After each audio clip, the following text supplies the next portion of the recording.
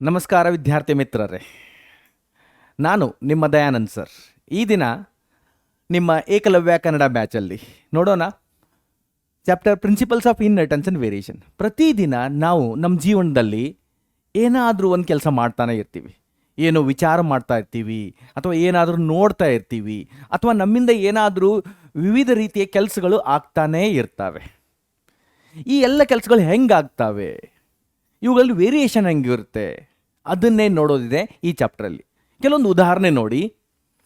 Just ನಿಮ್ಮ ಮನೆಯಲ್ಲೇ ಸ್ವಲ್ಪ ನೀವು ಅವಲೋಕಿಸಿದರೆ, ಚೆನ್ನಾಗಿ ಸ್ವಲ್ಪ ಅಬ್ಸರ್ವೇಷನ್ ಮಾಡಿದ್ದೇ ಆದರೆ ನಿಮ್ಮ ತಂದೆ ತಾಯಿ ನೋಡಿ, ಅದೇ ಜೊತೆಗೆ ನಿಮ್ಮ ತಂದೆ ತಾಯಿ ಜೊತೆಗೆ ನಿಮ್ಮಷ್ಟಕ್ಕೆ ನೀವೇ ಕಂಪೇರ್ ಮಾಡ್ಕೊಳ್ಳಿ, ಅಥವಾ ನಿಮ್ಮ ಅಣ್ಣ ತಮ್ಮ ಅಕ್ಕ ತಂಗಿ ಯಾರಾದರೂ ಇದ್ದರೆ, ನಿಮ್ಮ ಕ್ಲೋಸ್ ಬ್ಲಡ್ ರಿಲೇಟಿವ್ಸ್ ಇರ್ತಾರಲ್ಲ ಅವ್ರ ಜೊತೆಗೆ ನಿಮ್ಮಷ್ಟಕ್ಕೆ ನೀವು ಕಂಪೇರ್ ಮಾಡಿಕೊಂಡ್ರೆ ಎಲ್ಲ ಕ್ಯಾರೆಕ್ಟರ್ಸ್, ನಿಮ್ಮಲ್ಲಿರುವ ಎಲ್ಲ ಕ್ಯಾರೆಕ್ಟರ್ಸು 100% ಸೇಮ್ ಆಗಿರೋದೇ ಇಲ್ಲ.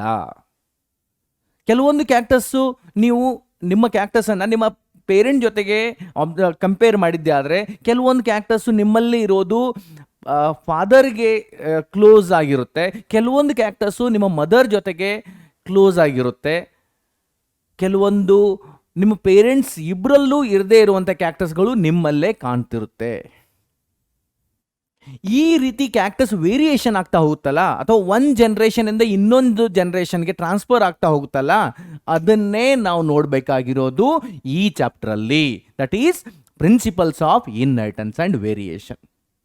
ಓಕೆ, ಹಾಗಾದರೆ ನೀವು ರೆಡಿ ಇದ್ದೀರಾ? ನೋಡೋಣ ಈ ಚಾಪ್ಟ್ರಲ್ಲಿ ಏನಿದೆ. ಫಸ್ಟ್ ಸ್ಲೈಡ್ ನೋಡಿ. ಮೊದಲು ನಾವು ನೋಡಬೇಕಾಗಿರೋದು ಇನ್ಹೆರಿಟನ್ಸ್ ಅಂದರೆ ಏನು. ಇನ್ಹೆರಿಟನ್ಸ್ ಅಂದರೆ ನೋಡಿಲಿ, it is a process of transfer of character. It is a process of transfer of characters.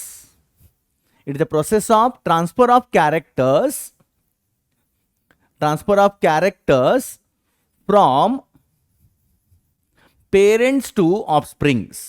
Transfer of characters ಅನ್ನಿ, ಅಥವಾ ಟ್ರಾನ್ಸ್ಫರ್ ಆಫ್ ಹೆರಿಡಿಟರಿ ಮಟೀರಿಯಲ್ ಅಂತ ಕೂಡ ಹೇಳ್ಬೋದು. Okay, it's a process of transfer of characters, a process of transfer of hereditary materials from parents to offsprings. From parents to offsprings, a parents to progenies. Or ಈ definition ನಾವು ಈ ರೀತಿಯಾಗಿ ಹೇಳ್ಬೋದು: the process of transfer of characters or genetic material from one generation to another generation ಅಂತಲೂ ಹೇಳ್ಬೋದು. That we can say it is a inheritance. Next ನೋಡಿ, variation ಅಂತ ಇದೆ. What is this variation? Variation is nothing but it is degree of difference. It is degree of difference of characters. Degree of difference of characters. Difference of characters between, ಎಲ್ಲಿ ನೋಡಿ, between parents to progenies. Between parents to progenies. Parents ಮತ್ತು ಪ್ರೊಜೆನೀಸ್ ಅಂದರೆ ಆಫ್ಸ್ಪ್ರಿಂಗ್ಸ್ ಮಧ್ಯೆ ಕ್ಯಾರೆಕ್ಟರ್ಸಲ್ಲಿ ಏನಾದರೂ changes ಕಾಣಿಸ್ತಾವಲ್ಲ, ಅದನ್ನು ನಾವು variation ಅಂತ ಹೇಳ್ತೀವಿ. ಓಕೆ, ನೆಕ್ಸ್ಟ್ ಇಲ್ಲಿ ಒಂದು ಉದಾಹರಣೆ ನೋಡಿ ಹೆಂಗಿರುತ್ತೆ.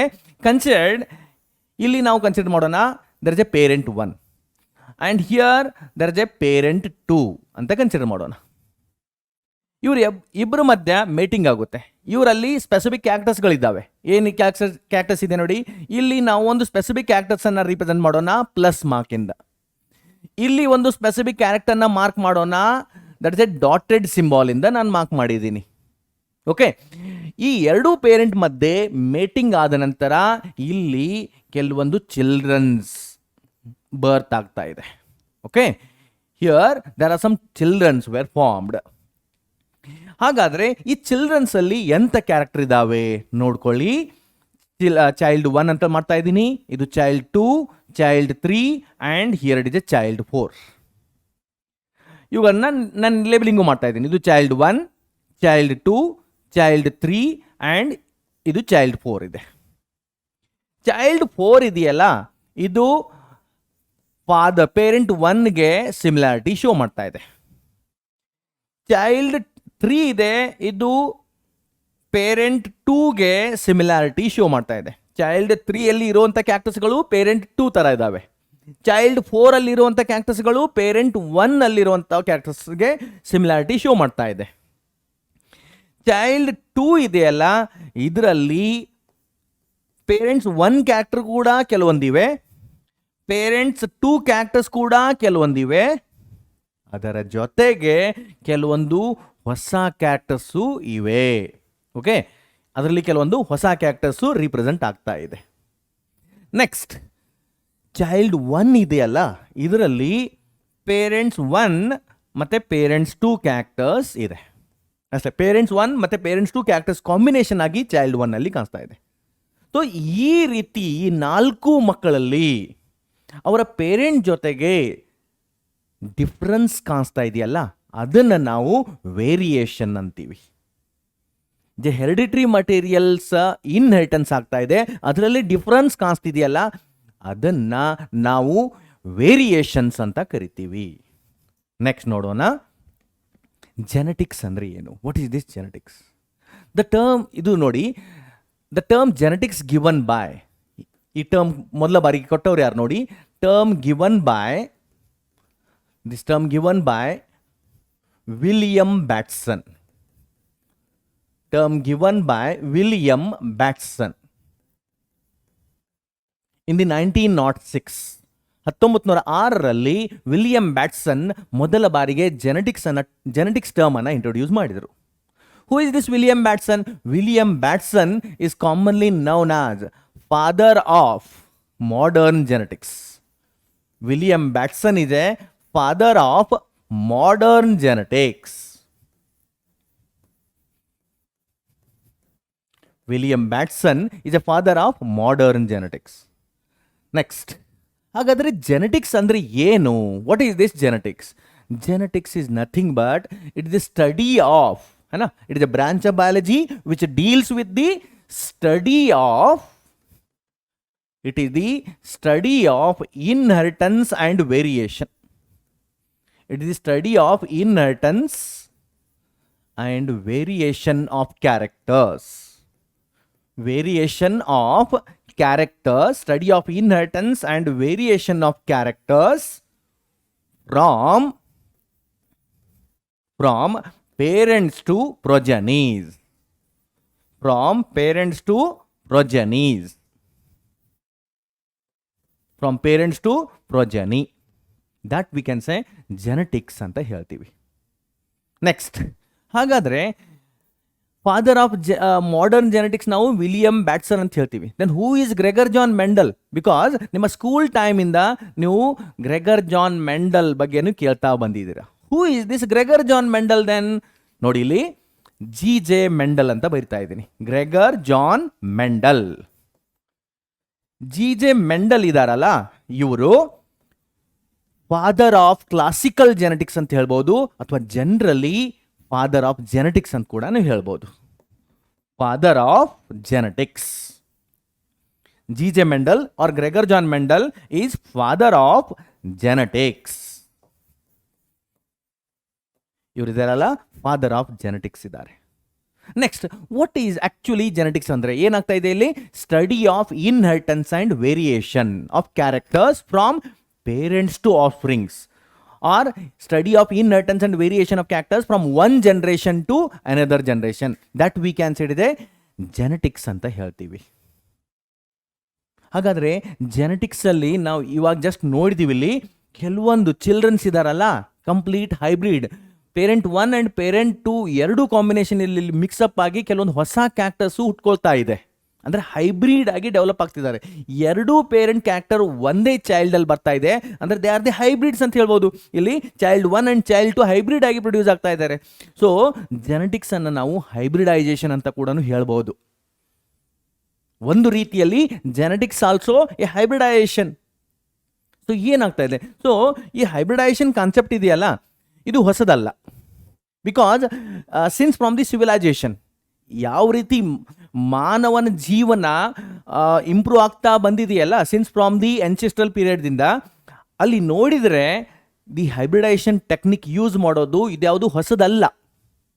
Hybridisation is in followed since from or ನೋಡಿ ಇಲ್ಲಿ ಹೈಬ್ರಿಡೈಸೇಷನ್ ನಾವು ಫಾಲೋ ಮಾಡ್ತಾ ಬರ್ತಾ ಇದ್ದೀವಿ. Hybridization we are following since from that is 8000 BC to 1000 BC. Since from 8000 BC to 1000 BC ಅಲ್ಲಿಂದ ನಾವು ಹೈಬ್ರಿಡೈಸೇಷನ್ ಯೂಸ್ ಆಗ್ತಾ ಇರೋದು ನೋಡ್ಬೋದು ಕ್ಲಿಯರ್ ಆಗಿ. ಆ್ಯಂಡ್ ಇದಕ್ಕೊಂದು ಬೆಸ್ಟ್ ಎಕ್ಸಾಂಪಲ್ ಇದೆ, ದಟ್ ಈಸ್ ಒಂದು ಎಕ್ಸಾಂಪಲ್ ನೋಡಿ, that is development of Sahiwal cow. Development of Sahiwal cow is the best example for the hybridization. Sahiwal cow is the high yielding cow and it is developed in Punjab.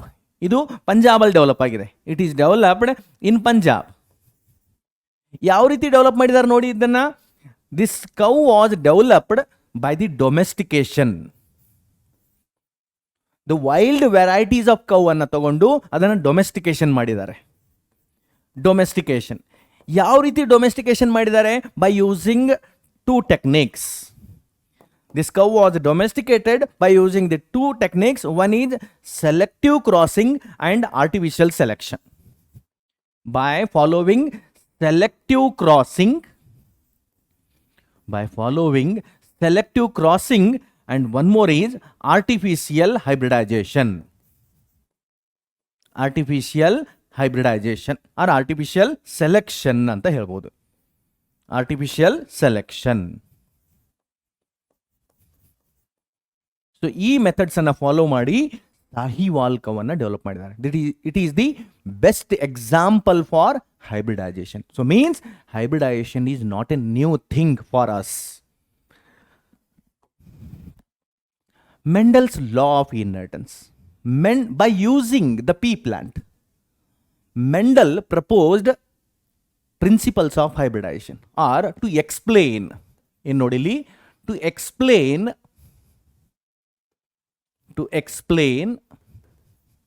inheritance of characters.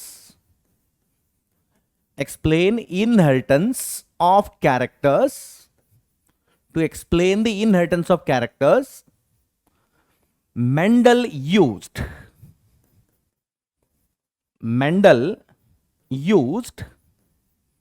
pea plant.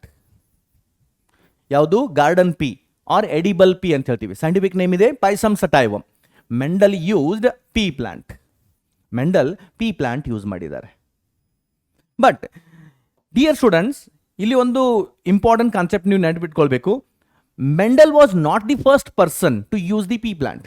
Before the Mendel, ನೋಡಿ ಇಲ್ಲಿ, before ಮೆಂಡಲ್ಗಿಂತಲೂ ಮುಂಚೆ ಏನಾ, before Mendel even Knight and Goss, there are 2 scientist ಹೆಸರು ಬರ್ತಾ ಇದ್ದೀನಿ. Knight and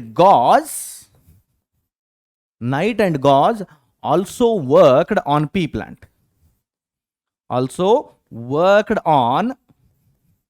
They also worked on pea plant. ಅವರು ಕೂಡ ಪೀ ಪ್ಲಾಂಟ್ ಮೇಲೆ ವರ್ಕ್ ಮಾಡಿದ್ದಾರೆ. ನೈಟ್ ಆ್ಯಂಡ್ ಗಾಸ್ ಕೂಡ ಪೀ ಪ್ಲಾಂಟ್ ಮೇಲೆ ವರ್ಕ್ ಮಾಡಿದ್ದಾರೆ. But they are unable to get the satisfactory result. They are unable to explain the inheritance of characters properly. So ಅದಕ್ಕಾಗಿ night and ಗಾಸ್ಗೆ ಸರಿಯಾದ result ಸಿಗಲಿಲ್ಲ. ಅವರು ಇನ್ಹೆರಿಟೆನ್ಸ್ ಆಫ್ ಕ್ಯಾರೆಕ್ಟರ್ಸ್ ಯಾವ ರೀತಿ ಆಗುತ್ತೆ ಅಂತ ಸರಿಯಾಗಿ ಎಕ್ಸ್ಪ್ಲೇನ್ ಮಾಡಲಿಲ್ಲ. ನೆಕ್ಸ್ಟ್, ಇಲ್ಲಿ ಮೆಂಡಲ್ಸ್ ಯಾವ್ಯಾವ ಪ್ಲಾಂಟ್ ಯೂಸ್ ಮಾಡಿದ್ದಾರೆ, ಅವರ ಬರ್ತ್ ಹೆಂಗಾಯಿತು ಅದನ್ನು ಸ್ವಲ್ಪ ನೋಡೋಣ. ಈ ಕಡೆ ಬರಿತಾ ಇದ್ದೀನಿ ನೋಡಿ. Mendel born on Gregor John Mendel born on ನೋಡಿ July 22. Mendel born on July 22, 1822. ಈಗ ನಡೀತಾ ಇದ್ದ ವರ್ಷ 2022, ಆಲ್ಮೋಸ್ಟ್ 200 years ago है ना. तो Mendel born on July 22, 1822. Next, ಇವರು ಎಕ್ಸ್ಪೆರಿಮೆಂಟಲ್ ಪ್ಲಾಂಟ್ ಯೂಸ್ ಮಾಡಿದ್ರಲ್ಲ, ಯಾವುದಿದೆ ನೋಡಿ. ಎಕ್ಸ್ಪೆರಿಮೆಂಟಲ್ ಪ್ಲಾಂಟ್ಸ್, ಯಾವ್ಯಾವ ಎಕ್ಸ್ಪೆರಿಮೆಂಟಲ್ ಪ್ಲಾಂಟ್ಸ್ ಯೂಸ್ ಮಾಡಿದ್ರು? ಮೋಸ್ಟ್ ಇಂಪಾರ್ಟೆಂಟ್ ಪ್ಲಾಂಟ್ ಅವ್ರು ಯೂಸ್ ಮಾಡಿದ್ದು ದಟ್ ಇದೆ ಗಾರ್ಡನ್ ಪೀ ಅಂತ ಹೇಳ್ತೀವಿ, ಆರ್ ಸೈಂಟಿಫಿಕ್ ನೇಮ್ ಇದೆ ಪೈಸಮ್ ಸಟೈವಮ್ ಪ್ಲಾಂಟ್ ಯೂಸ್ ಮಾಡಿದ್ದಾರೆ. ಇದು ಸೈಂಟಿಫಿಕ್ ನೇಮ್ ಆಯಿತು. Common name for this Pisum sativum or, ಒಂದು ನಾವು ಗಾರ್ಡನ್ ಪಿ ಅಂತ ಹೇಳ್ತೀವಿ, ಆರ್ ಇದನ್ನ ಎಡಿಬಲ್ ಪಿ ಕೂಡ ಅಂತ ಹೇಳ್ಬಹುದು. Garden pea are edible pea ಅಂತ ಹೇಳ್ತೀವಿ. Okay, don't say this one as a sweet pea. Sweet pea ಅಂದರೆ ಲ್ಯಾಥಿರಸ್ ಓಡೋರೇಟಸ್ ಪ್ಲಾಂಟ್ ಆಗುತ್ತೆ. ಇದು ಪೈಸಮ್ ಸಟೈವಮ್ ಇದೆ. ನೆಕ್ಸ್ಟ್, ಇದು ಬಿಟ್ಟು ಮೆಂಡಲ್ ಮತ್ತೆ ಬೇರೆ 2 ಪ್ಲಾಂಟ್ಸ್ ಯೂಸ್ ಮಾಡಿದ್ರು. ಒಂದಿದೆ ಹೈರಾಸಿಯಂ, ಒಂದು ಹೈರಾಸಿಯಂ ಆರ್ ಇದನ್ನ ಕಾಮನ್ ಆಗಿ ಹಾಕ್ ವೀಡ್ ಅಂತ ಕರಿತೀವಿ, ಹಾಕ್ ವೀಡ್ ಪ್ಲಾಂಟ್. ನೆಕ್ಸ್ಟ್ ಇನ್ನೊಂದಿದೆ, ಅದು lab. One more plant is lab or ಇದನ್ನ ಬೀನ್ ಪ್ಲಾಂಟ್ ಅಂತಾನೂ ಕೂಡ ಕರಿತೀವಿ ಕಾಮನ್ ಆಗಿ.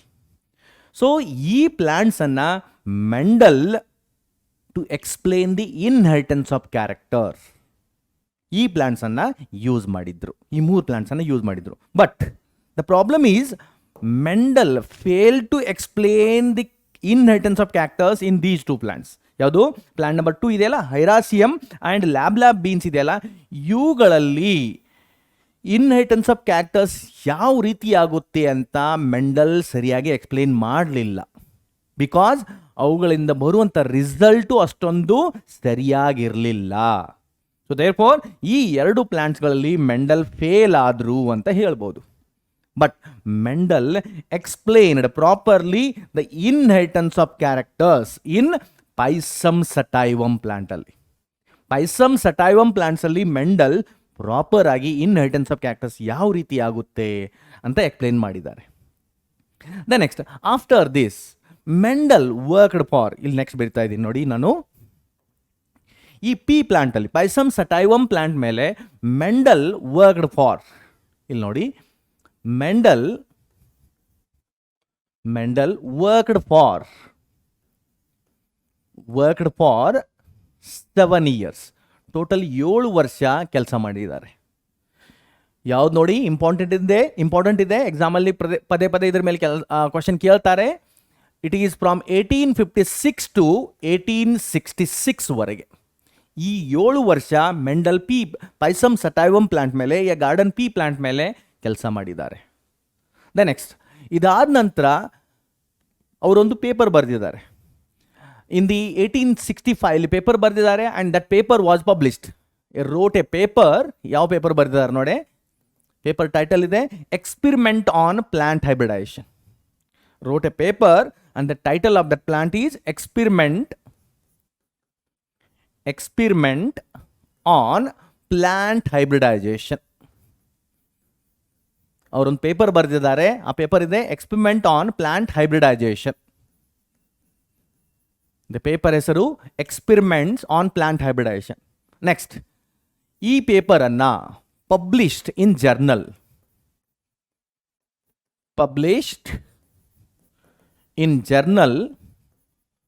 ಒಂದು ಜರ್ನಲ್ ಅಲ್ಲಿ ಪಬ್ಲಿಷ್ ಮಾಡಿದ್ದಾರೆ. ಯಾವ ವರ್ಷ ನೋಡಿ, 1866 ಅಲ್ಲಿ. ಯಾವ ಜರ್ನಲ್ ಅದು? ಇಟ್ ಇದೆ natural history society of Brunn. Journal ಹೆಸರು ಬರಿತಾ ಇದ್ದೀನಿ ನಾನಿಲ್ಲಿ, natural history society of Brunn. Natural history society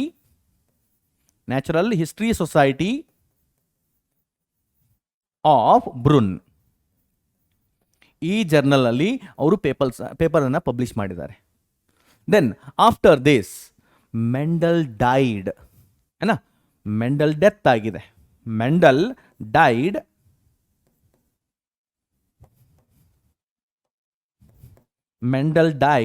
in 1884. 1884 ಅಲ್ಲಿ ಮೆಂಡಲ್ ಡೆತ್ ಆಗಿದೆ without recognition of his work. Without recognition of his work. ಯಾಕಂದರೆ ಅವರು ಪಬ್ಲಿಷ್ ಮಾಡಿರುವಂಥ ಪೇಪರ್ ಅದು ಲೋಕಲ್ ಜರ್ನಲಲ್ಲಿ ಪಬ್ಲಿಷ್ ಆಗಿತ್ತು. ಮತ್ತು during the 18th century or 1860 or 1850 ಟೈಮಲ್ಲಿ communication was not so easy like present.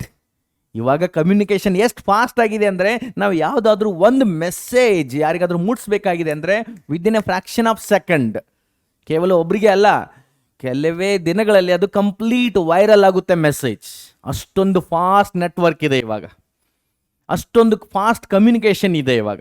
But ಆ ಟೈಮಲ್ಲಿ ಕಮ್ಯುನಿಕೇಷನ್ ಅಷ್ಟೊಂದು ಸುಲಭವಾಗಿರಲಿಲ್ಲ. ಸೊ ಅವರು ಪಬ್ಲಿಷ್ ಮಾಡಿರುವಂಥ ಜರ್ನಲ್ ಕೂಡ ಲೋಕಲ್ ಜರ್ನಲ್ ಆಗಿರೋದ್ರಿಂದ ಅದು ಎಲ್ಲರಿಗೂ ತಲುಪಲೇ ಇಲ್ಲ. ಭಾಳಷ್ಟು ಜನರಿಗೆ ಅವರು ಏನು ಕೆಲಸ ಮಾಡಿದ್ರು ಅದು ಅರ್ಥನೂ ಆಗಲಿಲ್ಲ ಅಲ್ಲ. Next, so without recognition in the 1884 Mendel death ಆಯಿತು. Then after the death of Mendel, ನೋಡಿಲಿ, after death, okay, after death ಯಾವ ವರ್ಷ ನೋಡಿ, in the year 1900 okay, in the year 1900 3 European scientist, ನಾನು ಈ ಕಡೆ ಬರಿತಾ ಇದ್ದೀನಿ ನೋಡಿ ಕೆಲವೊಂದು ಪಾಯಿಂಟ್ಸನ್ನು. The 3 European scientist they worked independently. 3 European scientist independent ಆಗಿ ವರ್ಕ್ ಮಾಡಿದ್ದಾರೆ. ಯಾವುದ್ರ ಮೇಲೆ? ಮೆಂಡಲಿಯನ್ ವರ್ಕ್ ಮೇಲೆ. ಆ್ಯಕ್ಚುಲಿ ಮೆಂಡಲ್ ಏನು ಕೆಲಸ ಮಾಡಿದ್ದಾರೆ, how he try to explain the inheritance of character ಅನ್ನೋದನ್ನು ಮತ್ತೆ ರೀಸ್ಟಡಿ ಮಾಡಿದ್ದಾರೆ. And the 3 European scientist are, ನೋಡಿ ಯಾರು? One is Hugo de Vries.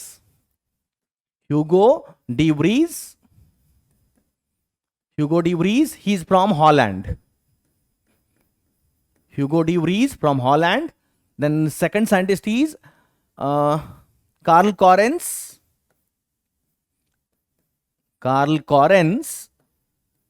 He is from Germany. And one more scientist is, Karl Correns from the Germany, and one more scientist is Stermark.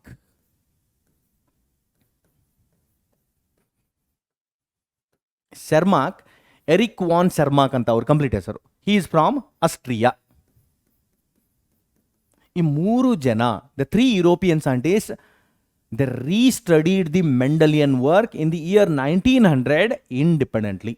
And among these 3 scientist, ಈ 3 ಸೈಂಟಿಸ್ಟಲ್ಲಿ ಒಬ್ಬರು scientist, that is Hugo de Vries, he found one of the paper of Mendel. ಯಾವ ಪೇಪರ್ ಅದು? Mendel most famous paper ಅದು, experiments on plant hybridization. He found the paper of Mendel. ಯಾರಿಗೆ? Hugo D ವ್ರೀಸ್ಗೆ, ಏನಾ? Found Mendel's paper. He found Mendel's paper, ಏನಾ? Mendel publish ಮಾಡುವಂಥ paper ಸಿಕ್ತು. And ಮತ್ತೇನು ಮಾಡಿದ್ರು ನೋಡಿ ಇವರು? ರೀಪಬ್ಲಿಷ್ಡ್. ಹ್ಯೂಗೋ ಡಿ ವ್ರೀಸ್ ಇದಾರಲ್ಲ, ಅವ್ರು ಏನು ಮಾಡಿದ್ರು ನೋಡಿ? ರೀಪಬ್ಲಿಷ್ಡ್. ಆ ಪೇಪರನ್ನು ಮತ್ತೆ ಪಬ್ಲಿಷ್ ಮಾಡಿದರು. Republished in journal Flora. Republished in the journal Flora. So ಈ ಜರ್ನಲ್ ಫ್ಲೋರಾ ಇದೆಯಲ್ಲ, it is one of the international papers. So Hugo de Vries ಯಾವಾಗ ಫ್ಲೋರಾ ಜರ್ನಲಲ್ಲಿ ಮೆಂಡಲ್ ಪೇಪರನ್ನು ಮತ್ತೆ ರೀಪಬ್ಲಿಷ್ ಮಾಡಿದ್ರಲ್ಲ, then the complete whole world come to know Mendel what he tried to explain about the inheritance of characters. Mendel ಏನು inheritance of characters, ಅಥವಾ ಹೇಗೆ ಈ characters inheritance ಆಗುತ್ತೆ ಒಂದು ಜನ್ರೇಷನಿಂದ ಇನ್ನೊಂದು ಜನ್ರೇಷನ್, ಅದನ್ನು ಯಾವ ರೀತಿ ಎಕ್ಸ್ಪ್ಲೈನ್ ಮಾಡಿದ್ದಾರೆ ಅನ್ನೋದು ಫ್ಲೋರಾ ಜರ್ನಲ್ ಮುಖಾಂತರ ಎಲ್ಲರಿಗೂ ಅರ್ಥವಾಗ್ಲಿಕ್ಕೆ ಸ್ಟಾರ್ಟ್ ಆಯಿತು. ಅಲ್ಲಿವರೆಗೆ Mendel's work remains unrecognized. It is not recognized during his period. Next ನೋಡೋಣ ಹಾಗಾದ್ರೆ. ನೆಕ್ಸ್ಟ್ ಕಾನ್ಸೆಪ್ಟ್ ಬರುತ್ತೆ, why Mendel selected garden pea as experimental plant. Mendel garden pea plant ಅನ್ನೇ, that is Pisum sativum plants ಅನ್ನೇ ಯಾಕೆ experimental plant ಅಂತ select ಮಾಡಿದರು ನೋಡಿ.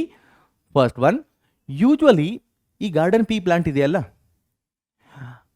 it produces or it having many, ಇದರಲ್ಲಿ many distinguishable, many differentiating alternative traits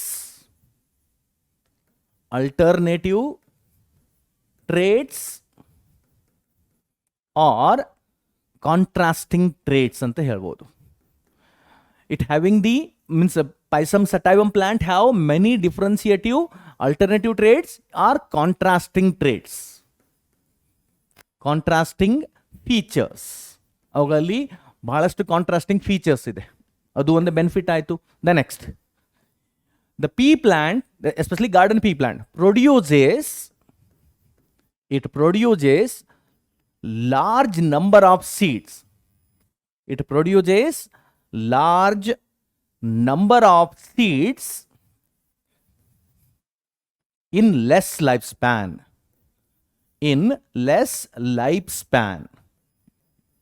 Because ಈ pea plant ಇದೆಯಲ್ಲ, usually ಇದು ಸೀಸನಲ್ ಪ್ಲಾಂಟ್ ಇದೆ. ಯೂಶ್ವಲಿ ಇದು ಆನ್ಯುವಲ್ ಪ್ಲಾಂಟ್ ಇದೆ. Within A single season complete it's life span. Within a single season, the Pisum sativum plant will complete its lifespan. It's the annual plant. Within a single season, it have the ability to complete its lifespan. Next, naturally, these pea plants show the self-pollination or autogamy ಅಂತ ಹೇಳ್ತೀವಿ. Naturally, it shows self-pollination. It shows self-pollination. Self-pollination ಗೆ ಇನ್ನೊಂದು word ಏನು use ಮಾಡ್ತೀವಿ? autogamy. Autogamy. What kind of autogamy it will shows? Specially ಇದು bud pollination show ಮಾಡುತ್ತೆ. Autogamy, specially in that it will show the bud pollination. So naturally ಇದು self-pollination show ಮಾಡುತ್ತೆ. ಅಂದ್ರೆ ಏನಿದೆ? Usually these are true breeding plants ಇದಾವೆ ಇವು. These are the true breeding plants. Pea plant is naturally a true breeding plants ಇದೆ. ಇದು true breeding plants ಇದೆ. ಅದು ಒಂದು ಬೆನಿಫಿಟ್ ಆಯಿತು. ನ್ಯಾಚುರಲಿ ಇದು ಸೆಲ್ಫ್ ಪಾಲಿನೇಷನ್ ಶೋ ಮಾಡುತ್ತೆ. As if the pea plant naturally show the self pollination ಏನಾ, so ಇದು ನ್ಯಾಚುರಲಿ ಸೆಲ್ಫ್ ಪಾಲಿನೇಷನ್ ಶೋ ಮಾಡುತ್ತೆ. ಹಾಗಾದರೆ very easy, it is very easy to perform cross pollination in this plant.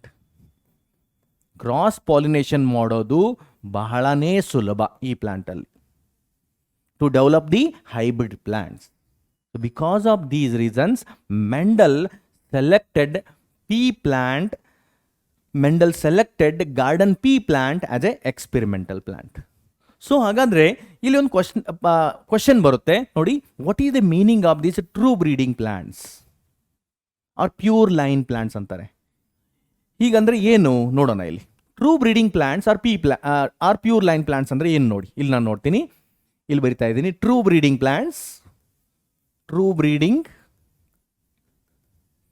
R pure line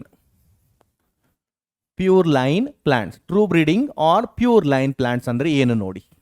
What are these pure line plants or true breeding plants? ಒಂದು example ತಗೊಳ್ಳೋಣ. Consider there is one tall plant ಇದೆ. Okay, homozygous tall plant ಇದೆ. ಇದರಲ್ಲಿ self pollination ಮಾಡೋಣ. SP ಅಂತ ಬರಿತಾ ಇದ್ದೀನಿ. Self pollination ಮಾಡಿದ್ವಿ. ನೆಕ್ಸ್ಟ್ ಅದರಿಂದ ಬರೋ ಪ್ರೊಜೆನೀಸ್ಗಳು ಟಾಲ್ ಪ್ಲಾಂಟ್ ಅದು. ನೆಕ್ಸ್ಟ್ ಇವುಗಳಲ್ಲಿ ಮತ್ತೆ ಸೆಲ್ಫ್ ಪಾಲಿನೇಷನ್ಗೆ ಅಲೋ ಮಾಡಿದ್ವಿ. SP nothing but self pollination. Again formed progenies are tall plant.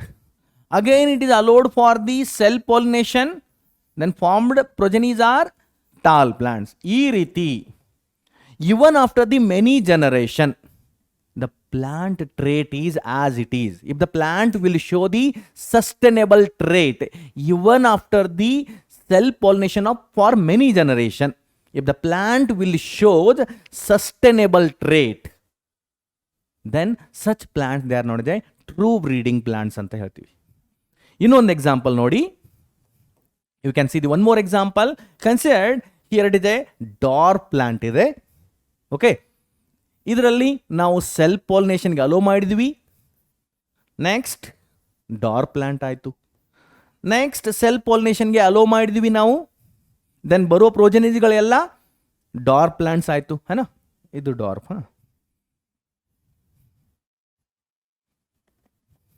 So here it is a dwarf plant. Then here also ಮತ್ತೆ ಡಾರ್ ಪ್ಲಾಂಟ್ ಆಗಿದೆ. Next, as we allowed again for cell pollination, for many generation, if you see the result, the plant, it will show the stable, sustainable trait of inheritance. A stable trait inheritance show ಮಾಡುತ್ತೆ.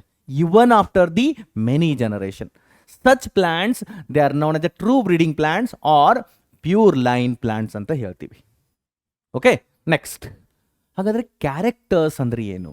Characters means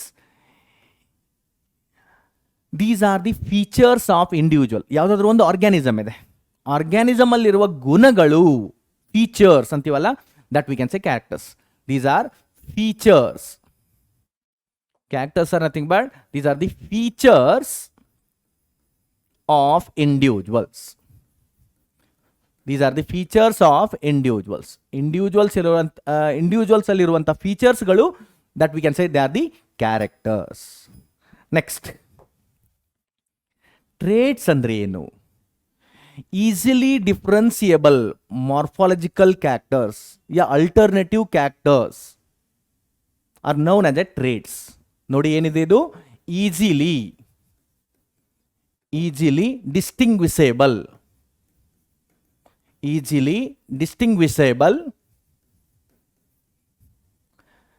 alternative forms of a character. Alternative forms of a character known as traits ಅಂತ ಕರಿತೀವಿ. Example ನೋಡಿ ಟ್ರೇಟ್ಸ್ಗೆ. Before the example, ಟ್ರೇಟ್ಸ್ಗೆ ಎಕ್ಸಾಂಪಲ್ಗಿಂತ ಮುಂಚೆ ಈ ಕ್ಯಾರೆಕ್ಟರ್ಸ್ಗೆ ಎಕ್ಸಾಂಪಲ್ ನೋಡೋಣ. ठीक example pea plant only, Pisum sativum ಇದೆಯಲ್ಲ, ಮೆಂಡಲ್ ಯೂಸ್ ಮಾಡಿದ್ರು ಅದರದ್ದೇ. ಕ್ಯಾರೆಕ್ಟರ್ಸ್ಗೆ ಎಕ್ಸಾಂಪಲ್ ಯಾವ್ದು ಬರುತ್ತೆ? Stem height. ಇಲ್ಲಿ stem height is the example. Or ಇನ್ನೊಂದು ಎಕ್ಸಾಂಪಲ್ ನೋಡಿ, seed shape is also a one example.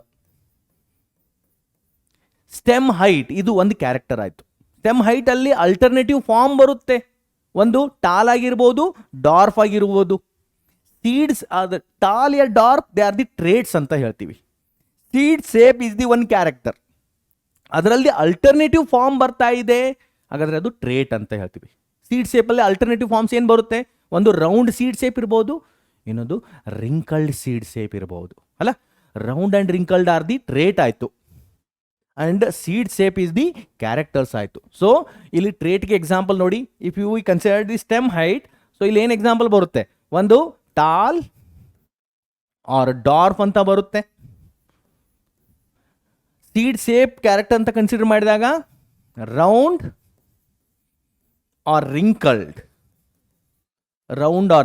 ಇದೆಯಲ್ಲ, ದೀಸ್ ಆರ್ ದಿ ಟ್ರೇಟ್ಸ್ ಅಂತ ಕನ್ಸಿಡರ್ ಮಾಡ್ತೀವಿ.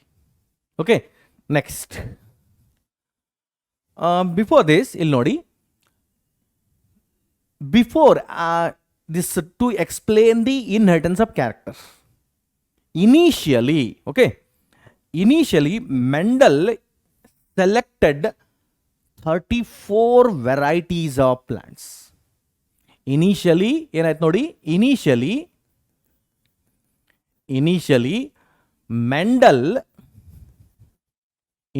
Mendel selected 34 varieties of pea plant, that is a garden pea plant. 34 varieties. But 34 varieties ಆಯಿತು. ಅವುಗಳಲ್ಲಿರುವಂಥ ಪ್ರತಿಯೊಂದು variation varieties ಅಂದರೆ different characters. Okay, different characters ಅದನ್ನು select ಮಾಡಿದರು. But ಇಷ್ಟೊಂದು ಕ್ಯಾರೆಕ್ಟರ್ಸ್ ಆದಮೇಲೆ ಸ್ವಲ್ಪ ಕನ್ಫ್ಯೂಷನ್ ಜಾಸ್ತಿ ಆಯಿತು. To avoid the confusion, then later ಒಂದು ವೆರೈಟಿ, ಒಂದು ಸ್ಪೆಸಿಫಿಕ್ ಕ್ಯಾರೆಕ್ಟರ್ ಇರುವಂಥ ಒಂದು ವೆರೈಟಿ, ಈ ರೀತಿ. Okay, later selected 22 varieties. 22 ವೆರೈಟೀಸನ್ನು ಸೆಲೆಕ್ಟ್ ಮಾಡಿದರು. 22 ವೆರೈಟೀಸ್ ಆಫ್ ಪೀ ಪ್ಲಾಂಟ್ಸ್. ಪ್ರತಿಯೊಂದು ಪೀ ಪ್ಲಾಂಟ್ಗೆ ಒಂದೊಂದು ಸ್ಪೆಸಿಫಿಕ್ ಗುಣ ಇರುವಂಥದ್ದು, ಒಂದು ಸ್ಪೆಸಿಫಿಕ್ ಕ್ಯಾರೆಕ್ಟರ್ ಇರುವಂಥದ್ದು. ಓಕೆ, ದೆನ್ ಬಟ್ 22 ಕ್ಯಾರೆಕ್ಟರ್ಸ್ ಯಾವಾಗ ಆಯ್ತಲ್ಲ, ಇದರಿಂದನೂ ಸ್ವಲ್ಪ ಕನ್ಫ್ಯೂಷನ್ ಜಾಸ್ತಿ ಆಗ್ಲಿಕ್ಕೆ ಶುರು ಆಯಿತು. Because as there is a more number of characters, more will be the confusion. To avoid that, finally Mendel selected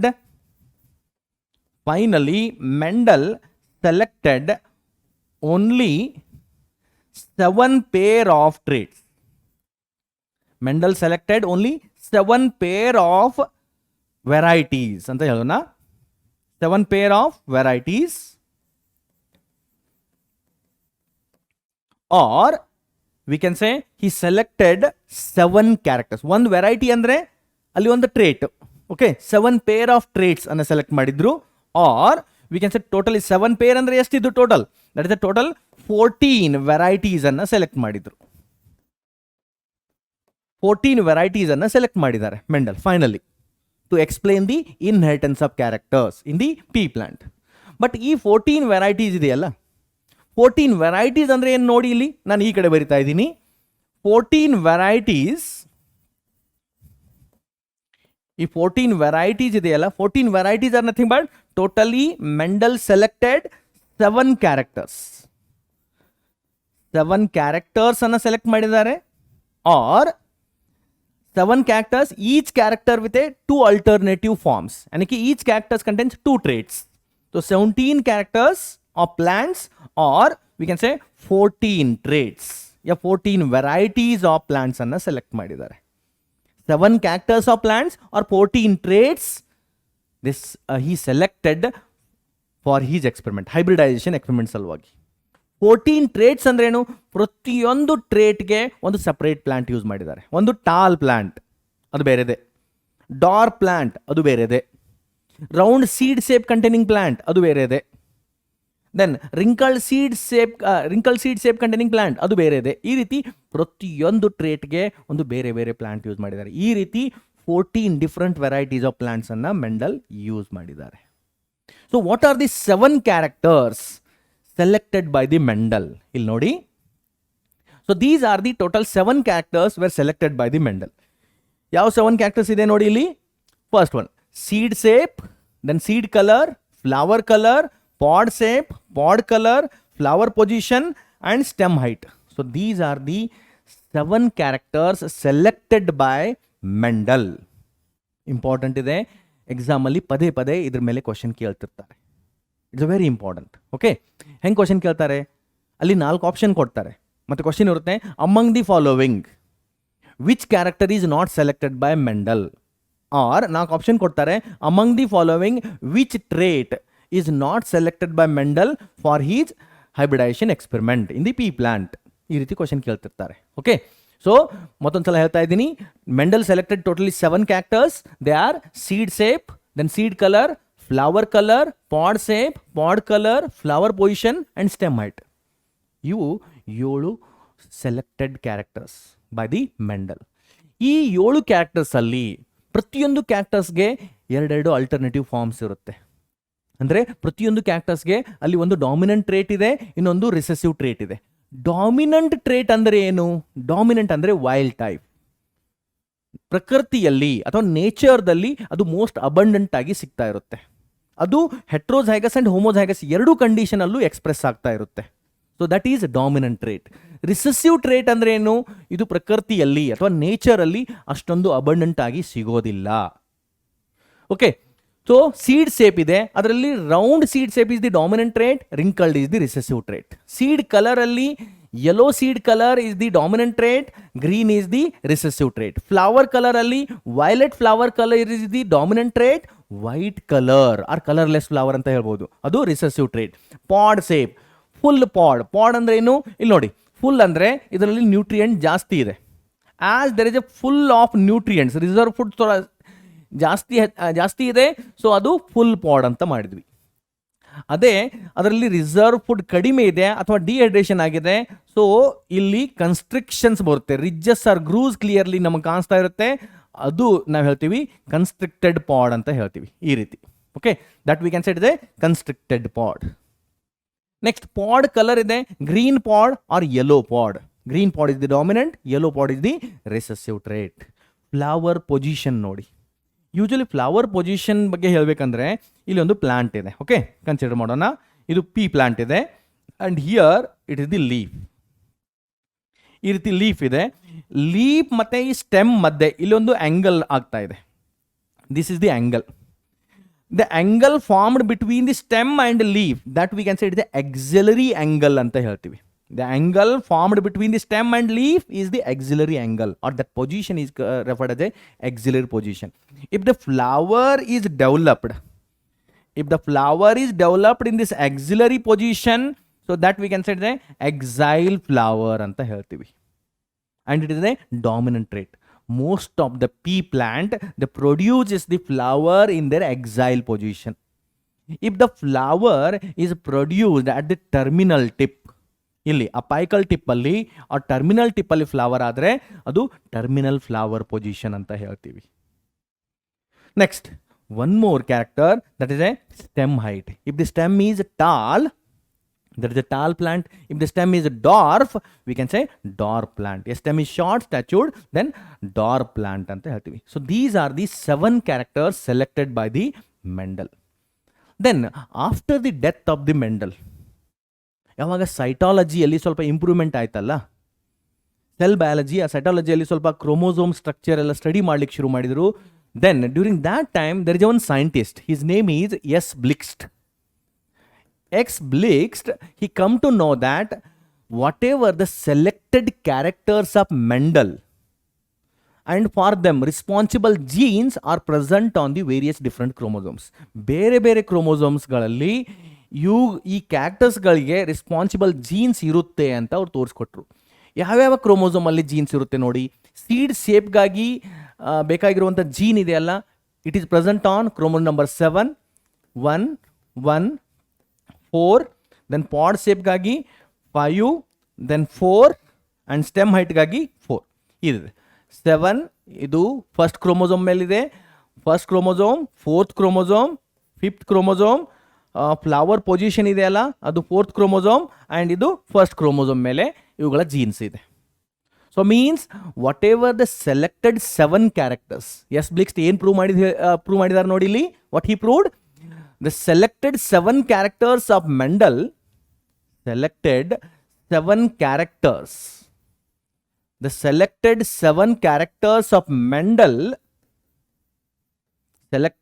characters of Mendel are present on only 4 chromosomes.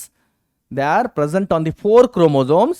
The selected 7 characters of Mendel were present on 4 chromosomes. C circle andre chromosome illi. Okay. So they were present on 4 chromosomes. And what are these 4 chromosomes? One is first chromosome ಮೇಲೆ ಕೆಲವೊಂದು jeans ಇದಾವೆ, ಅವು ಕೆಲವೊಂದು characters ಅನ್ನು control ಮಾಡ್ತಿದೆ. Then 4th chromosome, then 5th chromosome and 7th chromosome.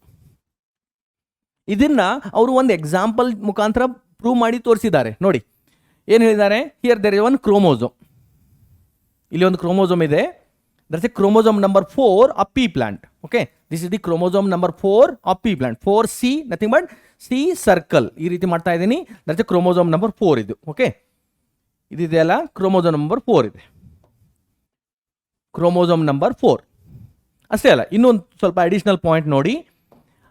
Usually in the pea plant, that is Pisum sativum plant ಇದೆಯಲ್ಲ, Pisum sativum plant ಅಲ್ಲಿ, in Pisum plant totally 2n is equal to, in a diploid condition there are 14 chromosomes are present, and in haploid condition n is equal to, in haploid condition there are 7 chromosomes are present.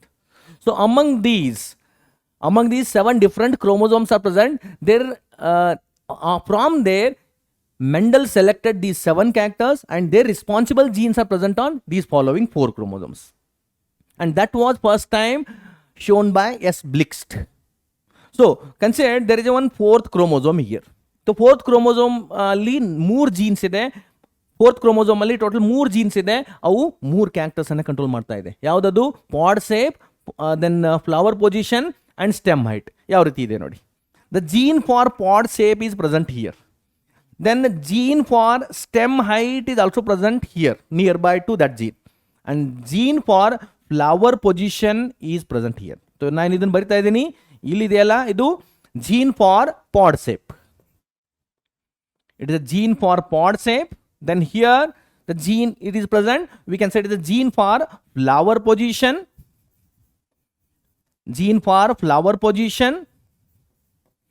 and here the gene which is present, we can say it is a gene for stem height. The whatever the gene present here, that is a gene for stem ಸ್ವಲ್ಪ change ಆಗಿದೆ, change ಮಾಡ್ಬೇಕು ನಾನು ಇಲ್ಲಿ.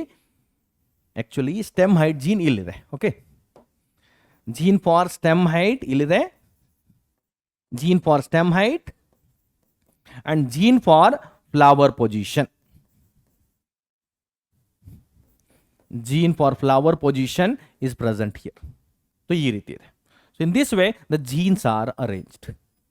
That was first time shown by S. Blixt. And dear students, for your examination purpose, either it may be NEET exam agli athwa CET exam agli, ee point anna ನೀವು ನೆನಪಿಟ್ಕೊಳ್ಬೇಕು. The Mendel totally selected the 7 characters, and the 7 characters with each character with a 2 alternative forms. The 7 characters are seed shape, seed color, flower color, pod shape, then pod color, flower position and stem height.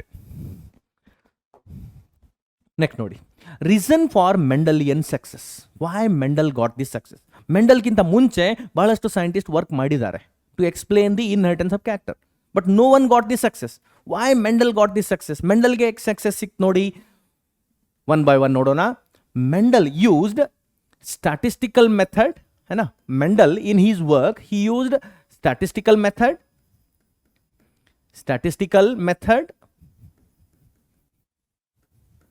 and mathematical logic. Mendel used statistical method and mathematical logic. Mendel used statistical method and mathematical logic to analyze his experimental result, because basically Mendel is a mathematics teacher. So ಅವರು ಈಸಿಯಾಗಿ statistical method and mathematical ಲಾಜಿಕನ್ನು ಅವರ ಕೆಲಸದಲ್ಲಿ, ಅವರ ಎಕ್ಸ್ಪೆರಿಮೆಂಟಲ್ಲಿ use ಮಾಡಿದ್ದಾರೆ. Next, large sampling size given credibility to his experiment. Large sampling size,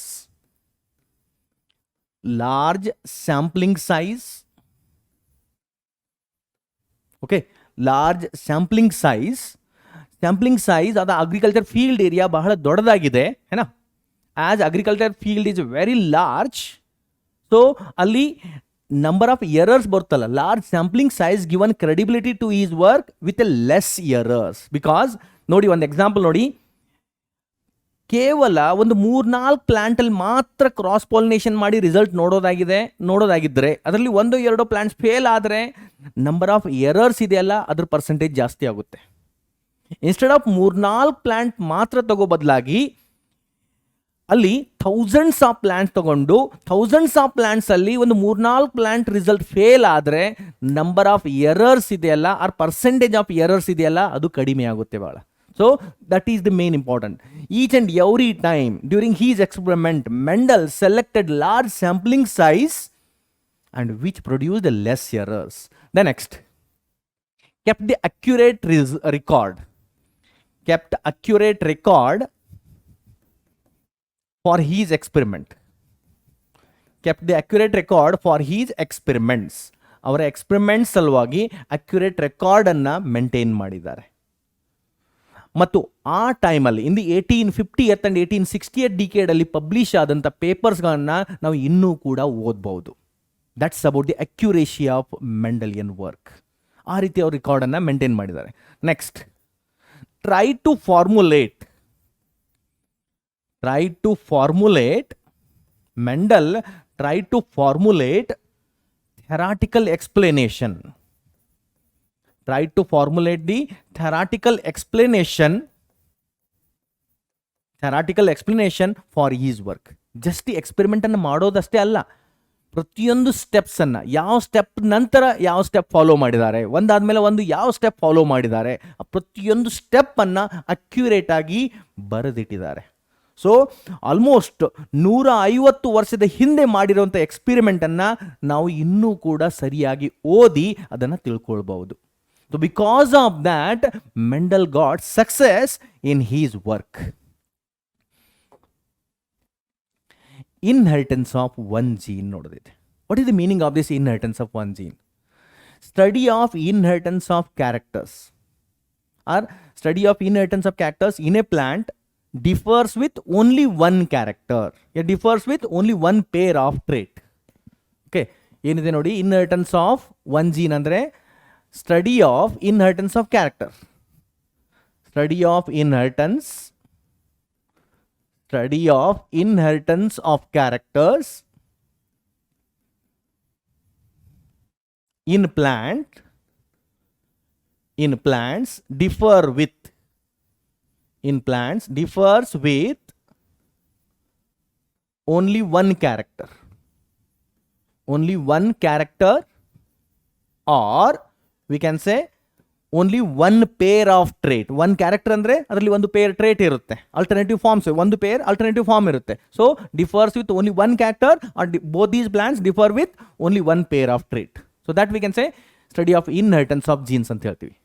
ನೋಡಿ ಇಲ್ಲಿ ಒಂದು ಎಕ್ಸಾಂಪಲ್ ನೋಡೋಣ. Consider here there is one plant ಇದೆ. Okay, here there is a pea plant.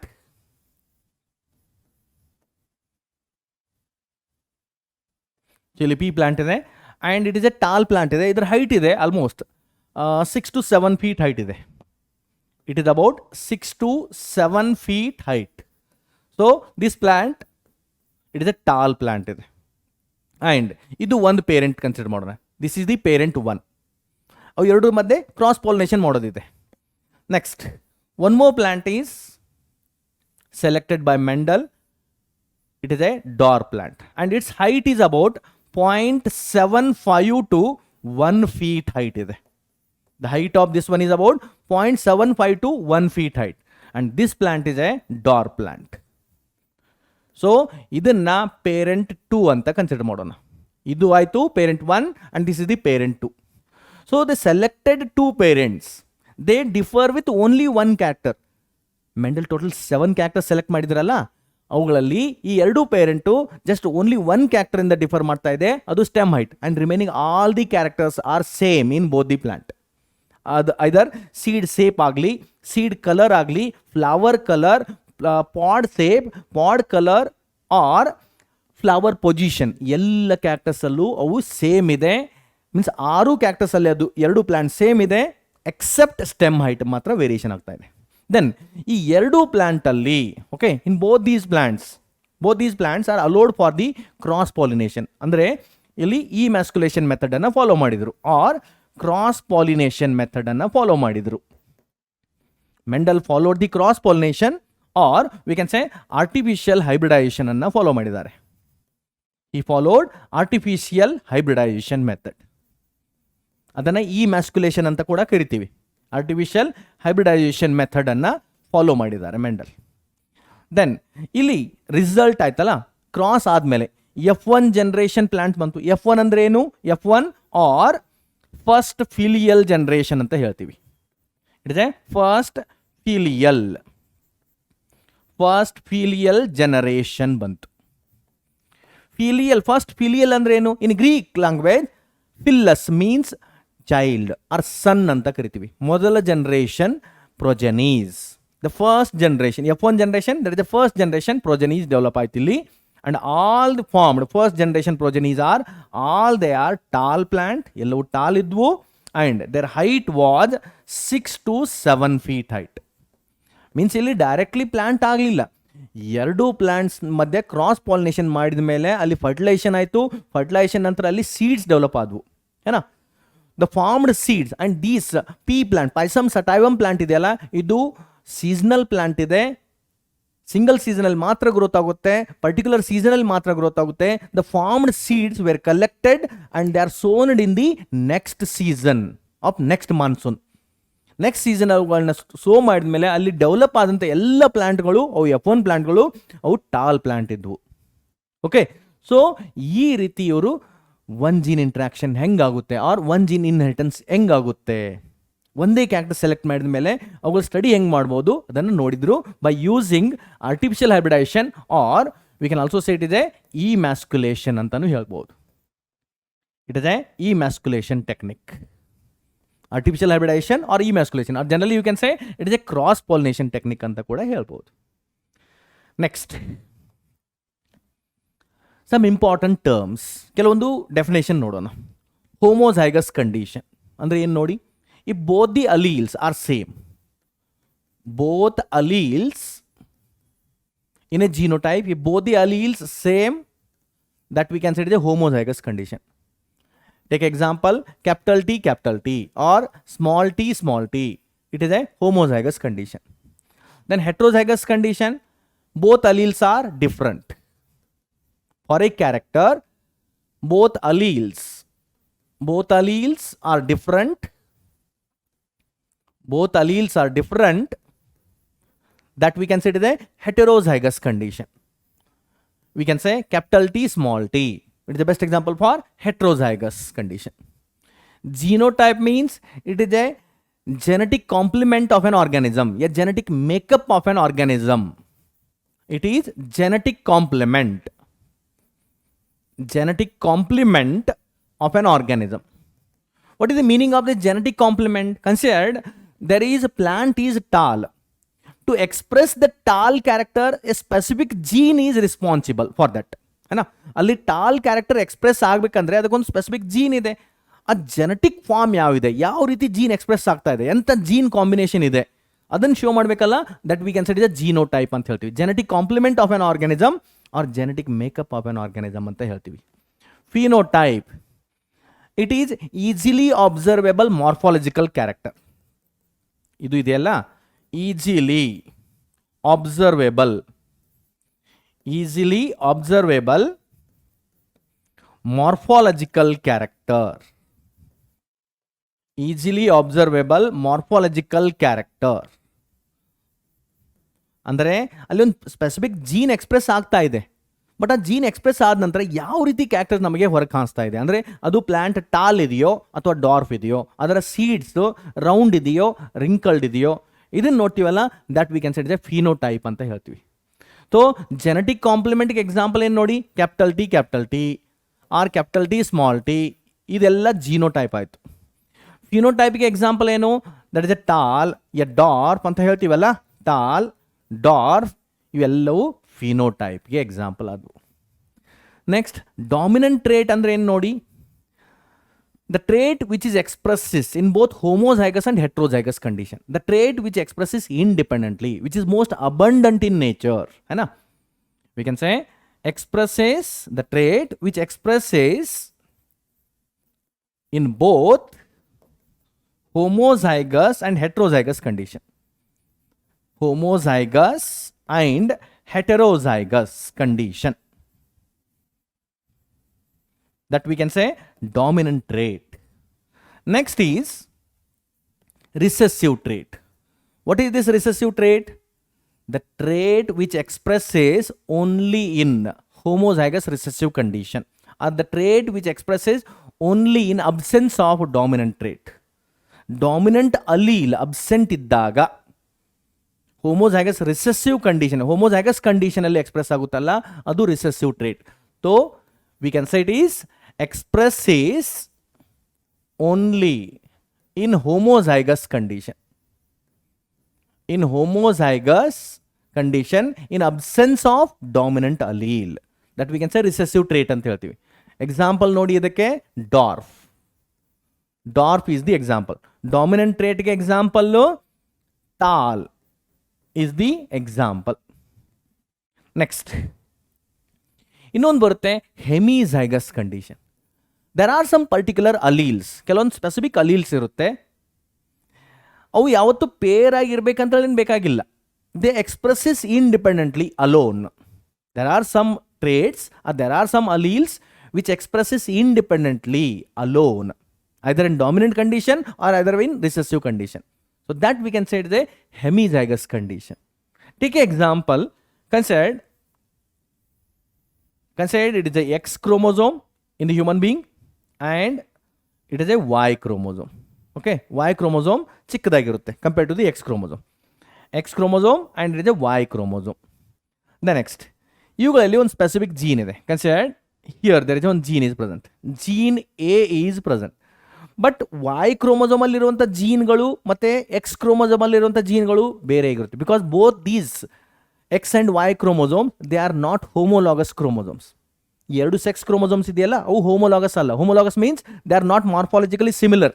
So ಇದರಲ್ಲಿರುವಂಥ ಜೀನ್ಸೇ ಬೇರೆ, ಇದರಲ್ಲಿರುವಂಥ ಜೀನ್ಸ್ ಬೇರೆ. ಸೊ ಎಕ್ಸ್ ಕ್ರೋಮೋಸೋಮಲ್ಲಿ ಒಂದು ಜೀನ್ ಇದೆಯಲ್ಲ, ಅದು ಇಂಡಿಪೆಂಡೆಂಟ್ ಆಗಿ ಎಕ್ಸ್ಪ್ರೆಸ್ ಆಗುತ್ತೆ. And that condition we can say ಇದನ್ನು ನಾವು ಹೆಮಿಝೈಗಸ್ ಅಂತ ಹೇಳ್ತೀವಿ. That condition we can say it is a hemizygous. Next ನೋಡಿ, ಇನ್ನೊಂದು ಕೆಲವೊಂದು ಎಕ್ಸಾಂಪಲ್ ನೋಡೋಣ. If the genes are expressed in this way, ಇಲ್ಲಿ ಒಂದು ಕ್ರೋಮೋಸೋಮ್ ಇದೆ, ಕ್ರೋಮೋಸೋಮ್ ನಂಬರ್ 4 ಅಂತ ಕನ್ಸಿಡರ್ ಮಾಡಿ, of pea plant. Okay, pea ಪ್ಲಾಂಟಲ್ಲಿಯ ಕ್ರೋಮೋಸೋಮ್ ನಂಬರ್ 4 ಅಂತ ನಾವು ಕನ್ಸಿಡರ್ ಮಾಡಿದರೆ ಇಲ್ಲಿ ಕೆಲವೊಂದು ಸ್ಪೆಸಿಫಿಕ್ ಜೀನ್ಸ್ ಇದೆ ನೋಡಿ. ಇಲ್ಲೊಂದು ಜೀನ್ ಇದೆ ಕ್ಯಾಪಿಟಲ್ ಟಿ, ಆ್ಯಂಡ್ ಇಲ್ಲಿ ಸೇಮ್ ಅದೇ ಥರದ ಜೀನ್ ಅದ್ರ ಹೋಮೋಲಾಗಸ್ ಪೇರಲ್ಲಿದೆ, that is also capital T. So ಇದಕ್ಕೆ ನಾವು ಹೇಳ್ತೀವಿ ಹೋಮೋಝೈಗಸ್ ಕಂಡೀಷನ್. ಇದು ಹೆಮಿಝೈಗಸ್ ಆದರೆ ಇದು ಹೋಮೋಝೈಗಸ್ ಆಯಿತು. ಓಕೆ, ಹೋಮೋಝೈಗಸ್ ಕಂಡೀಷನ್ ಅಂತ ಹೇಳ್ತೀವಿ. ದ ನೆಕ್ಸ್ಟ್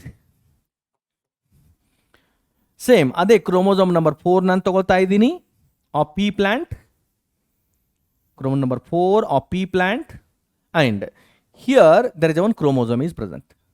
ಇಲ್ಲಿ ಒಂದು ಕ್ರೋಮೋಸೋಮ್ ಇದೆ, ಅಲ್ಲಿ ಆ ಕ್ರೋಮೋಸೋಮಲ್ಲಿ ಕ್ರೋಮೋಸೋಮ್ ನಂಬರ್ 4 ಅಲ್ಲಿ ಒಂದು ಜೀನ್ ಇದೆ, ಇದು ಕ್ಯಾಪಿಟಲ್ ಟಿ ಜೀನ್ ಇದೆ. ಬಟ್ ಇದರ ಹೋಮೋಲಾಗಸ್ ಪಾರ್ಟ್ನರ್ ಇದೆಯಲ್ಲ ಅಲ್ಲಿ ಜೀನ್ ಸ್ವಲ್ಪ ಮಾಡಿಫಿಕೇಶನ್ ಆಗಿದೆ, ಅದರ್ವೈಸ್ ಅದರ ಮ್ಯೂಟೇಷನ್ ಆಗಿದೆ ಅಂತ ಹೇಳೋಣ. ಸೊ ಅದು ಸ್ಮಾಲ್ ಟಿ ಆಗಿದೆ. ಸೊ ಈ ರೀತಿ ಜೀನ್ ಕಾಂಬಿನೇಷನ್ ಇದ್ದರೆ, ಈ ರೀತಿ chromosomal combination or gene combination ಇದ್ದರೆ ಆನ್ ಯಾವುದ್ರ ಮೇಲೆ chromosome number 4 of pea plant. So ಇದನ್ನು ನಾವು ಹೆಟೆರೋಝೈಗಸ್ ಕಂಡೀಷನ್ ಅಂತ ಹೇಳ್ತೀವಿ. ಇದು heterozygous condition. This condition we can set is a heterozygous condition. Okay, next concept of factor ನೋಡಬೇಕಾಗಿದೆ. What is this concept of factor? According to this Mendel, factor ಅಂದರೆ ಏನು ನೋಡಿ. Usually factor is old term. Factor ಇದೆಯಲ್ಲ, factor presently we referred it as a gene ಅಂತ ಕರಿತೀವಿ. ಫ್ಯಾಕ್ಟರ್ಗೆ ಇನ್ನೊಂದು ಹೆಸರು. ಇನ್ ದಿಸ್ ಫ್ಯಾಕ್ಟರ್ ಇದೆಯಲ್ಲ, it is a old term. It is a old term used by Mendel, and for that the new term presently we referred it as a gene ಅಂತ ಹೇಳ್ತೀವಿ. So what is this factor? Mendel ಯಾವ ರೀತಿ define ಮಾಡಿದ್ದಾರೆ ನೋಡಿ. Something was inherited unchanged or without any change. Something was passed down from one generation to another generation. Something was passed down, है ना, parents to offsprings ಗೆ ಅದು pass ಆಗ್ತಾ ಇದೆ. Something was passed down without change. Something ಅಂದ್ರೆ ಏನು ಗೊತ್ತಿಲ್ಲ, ಏನೋ ಒಂದು ಇನ್ಹೆರಿಟ್ ಆಗ್ತಾ ಇದೆ. ಪೇರೆಂಟ್ಸ್ ಇಂದ ಆಫ್ಸ್ಪ್ರಿಂಗ್ಸ್ಗೆ ಏನೋ ಒಂದು ಇನ್ಹೆರಿಟ್ ಆಗ್ತಾ ಇದೆ, ಅದಕ್ಕೆ ಅವರು ಫ್ಯಾಕ್ಟರ್ ಅಂತ ಹೆಸರಿಟ್ಟಿದ್ದಾರೆ. ಸಮಥಿಂಗ್ ವಾಸ್ ನೋಡಿ, something was passed down unchanged or without change from parents to offsprings, known as a factor. So actual factor ಅಂದರೆ ಏನು ಅದು ನಮಗೆ ಈಗ ಗೊತ್ತಿದೆ, ಅದನ್ನು ಜೀನ್ ಅಂತ ಕರಿತೀವಿ. What is this gene? Gene is segment of DNA, है ना. Gene is a segment of DNA. And this term gene was first time given by, the term gene was given by a scientist Johnson. The term gene was first time given by a scientist Johnson. So ನೋಡಿ ಇಲ್ಲಿ gene ಅಂದ್ರೆ ಏನು? It is a segment of DNA. And its alternative forms, genes ಅಲ್ಲಿರುವಂಥ alternative forms ಇರುತ್ತಲ್ಲ, the alternative forms, ಪ್ರತಿಯೊಂದು ಜೀನ್ಸ್ಗೆ ಒಂದು alternative forms ಇರುತ್ತೆ. And each and every gene will express for a particular character, ಒಂದು ಕ್ಯಾರೆಕ್ಟರ್ ಸಲುವಾಗಿ ಎಕ್ಸ್ಪ್ರೆಸ್ ಮಾಡ್ತಾ ಇರುತ್ತೆ. So alternative forms of a gene, they are known as, ಇವುಗಳಿಗೆ ಅಲೀಲ್ಸ್ ಅಂತ ಕರಿತೀವಿ. Alternative forms of a genes, they are known as alleles. They are the alleles. Alternative forms of a genes are the alleles ಅಂತ ಕರಿತೀವಿ. And the alleles are these are abbreviated form of allelomorph. These are abbreviated form. These are the abbreviated form of allelomorph. Alleles are the abbreviated form of allelomorph ಅಂತ ಕರಿತೀವಿ. ಇಲ್ಲಿ ತಪ್ಪಾಗಿದೆ ನೋಡಿ. Alleles are the abbreviated form of allelomorph. Okay, ಅಂದ್ರೆ ಏನು ನೋಡಿ, ಅಲಿಲೋಮಾರ್ಫ್ನ shortcut ಫಾರ್ಮನ್ನು alleles ಅಂತ ಕರಿತೀವಿ ನಾವು. And each gene expresses for a particular character. Each gene contains minimum 2 alternative forms, they are known as a alleles ಅಂತ ಕರಿತೀವಿ. ಅಂದರೆ ಅಲೀಲ್ಸ್ ಎಕ್ಸ್ಪ್ರೆಸ್ ಆಗ್ತಾ ಇದೆ ಅಂದರೆ ಅದನ್ನು ನಾವು ಟ್ರೇಟ್ ಅಂತ ಹೇಳ್ತಾ ಇದ್ದೀವಿ. ಜೀನ್ಸ್ ಎಕ್ಸ್ಪ್ರೆಸ್ ಆಗ್ತಾ ಇದೆ, ಅದು ಕ್ಯಾರೆಕ್ಟರ್ ಇರುತ್ತೆ. ಓಕೆ, ಈ ರೀತಿ ನಾವು ಕನ್ಸಿಡರ್ ಮಾಡ್ಬೋದು. And this term allele was first time used by William Batson, father of modern genetics ಇದಾರಲ್ಲ, ಅವರು ಅದನ್ನು ಯೂಸ್ ಮಾಡಿದ್ರು. Next the concept of segregation ನೋಡೋಣ. ಆ್ಯಂಡ್ ಫ್ಯಾಕ್ಟರ್ ಏನಿರುತ್ತೆ ನೋಡಿ, ಸ್ವಲ್ಪ ಇದನ್ನು ನಾನು ಡಯಾಗ್ರಾಮೆಟಿಕ್ ರಿಪ್ರೆಸೆಂಟೇಷನ್ ತೋರಿಸ್ತೀನಿ. ಸೊ ಇಲ್ಲಿ ಒಂದು ಸೆಲ್ ಇದೆ, ಓಕೆ, ಅದೇ ಪಿ ಪ್ಲಾಂಟ್ ಸೆಲ್ ಕನ್ಸಿಡರ್ ಮಾಡೋಣ. ಅದರಲ್ಲಿ ಒಂದು ಪರ್ಟಿಕ್ಯುಲರ್ ಕ್ಯಾರೆಕ್ಟರ್ ಇದೆ, ಒಂದು ಕ್ಯಾರೆಕ್ಟರ್ ಸಲುವಾಗಿ ಒಂದು ಜೀನ್ ಎಕ್ಸ್ಪ್ರೆಸ್ ಆಗ್ತಾ ಇದೆ. And the gene is present on chromosome number 4. Okay, so ಇದು ಸೆಲ್ಲಲ್ಲಿ ಕ್ರೋಮೋಸೋಮ್ ನಂಬರ್ 4 ಮಾತ್ರ ಕನ್ಸಿಡರ್. ಭಾಳಷ್ಟು ಕ್ರೋಮೋಸೋಮ್ ಇದೆ ಪಿ ಪ್ಲಾಂಟಲ್ಲಿ. Total there are 7 pairs of chromosome are there, but we considered only 4th chromosome ನಾವು consider ಮಾಡ್ತಾ ಇದ್ದೀವಿ. ಸೊ ಅದರಲ್ಲಿ ಒಂದು ಪರ್ಟಿಕ್ಯುಲರ್ ಪಾಯಿಂಟ್ ಜೀನ್ಸ್ ಕಾಂಪ್ಯಾಕ್ಟ್ ಆಗಿ ಪ್ಯಾಕ್ ಆಗಿ ಅದು ಕ್ರೋಮೋಸೋಮ್ ಆಗಿದೆ. And a particular locus of a point on the chromosome there is one specific gene is present, that is a capital T. Okay, so ಇದರ alternative forms ಅದರ ಇನ್ನೊಂದು homologous chromosome ಅಲ್ಲಿ ಇದೆ, ಅಂದರೆ ಅದನ್ನು ನಾವು ಅಲೀಲ್ಸ್ ಅನ್ಬೋದು. ಇದು ಕ್ಯಾಪಿಟಲ್ ಟಿ ಮ್ಯೂಟೇಷನ್ ಆಗಿ ಸ್ಮಾಲ್ ಟಿ ಆಗಿದೆ, ಆರ್ ಅದರ್ವೈಸ್ ಅದು as it is capital T ಇದೆ, ಆರ್ ಇದರಲ್ಲೂ ಕೂಡ ನಾವು ಮ್ಯೂಟೇಷನ್ ನೋಡ್ಬೋದು. ಓಕೆ, ಸೊ ಇದು ಕೂಡ ಸ್ಮಾಲ್ ಟಿ ಕೂಡ ಆಗಿರಬಹುದು. ಸೊ ದ್ಯಾಟ್ ಅಲ್ಟರ್ನೇಟಿವ್ ಫಾರ್ಮ್ಸ್ ಇದೆ, ಅದು ಆಸ್ ಇಟ್ ಈಸ್ ಇನ್ಹೆರಿಟ್ ಆಗುತ್ತಲ್ಲ, so that we can say it is a factor anta karitivi in the Mendelian words. Next, concept of segregation. Enidu, usually factors are always found in a pair. Ee factors ideyalla, the factors found in a pair, factors ideyalla adu pair alli sigutte, because in the diploid organism the chromosomes are always found in a pair, homologous paired chromosomes irutte.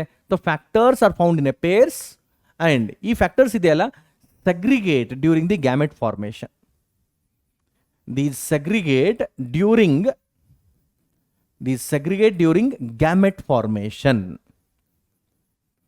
These factors are segregate during the gamete formation. Gamete formation time alli ivu segregate ಆಗ್ತಾ ಇರುತ್ತೆ. Okay, how? Because ಇಲ್ಲಿ gamete formation ಆಗ್ತಾ ಇದೆ by the meiosis cell division, that is a reductional cell division ಆಗ್ತಾ ಇದೆ ಅಂತ ತಿಳ್ಕೋಣ. By the meiosis cell division the gametes are separate. Means this segregation of gametes ಇದೆಯಲ್ಲ, or segregation of these factors during the gamete formation is a random process. It is random process. ಅದೇ ಯಾವುದೋ factor ಯಾವುದೇ ಬೇರೆ ಕ್ರೋಮೋಸೋಮ್ನ factor ಜೊತೆಗೆ ಒಂದು gamete formation ಮಾಡ್ಬೋದು. It is A completely random process. It is a completely random process. Means ನೋಡಿ ಇಲ್ಲಿ, in a diploid organism a pair of factors for a character, ಒಂದು ಕ್ಯಾರೆಕ್ಟರ್ ಸಲುವಾಗಿ ಪೇರ್ ಆಫ್ ಫ್ಯಾಕ್ಟರ್ಸ್ ಇದೆ. A pair of factors for a character, they separate during the gamete formation. With that, each gamete contains only one factor of a character. ಒಂದು character ಸಲುವಾಗಿ ಒಂದು factor ಇದೆಯಲ್ಲ, ಅದು ಮಾತ್ರ ಒಂದು ಗ್ಯಾಮೆಟ್ ಅಲ್ಲಿ ಬರುತ್ತೆ, because gametes are always haploid ಆಗಿರುತ್ತೆ. So that is about the concept of segregation ಅಂತ ಹೇಳ್ತೀವಿ. ಹೆಂಗಾಗುತ್ತೆ ನೋಡಿ, ಇಲ್ಲಿ there is a same again I am taking the same example. There is a chromosome number 4 is present here, the paired homologous chromosome of a garden pea plant है ना. It is chromosome number 4, and in this it is capital T, and here it is a small t. There is a heterozygous condition in the plant. Then ಇಲ್ಲಿ ಏನಾಗುತ್ತೆ ಇವಾಗ, here there is a meiosis or reductional division ಆಗುತ್ತೆ. Meiosis ಆದ ನಂತರ ಇದರಿಂದ gamete formation ಆಗುತ್ತೆ. Gametes are always haploid. So ಇಲ್ಲಿ gametes ಆಗುತ್ತಲ್ಲ, ಮಿಯೋಸಿಸ್ 1 ಆಗುತ್ತೆ, ಆಮೇಲೆ ಮಿಯೋಸಿಸ್ 2 ಆಗುತ್ತೆ. ಬಟ್ 2 types ಆಫ್ ಗ್ಯಾಮೆಟ್ಸ್ ಆಗುತ್ತೆ. The formed gametes are, they contains, one is capital T containing chromosome and one more is small t containing chromosome. Idu gametes ide. Gametes are haploid condition and capital T containing and small t containing. The probability of forming capital T is 1/2. Probability of gamete containing small t is also 1/2. So equally factors galu distribute agutte. So that is, we can say, concept of segregation anta ಹೇಳ್ತೀವಿ. Next, ಇಲ್ಲಿ ಕೆಲವೊಂದು formula to calculate the type of gametes ಅಂತ ಕೊಟ್ಟಿದ್ದಾರೆ. What is the formula generally we follow here? The most common formula used to find out the types, different types of gametes are, that is a 2 to the power n formula. What is the meaning of n here? N is nothing but, ಇಲ್ಲಿ ನೋಡಿ, n is nothing but number of heterozygotes in a genotype. It is the number of heterozygotes. It is the number of heterozygotes in a genotype. ಒಂದು genotype ಅಲ್ಲಿ ಎಷ್ಟು heterozygotes ಇದೆ ಅದರ ಮೇಲೆ ನಾವು ಎಷ್ಟು ಗ್ಯಾಮೆಟ್ಸ್ ಫಾರ್ಮೇಷನ್ ಆಗುತ್ತೆ ಒಂದು ಜೀನೋಟೈಪ್ ಇಂದ ಒಂದು ಆರ್ಗ್ಯಾನಿಸಮ್ ಅಲ್ಲಿ ಅದನ್ನ ಕ್ಯಾಲ್ಕುಲೇಟ್ ಮಾಡಬಹುದು. We can solve some examples. Question number 1. If the genotype of an individual is capital A small a, okay, the genotype of an individual is capital A small a, then how many type of gametes are formed? So here genotype is capital A small a, we can consider it here, it is very easily. It will produce two types of gametes. One is capital A containing gamete and another one is small a containing gamete. Or if we want to apply the formula, ಇಲ್ಲಿ ನಾವು formula apply ಮಾಡ್ಲಿಕ್ಕೆ ಇಷ್ಟಪಟ್ಟರೆ ಹೆಂಗಾಗುತ್ತೆ ನೋಡಿ, 2 to the power n is our formula. N is nothing but capital A small a, it is two alleles, a pair of factors for a single character. ಒಂದೇ ಕ್ಯಾರೆಕ್ಟರ್ಗಾಗಿ ಎರಡು factors ಇಲ್ಲಿ peer ಅಲ್ಲಿ ಸಿಗ್ತಾ ಇದೆ. So number of heterozygotes is only 1, that's 2 to the power 1 is equal to 2 gametes ಇದು produce ಮಾಡುತ್ತೆ. The 2 gametes, ಯಾವ ಎರಡು gametes, capital A and small a are the 2 gametes. Question number 2 ನೋಡಿ, if the genotype of an organism is capital A small a, capital B small b, double heterozygous genotype ಇದೆ ಇದು, या double hybrid है ना, dihybrid genotype ಅಂತ ಹೇಳ್ತೀವಿ. capital A small a, capital B small b, how many types of gametes are formed? So ಮತ್ತೆ formula ಏನು apply ಮಾಡ್ಬೇಕು ನಾವು, 2 to the power n. Okay, n, what is the value of n here? 2, because this is the one heterozygous condition, this is the one more heterozygous condition. Then 2 to the power 2 is equal to 4 gametes are produced. The answer for this question is 4. Question number 3. If the genotype of an organism is this one, capital A small a, small b small b, small d small d, small e small e, then how many types of gametes are formed? So the given genotype is total, there are 5 pairs of alleles are present. So this plant is not a pentahybrid. It is showing the hybrid condition only at the one pair. There is a capital A small a. Only at the one condition it is showing the heterozygous condition. Means this plant is a monohybrid only.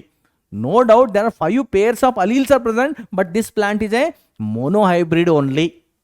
Okay. Then how many gametes it will produce? The 2 to the power n is our formula.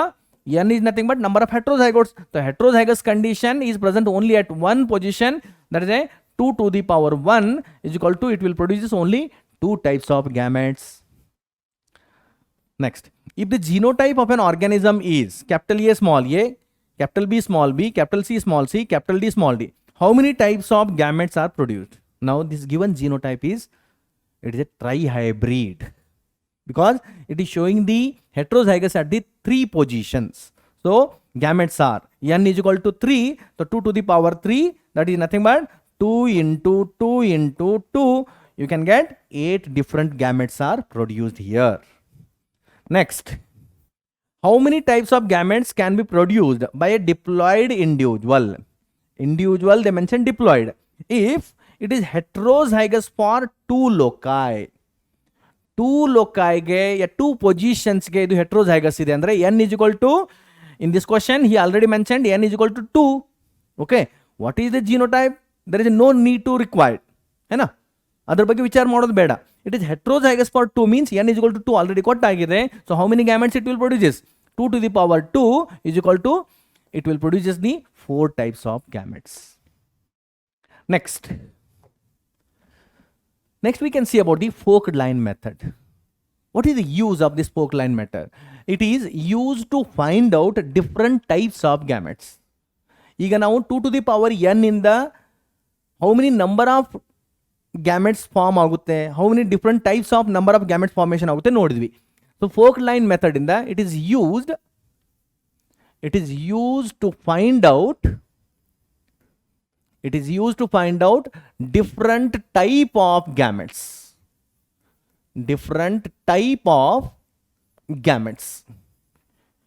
ಯಾವುದು different type of gametes formation ಆಗುತ್ತೆ ಅದನ್ನು ನಾವು ಇದರಿಂದ ನೋಡ್ಬೋದು. We can see some example. Take one example. If the genotype is capital A small a, that is a monohybrid genotype. So gametes are, we can see it directly, one is capital A type of gamete another one is a small a type of gamete.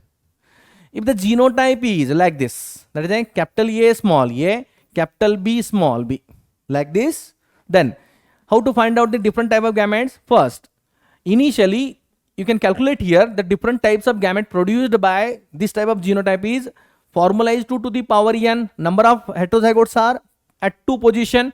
That's a 2 to the power 2. Then it will produce the 4 gametes. What are the 4 gametes it will produce? The first locus. At the first locus, it having the 2 alleles, separate them. One is capital A and another is small a. Then allowed to combine with this, the second pair of locus. So, ಇಲ್ಲಿ capital B small b ಇದೆ, ಎರಡನ್ನ ಇದರ ಜೊತೆಗೆ fuse ಮಾಡಲಿಕ್ಕೆ allow ಮಾಡಿ. ಇದು ಕೂಡ capital B and small b ಈ ರೀತಿ ಬರ್ಕೊಳ್ಳೋಣ. Next capital A capital B ಜೊತೆ ಫ್ಯೂಸ್ ಆದರೆ ಇಲ್ಲಿ ಎ ಬಿ ಗ್ಯಾಮೆಟ್ ರೆಡಿ ಆಯಿತು. ಕ್ಯಾಪಿಟಲ್ ಬಿ ಸ್ಮಾಲ್ ಬಿ ಆದರೆ capital A small b gamete ಆಗುತ್ತೆ. ಸ್ಮಾಲ್ ಎ ಕ್ಯಾಪಿಟಲ್ ಬಿ ಇದು small a capital B type of gamete ಆಗುತ್ತೆ. Small A small b it will produce the small a small b type of gamete. So this genotype have the ability to produce the 4 types of gametes. So here there are the 4 types of gametes. Take one more example. Here I am writing, if the genotype is capital A small a, capital B small b and capital C. If it is the genotype, then how to find out the different types of gametes here? First what we write? We separate the alleles of first locus, a first trait.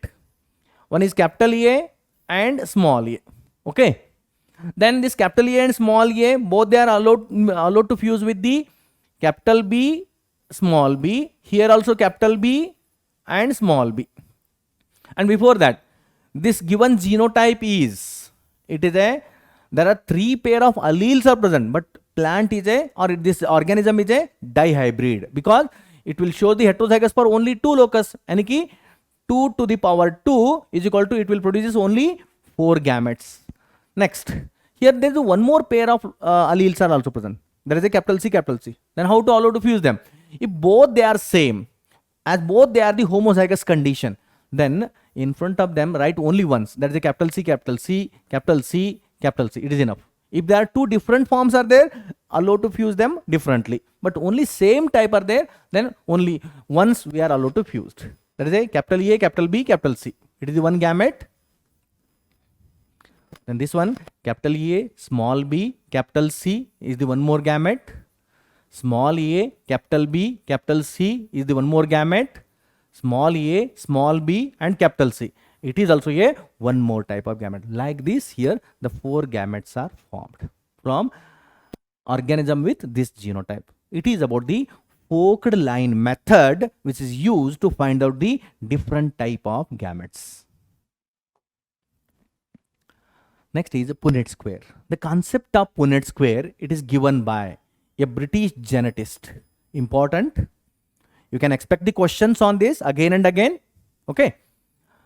So, ಈ Punnett square ಇದೆಯಲ್ಲ, ಈ concept ಅನ್ನ British geneticist, this concept was given by a British ಜೆನೆಟಿಸ್ಟ್.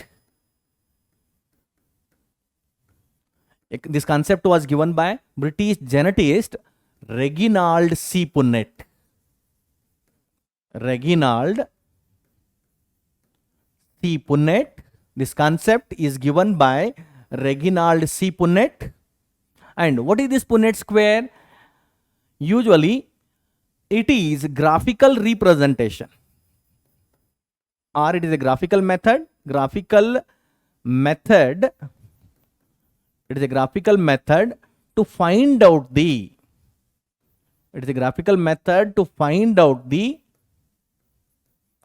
probability of all genotypes. Probability of all genotypes in a cross. ಒಂದು cross ಅಲ್ಲಿ ಯಾವ್ಯಾವ ಬೇರೆ ಬೇರೆ ತರದ್ದ ಜಿನೋಟೈಪ್ಸ್ಗಳು form ಆಗುತ್ತೆ ಅದನ್ನು ಫೈಂಡ್ ಔಟ್ ಮಾಡಲಿಕ್ಕೆ ಒಂದು ಮೆಥಡ್ ಯೂಸ್ ಮಾಡ್ತಾ ಇದ್ದೀವಿ, ಗ್ರಾಫಿಕಲ್ ಮೆಥಡ್ ಯೂಸ್ ಮಾಡ್ತಾ ಇದ್ದೀವಿ, ಅಥವಾ ಸ್ಕ್ವೇರ್ ಬಾಕ್ಸ್ ಥರ ಡ್ರಾ ಮಾಡಿ ಅದರಿಂದ ಫೈಂಡ್ ಔಟ್ ಮಾಡ್ತಾ ಇದ್ದೀವಿ. That we can set is a Punnett square, or this Punnett square is also known as some other names for this one. Also K oblique A ಬರಿತಾ ಇದ್ದೀನಿ, known as, also known as checker board ಅಂತ ಕರೀತಾರೆ ಇದನ್ನ. V can also say checker board, R directly V can say square ಅಂತಲೂ ಕರಿಬಹುದು. Checker square ಯಾ checker board ಅಂತಲೂ ಕರೀತಾರೆ. Okay, next, principles of inheritance. By performing the hybridization experiment, Mendel proposed 4 principles of inheritance. Mendel proposed 4 principles. Mendel proposed the 4 principles of inheritance. What are these 4 principles of inheritance? Let's you can see one by one. ಮೊದಲನೇದು principles of paired factor. First one is principles of paired factors. Principles of paired factors. Second one is principle of dominance. Principle of dominance. ಮೂರನೆಯದು principle of segregation. Principle of segregation. Principle of segregation, or ಇದಕ್ಕೆ ಕೆಲವೊಂದು ಇನ್ನು ಬೇರೆ ಹೆಸರುಗಳಿಂದ ಕರಿತೀವಿ. That is principle of purity of gametes ಅಂತಲೂ ಕರಿತೀವಿ ನಾವು. Principle of purity of gametes, or we can also say principle of splitting of hybrids ಅಂತ ಕರಿತೀವಿ. Principle of splitting of hybrids. ಇದು ಆಯಿತು ಮೂರನೇ principle. Next, fourth one is, ನಾಲ್ಕನೇದು ನೋಡಿ, principle of independent assortment. Principle of independent, principle of independent assortment. Principle of independent assortment. So these are the 4 principles given by the Gregor John Mendel during his hybridization experiment on garden pea plant. But later there is one scientist, Karl Korens. He is a German scientist. Karl Korens, what he did, he upgraded few principles of Mendel's into law. What he did, upgraded few principles of Mendel, into law. ಈ ಪ್ರಿನ್ಸಿಪಲ್ಸ್ಗಳಿಗೆ Karl ಕಾರೆನ್ಸ್ ಲಾ ಅಂತ ಕರೆದ್ರು. ಎಲ್ಲ principal ಅಲ್ಲ, ಕೆಲವು ಪ್ರಿನ್ಸಿಪಲ್ಸ್ಗಳಿಗೆ Karl ಕಾರೆನ್ಸ್ ಲಾ ಅಂತ ಕರೆದ್ರು. ಎಂತಕ್ಕೆ? Because Carl Correns he considered that these few principles are universally applicable without any objection, without any exception. ಈ ಪ್ರಿನ್ಸಿಪಲ್ಸ್ಗಳು ಯೂನಿವರ್ಸ್ಲಿ ಅಪ್ಲಿಕೇಬಲ್ ಇದ್ದಾವೆ, ಎಲ್ಲ ಕ್ರಾಸ್ಗಳಿಗೂ ಅವು ಅಪ್ಲಿಕೇಬಲ್ ಇದ್ದಾವೆ ಅಂತ ತಿಳ್ಕೊಂಡ್ರು. Because of that Carl Correns given a credit of law to these principles. ಯಾವ principles ನೋಡಿ, principles of dominance ಇದೆ, ಇದನ್ನ ಫಸ್ಟ್ ಲಾ ಅಂತ ಕರೆದ್ರು. Okay, then principles of segregation ಇದೆಯಲ್ಲ, or we can also say principle of purity of gametes or principle of splitting of hybrids ಅಂತ ಕರಿತೀವಿ. ಇದನ್ನ ಸೆಕೆಂಡ್ ಲಾ ಅಂತ ಕರೆದ್ರು. And principle of independent assortment ಇದೆಯಲ್ಲ, ಇದನ್ನ ಥರ್ಡ್ ಲಾ ಅಂತ ಕರೆದ್ರು. ಲಾ 3 ಅಂತ ಬರೀತಾ ಇದ್ದೀನಿ ನಾನು.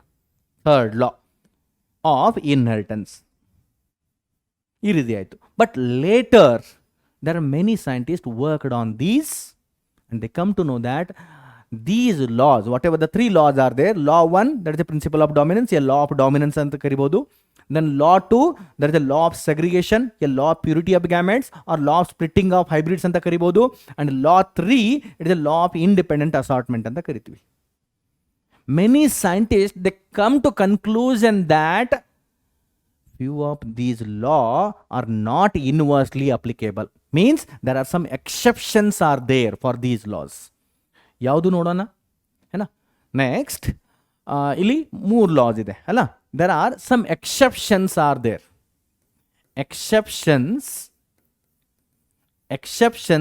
for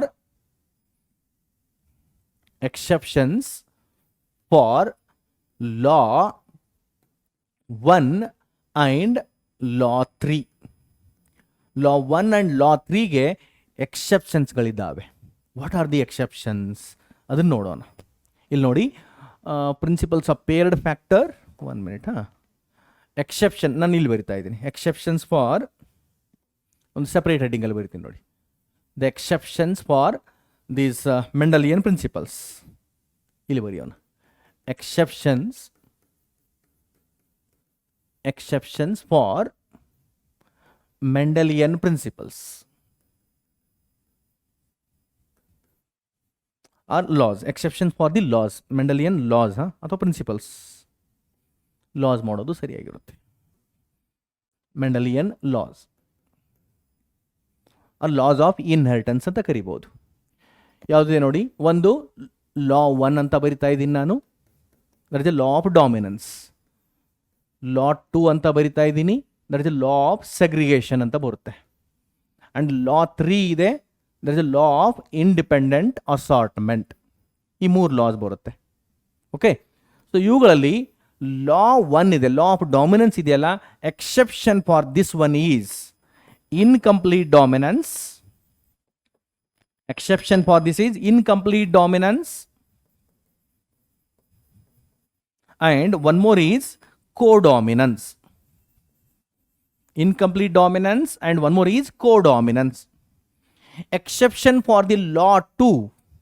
Law 2 ge exception ide, that we can say there is no any such exception. Okay, so there is no any such exception. Because of that we can say it is a universally applicable anta kariತೀವಿ ಇದನ್ನ. It is a universally applicable law. Law 2 is universally applicable without any exception. Law 3, that is the law of independent assortment. Exception for these are linkages. Linkage concept, later on it was explained by T.H. Morgan. So that is exception for the law 3, that is the law of independent assortment. ಇದು important ಇದೆ, ಇದರಿಂದ ಎಕ್ಸಾಮಲ್ಲಿ ಪದೇ ಪದೇ question ಕೇಳ್ತಿರ್ತಾರೆ, ಇದನ್ನು ನೆನಪಿಟ್ಟುಕೊಳ್ಳಿ. Okay, next principles of paired factor ಏನಿರುತ್ತೆ ನೋಡೋಣ. According to this it is a first principle ಅಂತ ಹೇಳ್ತೀವಿ. ಮೆಂಡಲಿಯನ್ ಇನ್ಹೆರಿಟೆನ್ಸ್ ಪ್ರಿನ್ಸಿಪಲ್ಸ್ ಇದೆಯಲ್ಲ, ಅದರಲ್ಲಿ ಫಸ್ಟ್ ಪ್ರಿನ್ಸಿಪಲ್ ಇದು. Principles of paired factors means these factors, the factors for a character always found in a pair. ಇದೇನು ಹೇಳ್ತಾ ಇದೆ ನೋಡಿ, factors of a character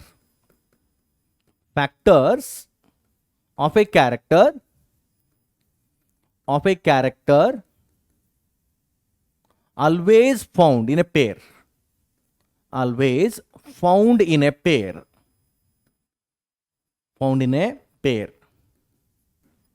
ಹೆಂಗಿರುತ್ತೆ ನೋಡಿ. Consider there is one Pisum sativum plant. Example ನೋಡೋಣ. Pisum sativum plant, there is a pea plant ನಾನು consider ಮಾಡ್ತಾ ಇದ್ದೀನಿ. Pisum sativum plant ಅಲ್ಲಿ ಡಿಪ್ಲಾಯ್ಡ್ ಕಂಡೀಷನ್ ಅಲ್ಲಿ 14 ಕ್ರೋಮೋಸೋಮ್ ಇದೆ, ಹೆಪ್ಲಾಯ್ಡ್ ಕಂಡೀಷನ್ ಅಲ್ಲಿ 7 ಕ್ರೋಮೋಸೋಮ್ಸ್ ಇದೆ. ಓಕೆ, ಅಲ್ಲಿ ಒಂದು ಕ್ಯಾರೆಕ್ಟರ್ ನಾವು ಕನ್ಸಿಡರ್ ಮಾಡೋಣ, that is a stem height ಅಂತ ಕ್ಯಾರೆಕ್ಟರ್ ನಾವು ಕನ್ಸಿಡರ್ ಮಾಡಿದ್ದೆ. ಆದರೆ responsible gene is present on the chromosome number 4. So chromosome number 4 ಮೇಲೆ ಇದರ ರೆಸ್ಪಾನ್ಸಿಬಲ್ ಜೀನ್ ಇದೆ. ಆ್ಯಂಡ್ ಇದು ಹೆಟ್ರೋಝೈಗಸ್ ಪ್ಲಾಂಟ್ ಇದೆ. ಓಕೆ, ಹೈಬ್ರಿಡ್ ಪ್ಲಾಂಟ್ ಇದ್ದರೆ ಒಂದು ಕ್ಯಾಪಿಟಲ್ ಟಿ ಅಲ್ಲಿದೆ ಆ್ಯಂಡ್ ಇನ್ನೊಂದು ಸ್ಮಾಲ್ ಟಿ ಅಲ್ಲಿದೆ ಅಲ್ಲಿ. So that is a paired factors in a diploid organism. ಏನ, ಒಂದು ಡಿಪ್ಲಾಯ್ಡ್ ಆರ್ಗ್ಯಾನಿಸಮ್ ಅಲ್ಲಿ factors always for A characters factors are always found in a pair. So that is a principles of paired factor ಅಂತ ಹೇಳ್ತೀವಿ. So ಹಾಗಾದರೆ what is this factor? Factor is a segment of DNA. ಇವು ಬೇರೆ ಬೇರೆ forms ಹೆಂಗಾಯ್ತಿದ್ದು ಅದನ್ನು ಸ್ವಲ್ಪ ನೋಡೋಣ ನೋಡಿ. ಇಲ್ಲಿ ಕನ್ಸಿಡರ್ಡ್ ಇಲ್ಲಿ ಒಂದು ಕ್ರೋಮೋಸೋಮ್ ಇದೆ. ಓಕೆ, ಅದೇ ಒಂದು ಕ್ರೋಮೋಸೋಮ್ ನಾನು ನೋಡ್ತಾ ಇದ್ದೀನಿ, chromosome number 4 of a pea plant. In a particular one locus of a point, ಒಂದು ಲೋಕಸ್ ಅಲ್ಲಿ ಒಂದು ಪಾಯಿಂಟ್ ಅಲ್ಲಿ ಇಲ್ಲಿ ಕ್ಯಾಪಿಟಲ್ ಟಿ ಇದೆ. If there is a capital T is present, ಇಲ್ಲಿ ಕ್ಯಾಪಿಟಲ್ ಟಿ ಇದ್ದರೆ ಇದು ಎಕ್ಸ್ಪ್ರೆಸ್ ಆಗುತ್ತೆ. ಏನಿದೆ ಇದು? Segment of DNA. ಒಂದು DNA ಸೆಗ್ಮೆಂಟ್ ಇದೆ, ಸೊ ಇದು ಎಕ್ಸ್ಪ್ರೆಸ್ ಆಗುತ್ತೆ. ಒಂದು DNA ಎಕ್ಸ್ಪ್ರೆಸ್ ಆದರೆ ಇದು ಏನಾಗುತ್ತೆ? ವಿ ಕ್ಯಾನ್ ಸೈಡ್ ಇದೆ mRNA ಆಗ್ತಾ ಇದೆ. ಅಂದರೆ DNA ಟ್ರಾನ್ಸ್ಕ್ರಿಪ್ಷನ್ ಆಗ್ತಾ ಇದೆ, ಅದು mRNA ಆಗ್ತಾ ಇದೆ. mRNA again it undergo the translocation. ಇದು ಟ್ರಾನ್ಸ್ಲೋಕೇಶನ್ ಆಗುತ್ತೆ, ನನಗೆ ಪ್ರೋಟೀನ್ ಸಿಂಥೆಸಿಸ್ ಆಗುತ್ತೆ, ಇದರಿಂದ ಒಂದು ಪ್ರೋಟೀನ್ ಆಗ್ತಾ ಇದೆ. ಈ ಪ್ರೋಟೀನಲ್ಲಿ ಮಾಡಿಫಿಕೇಶನ್ ಆಗುತ್ತೆ. The protein undergo the modification. So as protein modification ಆದ ನಂತರ ಇದೇನಾಗುತ್ತೆ, ಇದು ಹಾರ್ಮೋನ್ ಆಗುತ್ತೆ. ಇದು ಪ್ಲಾಂಟ್ ಇದ್ದರೆ ಪ್ಲಾಂಟ್ ಗ್ರೋತ್ ಹಾರ್ಮೋನ್ ಆಗ್ತಾ ಇದೆ, ಗ್ರೋತ್ ಪ್ರಮೋಟಿಂಗ್ ಹಾರ್ಮೋನ್ ನೋಡೋಣ. ಜೈಸೆ ವಿ ಕ್ಯಾನ್ ಸೆ ಆಕ್ಸಿನ್, ಗಿಬ್ಬರ್ಲಿನ್, ಈ ರೀತಿ ಹಾರ್ಮೋನ್ಸ್ ಇರುತ್ತಲ್ಲ, ಇದು ಹಾರ್ಮೋನ್ಸ್ ಆಗ್ತಾ ಇದೆ. ಸೊ ಇಲ್ಲಿ ಹಾರ್ಮೋನ್ ಕಾನ್ಸಂಟ್ರೇಷನ್, ಇದು ಜೀನ್ ಎಕ್ಸ್ಪ್ರೆಸ್ ಆಗ್ತಾ ಇದ್ದರೆ, ಜಾಸ್ತಿ ಜೀನ್ ಎಕ್ಸ್ಪ್ರೆಸ್ ಆಗ್ತಾ ಇದ್ದರೆ ಇಲ್ಲಿ ಹಾರ್ಮೋನ್ ಕಾನ್ಸಂಟ್ರೇಷನ್ ಏನಾಗುತ್ತೆ, ಅಲ್ಟಿಮೇಟ್ಲಿ ಇನ್ಕ್ರೀಸ್ ಆಗ್ತಾ ಇದೆ. ಏರೋ ಮಾರ್ಕ್ ಮೇಲೆ ಮಾಡ್ತಾ ಇದ್ದೀನಿ ಅಂದರೆ ಈ ಹಾರ್ಮೋನ್ ಕಾನ್ಸಂಟ್ರೇಷನ್ ಇನ್ಕ್ರೀಸ್ ಆಗ್ತಾ ಇದೆ. ಆ್ಯಸ್ ಹಾರ್ಮೋನ್ ಹೆಚ್ಚಿಗೆ ಸಿಕ್ರೀಟ್ ಆದರೆ ಇಲ್ಲಿ ಏನಾಗುತ್ತೆ, ಪ್ಲ್ಯಾಂಟ್ ಟಾಲ್ ಆಗುತ್ತೆ. Okay, so capital T allele ಇದ್ದರೆ ಅದು ಟಾಲ್ಗೆ ಎಕ್ಸ್ಪ್ರೆಸ್ ಮಾಡ್ತಾ ಇದೆ. Because alleles are the alternative forms of genes ಅಂತ ಹೇಳ್ತೀವಿ. ಸೊ ಅದು ಟಿ ಇದೆ, ಅದು ಟಾಲ್ಗೆ ಎಕ್ಸ್ಪ್ರೆಸ್ ಮಾಡ್ತಾ ಇದೆ. ನೆಕ್ಸ್ಟ್ ಸೇಮ್ ಅದರ ಇನ್ನೊಂದು ಆಲ್ಟರ್ನೇಟಿವ್ ಫಾರ್ಮ್ಸ್ ಹೆಂಗಾಗಿದೆ ನೋಡೋಣ. In a same locus of a point. Okay, ಮುಂಚೆ ಕ್ಯಾಪಿಟಲ್ ಟಿ ಇತ್ತು, ಸೇಮ್ ಕ್ರೋಮೋಸೋಮ್ ನಂಬರ್ 4ಅಲ್ಲಿ ಮುಂಚೆ ಅದು ಕ್ಯಾಪಿಟಲ್ ಟಿ ಇತ್ತು. But there is a slight mutation in that, ಅದರಲ್ಲಿ ಮ್ಯೂಟೇಷನ್ ಆಗಿದೆ, ಜೀನ್ ಸೀಕ್ವೆನ್ಸಲ್ಲಿ ಚೇಂಜಸ್ ಆಗಿದೆ. ಸೊ ಅದು ಸ್ಮಾಲ್ ಟಿ ಆಯಿತು. ಈಗ ಇದು ಸ್ಮಾಲ್ ಟಿ ಇದೆ, ಸೊ ಇದು ಕೂಡ ಎಕ್ಸ್ಪ್ರೆಸ್ ಆಗುತ್ತೆ. It will also show the expression. As it will show the expression means it undergo the transcription and it will forms into a mRNA. It also forms into a mRNA. The formed mRNA, it is a changed mRNA ಇದೆ ಇದು. Okay, mRNA sequence ಅಲ್ಲಿ ಸ್ವಲ್ಪ changes ಇದೆ. As mRNA sequence change ಆಗಿದೆ, then ಇದರಿಂದ translation ಆಗುತ್ತೆ, ನನಗೆ protein synthesis ಆಗುತ್ತೆ. ಆಸ್ ಟ್ರಾನ್ಸ್ಲೇಷನ್ ಆಯಿತು, ಸೊ ಇಲ್ಲಿ ಪ್ರೋಟೀನ್ ಸಿಂಥೆಸಿಸ್ ಆಗಿದೆ. ಪ್ರೋಟೀನ್ ನಾರ್ಮಲ್ ಪ್ರೋಟೀನ್ ಅಲ್ಲ, ಇದು ಕೂಡ ಚೇಂಜ್ಡ್ ಪ್ರೋಟೀನ್ ಆಗಿದೆ. Transcription that is A synthesis of RNA, translation synthesis of protein. So ಇಲ್ಲಿ ಚೇಂಜ್ಡ್ ಪ್ರೋಟೀನ್ ಆಗಿದೆ. ಓಕೆ, ಪ್ರೋಟೀನ್ ಚೇಂಜ್ ಆಯಿತು, ಹಾಗಾದರೆ ಇಲ್ಲಿ ಡಿಫ್ರೆಂಟ್ ಪ್ರೋಟೀನ್ ಆಗಿರೋದ್ರಿಂದ ಹಾರ್ಮೋನ್ ಸಿಂಥೆಸಿಸ್ ಸರಿಯಾಗಿ ಆಗ್ತಾ ಇಲ್ಲ. ಓಕೆ, ಪ್ಲಾಂಟ್ ಗ್ರೋತ್ ಹಾರ್ಮೋನ್ ಇದೆಯಲ್ಲ, ಅದರ ಕಾನ್ಸಂಟ್ರೇಷನ್ ಸ್ವಲ್ಪ ಕಡಿಮೆ ಆಗುತ್ತೆ. So hormone concentration, plant growth hormone concentration, now it will decreases. As the plant growth hormone concentration decreased, then plant become a dwarf plant. Growth hormone illa andmele plant alli dwarf aagta ide. So small t allele expresses for the dwarf and capital T allele expresses for the tall character. So these capital T and small t in a heterozygous plant, they are always found in a pair in a diploid organism. That we consider the principle of paired factors anta karitivi. Next nodona, law of dominance. Yenide nodi idu law of dominance. That is a first law of inheritance anta heltivi. Okay, so law of dominance ideyalla, usually this law of dominance it explains about law of dominance explains, ಏನು explain ಮಾಡ್ತು ನೋಡಿ, it explains only one parental trait appears in the F1. Okay, only one parental trait, only one parental trait, one parental trait appears in F1, appears in F1 generation, and both parental traits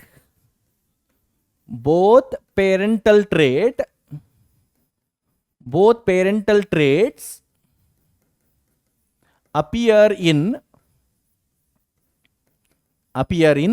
F2 generation.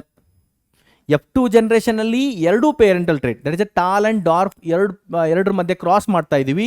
So F1 ಅಲ್ಲಿ ಕೇವಲ tall ಇರುತ್ತೆ, F2ದಲ್ಲಿ tall ಮತ್ತು dwarf ಎರಡೂ appear ಆಗುತ್ತೆ. So that we can say it is a law of dominance ಅಂತ ಹೇಳ್ತೀವಿ. Next, usually ಇದರ phenotypic ratio ಇರುತ್ತಲ್ಲ, ಲಾ ಆಫ್ ಡಾಮಿನೆನ್ಸ್ ಅಲ್ಲಿ the phenotypic ratio of F2 generation, phenotypic ratio of F2 generation the phenotypic ratio ಇದೆ, ಇದು always constant ಇರುತ್ತೆ, that is always 3:1 ಇರುತ್ತೆ. the phenotypic ratio of F2 generation, if the cross follow the law of dominance, then its phenotypic ratio is always constant, that is a 3:1 only. And this law of dominance is not universally applicable because there are two crosses. One is incomplete dominance and one more is codominance. They are exception for this law of dominance. Because of that, it is not universally applicable. Next. ಇನ್ನೊಂದು ಬರುತ್ತೆ that is a law of segregation ಅಂತ ಕೂಡ ಬರುತ್ತೆ. ಅದನ್ನು ಕೂಡ ನಾನು ಇಲ್ಲೇ explain ಮಾಡ್ತೀನಿ ನೋಡಿ. ಇದು ಸ್ವಲ್ಪ ನೋಡಬೇಕು. ಲಾ ಆಫ್ ಸೆಗ್ರಿಗೇಷನ್ ನೋಡಿ, ಇಲ್ಲಿ ಬರಿತೀನಿ ನಾನು ಕೆಳಗಡೆ. ಲಾ of segregation.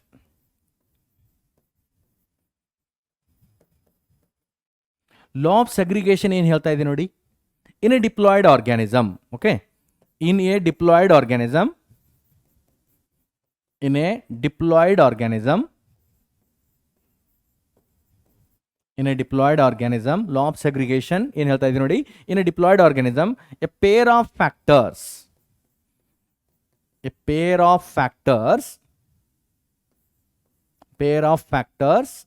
for a character, a pair of factors for a character, ಒಂದು ಕ್ಯಾರೆಕ್ಟರ್ಗಾಗಿ pair of factors ಇದೆ, are segregate, ಏನಾಗ್ತಾ ಇದೆ ಇದು, or segregate, or separate during gamete formation, because ಇಲ್ಲಿ meiotic gamete means gamete formation ಆಗ್ತಿರೋದು ಮಿಯೋಸಿಸ್ ಸೆಲ್ ಡಿವಿಷನ್ ಇಂದ. During gamete formation ಅದರಿಂದ ಏನಾಗ್ತಾ ಇದೆ, with that each gamete contains only one factor, each gamete contains only one factor of a character,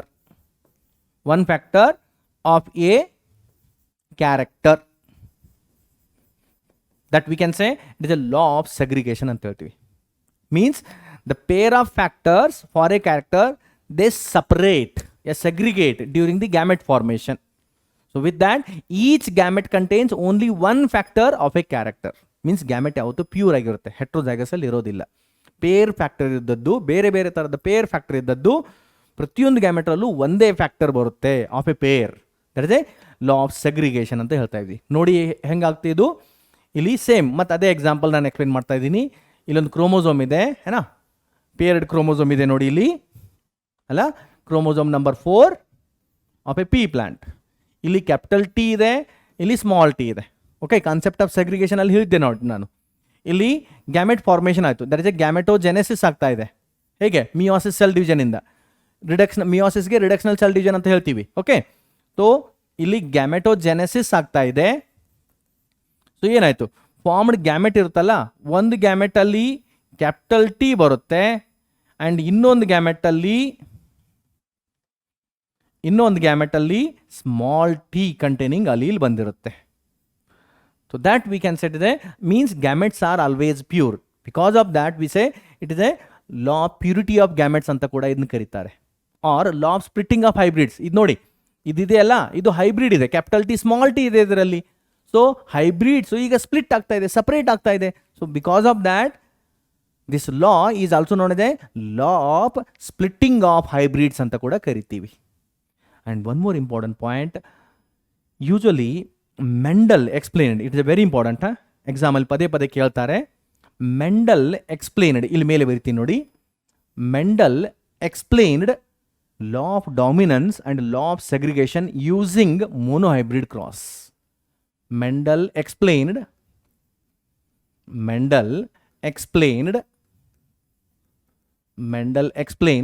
law of dominance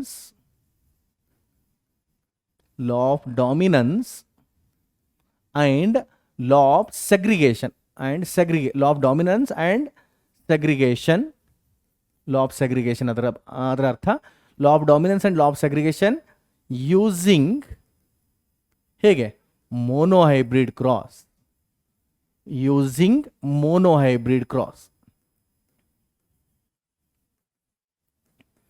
using monohybrid cross. Monohybrid cross use ಮಾಡಿ law of dominance and law of segregation explain ಮಾಡಿದ್ದಾರೆ. Okay, next ನೋಡಿ ವಿದ್ಯಾರ್ಥಿ ಮಿತ್ರರೇ, ಇನ್ನು ಮುಂದೆ ನಾವು ನೋಡೋಣ monohybrid cross. ನಿಮಗೆ ನೆನಪಿರಲಿ, ಮೆಂಡಲ್ 4 ಪ್ರಿನ್ಸಿಪಲ್ಸನ್ನು ಪ್ರಪೋಸ್ ಮಾಡಿದ್ದಾರೆ.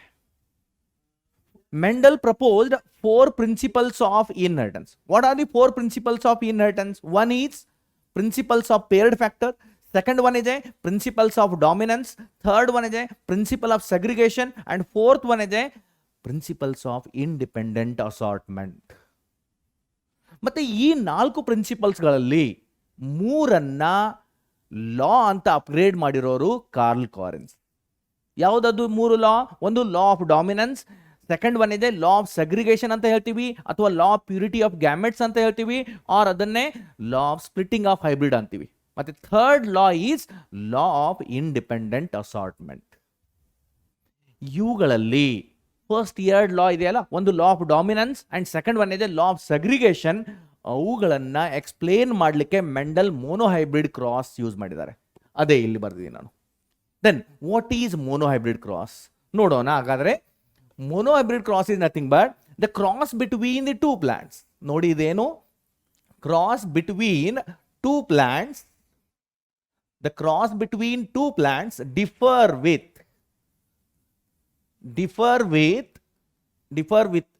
single character. Differ with a single character. Or we can say pair of trait. The cross between the 2 different plants differ with a single character or a one pair of trait. That we can say it is a monohybrid cross. So ಇಲ್ಲಿ monohybrid cross ಸಲುವಾಗಿ ನಾವು stem height ಅನ್ನ example ಆಗಿ consider ಮಾಡೋಣ. Example is stem height. ಒಂದೇ character ತಗೋಬೇಕಾಗಿದೆ.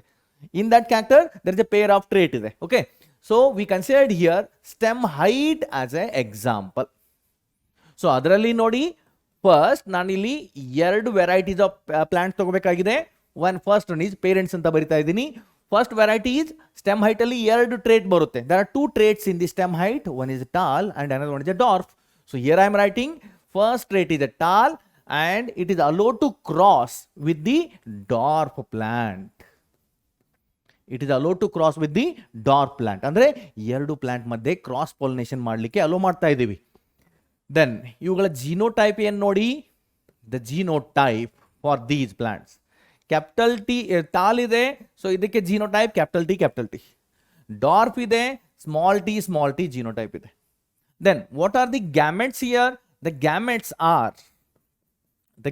For these are, gametes for this one ಇದೆ capital T and gamete for this one is a small t. Okay, the next, what are the means if both these gametes are fused, ಎರಡು gamete ಮಧ್ಯೆ syngamy ಆದ್ರೆ, ಎರಡು gamete fuse ಆದ್ರೆ, okay, so ಇಲ್ಲಿ F1 generation, that is the first filial generation plant ಬರುತ್ತೆ. So what is the first generation plant? That is the capital T small t genotype ಆಗುತ್ತೆ ಎರಡು ಸೇರಿ. Okay, then means all the F1 plants are, these are the tall plants. ಎಲ್ಲ F1 plants tall plants ಇದೆ. ಇವುಗಳ genotype ಹೆಂಗಿದೆ? Heterozygous genotype ಇದೆ, capital T small t ಇದೆ. Now next is, now these formed F1 plants are allowed for self pollination to get the F2 generation result, है ना? ಏನಾಯ್ತು ಇಲ್ಲಿ? They are allowed for, these are allowed for self pollination. They are allowed for the self pollination. F1 generation plants ಅನ್ನ self pollination ಗೆ allow ಮಾಡಿದಾಗ ಏನಾಗುತ್ತೆ ನೋಡಿ, ಒಂದೇ plant, because P plant is a bisexual flower ಇರುತ್ತೆ P plant ಅಲ್ಲಿ. Okay, P plant it having bisexual flowers means both male reproductive part and female reproductive part, both they are present in a same flower. So one male part is a stamen and female part is a carpel ಅಂತ consider ಮಾಡಿದರೆ ಏನಾಗುತ್ತೆ ನೋಡಿ ಇಲ್ಲಿ result.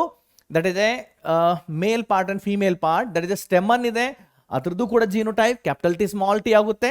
That is a male part ಅಂತ ಬರಿತೀನಿ ಇಲ್ಲಿ. And female part ಇದೆ, that is nothing but carpel ಇದೆ. Even that also having the same genotype. Here I am writing female part. And here what are the gametes produced? This one produces the capital T gamete, here small T type of gamete. Then this one produces capital T type of gamete, and one more is small t type of gamete. Like this, it will produce the gametes. Okay. The next, as here it will produce the gamete to get the F2 generation result. Okay. To get the F2 generation result, now we can use the Punnett square, or we can say it is a checker board anna use ಮಾಡೋಣ. So ನೋಡಿ ಇಲ್ಲಿ ನಾನು Punnett square use ಮಾಡ್ತಾ ಇದ್ದೀನಿ.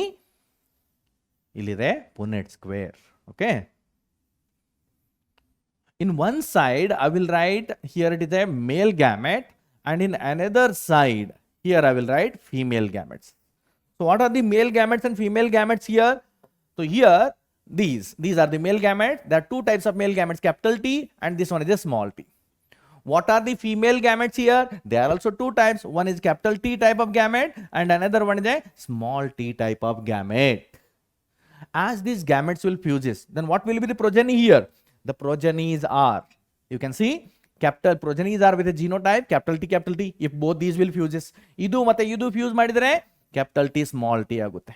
As this one and this one will fuses, capital T small t again. As this one and this gamete will fuses, small t small t. So these are the genotype of F2 generation. Then what are the phenotypes? This one is, here I am writing the phenotype for these. Phenotype means morphological appearance for these genotypes. This plant will be tall. Second one is, it is also a tall, but it is a heterozygous condition, but phenotype is tall only. Okay. And this one is also tall. And finally, this one is dwarf plant. This plant is a dwarf plant. Like this, we will get the result. Then what is the phenotypic ratio? Let's I will see. Here you can see here only the phenotypic ratio is, I will write this one, this point here only. Phenotypic ratio, yeah, phenotype. Okay. Phenotype ratio. How many types of phenotypes are there in this? In this F2 generation, there are two phenotypes. 3 are tall and only one is dwarf. So only two types of phenotype. One is tall type of phenotype and another one is a dwarf type of phenotype. What is their proportion? 3 plants are tall and one is the dwarf. So this one is the phenotypic ratio. Okay. This one is phenotypic ratio. Next we can see genotypic ratio for this one. So what is the genotypic ratio? Dear students, you can see here the genotypic ratio for this one is, genotypic ratio is, let's you can see again, ಮತ್ತೆ ಅದೇ slide ಅನ್ನ ಒಂದ್ಸಲ ನೋಡಿ. ಇದರಲ್ಲಿ genotypic ratio ಏನು ಬರ್ತಾ ಇದೆ ನೋಡಿ. There are usually more types of genotype ಇದೆ. There are 3 types of genotype. One is capital T, 2 are capital T small t, and one is small t small t. There are 3 types of genotypes are there. Okay. And how many number? Capital T, only 1. Total 4 genotypes are there out of 4. Okay. Out of 4, 1 is capital T. Out of 4, 2 are the capital T small t. Out of 4, 1 is small t small t. So that is the genotypic ratio. So here I am writing genotypic ratio is capital T is to capital T small t is to small t small t. What is its probability? That is, or we can say it is 1 is to 2 is to 1. So this one is the genotypic ratio. Or this genotypic ratio we can also write. How can we write? Just you can check it out. This genotypic ratio we can also write this one as, we can write this one as 1/4. Okay. Genotypic ratio we can also write 1/4 homozygous dominant condition. That is a capital T. Out of 4, 1 is capital T. Then 2/4 it is a capital T small t, and that is again 1/4 it is a small t small t. So this is the genotypic ratio, and this genotypic ratio we can also write in a mathematical form or condensable, binomial form or mathematical form of condensable. So we can also write, here I am writing, we can also write this in mathematical condensable form,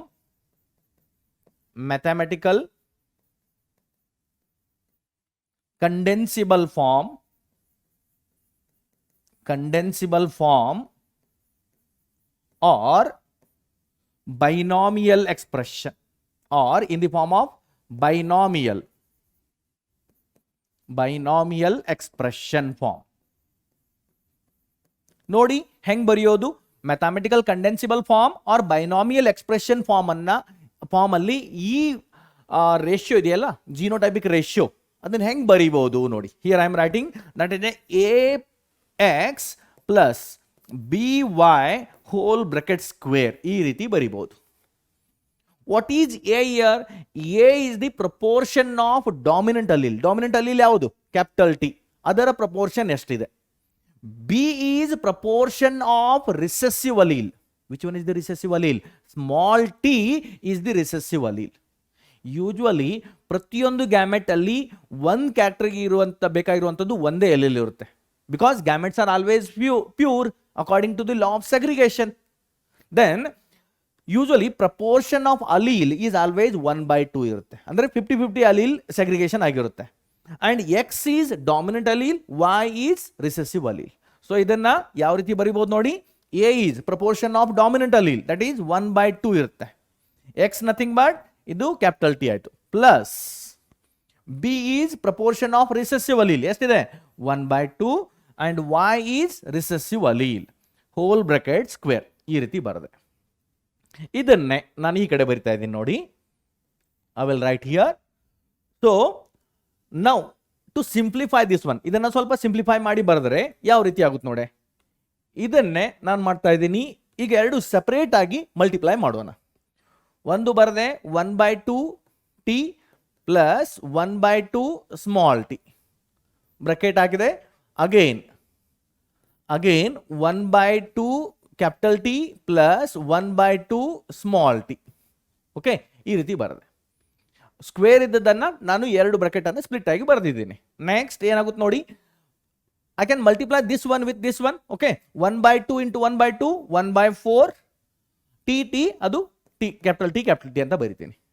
next ಇದನ್ನ ಇದ್ರ ಜೊತೆಗೆ multiply ಮಾಡೋಣ. 1/2 1/4 capital T small T. Okay, ಈ ರೀತಿ ಬರದೆ. Then ಇವಾಗ ಇದನ್ನ ಇದ್ರ ಜೊತೆಗೆ ಮಲ್ಟಿಪ್ಲೈ ಮಾಡೋದು, ಆಮೇಲೆ ಇದನ್ನ ಇದರ ಜೊತೆಗೆ ಮಲ್ಟಿಪ್ಲೈ ಮಾಡೋಣ. ಸೊ 1/2 ಅದು ಆಯ್ತು 1/4, then capital T small T. 1/2 ಅದು 1/4 ಆಯ್ತು ಅಂಡ್ ಸ್ಮಾಲ್ ಟಿ. ಈ ರೀತಿ ಅದನ್ನ ಬರೆದ್ವಿ. ಓಕೆ, ಸಿಂಪ್ಲಿಫೈ ಮಾಡಿದ್ವಿ. ನೆಕ್ಸ್ಟ್ ಬಟ್ ಇಲ್ಲಿ ನೋಡಿ 1/4 capital T small T, 1/4 capital T small t ಇದೆ. ಅದನ್ನ ಇನ್ನೂ ಸ್ವಲ್ಪ ಸಿಂಪ್ಲಿಫೈ ಮಾಡೋಣ. ಕ್ಯಾಪಿಟಲ್ 1/4 ಕ್ಯಾಪಿಟಲ್ ಟಿ ಪ್ಲಸ್ 1/4 ಇದೆ, ಅದು 2/4 ಆಯ್ತು. Capital T small T plus 1/4 small T. ಇದು ನೋಡಿ, ಇದೇ ಬರ್ದದ್ದಲ್ಲ ನಮ್ಮ genotypic ratio. 1/4 capital T, 2/4 capital T small T, 1/4 small T. What it means?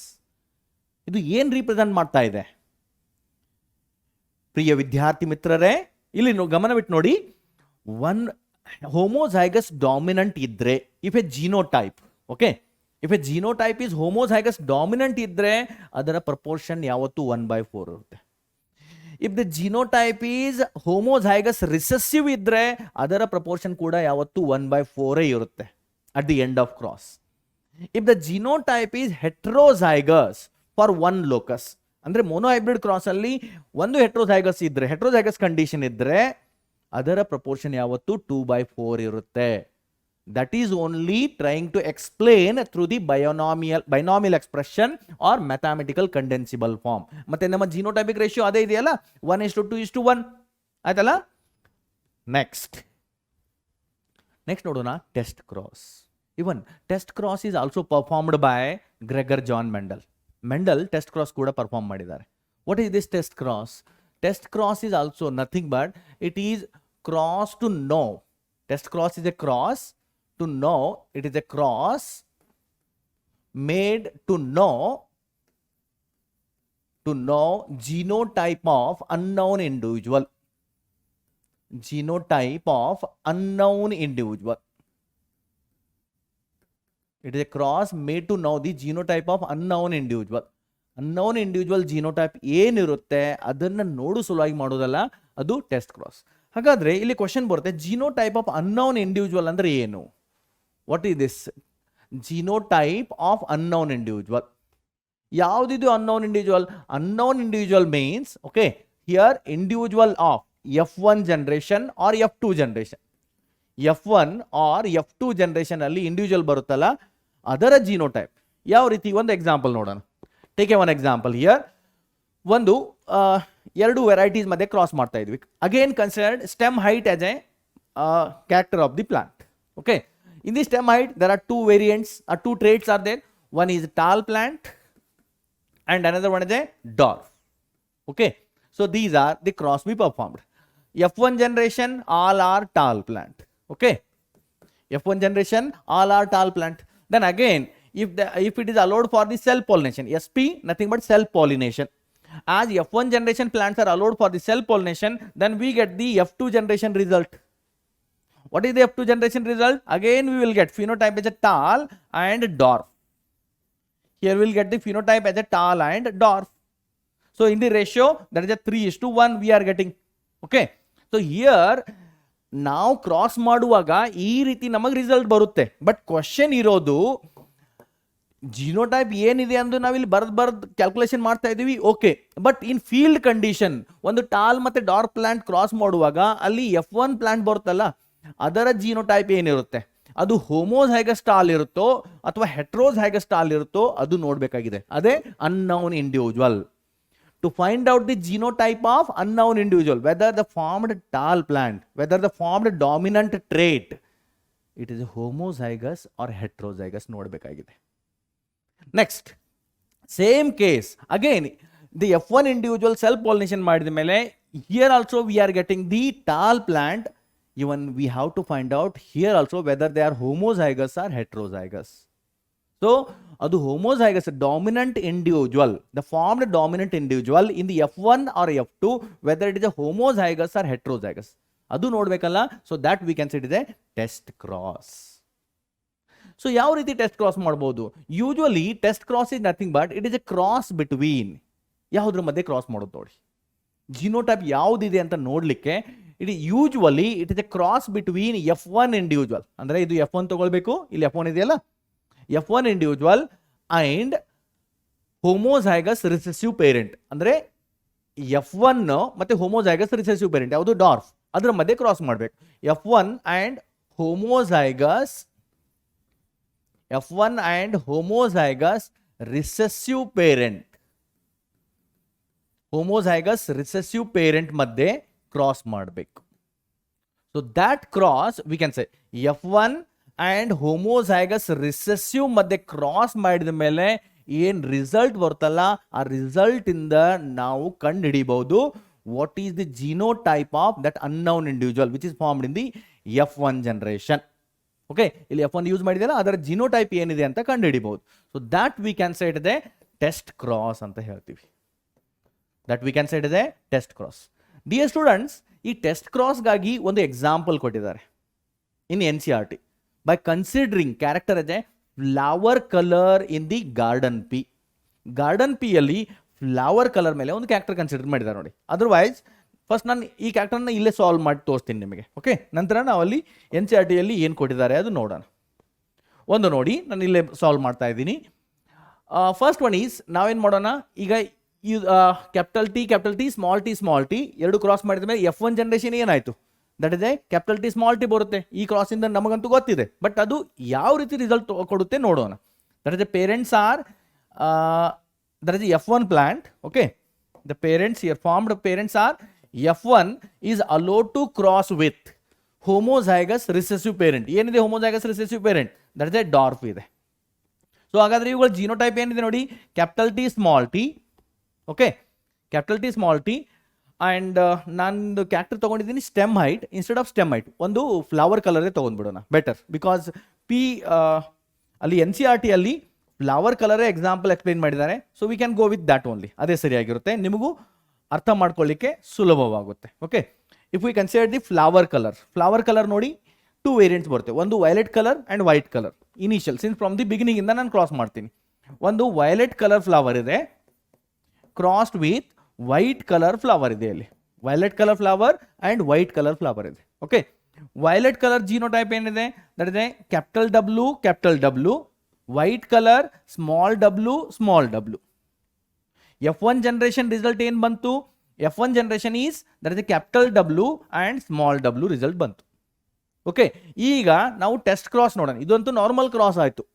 Test cross ನೋಡೋಣ. F1 ಏನಿದೆ, all these F1 are violet only. Violet ಇದೆ. ಓಕೆ, ಸೊ ಇಲ್ಲಿ test cross ನೋಡೋಣ. Cross between F1 with that is a white flower. Okay, cross between F1 with white flower. Then ಇಲ್ಲಿ genotype ಏನಿದೆ F1 ಗಾಗಿ, ಇದು capital W small W and white is small w.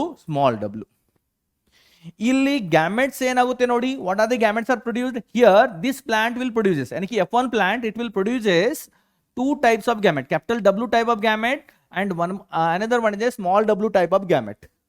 And white flower it will produces the only all gametes are of same type, that is a small w type of gamete. Okay, now if there is a cross between these, ಇಲ್ಲಿ F2 generation result ಬರುತ್ತೆ. ನಾನು ತೋರಿಸ್ತೀನಿ, ಅಲ್ಲಿ image ಇದೆ next slide ಅಲ್ಲಿ. But ಇಲ್ಲಿ result ಏನು ಬರುತ್ತೆ ನೋಡಿ, ಕ್ಯಾಪಿಟಲ್ ಡಬ್ಲ್ಯೂ ಈ ಸ್ಮಾಲ್ ಡಬ್ಲ್ಯೂ ಜೊತೆ ಫ್ಯೂಸ್ ಆಯಿತು, ವೈಲೆಟ್ ಕಲರ್ ಆಯಿತು. ಓಕೆ, ಕ್ಯಾಪಿಟಲ್ ಡಬ್ಲ್ಯೂ ಇದೆ, ಇದು ಕ್ಯಾಪಿಟಲ್ ಡಬ್ಲ್ಯೂ ಸ್ಮಾಲ್ ಡಬ್ಲ್ಯೂ ಜೊತೆ ಫ್ಯೂಸ್ ಆಯಿತು, ಒಂದಾಯಿತು. ಇನ್ನೊಂದು ಸ್ಮಾಲ್ ಡಬ್ಲ್ಯೂ ಇದೆ. ಸೊ ರಿಸಲ್ಟ್ ಏನಾಗ್ತಾ ಇದೆ, 1:1 ರೇಷಿಯೋ ಬರ್ತಾ ಇದೆ. Here the result is 1:1. It means whatever the 1:1 ratio whatever the formed all the violet color flowers, their genotype is similar to F1. ಅವುಗಳ genotype F1 ತರ ಇರುತ್ತೆ. If the genotype is similar to F1, to formed F1, what kind of F1 it is? It is a heterozygous. If the ratio is 1:1, and 50% of plants in the F2 generation, they are dominant trait with heterozygous condition, and 50% of traits are recessive trait, that is a white colored flower. ಈ ರೀತಿ ratio ಬರ್ತಾ ಇದ್ರೆ the genotype of unknown individual, if the ratio is 1:1, then genotype of unknown individual is always heterozygous. Okay, you can see in this image here they mentioned one is first here consider these are the, if the F1 plant is heterozygous. Okay, if the F1 plant is heterozygous, consider if the F1 plant is heterozygous, it is allowed to cross with the homozygous recessive parent. Genotype is small w. It will produces the two type of gamete, capital W and small w. It will produces all the gametes are of same type, small w. So what will be the result here in the F2 generation? Okay, this is the genotype of F1. Okay, then here this one and this one fuses capital W, small w. Here capital W, small w. This one and this one small w. This one and this one small w and small w. Means what will be the result here? Il result ಏನಾಗ್ತಾ ಇದೆ ನೋಡಿ. The usually here result is 50% of plants are violet and 50% plants are white color flowers. Okay, violet flowers and white color flowers. Means the ratio is 50-50 is there, or 1:1 ratio. Here we are getting the 1:1 ratio, means the genotype of unknown individual, here you can see it is a heterozygous. Okay, this unknown individual, that is the F1 individual, it is a heterozygous. Considered, and this one generally we say it is a test. Generally this one is a test cross. Most commonly this part is a test cross. But consider, imagine if the formed F1 individual is a dominant trait, formed F1 individual is a dominant trait with a homozygous dominant alleles. Okay, if it is a violet color flower with capital W, if it is allowed to cross with the homozygous recessive plants, that is a white color flower, then what will be the result? All the flowers in the F2 generations are violet only. All they are violet only. That is capital W, small w, capital W, small w, capital W, small w, capital W, small w. So in such condition, the genotype of unknown flower is homozygous dominant, we can say. We can say it is a homozygous dominant. That's about the test cross. And usually in the test cross, here you can see, here there is no space. I will write some additional points in this slide only. Usually here the cross are categorized into two groups. One is back cross. Okay, one is back cross. Just see here, what is this back cross? Back cross means cross between F1 individual and any one of the parent. It is a cross between F1 and any one parent. Any one parent. Cross between F1 and any one parent. The parent is either maybe dominant or recessive trait. Homozygous dominant or homozygous recessive trait. So that we can say it is a back cross. And in this cross, in the back cross, there are two types. ಇದರಲ್ಲಿ ಎರಡು types ಬರುತ್ತೆ. ಯಾವುದು ನೋಡಿ ಎರಡು types? One is out cross and another one is a test cross ಅಂತ ಹೇಳ್ತೀವಿ. One is out cross and another one is a test cross. What is test cross? ಇಲ್ಲಿ ನೋಡಿ ಆಯ್ತು ನಾವು. ಓಕೆ, ಏನು ಟೆಸ್ಟ್ ಕ್ರಾಸ್ ಅಂದ್ರೆ? Yes, very good. ಇದು test cross means here test cross means it is a cross between F1 individual with recessive parent, that is a homozygous recessive parent. F1 individual with a recessive parent. Next, what is out cross? Out cross is nothing but it is a cross between, okay, out cross is nothing but it is a cross between F1 individual with dominant trait, a dominant parent. Homozygous dominant trait, dominant trait. F1 individual with homozygous dominant trait ಮಧ್ಯೆ cross ಮಾಡಿದರೆ ಅದು out cross ಆಗುತ್ತೆ. F1 individual with a homozygous recessive parent ಮಧ್ಯೆ cross ಮಾಡಿದರೆ ಅದನ್ನು ನಾವು test cross ಅಂತೀವಿ. And what is the significance of test cross? It is the cross used to find out the genotype of unknown individual. Which is the unknown individual? That is a dominant trait of F1 or F2. Okay, so that we can say it is a test cross. Next we can see exception to the Mendelian principles. There are some concepts that not follow the Mendelian laws of inheritance. In that, the first one is a incomplete dominance. What is this incomplete dominance? The concept was first time given by Karl Correns. This concept was given by Karl Correns. Let's see what is this concept. And example for the incomplete dominance are, first I will write the examples. The best example for these are, first example is flower color in. Wait, I will write in this way. The example for these are flower color in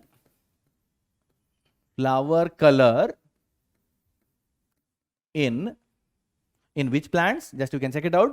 One is Antirrhinum majus. Antirrhinum majus. It is a scientific name. Common name for this plant are Antirrhinum majus. Common name are, we can say it is a dog plant. We can say dog plant, or we can also refer this one as a snapdragon plant. Snapdragon, dog plant or snapdragon. Its flower color. The next, one more example is flower color, variation of flower colors in Mirabilis jalapa. In Mirabilis jalapa. One more example is Mirabilis jalapa. In Mirabilis jalapa, or we can also say it is common name is evening 4 o'clock plant.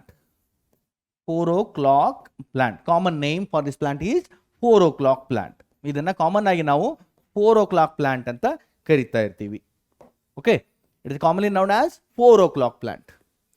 ಈ ಎರಡು plant ಅಲ್ಲಿ ಒಂದು 4 o'clock plant ಇದೆ, ಇನ್ನೊಂದು dog plant ಯಾ snapdragon plant ಅಂತಿದೆ. Snapdragon flower ಅಂತ ಕರಿಬಹುದು. ಓಕೆ, ಸೊ ಇದರಲ್ಲಿ ಅದರ ಫ್ಲವರ್ ಕಲರ್ ಹೇಗೆ ವೇರಿಯೇಷನ್ ಆಗುತ್ತೆ, but how these will different than the Mendelian law of inheritance, ಅದನ್ನ ಫಾಲೋ ಮಾಡೋದಿಲ್ಲ ಹೇಗೆ ಅಂತ ನೋಡೋಣ ಇದನ್ನು. Okay, so here if we consider a characters as, ನೋಡಿಲಿ ಐ ಥಿಂಕ್ ಇದರ ಇಮೇಜ್ ಇದೆ NCERT ಅಲ್ಲಿ.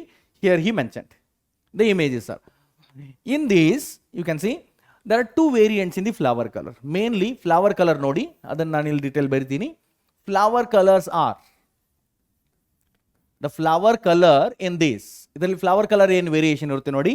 The flower colors are mainly ಎರಡು flower color ಬರುತ್ತೆ wild ಆಗಿ, wild type ಅಂದರೆ abundant type. One is red color flower and one more is white color flower ಇರುತ್ತೆ. But ಈ ಎರಡು ಕ್ರಾಸ್ ಮಾಡಿದ ಮೇಲೆ ಆಸ್ ಪರ್ ದ ಮೆಂಡಲಿಯನ್ ರೂಲ್ ಇದರಲ್ಲಿ ಯಾವುದು ಒಂದು ಡಾಮಿನೆಂಟ್ ಇದೆಯಲ್ಲ ಅದು F1 ಅಲ್ಲಿ ಬರಬೇಕು, ಅದು F1 ಅಲ್ಲಿ ಬರಬೇಕು. ಬಟ್ ಆ ರೀತಿಯಲ್ಲಿ ಆಗೋದಿಲ್ಲ, ಏನೋ ಒಂದು ಡಿಫ್ರೆಂಟ್ ರಿಸಲ್ಟ್ ಬರ್ತಾ ಇದೆ. And that we can shed ಇದೆ ಇನ್ಕಂಪ್ಲೀಟ್ ಡಾಮಿನೆನ್ಸ್. ಸೊ ಹಾಗಾದ್ರೆ ಇನ್ಕಂಪ್ಲೀಟ್ ಡಾಮಿನೆನ್ಸ್ಗೆ ಸ್ಟೇಟ್ಮೆಂಟ್ ಏನು ನೋಡೋಣ. ಇಲ್ಲಿ ಇದರ ಸ್ಟೇಟ್ಮೆಂಟ್ ನೋಡಿ, ನೋ ಪೇರೆಂಟ್, ಇಲ್ಲಿ ಎರಡು ಪೇರೆಂಟ್ ತಗೊಳ್ಳೋಣ, ಒಂದು red colour flower plant and ಅನ್ನೋದು white colour flower plant. So ಇದು ಏನು ಹೇಳ್ತು ನೋಡಿ, no parent is completely dominant, no parent is completely dominant, no parent is completely dominant over one another. No parent is completely dominant over the one another and formed F1 and formed F1 individual or F1 organism or F1 plant is intermediate of both. The formed F1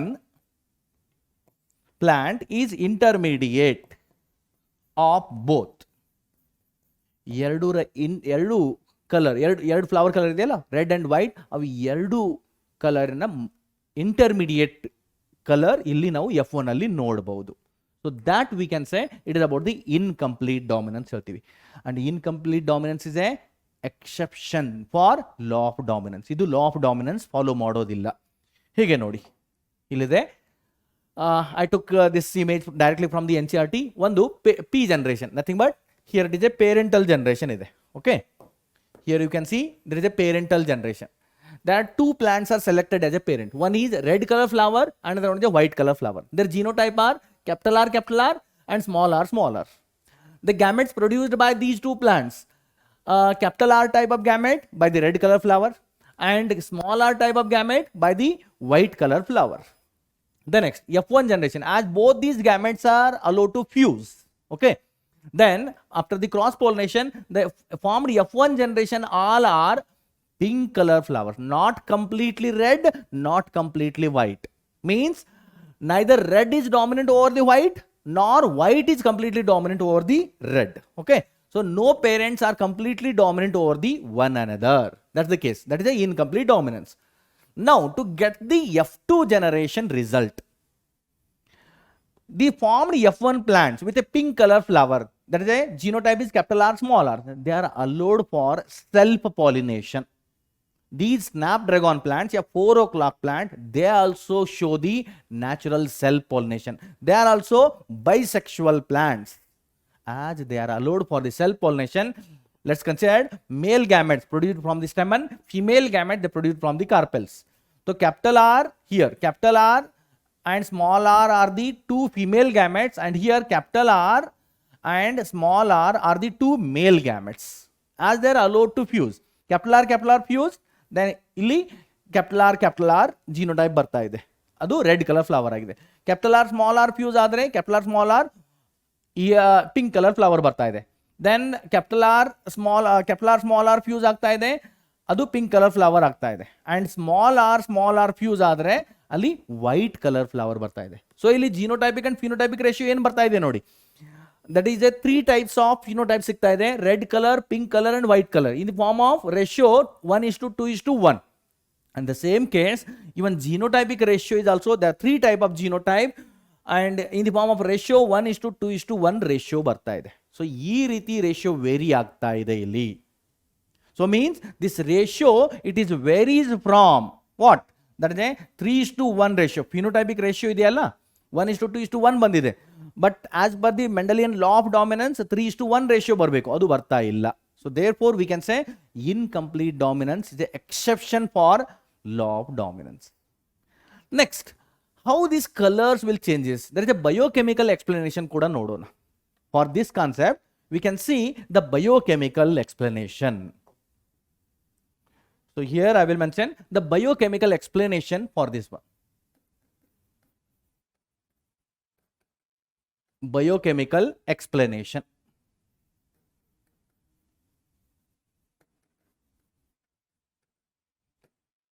Biochemical explanation for the variation in the color in the snapdragon plant. ಯಾವ ರೀತಿ ಆಗುತ್ತೆ ನೋಡಿ ಇಲ್ಲಿ. Considered in specific paired homologous chromosomes ಇದೆ, ಅವುಗಳ ಮೇಲೆ gene ಇದೆ. with a two different alternative forms, two different alleles. There is a capital R and small r. Okay, so here we can consider, here there is one paired homologous chromosome.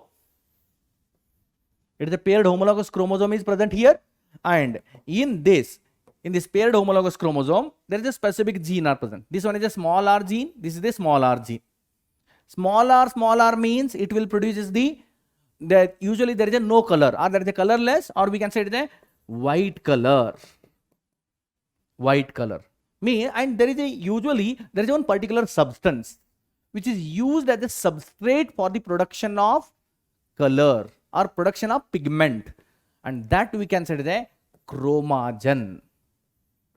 Chromogen is a substrate. It is a substrate used for the production of pigments. This one is a substrate.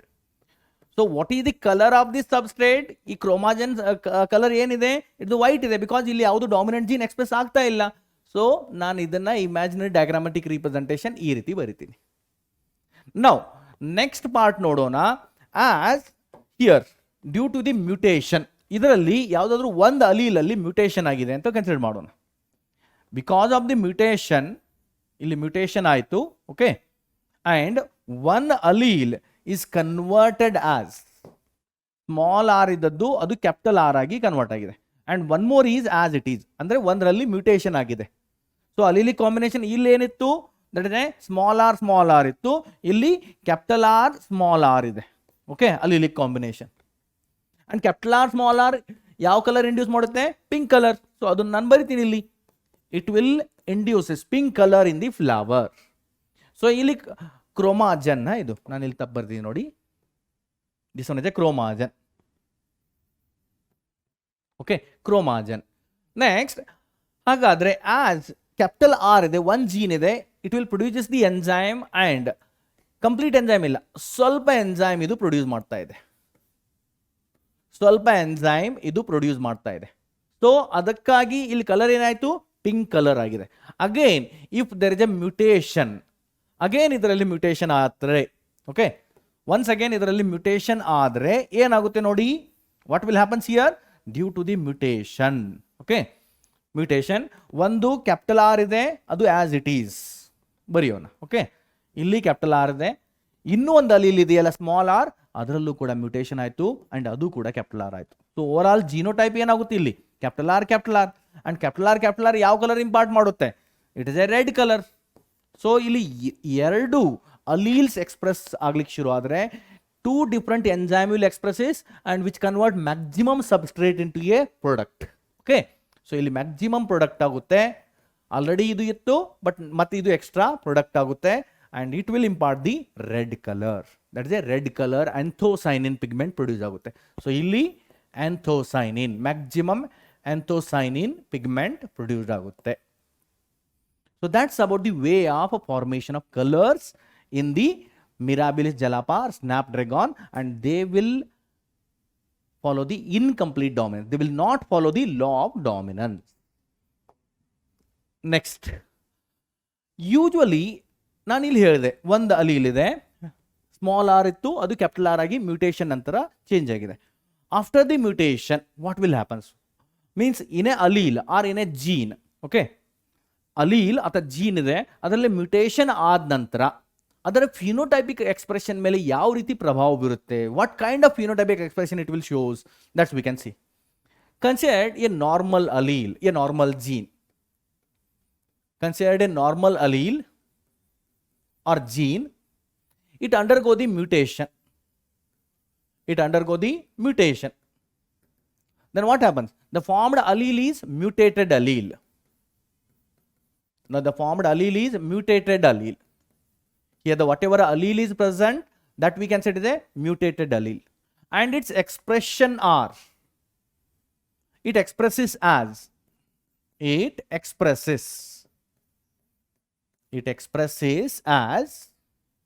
ಯಾವ ರೀತಿ ಇದು express ಮಾಡುತ್ತೆ ನೋಡಿ, it expresses as ಒಂದು mutated allele ಇದೆ, so ಇದರ expression or ಒಂದು normal expression ಕೊಡುತ್ತೆ, or what kind of enzyme produces, expresses as enzyme, but what kind of enzyme it will produces?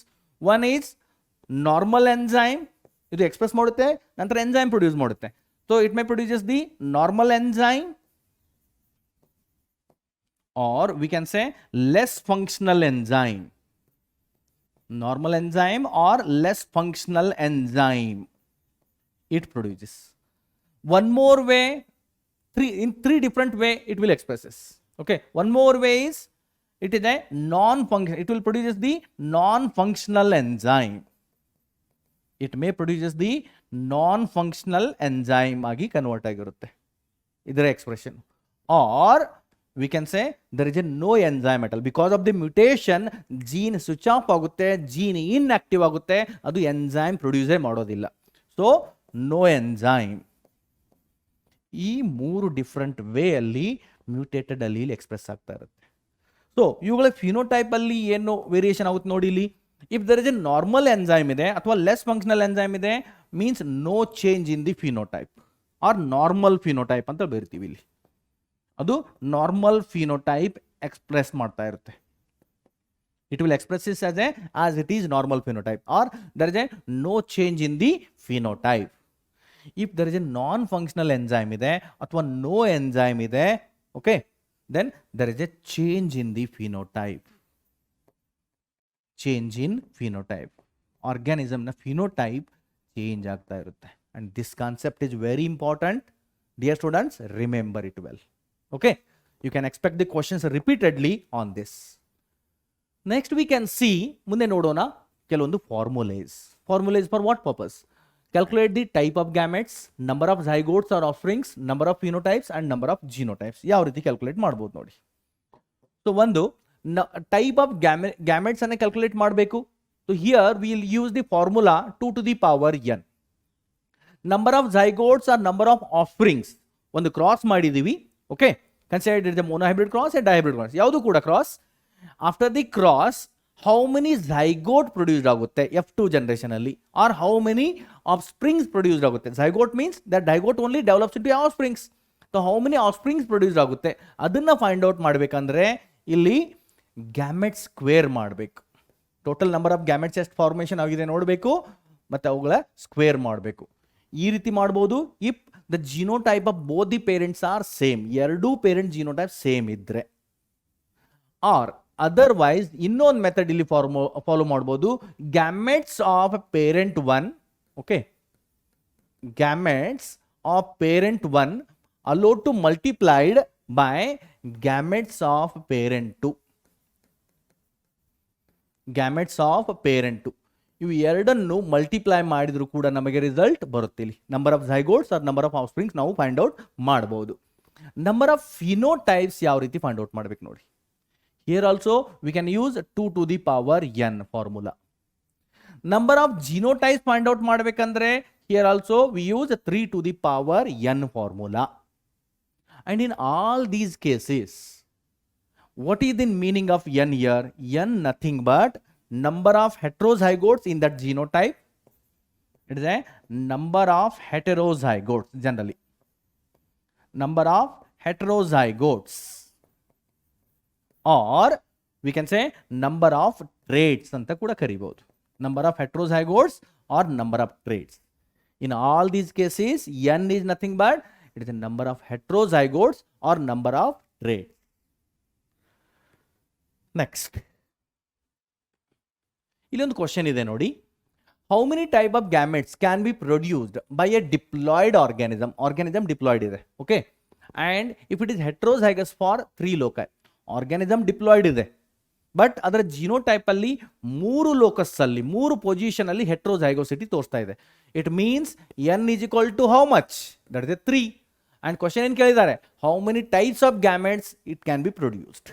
So types of gametes ಎಷ್ಟಾಗುತ್ತೆ? That is a formula follow ಮಾಡಬೇಕು. 2 to the power n, that is 2 to the power 3 is equal to, it may produce the 8 gametes. 8 different types of gametes ಇದು produce ಮಾಡುತ್ತೆ. Next ನೋಡೋಣ Pleiotropy. It is also a post Mendelian concept. What is this Pleiotropy? ನೋಡಿ ಇಲ್ಲಿ one gene, normally one gene ಇದೆ, okay, one gene controls one character generally, okay, one gene generally controls, one gene generally controls one character. Generally controls one character. ಒಂದು gene ಒಂದೇ character ಅನ್ನ control ಮಾಡ್ತಾ ಇದ್ರೆ that we can say it ಇದೆ Mendelian concept ಅಂತ ಹೇಳ್ತೀವಿ ಇದನ್ನ. That we can say it ಇದೆ Mendelian concept. If this one gene controls more than one character, if one gene controls more than one character, if one gene controls more than one character, or if one gene controls more than one phenotype, such genes, they are known as a pleiotropic genes, or phenomenon is known as a pleiotropism. Such genes are known as a pleiotropic. They are known as a pleiotropic genes, or such genes, they are not, or phenomenon is known as a pleiotropism. An example for this one is, we can see in detail here.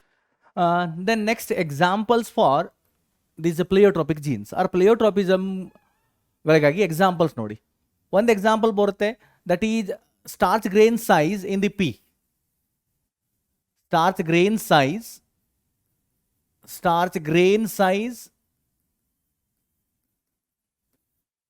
and seed shape. And seed shape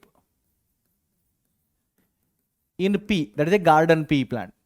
Both these characters are controlled by a single gene, that is a gene B. ಒಂದೇ gene ಇದೆ ಇಲ್ಲಿ, gene B ಈ ಎರಡೂ character ಅನ್ನ control ಮಾಡುತ್ತೆ, starch grain size ಮತ್ತೆ seed shape ಅನ್ನ. Then some other examples are, one is eye colour in Drosophila. One more example is eye color in Drosophila.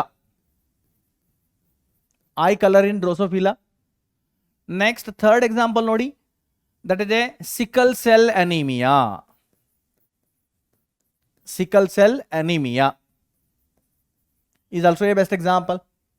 Then we can say phenylketonuria, PKU anta baritini shortcut agi illi.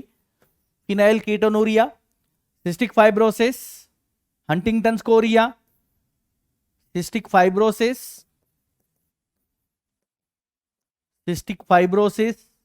then Huntington's chorea,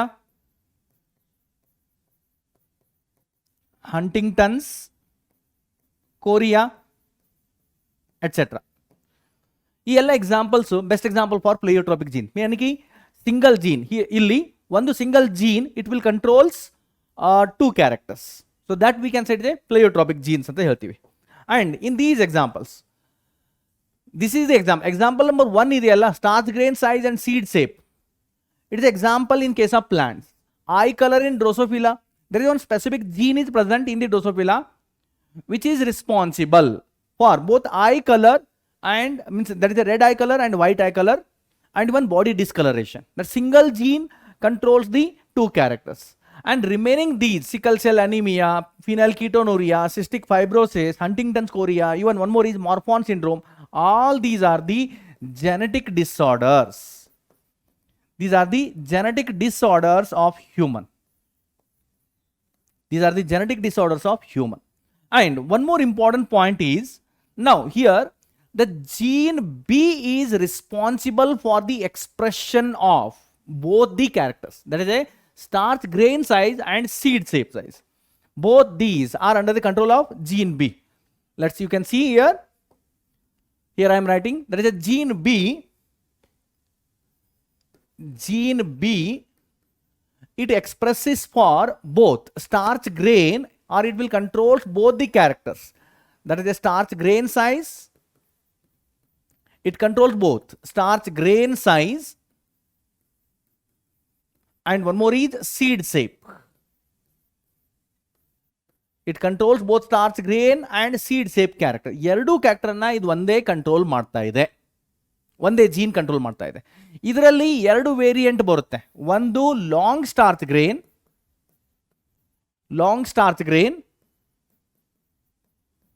starch is a reserve food in the plant. Okay, ಆ starch grain ಸ್ವಲ್ಪ ಉದ್ದ ಇದೆ, long starch grain ಅಂತ ಹೇಳ್ತಾ ಇದ್ದೀವಿ. ಇನ್ನೊಂದು short starch grain. One more is short starch grain. ಈ ರೀತಿ ಎರಡು ವೇರಿಯಂಟ್ಸ್ ಬರುತ್ತೆ with respect to starch grain. Seed shape ನೋಡಿದ್ದೇ ಆದರೆ in these there are two variants. One is round seed shape and another one is a wrinkled seed shape. ಒಂದು round seed shape, ಇನ್ನೊಂದು wrinkled seed shape.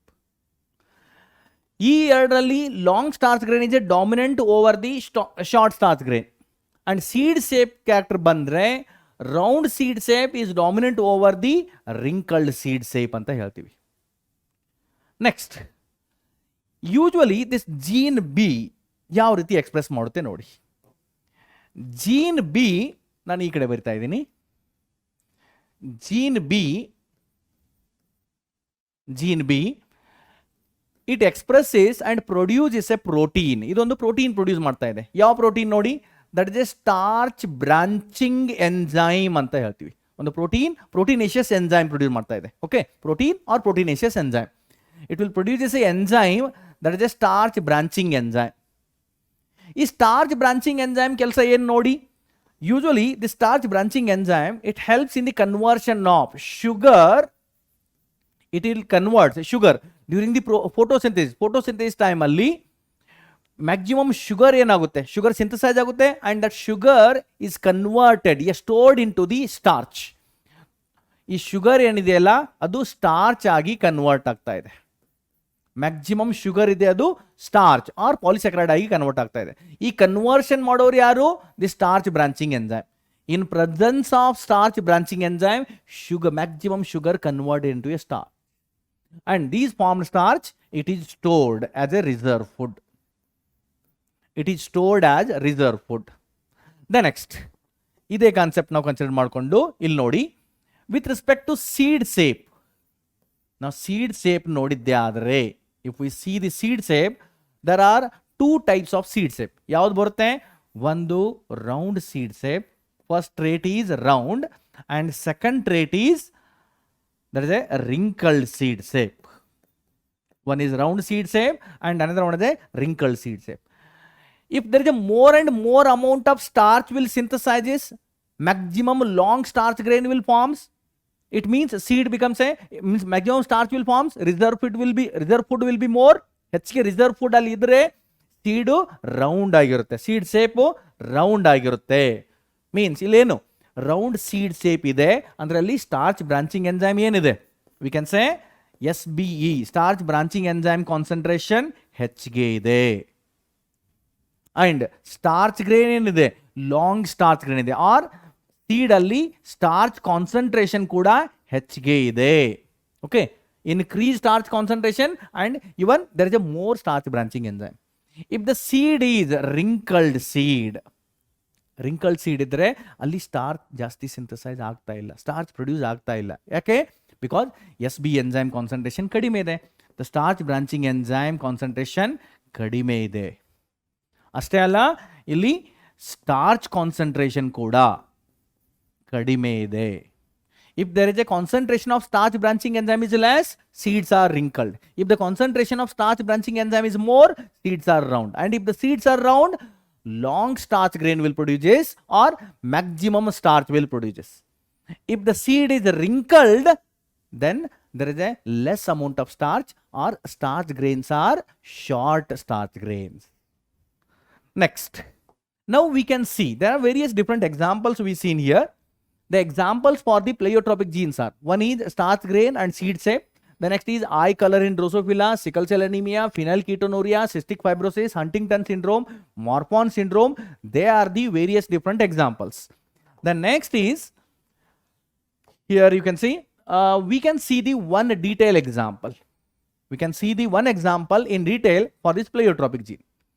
I will consider the parents as, here parents, especially with respect to pea plants, nodona. Parents, one is one pea plant, garden pea plant, that is a long starch grain,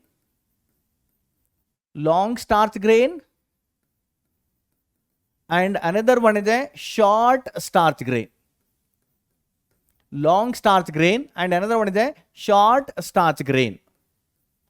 long starch grain and ಏನೋ ನೋಡಿದೆ short starch grain. The next genotype ಏನಿದೆ ನೋಡಿ ಇಲ್ಲಿ, genotype long starch ಗ್ರೇನ್ಗಾಗಿ genotype ಇದೆ capital B. Both these traits are under control of there is a B gene only. And short starch grain ಇದ್ದರೆ small B.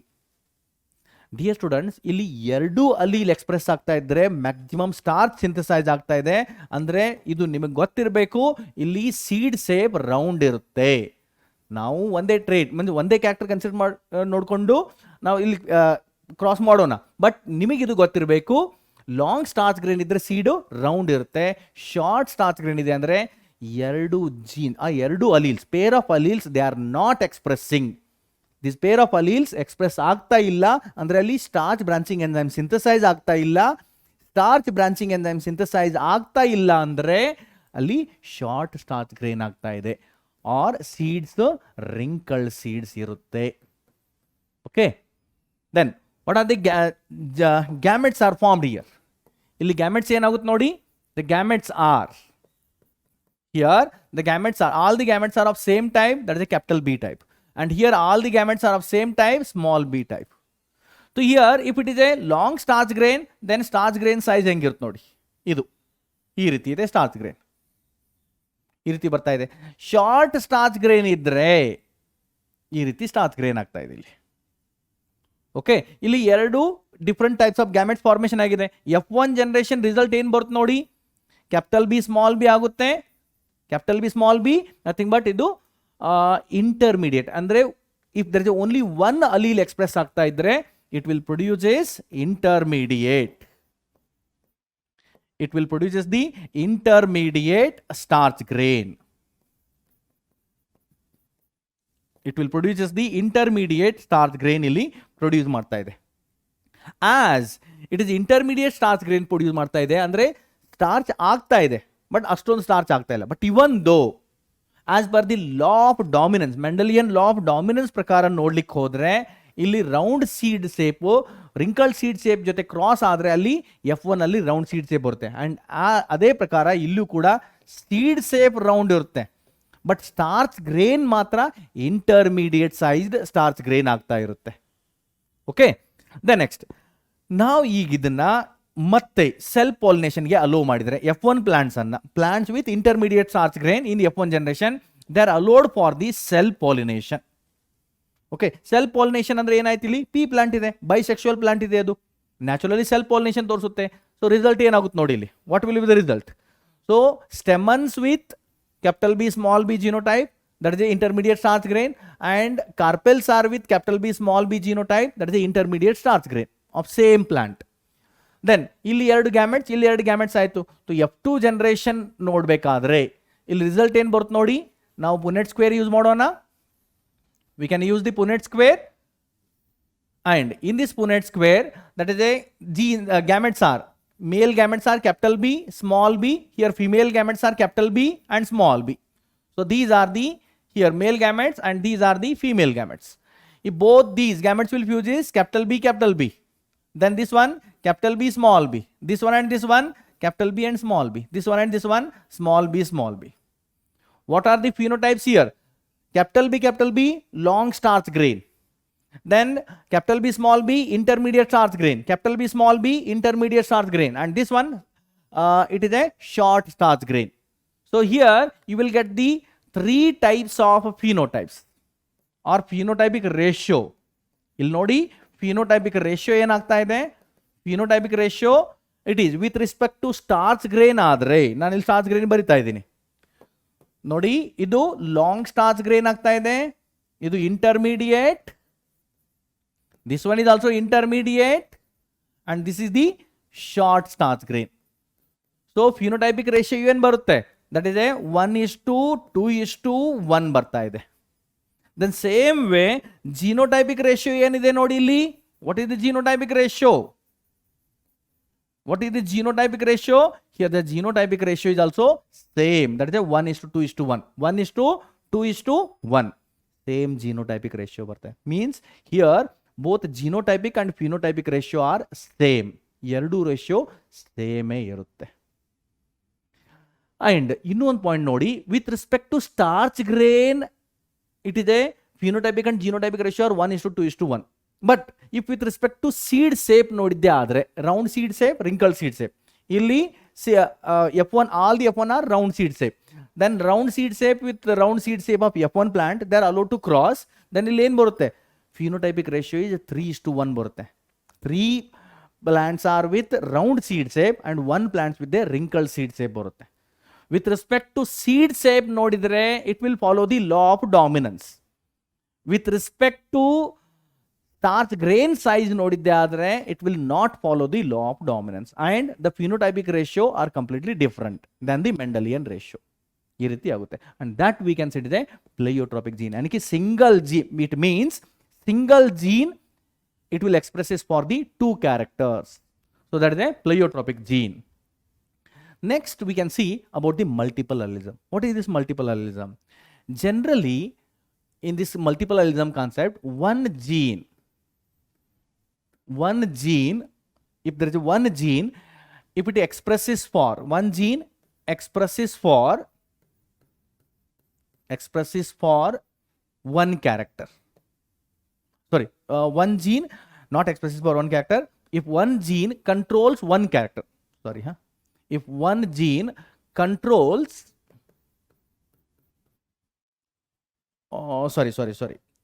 one gene contains pair of alleles, one gene contains pair of alleles,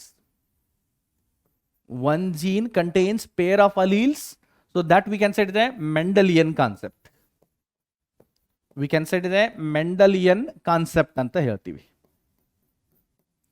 If one gene contains a pair of alleles, that is a Mendelian concept. If one gene more than 2 alleles, one gene controlled by more than 2 alleles, then that we can say it is a multiple allelism anta ಹೇಳ್ತೀವಿ. This concept we can say it is a multiple allelism. If one gene with more than 2 alleles, that concept we can say it is a multiple allelism. We can say it is a multiple allelism. And the best example for this one is multiple allelism. The best example for this one is a ABO blood group system. ABO blood group system in the human beings. This ABO blood group system ಸ್ವಲ್ಪ detail ಆಗಿ ನೋಡೋಣ. This ABO blood group system, it was given by Karl Landsteiner. Landsteiner first time given this ABO blood group system.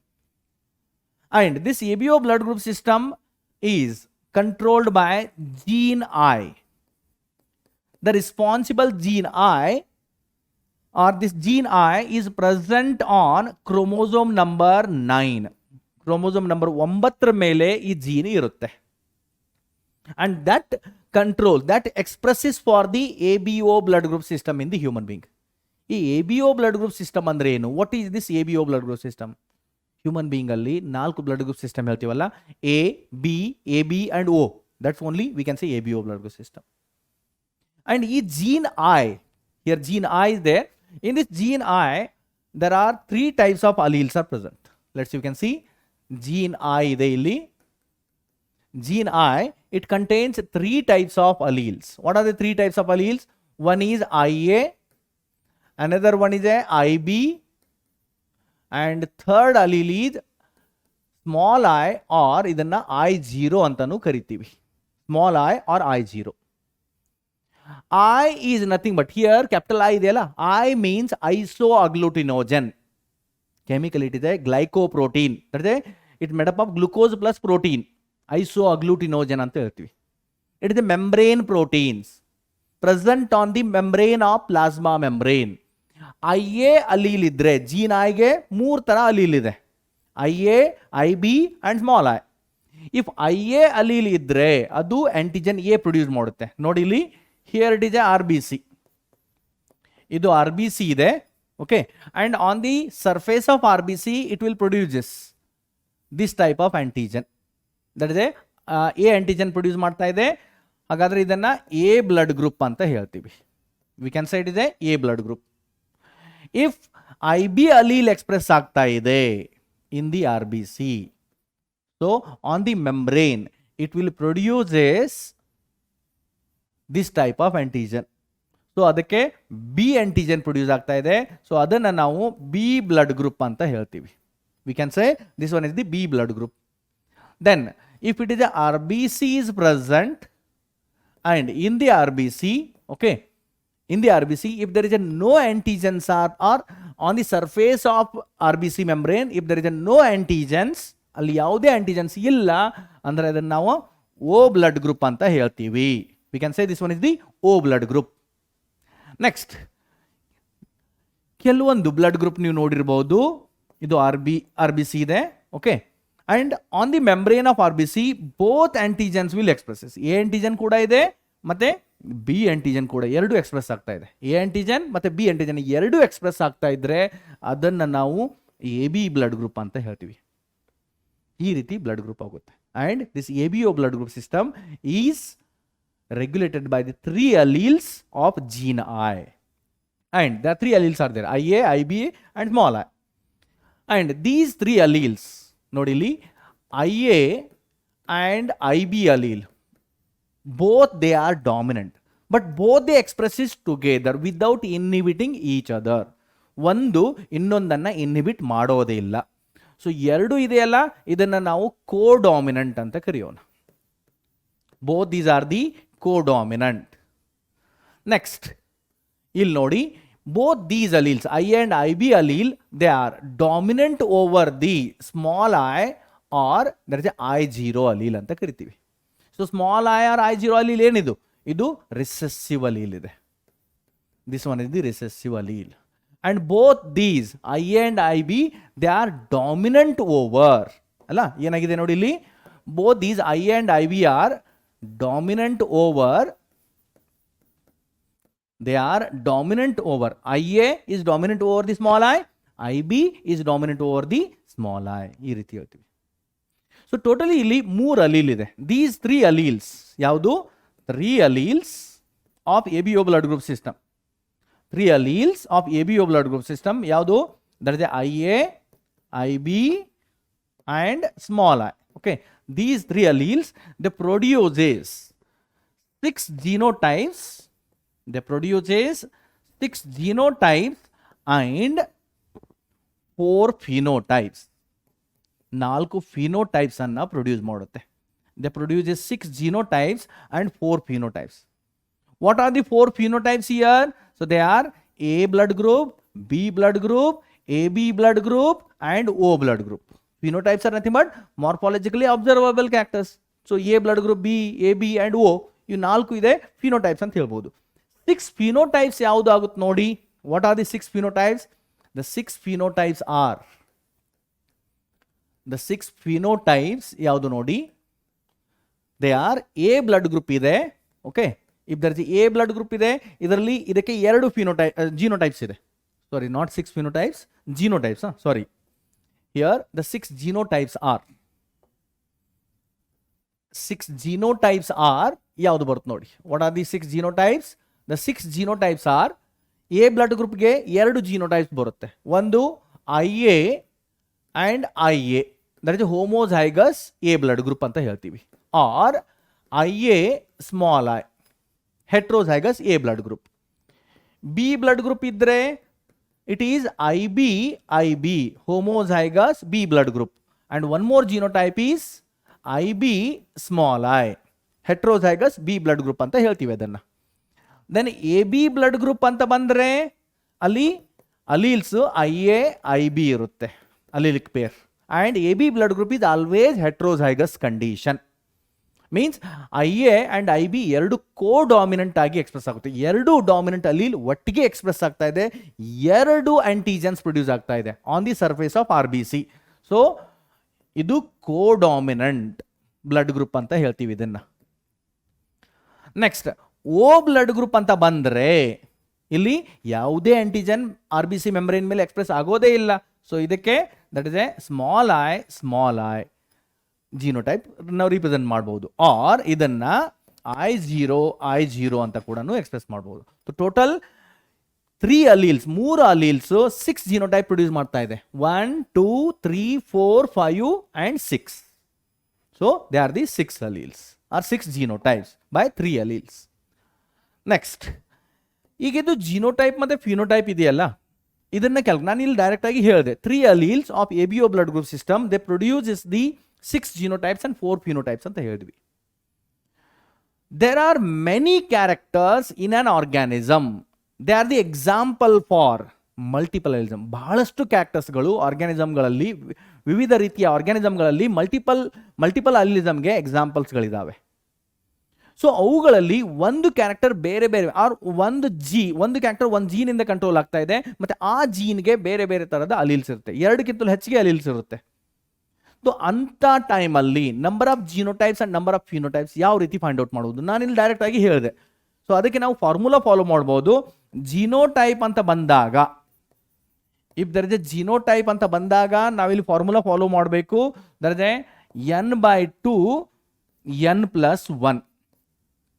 Phenotype ಅಂತ ಬಂದಾಗ, okay, to find out the number of phenotypes, so ಅಲ್ಲಿ formula use ಮಾಡಬೇಕು n+1. In both these condition, ಈ ಎರಡೂ condition ಅಲ್ಲಿ n ಅಂದ್ರೆ number of alleles of a gene, number of alleles. So ಇದರ related ಕೆಲವೊಂದು ಪ್ರಾಬ್ಲಮ್ಸ್ ನೋಡಿ.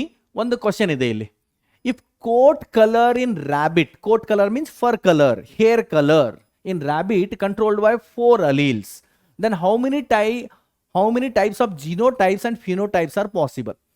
Number of alleles ಎಷ್ಟಿದೆ ಒಂದು character coat colour of rabbit control ಮಾಡಲಿಕ್ಕೆ? there is 4 alleles. It means n = 4 ಅಂತ ಕೊಟ್ಟಾಗಿದೆ. ಸೊ ನಂಬರ್ ಆಫ್ ಜಿನೋಟೈಪ್ ಯಾವ ರೀತಿ find out ಮಾಡೋದು ನೋಡಿ. ಡಿಫ್ರೆಂಟ್ ಟೈಪ್ ಆಫ್ ಜಿನೋಟೈಪ್ಸ್ ಎಷ್ಟಾಗುತ್ತೆ ಇಲ್ಲಿ? ಜಿನೋಟೈಪ್ಸ್ ಆರ್, ಫಾರ್ಮುಲಾ ಏನಿದೆ ನಮ್ಮದು n/2 n+1. ಓಕೆ, n ಎಷ್ಟಿದೆ? ಇದು 4/2 4+1 ಮಾಡಬೇಕಾಗಿದೆ. ಓಕೆ, 4 1 4 2 ಆಯಿತು. So 5 2 10 are the number of genotypes ಆಗುತ್ತೆ. ಫಿನೋಟೈಪ್ಸ್ ಎಷ್ಟಾಗುತ್ತೆ ನೋಡಿ. The number of phenotypes are, phenotypes calculate ಮಾಡಬೇಕಂದ್ರೆ ಫಾರ್ಮುಲಾ ನಾವು ಯೂಸ್ ಮಾಡಬೇಕು n+1. n ಎಷ್ಟಿದೆ ನಮ್ಮದು? 4 ಇದೆ. ಅಂದರೆ 4+1 ಇದು ಆಯಿತು 5 different phenotypes are produces. Next, ಇನ್ನೊಂದು ಕ್ವಶನ್ ಇದೆ ನೋಡಿ.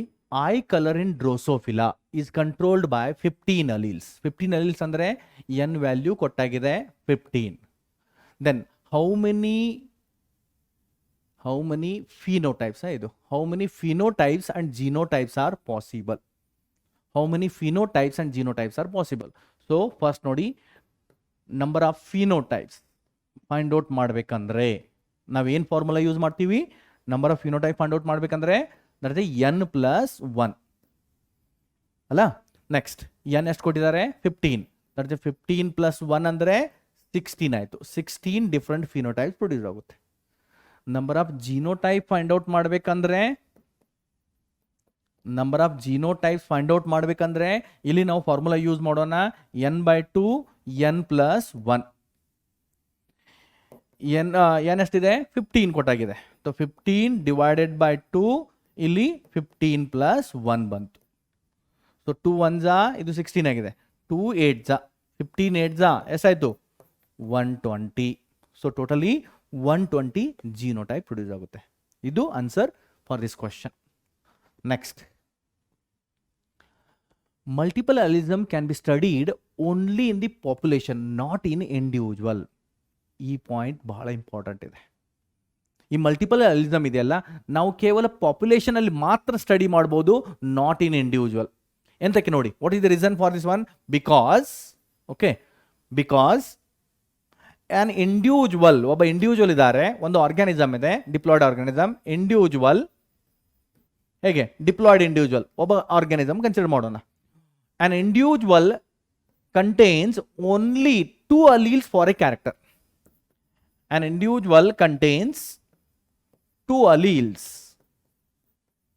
maximum 2 alleles for a character. An individual contains only 2 alleles for a character. ಈಗ ಒಂದು ಕ್ಯಾರೆಕ್ಟರ್ ನೋಡೋಣ. ಎ ಬ್ಲಡ್ ಗ್ರೂಪ್ ಇದೆ. ಎ ಬ್ಲಡ್ ಗ್ರೂಪ್ ಇದ್ರೆ ಅದು ಹೆಟ್ರೋಝೈಗಸ್ ಇದ್ರೆ ನಮಗೆ ಅಲ್ಲಿ 2 ಅಲೀಲ್ ನೋಡ್ಲಿಕ್ಕೆ ಸಿಗುತ್ತೆ, IA and small i. Or I homozygous ಇದ್ರೆ ಅಲ್ಲಿ ಎಲ್ಲ ಒಂದೇ ಥರದ ಅಲೀಲ್ ಬಂತು, ಐ ಎ. ಓಕೆ, ಮ್ಯಾಕ್ಸಿಮಮ್ ನಮಗೆ 2 ಅಲೀಲ್ ಸಿಗುತ್ತೆ for a character. But multiple allelism ಏನಿದೆ, 1 gene more than 2 alleles. So ಅದಕ್ಕೆ ಎಲ್ಲ ಒಂದು ಜೀನ್ಗಿರುವ ಎಲ್ಲ ಅಲೀಲ್ಗಳನ್ನು ನಾವು ನೋಡಬೇಕಂದ್ರೆ, to see the different alleles of a gene we have to go for study of population only. ಒಂದು ಪಾಪ್ಯುಲೇಷನ್ ತೊಗೊಂಡ್ರೆ ಅಲ್ಲಿ ನಮಗೆ ಬೇರೆ ಬೇರೆ ಥರದ ಅಲೀಲ್ಸ್ ಫಾರ್ ಎ ಜೀನ್ ನಮಗೆ ನೋಡ್ಲಿಕ್ಕೆ ಸಿಗುತ್ತೆ. So therefore multiple allelism can be studied only in population, not in individuals. Next ಇಲ್ಲಿ ನೋಡಿ, NCERT ಯಲ್ಲಿ ಕೊಟ್ಟಿರುವಂಥ ಟೇಬಲ್ ಇದೆ. There is a alleles from parent 1. Because alleles ಇದೆಯಲ್ಲ, 2 ಪೇರ್ ಆಫ್ ಅಲೀಲ್ಸ್ ಇರುತ್ತೆ. ಪ್ರತಿಯೊಂದು ಪೇರೆಂಟಿಂದ ಒಂದೊಂದು ಸೇರ್ ಆಗಿರುತ್ತೆ. ಪ್ಯಾಟರ್ನಲ್ ಸೈಡಿಂದ ಒಂದು ಅಲೀಲ್, ಮ್ಯಾಟರ್ನಲ್ ಸೈಡಿಂದ ಅಲೀಲ್, 2 ಸೇರಿ paired factors, a pair of alleles for a character ಅಂತ ರಿಪ್ರೆಸೆಂಟ್ ಮಾಡ್ತೀವಿ. So allele from parent 1, alleles from parent 2. I A ಆದರೆ ಇಲ್ಲಿ ಜೀನೋಟೈಪ್ ಏನಾಯಿತು, I A blood group is A. I B that is a blood group is A B. I small i heterozygous A blood group. Then IB, IA, that is a AB blood group, which is always codominant ಅಂತ ಹೇಳ್ತೀವಿ. AB blood group ಇದೆಯಲ್ಲ, ಇದು ಬೇರೆ ಬೇರೆ ಥರ allele ಇರುತ್ತೆ, and both they are the dominant allele but expresses together without inhibiting anyone. So ಇದು codominant. It is example for codominant ಅಂತ ಹೇಳ್ತೀವಿ. Even this one also codominant. Then IB and IB, that is a B, homozygous B blood group. IB and small I, heterozygous B blood group. Then small I, that is a O blood group. And O blood group is always homozygous condition. AB blood group is always heterozygous condition. Next, formation of antigens. ನಾನು A antigen, B antigen ಅಂತ ಹೇಳಿದೆ ಅಲ್ಲ, ಈ antigens ಯಾವ ರೀತಿ formation ಆಗುತ್ತೆ ನೋಡಿ. How these antigens are formed. Considered here there is a RBC is present. ಇಲ್ಲಿ ಒಂದು RBC ಇದೆ. Here there is one RBC is present. And in this RBC there is a one gene, there is a fucosyl transferase gene or FUT1 gene anta heltivi. The gene is FUT1 gene and this gene is present on chromosome number 19.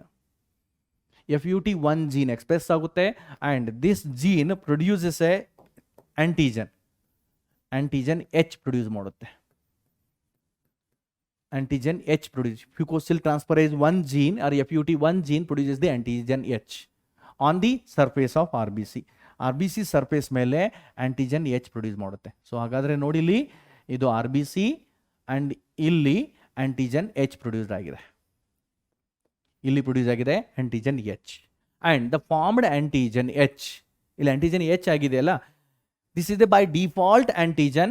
It is present all the RBCs, either A blood group, B blood group, AB or O, ಯಾವುದೇ blood group ಇರಲಿ ಎಲ್ಲದರ ಮೇಲೆ ಈ antigen H ಇರುತ್ತೆ. So ಈ antigen H ಇದೆಯಲ್ಲ, present plus circle ಮಾಡಿದ್ದೀನಿ, present over all RBC, ಎಲ್ಲ RBC ಮೇಲೆ ಇರುತ್ತೆ. And this antigen H is inactive antigen ಇದೆ. ಇದು ಆಕ್ಟಿವ್ ಇಲ್ಲ, ಇದು ಇನ್ಆಕ್ಟಿವ್ ಆಂಟಿಜನ್ ಇದೆ. ಇದು inactive antigen and it is by default present over the all RBC surface. Now next is there is a one more gene I. Okay, now ನೋಡಿ ಯಾವ gene express ಆಗ್ತಾ ಇದೆ, gene I which is present over the chromosome number 9. chromosome number 9 ಮೇಲೆ gene I ಇದೆ, ಇದು express ಆಗುತ್ತೆ and produces 2 enzymes. ಏನು ಮಾಡುತ್ತೆ, ಈ gene ಎಕ್ಸ್ಪ್ರೆಸ್ ಆಗಿ 2 enzymes ಪ್ರೊಡ್ಯೂಸ್ ಮಾಡುತ್ತೆ. It will produces the 2 enzymes, that is enzyme 1 and enzyme 2 ಅಂತ ಹೇಳ್ಬೋದು. E1 and E2 ಅಂತ ಲೇಬಲ್ ಮಾಡ್ತಾ ಇದ್ರಿ. Enzyme 1, it is N-acetyl N-acetylosamyl and transferase enzyme ಅಂತ ಹೇಳ್ತೀವಿ. It will adds N-acetyl glucosamine on the surface of RBC. And enzyme 2, it will adds galactose sugar on the RBC surface. ನೋಡಿ ಇಲ್ಲಿ ಏನಾಗುತ್ತೆ, ಹಾಗಾದ್ರೆ enzyme 1 express ಆಗ್ತಾ ಇದ್ರೆ ಇಲ್ಲಿ ಏನು ಬರ್ತಾ ಇದೆ, E1 ಅಂತ ಹೇಳ್ತೀನಿ. ಎಂಜೈಮ್ 1 ಎಕ್ಸ್ಪ್ರೆಸ್ ಆಗ್ತಾ ಇದ್ರೆ ಇಲ್ಲಿ ಆಲ್ರೆಡಿ RBC ರೆಡಿ ಇದೆ. So this is the RBC and ಅದ್ರ ಮೇಲೆ ಬೈ ಡಿಫಾಲ್ಟ್ H ಆಂಟಿಜನ್ ಇದೆ. So enzyme 1 it will add a N-acetyl glucosamine sugar. ಇದು N acetyl glucosamine sugar add ಮಾಡಿದರೆ ಇಲ್ಲಿ ಆಂಟಿಜನ್ ಎ ರೆಡಿ ಆಗುತ್ತೆ. Antigen A ಬಂದರೆ ಇದು ಎ ಬ್ಲಡ್ ಗ್ರೂಪ್ ಅಂತ ಆಗುತ್ತೆ. ಇಫ್ ಎನ್ಸೈಮ್ 2 ಎಕ್ಸ್ಪ್ರೆಸ್ ಆದರೆ, ಇಲ್ಲ ಅಂತ ಬರ್ತಾ ಇದ್ದೀನಿ, ದರ್ ಇಸ್ ಎನ್ಸೈಮ್ 2, ಈ ಜೀನಿಂದ ಎನ್ಸೈಮ್ 2 ಎಕ್ಸ್ಪ್ರೆಸ್ ಆದರೆ, ಎನ್ಸೈಮ್ 2 ಪ್ರೊಡ್ಯೂಸ್ ಆದರೆ, on the surface of RBC, already there is a H antigen is present. On the surface of RBC, H antigen is present, and on this H antigen there is a enzyme 2, it will add the galactose sugar, and because of that there is a B antigen will forms. Here there is a B antigen will forms. As B antigen will forms, then we can say it is a B blood group. We said the B blood group. In this way, the antigen, this is the antigen A representation, and this is a representation for antigen B. ಈ ರೀತಿ antigen formation ಆಗುತ್ತೆ on the surface of RBC. So antigen A ಇದೆ, N-acetyl glucosamine sugar ಇದೆ. Antigen B ಇದೆ, there is a galactose sugar add ಆಗ್ತಾ ಇದೆ. Next, Bombay blood group ಅಂತ ಬರುತ್ತೆ. ಬಾಂಬೆ ಬ್ಲಡ್ ಗ್ರೂಪ್ ಅನ್ನು ನಾವು HH ಬ್ಲಡ್ ಗ್ರೂಪ್ ಅಂತ ನಾವು ಕರಿತೀವಿ. Small h. It is a rare blood group. ಬಹಳ ರೇರ್ ಬ್ಲಡ್ ಗ್ರೂಪ್ ಇದೆ ಇದು. Okay, Bombay blood group is a very rare blood group, and it is first reported by doctor Y.M. Bende. It was first time reported by Dr. Y.M. Bende in the 1952. ಎಲ್ಲಿ ನೋಡಿ, in few patients of KEM Hospital, Mumbai. In KEM Hospital, Mumbai. It's first time reported in the KEM Hospital, Mumbai in 1952. It is one of the rarest blood group. ಈ blood group ಅಲ್ಲಿ ಏನಿದೆ ನೋಡಿ, there is a no antigen. ಇಲ್ಲಿ no antigens, ಯಾವುದೇ antigens ಇಲ್ವೇ ಇಲ್ಲ. there is a no antigen. Antigen A ಇಲ್ಲ, antigen B ಇಲ್ಲ, even antigen H is also not forming. Means gene I is also not expressing, and antigen H ಆಗಲಿಕ್ಕೆ there is a chromosome number 19 ಅಲ್ಲಿರುವ FUT1 gene ಅದು ಕೂಡ express ಆಗ್ತಾ ಇಲ್ಲ. So there is a no antigen on the surface of RBC, but all the antibodies are present. Anti-A antibody, anti-B antibody, anti-H antibodies are present. It means the person with Bombay blood group can donate his blood group to anybody, but he can receive the blood group only from the person with another person with a Bombay blood group. ಇದನ್ನ ಓ blood group ಜೊತೆಗೆ confuse ಮಾಡ್ಕೊಳ್ಬೇಡಿ. ಓ blood group system ಅದೇ ಬೇರೆ, ABO blood group system ಅಲ್ಲಿ ಬರುತ್ತೆ. ಇದು ಒಂದು ರೀತಿ blood group system ಅನ್ನು ನೋಡಿದ್ದಾರೆ, ಅದರಲ್ಲಿ ಯಾವುದೇ ಆಂಟಿಜನ್ ಇರುವುದಿಲ್ಲ. ಓ ಬ್ಲಡ್ ಗ್ರೂಪ್ ಅಲ್ಲಿ ಅಟ್ಲೀಸ್ಟ್ H ಆಂಟಿಜನ್ ಇರುತ್ತೆ, ಇದರಲ್ಲಂತೂ ಯಾವುದೇ ಆಂಟಿಜನ್ ಇರೋದೇ ಇಲ್ಲ. So that is Bombay blood group, one of the rare blood group. Next ನೋಡಿ, MN ಬ್ಲಡ್ ಗ್ರೂಪ್ ಅಂತ ಬರುತ್ತೆ. Even this MN blood group was also first time reported by Landsteiner and he students. In some of the tribal peoples he reported this one. What is this MN blood group system? It is responsible gene present on chromosome number 4 of human being, and it contains 2 alleles. One is LM and one more is LN. ಎರಡು alleles ಇದೆ, LM and LN ಅಂತ ಎರಡು alleles ಇದೆ. So these 2 alleles, ಈ ಎರಡು alleles ಇದೆಯಲ್ಲ, they produces the 2 glycoproteins. One is glycoprotein A and glycoprotein B ಅಂತ ಹೇಳ್ತೀವಿ. ಎರಡು ಪ್ರೋಟೀನ್ ಮೆಂಬ್ರೇನಲ್ ಪ್ರೋಟೀನ್ ಪ್ರೊಡ್ಯೂಸ್ ಮಾಡ್ತಾ ಇದೆ. ಒಂದು ಗ್ಲೈಕೋಪೋರಿನ್ A ಅಂಡ್ ಇದು ಪ್ರೊಡ್ಯೂಸ್ ಮಾಡುತ್ತೆ ಗ್ಲೈಕೋಪೋರಿನ್ B. ಗ್ಲೈಕೋಪೋರಿನ್ B ಪ್ರೋಟೀನ್ ಪ್ರೊಡ್ಯೂಸ್ ಮಾಡ್ತಾ ಇದೆ on the membrane of RBC. And these L and M blood group, they produces LM blood group, LN blood group, L and M ಎರಡು allele containing. Means ಇಲ್ಲಿ 4 ಥರದ blood group ಬರ್ತಾ ಇದೆ ನೋಡಿ. ಒಂದು M blood group ಬರುತ್ತೆ, ಅಲ್ಲಿ LM homozygous condition ಇರುತ್ತೆ, ಆರ್ ಓನ್ಲಿ 1 ಅಲೀಲ್ ಇರುತ್ತೆ, LM and L0 ಆ ರೀತಿ. ದೆನ್ N ಬ್ಲಡ್ ಗ್ರೂಪ್ ಬರುತ್ತೆ, MN ಬ್ಲಡ್ ಗ್ರೂಪ್ ಬರುತ್ತೆ, ಇನ್ನೊಂದು there is a no alleles at all, there is just like O blood group ಥರ ಕಾಣಿಸುತ್ತೆ ಇಲ್ಲಿ. ಆ್ಯಂಡ್ ಇಲ್ಲಿ this L M and L N ಇವುಗಳಿಗೆ ಆ್ಯಂಟಿಬಾಡಿನೂ ಪ್ರೊಡ್ಯೂಸ್ ಆಗುತ್ತೆ. Anti L M and anti L N alleles ಇದೆಯಲ್ಲ ಅವುಗಳಿಗೆ ಆ್ಯಂಟಿಬಾಡೀಸ್ ಪ್ರೊಡ್ಯೂಸ್ ಆಗುತ್ತೆ. That is anti M and anti N antibodies. Anti M and anti N antibodies ಇದೆಯಲ್ಲ, these antibodies are they behave as immunoglobulin M. IgM ತರ behave ಮಾಡುತ್ತೆ. They behave as a immunoglobulin M. There are totally 5 immunoglobulins are there. ಯಾವುದು ನೋಡಿ 5 immunoglobulin? That is a IgG, IgA, immunoglobulin A, IgM, IgE, and one more is IgD. So ಈ 5 ಇಮ್ಯುನೋಗ್ಲೋಬುಲಿನ್ ಇದೆ. ಇದನ್ನ ಹೆಂಗೆ ನೆನ್ಪಿಟ್ಕೊಳ್ಬೋದು ನೋಡಿ, GAMED, game D ಅಂತ ನೆನ್ಪಿಟ್ಕೊಳ್ಬೋದು. 5 ಪ್ರಕಾರದ immunoglobulin ಸಿಗುತ್ತೆ. ಅವುಗಳಲ್ಲಿ M and N, anti M and anti N antibodies, they behave as a IgM immunoglobulins. ಇದಾಯಿತು M N blood group. It is also one of the rare blood group. Next RH antigen ಏನಿರುತ್ತೆ ನೋಡಿ. What is this RH antigen? It was first time discovered in the rhesus monkey. ಇದನ್ನ rhesus ಮಂಕಿಯಲ್ಲಿ discover ಮಾಡಿದ್ದಾರೆ. It was discovered in the rhesus monkey. So rhesus that is RH ಅಂತ ಬರುತ್ತೆ, ಅದರಿಂದ RH antigen ಅಂತ ಹೇಳಿದ್ದಾರೆ. The responsible gene is present on, ಇದಕ್ಕೆ responsible gene ಇದೆಯಲ್ಲ, it is present on chromosome number 1. First chromosome ಮೇಲೆ ಇದರ ರೆಸ್ಪಾನ್ಸಿಬಲ್ ಜೀನ್ ಇದೆ. And this gene RH antigen ಒಂದು specific glycoprotein on the surface of RBC produce ಮಾಡ್ತಾ ಇದೆ. ಅದನ್ನು ನಾವು RH antigen ಅಂತ ಇದ್ದೀವಿ. If the RH antigen is present, ಆ ಬ್ಲಡ್ ಗ್ರೂಪ್ ಏನಂತೀವಿ ನೋಡಿ. RH antigen ಪ್ರೆಸೆಂಟ್ ಇದೆ, ಓಕೆ, ಇದು ಪ್ರೆಸೆಂಟ್ ಇದ್ದರೆ that blood group is positive blood group ಅಂತ ಹೇಳ್ತೀವಿ. If the RH antigen is absent ಇದ್ದರೆ ಅದನ್ನು ನೆಗೆಟಿವ್ ಬ್ಲಡ್ ಗ್ರೂಪ್ ಅಂತ ಹೇಳ್ತೀವಿ. That is A positive A negative blood group. RH antigen A blood group ಇದೆ, ಮತ್ತು RH antigen ಪ್ರೆಸೆಂಟ್ ಇದೆ A positive. A blood group ಇದೆ, RH antigen ಅದರಲ್ಲಿ absent ಇದೆ, so A negative blood group ಅಂತ ಹೇಳ್ತೀವಿ. ಈ ರೀತಿ ನಾವು ಬ್ಲಡ್ ಗ್ರೂಪನ್ನು ಕ್ಯಾಟಗರೈಸ್ ಮಾಡ್ತಾ ಇರ್ತೀವಿ on the basis of presence or absence of RH antigen. Next ನೋಡಿ RH incompatibility. RH incompatibility problem ಇಂದ RH antigen ಇಂದ ಏನು ಪ್ರಾಬ್ಲಮ್ ಆಗುತ್ತೆ ನೋಡಿ, ಇಫ್ ಅದರಲ್ಲಿ ವೇರಿಯೇಷನ್ ಆದರೆ. Considered father, if the father with positive blood group and mother with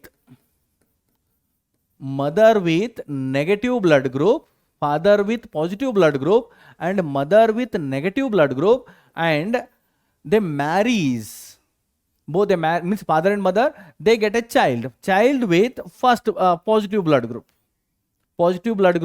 in the child.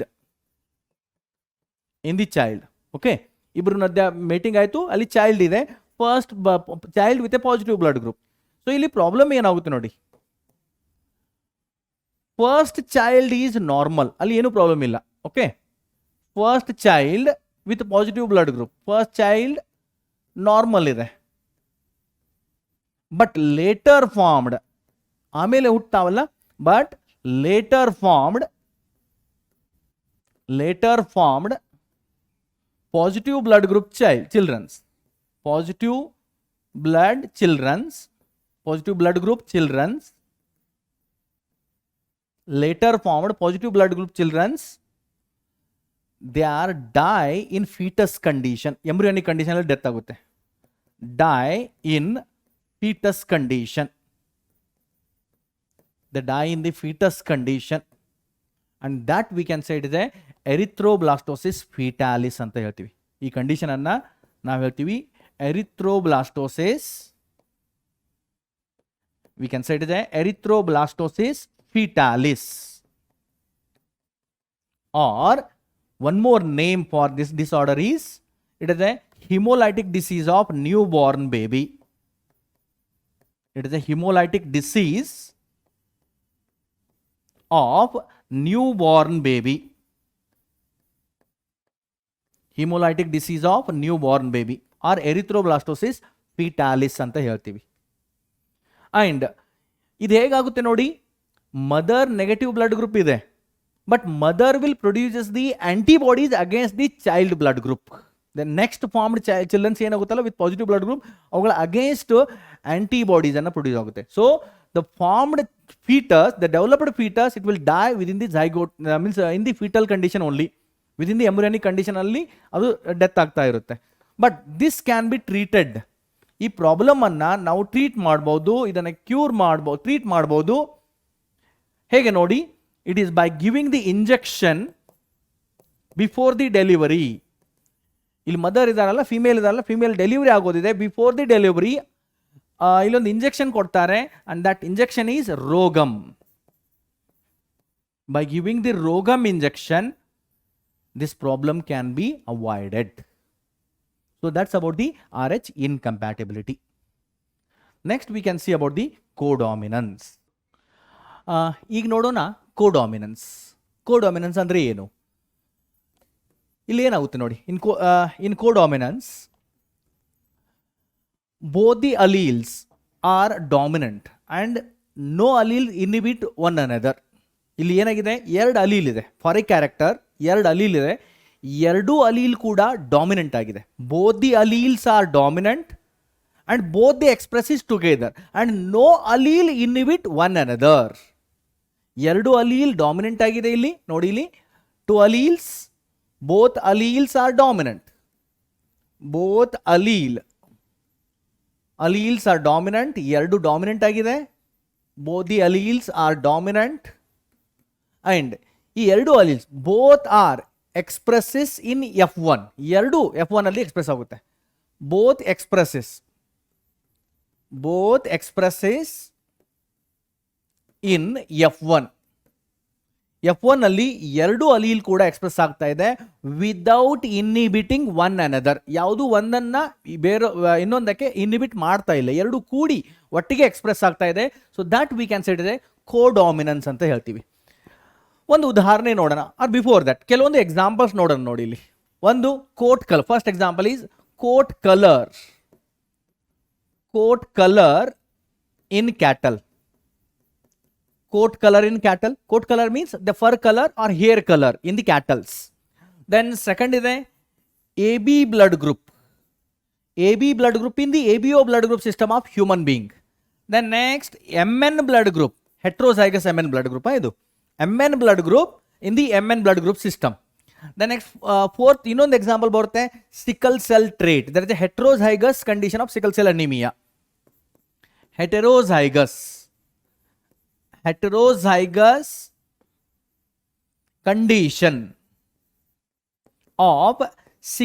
cell anemia. Heterozygous condition of sickle cell anemia. ಅದನ್ನ sickle cell trait ಅಂತ ಕರಿತೀವಿ. ಹೆಟ್ರೋಜೈಗಸ್ condition ಇರುತ್ತಲ್ಲ, ಅದನ್ನ ಸಿಕಲ್ ಸೆಲ್ ಟ್ರೇಟ್ ಅಂತ ಕರಿತೀವಿ. So these are the some important examples for codominance. ಇಲ್ಲಿ ಒಂದು example ನೋಡೋಣ. That is a coat colour in cattle. ಹೆಂಗಿರುತ್ತೆ ನೋಡಿ, ಇಲ್ಲಿ ಎರಡು ಕ್ಯಾಟಲ್ ಕನ್ಸಿಡರ್ ಮಾಡೋಣ. ಒಂದು red coat colour cattle is allowed to mate with the white coat colour cattle. Red coat colour ಇದೆ, ಇದರ genotype capital R. White coat colour ಇದೆ, ಇದರ ಜಿನೋಟೈಪು ಕ್ಯಾಪಿಟಲ್ ಡಬ್ಲ್ಯೂ. ದೆನ್ ಇದ್ರ ಗ್ಯಾಮೆಟ್ಸ್ ಏನು ಬರುತ್ತೆ ನೋಡಿ, ಕ್ಯಾಪಿಟಲ್ ಆರ್, ಇದರ ಗ್ಯಾಮೆಟ್ಸ್ ಕ್ಯಾಪಿಟಲ್ ಡಬ್ಲ್ಯೂ. ಎರಡು ಇಲ್ಲಿ ಫ್ಯೂಸ್ ಆದರೆ ಏನಾಯ್ತು, ಇಲ್ಲಿ F1 ಜನರೇಷನ್ ಬರ್ತಾ ಇದೆ. ಇವು ಎರಡು ಗ್ಯಾಮೆಟ್ ಫ್ಯೂಸ್ ಆದರೆ ಇಲ್ಲಿ capital R capital W express ಆಗ್ತಾ ಇದೆ. ಸೊ ಇಲ್ಲಿ ಕ್ಯಾಪಿಟಲ್ ಆರ್ ಕ್ಯಾಪಿಟಲ್ ಡಬ್ಲ್ಯೂ ಅಂದ್ರೆ ಇದನ್ನ ನಾವು ರೋನ್ ಕೋಟ್ ಕಲರ್ ಅಂತ ಕರಿತೀವಿ. ವಿ ಕ್ಯಾನ್ ಸೆಟ್ ಇದೆ roan coat colour. Roan coat colour ಅಂದ್ರೆ ಏನು ನೋಡಿ, here in the roan coat colour it contains patches of on the body. In the cattle on the body it contains patches of both red and white. It contains patches of both red and white. Red and white ಎರಡು patches ಒಟ್ಟಿಗೆ ಇರುತ್ತೆ. So that we can set ಇದೆ roan coat colour ಅಂತ ಕರಿತೀವಿ.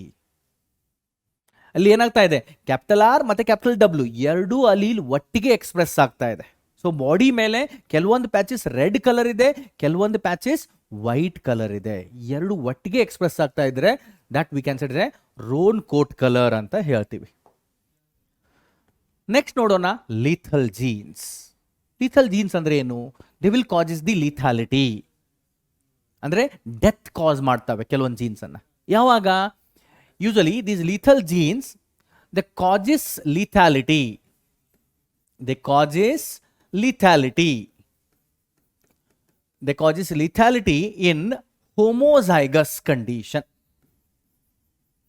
ಆ genes ಅಥವಾ alleles, pair of alleles homozygous condition ಅಲ್ಲಿ ಬಂದ್ರೆ ಆರ್ಗ್ಯಾನಿಸಮ್ಸ್ ಡೆತ್ ಆಗುತ್ತೆ. Because in a homozygous condition they will secrete a toxin, a toxic product secrete ಮಾಡುತ್ತೆ, ಅದಕ್ಕಾಗಿ ಆರ್ಗ್ಯಾನಿಸಮ್ ಡೆತ್ ಆಗುತ್ತೆ. ಒಂದು ಎಕ್ಸಾಂಪಲ್ ನೋಡೋಣ.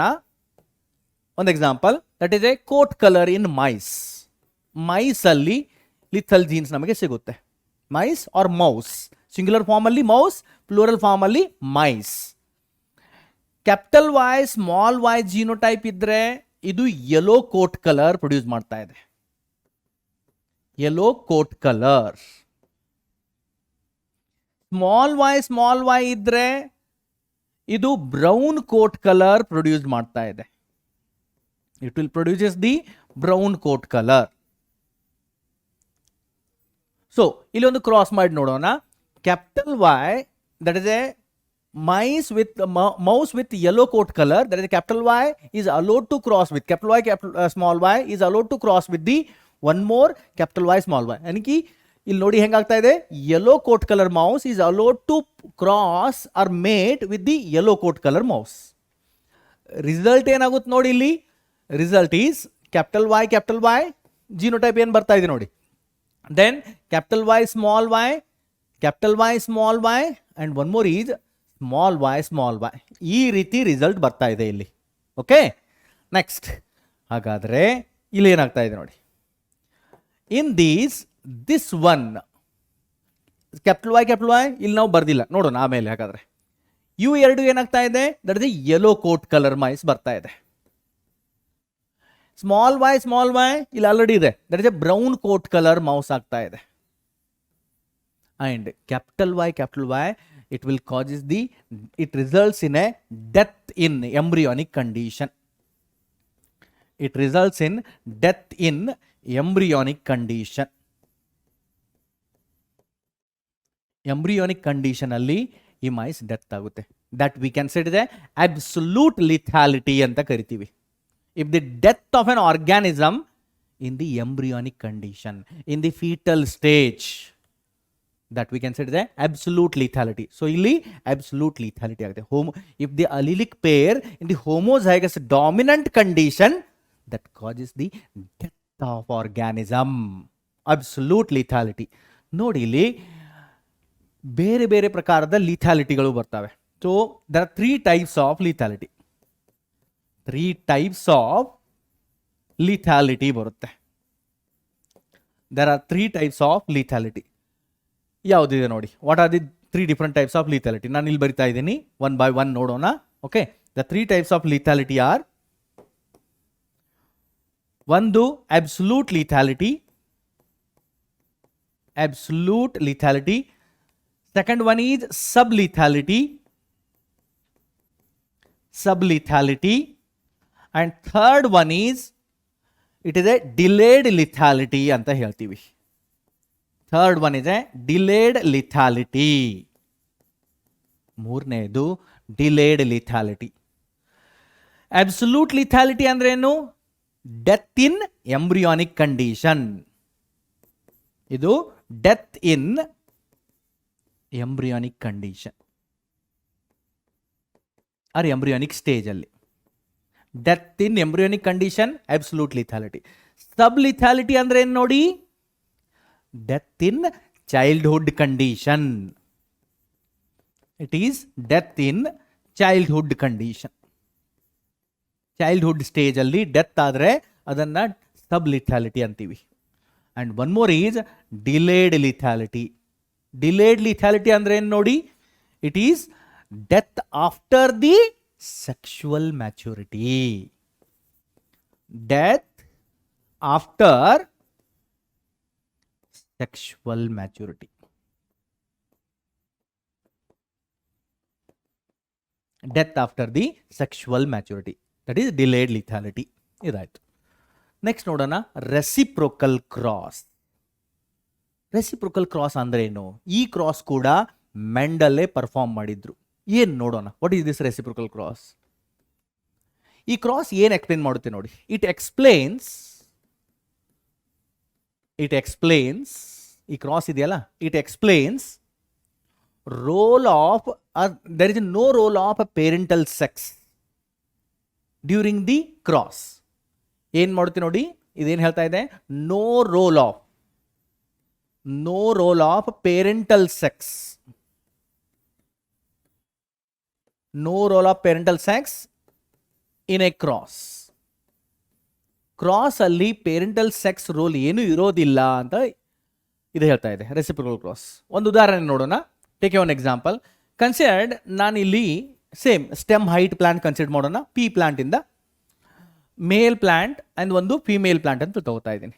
ಸಾರಿ, ಒಂದು ಮೇಲ್ ಪ್ಲಾಂಟ್ ಅಂಡ್ ಇನ್ನೊಂದು ಫಿಮೇಲ್ ಪ್ಲಾಂಟ್ ಅಂತ ಕನ್ಸಿಡರ್ ಮಾಡೋಣ. ಓಕೆ, ಇಲ್ಲಿದೆ ಮೇಲ್ ಪ್ಲಾಂಟ್ ಇದೆ, ಅದು ಕ್ಯಾಪಿಟಲ್ ಟಿ ಅಂತ ಮಾಡೋಣ. ಟಾಲ್ ಪ್ಲಾಂಟ್ ಇದೆ, ಮೇಲ್ ಪ್ಲಾಂಟ್. ಎರಡರ ಮಧ್ಯೆ ಕ್ರಾಸ್ ಪಾಲಿನೇಷನ್ ಮಾಡಬೇಕಾಗಿದೆ. Okay, male plant capital T, female plant ಅಂತ ನಾವು ಕನ್ಸಿಡರ್ ಮಾಡಿದೀವಲ್ಲ, ಅದು ಸ್ಮಾಲ್ ಟಿ ಅಂತ ತಗೋತಾ ಇದ್ದೀನಿ. ಇವು ಎರಡರ ಮಧ್ಯೆ ಕ್ರಾಸ್ ಮಾಡಿದರೆ F1 ಜನರೇಷನ್ ಅಲ್ಲಿ ರಿಸಲ್ಟ್ ಏನ್ ಬರ್ತಾ ಇದೆ? ಎಸ್, ಇದು capital T small T F1 generation ಅಲ್ಲಿ. ನೆಕ್ಸ್ಟ್ ಅದಾದ ನಂತರ ನಾವು ಈಗ ಮೇಲ್ ಮತ್ತೆ ಫಿಮೇಲ್ ಪ್ಲಾಂಟ್ನ ಸೆಕ್ಸ್ ಚೇಂಜ್ ಮಾಡೋಣ. ಮೀನ್ ಜಸ್ಟ್ ಪ್ಲಾಂಟ್ ಟ್ರೇಟ್ ಏನು ಕನ್ಸಿಡರ್ ಮಾಡಿದೀವಲ್ಲ ಅದನ್ನ ಬೇರೆ ರೀತಿ ತಗೊಳ್ಳೋಣ. ಇಲ್ಲಿ ಮೇಲ್ ಪ್ಲಾಂಟ್ ಮತ್ತೆ ಫಿಮೇಲ್ ಪ್ಲಾಂಟ್ ಏನು ರಿಸಲ್ಟ್ ಬರುತ್ತೆ ನೋಡಬೇಕಾಗಿದೆ ಅಷ್ಟೇ. ಇಲ್ಲಿ ಮೇಲ್ ಪ್ಲಾಂಟ್ ಟಾಲ್ ಪ್ಲಾಂಟ್ ಇತ್ತು, ಈಗ ಇದನ್ನ ನಾನು ಡಾರ್ ಪ್ಲಾಂಟ್ ಮಾಡ್ತೀನಿ. That is genotype is small T. Female plant ಅನ್ನ ನಾನು ಕ್ಯಾಪಿಟಲ್ ಟಿ ತಗೋತೀನಿ. ಇವಾಗ F1 ಜನರೇಷನ್ ಅಲ್ಲಿ ಏನು ರಿಸಲ್ಟ್ ಬರುತ್ತೆ? Result is again same, no change in the result, ಹೇನಾ? That we can say that is a capital T small t means all the plants are again tall only. It means in a cross, the parental sex will not play any role. Even though there is change in the parental sex, the result will be as it is normal. Especially in the Mendelian crosses, especially in the garden pea plant. So that we can say it is a reciprocal cross. ಇಲ್ಲಿ ಕೆಲವೊಂದು problems ಇದೆ, ನಾವು problems ನೋಡೋಣ ನೋಡಿ. ಒಂದು question, if the plant with genotype, ಈ genotype ಇದೆ and this genotype means plant with parental genotype ಕೊಟ್ಟಿದ್ದಾರೆ, allowed to cross pollinate, 32 zygotes are produced, means 32 progenies are produced. Among these, what is the probability of progeny with genotype this one? So ಇಲ್ಲಿ parents ಏನು ಕೊಟ್ಟಿದ್ದಾರೆ ನೋಡಿ. Parental genotype ಏನಿದೆ? Capital A small A, okay, capital A small a, capital B, capital C, capital D. ಇದು ಒಂದು parental genotype. ಇನ್ನು ಒಂದು parental genotype ಏನಿದೆ? Capital A small a, capital B small B, capital C small C and capital D small D. ಇದು ಎರಡು parent ಕೊಟ್ಟಿದ್ದಾರೆ. Totally ಈ ಎರಡರ ಮಧ್ಯೆ ಕ್ರಾಸ್ ಆದಮೇಲೆ, after the cross pollination, total number of zygotes were formed, a total number of progenies, offsprings were formed, they are 32. Okay, among the 32 offsprings, what is the probability of this one? ಏನಿದೆ? Capital A small a, capital B, capital C, capital D. ಇದರ probability ಎಷ್ಟು ಅಂತ ಕೇಳ್ತಿದ್ದಾರೆ. So ಇದನ್ನ ಯಾವ ರೀತಿ solve ಮಾಡೋದು ನೋಡಿ. ಈಗ ಏನು ಮಾಡೋದು, ಇಲ್ಲಿ ಪ್ರೊಬ್ಯಾಬಿಲಿಟಿ, ಈ ಜಿನೋಟೈಪ್ನ ಪ್ರೊಬ್ಯಾಬಿಲಿಟಿ ಫೈಂಡ್ ಔಟ್ ಮಾಡಬೇಕಾದ್ರೆ ನಾವು ಇಂಡಿವಿಜುವಲ್ ಟ್ರೇಟನ್ನು 1 by 1 ಕ್ರಾಸ್ ಮಾಡಬೇಕು. ಮತ್ತು ಇದರ ಪ್ರೊಬ್ಯಾಬಿಲಿಟಿ ಎಷ್ಟು ಇರುತ್ತೆ ಅಂತ ನೋಡ್ತಾ ಹೋಗಬೇಕು. ನೋಡಿ, ಇಲ್ಲಿ ಪೇರೆಂಟಲ್ಲಿ ಕ್ಯಾಪಿಟಲ್ ಎ, ಇನ್ನೊಂದು ಪೇರೆಂಟಲ್ಲಿ ಕ್ಯಾಪಿಟಲ್ ಎ ಸ್ಮಾಲ್ ಎ, ಅದನ್ನು ತಗೋತಾ ಇದ್ದೀನಿ. Capital A small A. So ಇದರ ಕ್ರಾಸ್ ಆದಮೇಲೆ ಏನು ರಿಸಲ್ಟ್ ಬರುತ್ತೆ? ಒಂದು capital A, then capital A small A, then capital A small A, then small A. ಇದು ಬರುತ್ತೆ. ನಮಗೆ ಏನು ಬೇಕಾಗಿದೆ? Capital A small A. So ಇದರಲ್ಲಿ capital A small a probability ಎಷ್ಟಿದೆ? ಇದೊಂದು. ಸೊ ದಟ್ ಈಸ್ 2/4 ಇದೆ ಪ್ರೊಬಾಬಿಲಿಟಿ. ನೆಕ್ಸ್ಟ್ ಕ್ಯಾಪಿಟಲ್ ಬಿ, ಇಲ್ಲಿ ಕ್ಯಾಪಿಟಲ್ ಬಿ ಸ್ಮಾಲ್ ಬಿ, ಎರಡರ ಮಧ್ಯೆ ಕ್ರಾಸ್ ಮಾಡಬೇಕು. Capital B crossed with capital B small B. Okay, ಏನು ಬೇಕು ನಮಗೆ? Capital B. ಸೊ ಇಲ್ಲೇನು ಬರುತ್ತೆ ನೋಡಿ, result will B capital B and ಇನ್ನೊಂದು ಪ್ರೊಬಬಿಲಿಟಿ ಇಲ್ಲಿ ಬರುತ್ತೆ ಕ್ಯಾಪಿಟಲ್ ಬಿ ಸ್ಮಾಲ್ ಬಿ ಒಂದು ಬರುತ್ತೆ ಅಷ್ಟೇ. ಸೊ ನಮಗೆ ಬೇಕಾಗಿರೋದು ಕ್ಯಾಪಿಟಲ್ ಬಿ. ಎಷ್ಟು ಪ್ರೊಬಬಿಲಿಟಿ ಇದೆ? 1/2 ಆರ್ 2/4 ಅಂತ ಬರುತ್ತೆ ಅದರ ರಿಸಲ್ಟ್. 1/2 ಆರ್ 2/4 ಎರಡು ಒಂದೇ. Then this one and this one cross ಮಾಡಿ ನೋಡೋಣ. Capital C crossed with capital C small C. Okay, ಎರಡರ ಮಧ್ಯೆ ಕ್ರಾಸ್ ಮಾಡಿದ ಮೇಲೆ ನಮಗೆ ಇದು ಬೇಕು. ಯಾವ ಪ್ರೊಜನೀಸ್ ಏನೇನು ಬರುತ್ತೆ ನೋಡಿ ಜಿನೋಟೈಪು? ಕ್ಯಾಪಿಟಲ್ ಸಿ ಇನ್ನೊಂದು ಬರುತ್ತೆ ಕ್ಯಾಪಿಟಲ್ ಸಿ ಸ್ಮಾಲ್ ಸಿ. ಈ ಎರಡು ಪ್ರಕಾರದ ಜಿನೋಟೈಪ್ ನಮಗೆ ಸಿಗುತ್ತೆ. ಸೊ ಅಲ್ಲಿ ಕ್ಯಾಪಿಟಲ್ ಸಿ ಪ್ರಾಬಬಿಲಿಟಿ ಎಷ್ಟಿದೆ? ಇಲ್ಲಿದೆ, ಅದೇ 1/2 ಬರ್ತಾ ಇದೆ.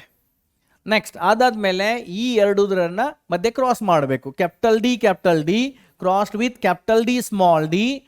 ಸೊ ರಿಸಲ್ಟ್ ಏನು ಬರ್ತಾ ಇದೆ ಇಲ್ಲಿ? ನಮಗೆ ಬೇಕು ಪ್ರೊಜನಿಯಲ್ಲಿ ಜೈಗೋಟ್ ಅಲ್ಲಿ ಕ್ಯಾಪಿಟಲ್ ಡಿ ಬೇಕು. ಇಲ್ಲಿ ಏನು ಬರುತ್ತೆ ನೋಡಿ, ಕ್ಯಾಪಿಟಲ್ ಡಿ ಕೆಲವೊಂದು ಬರುತ್ತೆ, ಆಮೇಲೆ ಕ್ಯಾಪಿಟಲ್ ಡಿ ಸ್ಮಾಲ್ ಡಿ ಇನ್ನು ಕೆಲವೊಂದು ಬರುತ್ತೆ. ಓಕೆ, ಸೊ ಹಾಗಾದ್ರೆ ಇಲ್ಲಿ ಏನಾಯಿತು? ನಮಗೇನು ಬೇಕು? ಕ್ಯಾಪಿಟಲ್ ಡಿ ಇದರ ಪ್ರೊಬಬಿಲಿಟಿ ಎಷ್ಟಿದೆ? 1/2. ಸೊ ಈ ಎಲ್ಲವನ್ನು ಮಲ್ಟಿಪ್ಲೈ ಮಾಡೋಣ. ನಮಗೆ ಪ್ರೊಬಬಿಲಿಟಿ ನೋಡಬೇಕಾಗಿದೆ. 2/4 ಇಂಟು 1/2 ಇಂಟು 1/2 ಇಂಟು 1/2. ಈ ಎಲ್ಲವನ್ನು ಮಲ್ಟಿಪ್ಲೈ ಮಾಡಿದ ಮೇಲೆ ಎಷ್ಟು ರಿಸಲ್ಟ್ ಬಂತು ನೋಡಿ? 2 ಆಸ್ ಇಟ್ ಈಸ್ ನಾನು ಇಟ್ಬಿಟ್ಟೆ. 4 2s 8, 8 2s 16, 16 2s 32. So totally 32 ಬರ್ತಾ ಇದೆ. So means the probability of this genotype, the progeny with this genotype is 2/32. Out of total 32 zygotes ಇದೆ, 2/32 ಆನ್ಸರ್ ಇದಕ್ಕೆ ಬರ್ತಾ ಇದೆ. ಸೊ ಇದು ಆನ್ಸರ್. ನೆಕ್ಸ್ಟ್ ನೋಡೋಣ. If the plant with genotype capital R small r capital Y small y and capital R capital Y small y allowed to cross pollinate, then the number of zygote produced in progeny are. ಎರಡು genotype ಕೊಟ್ಟಿದ್ದಾರೆ. Capital R capital Y small Y, ಇದು ಒಂದು plant ಇದೆ, is allowed to cross with one more plant that is capital R capital Y small Y. There 2 different parents are there and number of zygote ಎಷ್ಟು produce ಆಗುತ್ತೆ ಈ question ಕೇಳಿದ್ದಾರೆ. How to find out the number of zygote? Formula ಅಲ್ಲಿ ನಾವು use ಮಾಡ್ಬೋದು, gamete square if the genotype of both the parents are same. But ಇಲ್ಲಿ genotype ಎರಡೂ ಬೇರೆ ಬೇರೆ ಇದೆ. ಅವಾಗ ಏನು ಮಾಡೋದು?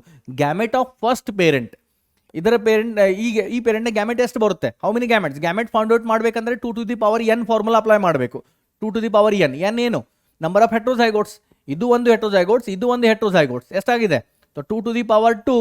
ಸೊ ಇಲ್ಲಿ 4 ಗ್ಯಾಮೆಟ್ಸ್ ಬರುತ್ತೆ, 4 ಗ್ಯಾಮೆಟ್ಸ್. ಸೊ ಇಲ್ಲಿ ನಂಬರ್ ಆಫ್ ಗ್ಯಾಮೆಟ್ಸ್ ಎಷ್ಟು ಬರುತ್ತೆ ನೋಡಿ ಈ ಪೇರೆಂಟ್ದು? That is 2 to the power. ಎಷ್ಟು ಹೆಟ್ರೋಝೈಗೋಟ್ಸ್ ಇದೆ? ಓನ್ಲಿ 1 ಹೆಟ್ರೋಝೈಗೋಟ್ಸ್.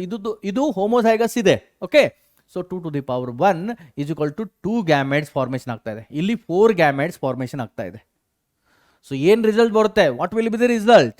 ದ ರಿಸಲ್ಟ್ ಈಸ್ ಈ ಎರಡು ಗ್ಯಾಮೆಟ್ಸ್ ಅನ್ನು ಮಲ್ಟಿಪ್ಲೈ ಮಾಡಿ that is 4 into 2 is equal to 8 zygotes produced ಆಗುತ್ತೆ. The total number of formed zygotes if the cross between these two genotype is 8. Okay, next ನೋಡಿ. Plant with genotype, ಇದು ಮತ್ತು ಇದು parental genotype are allowed to cross pollinate. What is the probability of progeny with this genotype? ಏನು ಕೇಳಿದಾರೆ ನೋಡಿ. ಒಂದು genotype ಇದೆ, capital A okay, capital A capital B small b capital D small d, and one more parent capital A capital B small b capital D small d. Okay, ಆಮೇಲೆ ಅವರು ಕೇಳಿದ್ದಾರೆ ಇವು ಎರಡು parent ಮಧ್ಯೆ, ಈ ಎರಡು ಜಿನೋಟೈಪ್ ಮಧ್ಯೆ ಕ್ರಾಸಿಂಗ್ ಆದರೆ, okay, if there is a cross pollination ಆದರೆ, what is the probability of genotype or what is the probability of progeny with genotype small a capital B small b and capital D. ಇದರ probability ಎಷ್ಟಾಗುತ್ತೆ ಅಂತ ಕೇಳ್ತಿದ್ದಾರೆ. What is the probability ಇಲ್ಲಿ ನೋಡಿ ಎಷ್ಟಾಗುತ್ತೆ. ಈಗ ಮತ್ತೇನು ಮಾಡಬೇಕು? ನಾವು ಹಳೆ ಮೆಥಡ್ ಇತ್ತಲ್ಲ ಅದನ್ನೇ ಫಾಲೋ ಮಾಡೋಣ. Cross between this one and this one ನೋಡಬೇಕು, ಅದರಲ್ಲಿ ಇದರ ಪ್ರೊಬ್ಯಾಬಿಲಿಟಿ ಎಷ್ಟು ಬರುತ್ತೆ ಅಂತ ನೋಡಬೇಕು. ಓಕೆ, ಇಲ್ಲಿ ಎಲ್ಲ ಕ್ರಾಸ್ ಮಾಡೋದು ಬೇಕಾಗಿಲ್ಲ. ಒಂದು ಹಿಂಟ್ ನೋಡಿ, capital A and capital A ಎರಡೂ ಕ್ರಾಸ್ ಮಾಡಿದ ಮೇಲೆ ಸ್ಮಾಲ್ ಎ ಬರುತ್ತಾ? ಇಲ್ಲ. So then small A probability ಎಷ್ಟಾಗುತ್ತೆ? 0. ಇಫ್ ಸ್ಮಾಲ್ ಎ ಪ್ರೊಬಬಿಲಿಟಿ 0 ಆದರೆ ಇವುಗಳೆಲ್ಲದದ್ದು ಬೇರೆ ಬೇರೆ ಪ್ರೊಬಬಿಲಿಟಿ ಬರುತ್ತೆ. But anything else multiplied by the 0 answer becomes A 0 only. So ಇದರ ಪ್ರೊಬಬಿಲಿಟಿ ಎಷ್ಟು? ಇತರದ್ದು ಒಂದು ಏನೋ ಪ್ರೊಬಬಿಲಿಟಿ, ಇತರದ್ದು ಒಂದು ಏನೋ ಪ್ರೊಬಬಿಲಿಟಿ ಬರ್ಬೋದು, 1/2 ಬರ್ಬೋದು. ಬಟ್ ಸ್ಮಾಲ್ ಎ ಪ್ರೊಬಬಿಲಿಟಿ 0 ಇದೆಯಲ್ಲ, 0 ಜೊತೆಗೆ ಏನು ಬೇರೆದನ್ನು ಮಲ್ಟಿಪ್ಲೈ ಮಾಡಿದರೆ ಕೂಡ 0ನೇ ಆನ್ಸರ್ ಬರ್ತಾ ಇದೆ. So correct answer for this question is 0. Okay, next. If the father with heterozygous A blood group, father blood group ಏನಿದೆ heterozygous A, that is capital I0, ಇದು father blood group ಇದೆ. And mother with homozygous B blood group, that is IB, ಇದು mother blood group ಇದೆ. Then what are the possible blood group in their children, ಅವರ ಚಿಲ್ಡ್ರನ್ಸಲ್ಲಿ ಯಾವ್ಯಾವ blood group ಬರುತ್ತೆ ಇದನ್ನು ಕೇಳ್ತಾ ಇದ್ದಾರೆ. ಇಲ್ಲಿ ಗ್ಯಾಮೆಟ್ಸ್ ಏನಾಗುತ್ತೆ, ಇದೇ ಅಲೀಲ್ಸ್ಗಳು ಗ್ಯಾಮೆಟ್ಸ್ ಆಗ್ತಾ ಇರ್ತವೆ. ಇದು ಒಂದು ಗ್ಯಾಮೆಟ್ ಆಯಿತು, ಮತ್ತು ಇದು ಒಂದು ಗ್ಯಾಮೆಟ್ ಆಯಿತು. ಓಕೆ, ಆಮೇಲೆ ಇಲ್ಲಿ ಎಲ್ಲ ಸೇರಿ ಒಂದೇ ಥರದ ಗ್ಯಾಮೆಟ್ ಬರ್ತಾ ಇರುತ್ತೆ. Because both they are together consider A single type of gamete ಬರ್ತಾ ಇದೆ ಇಲ್ಲಿ. ಓಕೆ, ದೆನ್ ಇವುಗಳ ಮಧ್ಯೆ ಫ್ಯೂಸ್ ಮಾಡಿ ನೋಡಿ, ಇದು ಮತ್ತು ಇದು ಫ್ಯೂಸ್ ಆದರೆ ದಟ್ ಇಸ್ IB ಆಗ್ತಾ ಇದೆ. ಇದು ಮತ್ತು ಇದು ಫ್ಯೂಸ್ ಆದರೆ ದಟ್ ಇಸ್ I0 ಆಗ್ತಾ ಇದೆ. ಸೊ ಇದು ಏನು, this is AB blood group ಆಗುತ್ತೆ, ಮತ್ತು ಇದು B ಬ್ಲಡ್ ಗ್ರೂಪ್ ಆಗುತ್ತೆ. That if the father with heterozygous A blood group and mother with homozygous B blood group, the possibility of blood group in their children are AB and B blood group. ಈ possibility ಇರುತ್ತೆ. Okay, next ನೋಡೋಣ.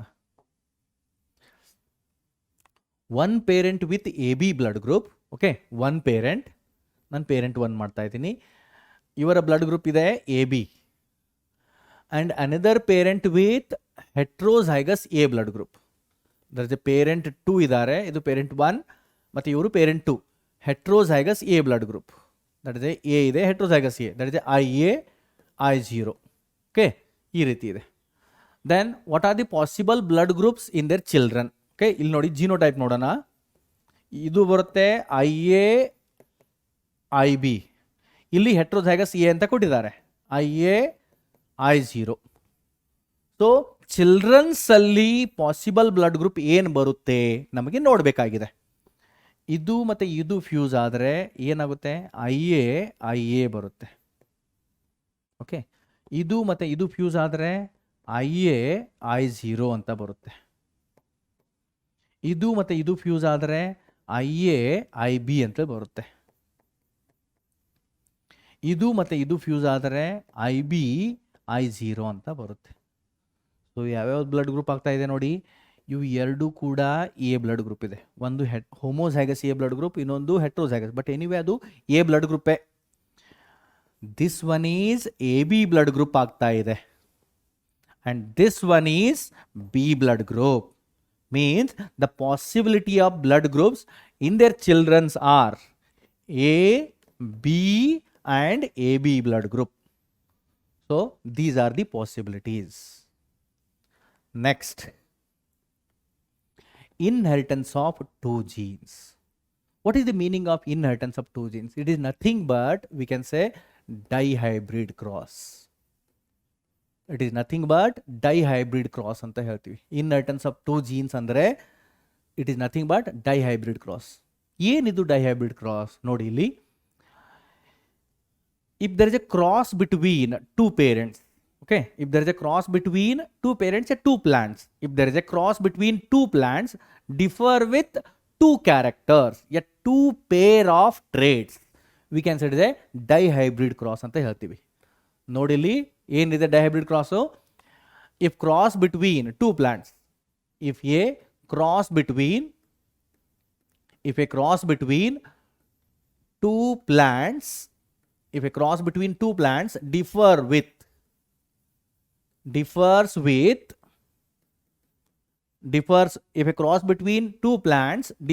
with 2 characters, differs with two characters or two pair of traits. Differs with two characters or two pair of traits. Two pair of traits. That we can say dihybrid cross anta ಹೇಳ್ತೀವಿ. Or if there are two gene interactions, a two gene inheritance considered at a time, that is a inheritance of two genes ಅಂತ ಕರಿತೀವಿ. Because one gene one character control ಮಾಡ್ತಾ ಇದೆ according to Mendel. So that is a dihybrid cross. Same ಇದೇ ತರ ನಾವು trihybrid cross ಕೂಡ define ಮಾಡಬಹುದು. ಹೇಗೆ ಮಾಡಬಹುದು ನೋಡಿ, if the cross between two plants differ with three characters or three pair of traits, nothing but trihybrid cross ಆಯ್ತು. Okay, so dihybrid cross Mendel ಎಂತಕ್ಕೆ ಮಾಡಿದ್ರು? Because to cross verify the result of monohybrid cross. Actually monohybrid cross result ಸರಿಯಾಗಿ ಬರ್ತಾ ಇದೆಯಾ ಇಲ್ಲ ಅದನ್ನ cross verification ಮಾಡೋ ಸಲುವಾಗಿ ಮೆಂಡಲ್ ಡೈಹೈಬ್ರಿಡ್ ಕ್ರಾಸ್ ಪರ್ಫಾರ್ಮ್ ಮಾಡಿದ್ರು. And for this dihybrid cross Mendel selected two characters. Pea plant, garden pea plant ಇಂದ 2 characters ಅನ್ನ, ಪೈಸಮ್ ಸಟೈವಮ್ ಪ್ಲಾಂಟ್ ಇಂದ 2 ಕ್ಯಾರೆಕ್ಟರ್ಸ್ ಅನ್ನ ಸೆಲೆಕ್ಟ್ ಮಾಡಿದ್ದಾರೆ. ಯಾವ್ದು 2 character? One is seed shape, and another one is a seed color. One is seed shape and another one is a seed color. ಈ 2 character ನ select ಮಾಡಿದ್ದಾರೆ. Seed shape ಅಲ್ಲಿ 2 traits ಬರುತ್ತೆ. There are 2 traits. ಯಾವ್ದು ಬರುತ್ತೆ ನೋಡಿ, one is round and one more is wrinkled. Seed colour ಅಲ್ಲಿ 2 trait ಬರುತ್ತೆ. ಯಾವುದು ಟ್ರೇಟ್ ಬರುತ್ತೆ ನೋಡಿ, one is yellow and another one is a green. So these are the trait. ಇವುಗಳನ್ನ ಸಿಂಬಾಲಿಕಲಿ ಯಾವ ರೀತಿ ರಿಪ್ರೆಸೆಂಟ್ ಮಾಡ್ತೀವಿ ನೋಡಿ, round capital R, wrinkled small r, yellow capital Y, green small y, ಈ ರೀತಿ ಮಾಡ್ತೀವಿ. Round is dominant over the wrinkled, yellow is dominant over the green seed colour, ಈ ರೀತಿ ಆಯ್ತು.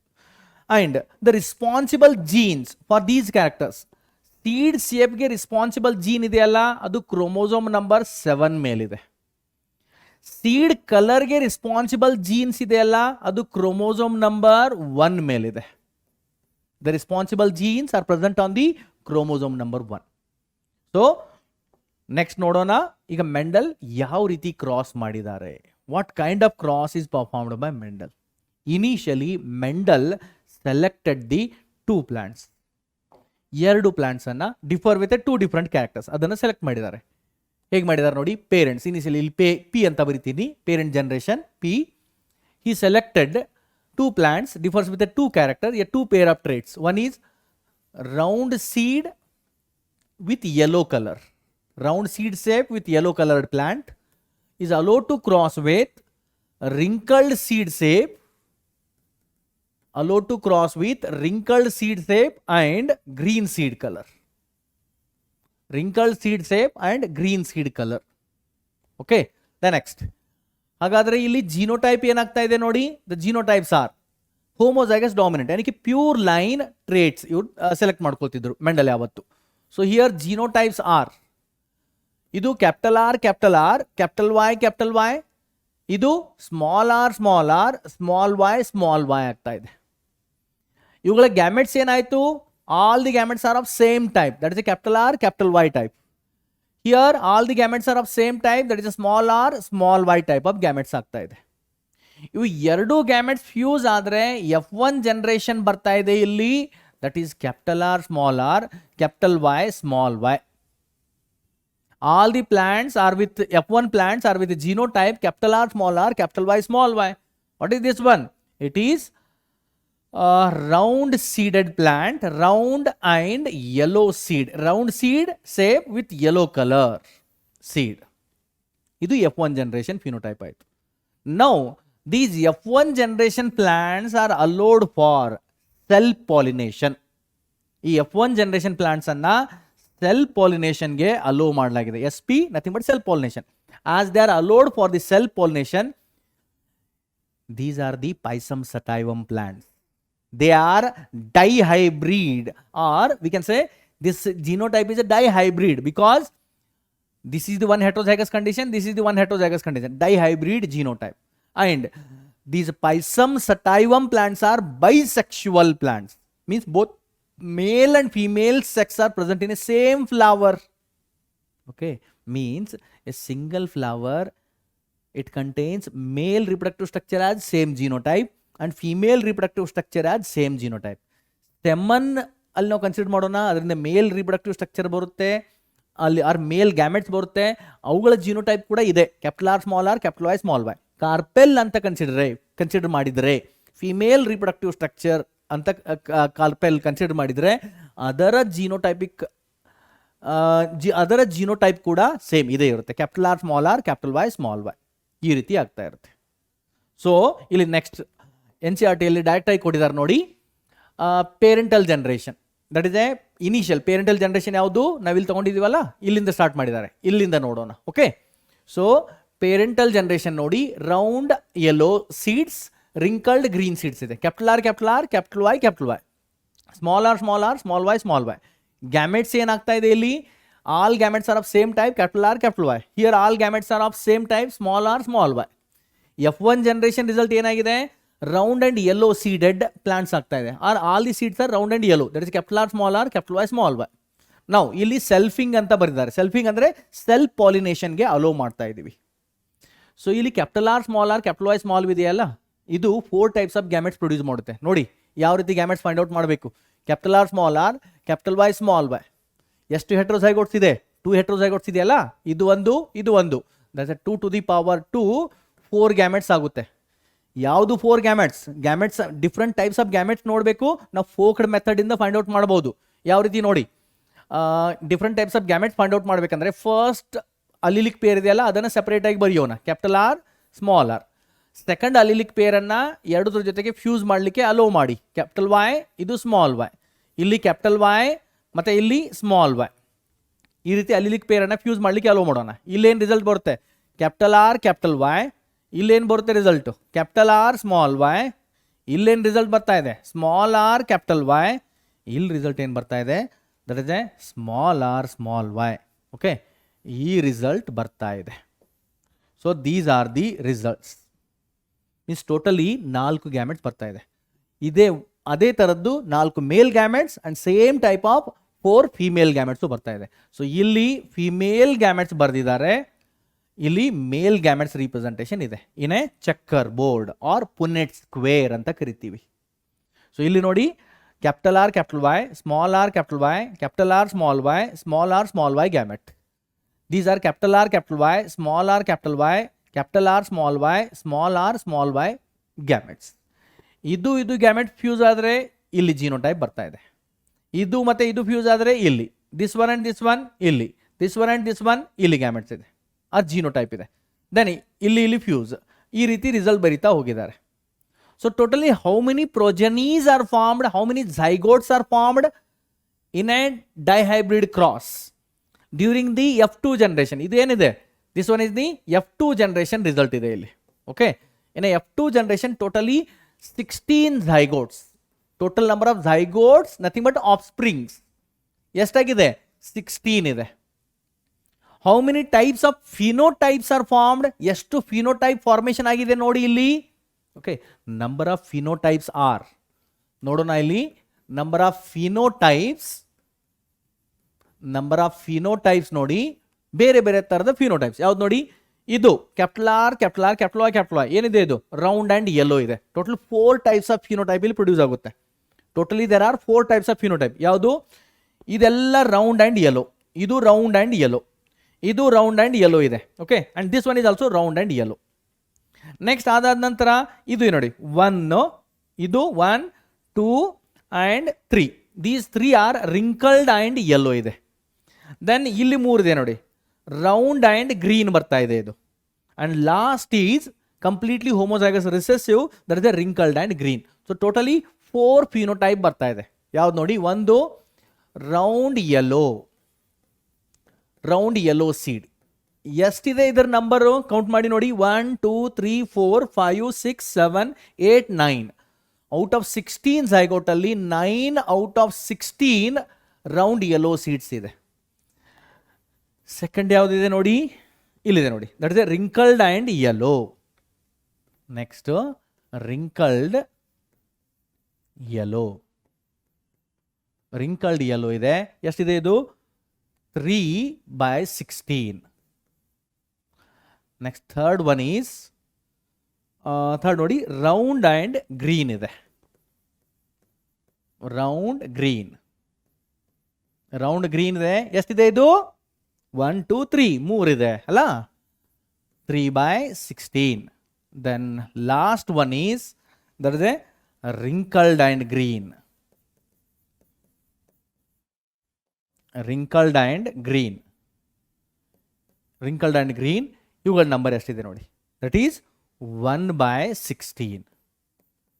ಸೊ ಇಲ್ಲಿ ಫಿನೋಟೈಪಿಕ್ ರೇಷಿಯೋ ಏನಾಯಿತು? What is phenotypic ratio? That is 9:3:3:1. This is the phenotypic ratio. ಈಗ next ನೋಡಬೇಕಾಗಿದೆ ಜಿನೋಟೈಪಿಕ್ ರೇಷಿಯೋ ಏನು ಬರುತ್ತೆ. Phenotypic ratio ಬಂತು ನಮ್ಮದು 9:3:3:1. ಜಿನೋಟೈಪಿಕ್ ರೇಷಿಯೋ ಏನಿದೆ ನೋಡಿ. What is genotypic ratio? ಒಂದು ನಿಮಿಷ. Okay,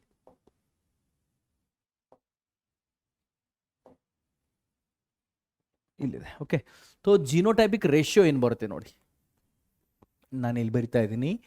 genotypic ratio for the dihybrid cross, ಮೆಂಡಲಿಯನ್ dihybrid cross. ನಾನು ಇಲ್ಲಿ ಬರಿತಾ ಇದ್ದೀನಿ 1:2:2:4:2:1:2:1. ಓಕೆ, 2:1. ಯಾವ ರೀತಿ ನೆನ್ಪಿಟ್ಕೊಳ್ಬೇಕು ನೋಡಿ, 1 2 1 2 4 2 1 2 1 ಈ ರೀತಿ ನೆನ್ಪಿಟ್ಕೊಳ್ಬೋದು. ಆರ್ ಅದರ್ವೈಸ್ ಸೆಂಟರಲ್ಲಿ 4 ನೆನಪಿಟ್ಕೊಳ್ಳಿ. ರೈಟ್ ಸೈಡ್ ಹೋದರೆ 2 1 2 1, ಲೆಫ್ಟ್ ಸೈಡ್ ಹೋದ್ರೂ ಕೂಡ 2 1 2 1 ಈ ರೀತಿ ನೆನಪಿಟ್ಕೊಳ್ಬೇಕು. Okay, so that is the genotypic ratio. So totally ಎಷ್ಟು ಜಿನೋಟೈಪ್ ಬರ್ತಾ ಇದೆ? ನಂಬರ್ ಆಫ್ ಜಿನೋಟೈಪ್ಸ್ ನೋಡಿ in the dihybrid cross. Number of genotypes, total genotypes ಎಷ್ಟಾಗ್ತಾ ಇದೆ ನೋಡಿ. ಇಲ್ಲಿ ಎಷ್ಟಿದೆ? 1 2 3 4 5 6 7 8 9. Total number of genotypes are 9. 9 ವಿವಿಧ ಪ್ರಕಾರದ ಜಿನೋಟೈಪ್ಸ್ಗಳು ನಮಗೆ ಸಿಗುತ್ತೆ. ಸೊ ವಾಟ್ ಆರ್ ದೀಸ್ ನೋಡಿ. ಇವಾಗ ಅದನ್ನ ಹೆಂಗೆ, ಯಾವ ಜಿನೋಟೈಪ್ ಯಾವ ರೀತಿ ಇದೆ ಅದನ್ನು ನೋಡಬೇಕು. So different types of genotype find out ಮಾಡಲಿಕ್ಕೆ ಏನು ಮಾಡ್ಬೋದು ನೋಡಿ. ಯೂಶ್ವಲಿ ಇಲ್ಲಿ F1 ಜನರೇಷನ್ ಪ್ಲಾಂಟ್ ಇದೆಯಲ್ಲ, ಅದರ ಜಿನೋಟೈಪ್ ಏನಿದೆ? Capital R small r capital Y small ಇದೆ. ಡಬಲ್ ಹೆಟ್ರೋಝೈಗಸ್ ಇದೆ ಇದು, ಆರ್ ಡೈಹೈಬ್ರಿಡ್ ಇದೆ. ಓಕೆ, ಸೊ ಈ ರೀತಿ ಜಿನೋಟೈಪ್ ಇರುವಾಗ ಡಿಫ್ರೆಂಟ್ ಜಿನೋಟೈಪ್ ತಗೊಳ್ಬೇಕಂದ್ರೆ ಏನು ಮಾಡಿ, ಫಸ್ಟ್ ಟ್ರೇಟ್ನ ಕಂಪ್ಲೀಟ್ ಹೋಮೋಜೈಗಸ್ ಕಂಡೀಷನ್, ಫಸ್ಟ್ ಟ್ರೇಟ್ನ ಹೆಟ್ರೋಜೈಗಸ್ ಕಂಡೀಷನ್, ಫಸ್ಟ್ ಟ್ರೇಟ್ನ homozygous recessive condition, consider these. Then with them second ಟ್ರೇಟ್ನ 3 ಕೈಂಡ್ಸ್ ಅನ್ನ ಫ್ಯೂಸ್ ಮಾಡಲಿಕ್ಕೆ ಅಲೋ ಮಾಡಿ. Capital Y, then here capital Y small y, here small y. Even here also capital Y, then capital Y small y, then here small y. Even same here also capital Y, then capital Y small y, then here it is a small y. ಇದನ್ನು ನಾವು forked line method ಅಂತ ಕರಿತೀವಿ. ಹೆಂಗಾಗುತ್ತೆ ನೋಡಿ ಇಲ್ಲಿ, you can C usually ಇದು ಮತ್ತೆ ಇದು cross ಮಾಡಿದ ಮೇಲೆ ಕ್ಯಾಪಿಟಲ್ R, ಕ್ಯಾಪಿಟಲ್ Y ಆಗುತ್ತೆ. So capital R, capital Y. Next ಇದು ಮತ್ತೆ ಇದು ಫ್ಯೂಸ್ ಆದಮೇಲೆ capital R, capital Y small y ಬರುತ್ತೆ. ಇದು ಮತ್ತೆ ಇದು ಫ್ಯೂಸ್ ಆದಮೇಲೆ ಕ್ಯಾಪಿಟಲ್ R, ಸ್ಮಾಲ್ y ಬರುತ್ತೆ. ಇದು ಮತ್ತೆ ಇದು ಫ್ಯೂಸ್ ಆದರೆ capital R, capital Y small y. ಇದು ಮತ್ತೆ ಇದು ಫ್ಯೂಸ್ ಆದರೆ capital R, capital Y small y. ಇದು ಮತ್ತೆ ಇದು ಫ್ಯೂಸ್ ಆದರೆ ಕ್ಯಾಪಿಟಲ್ R, ಸ್ಮಾಲ್ y. ಈ ರೀತಿ ಆಗುತ್ತೆ. ಇದು ಮತ್ತೆ ಇದು ಫ್ಯೂಸ್ ಮಾಡಿದರೆ that is a small r, capital Y. Then ಇವು ಎರಡು ಫ್ಯೂಸ್ ಆದರೆ that is a small r, capital Y small y. Then ಇದು ಎರಡು ಫ್ಯೂಸ್ ಆದರೆ that is a small R small Y ಈ ರೀತಿ ಜಿನೋಟೈಪ್ ಬರುತ್ತೆ. ಟೋಟಲಿ ಎಷ್ಟು 9 ಡಿಫ್ರೆಂಟ್ ಜಿನೋಟೈಪ್ ಬರುತ್ತೆ. ಕೌಂಟ್ ಮಾಡಿ ನೋಡಿ, 1 2 3 4 5 6 7 8 9. ಎಸ್, ಸರಿಯಾಗಿದೆ. ಹಾಗಾದರೆ ಇವುಗಳ ಪ್ರೊಬ್ಯಾಬಿಲಿಟಿ ಎಷ್ಟು? What is the probability? ಇಲ್ಲಿದೆಯಲ್ಲ, ಇದು ಪ್ರೊಬ್ಯಾಬಿಲಿಟಿ. 1 ಔಟ್ ಆಫ್ 16 ಇದು, 2 ಔಟ್ ಆಫ್ 16 ಇದು. ಅದರ ಪ್ರೊಬ್ಯಾಬಿಲಿಟಿ ಫೈಂಡ್ ಔಟ್ ಮಾಡೋಣ. ಯಾವ ರೀತಿ? ಇಲ್ಲಿ ಮತ್ತೆ ನಾವು ಶಾರ್ಟ್ಕಟ್ ಫಾಲೋ ಮಾಡೋಣ. ಯಾವುದು?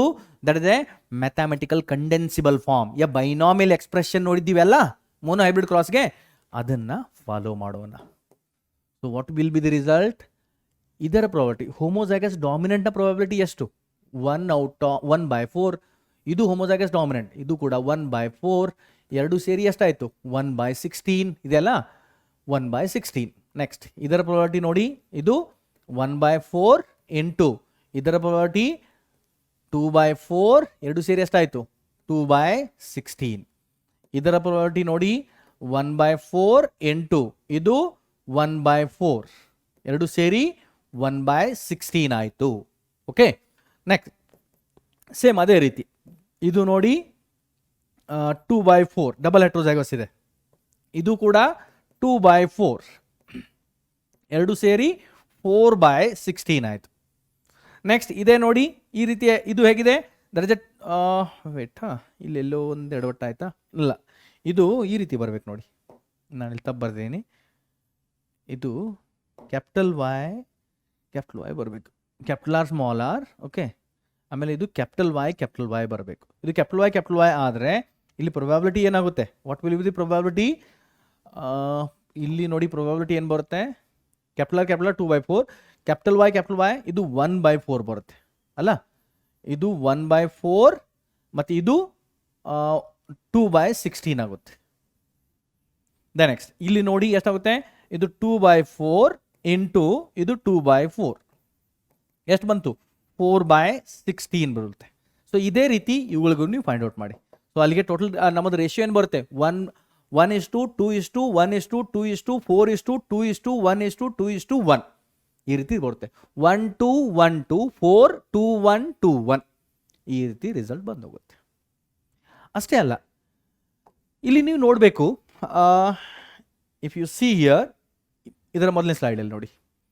ಡಿಯರ್ ಸ್ಟೂಡೆಂಟ್ಸ್, ಟೋಟಲಿ 4 ಫಿನೋಟೈಪ್ ನಮಗೆ ಸಿಗುತ್ತೆ in the Mendelian dihybrid cross ಅಲ್ಲಿ. In that individual, why Mendel conducted the dihybrid cross?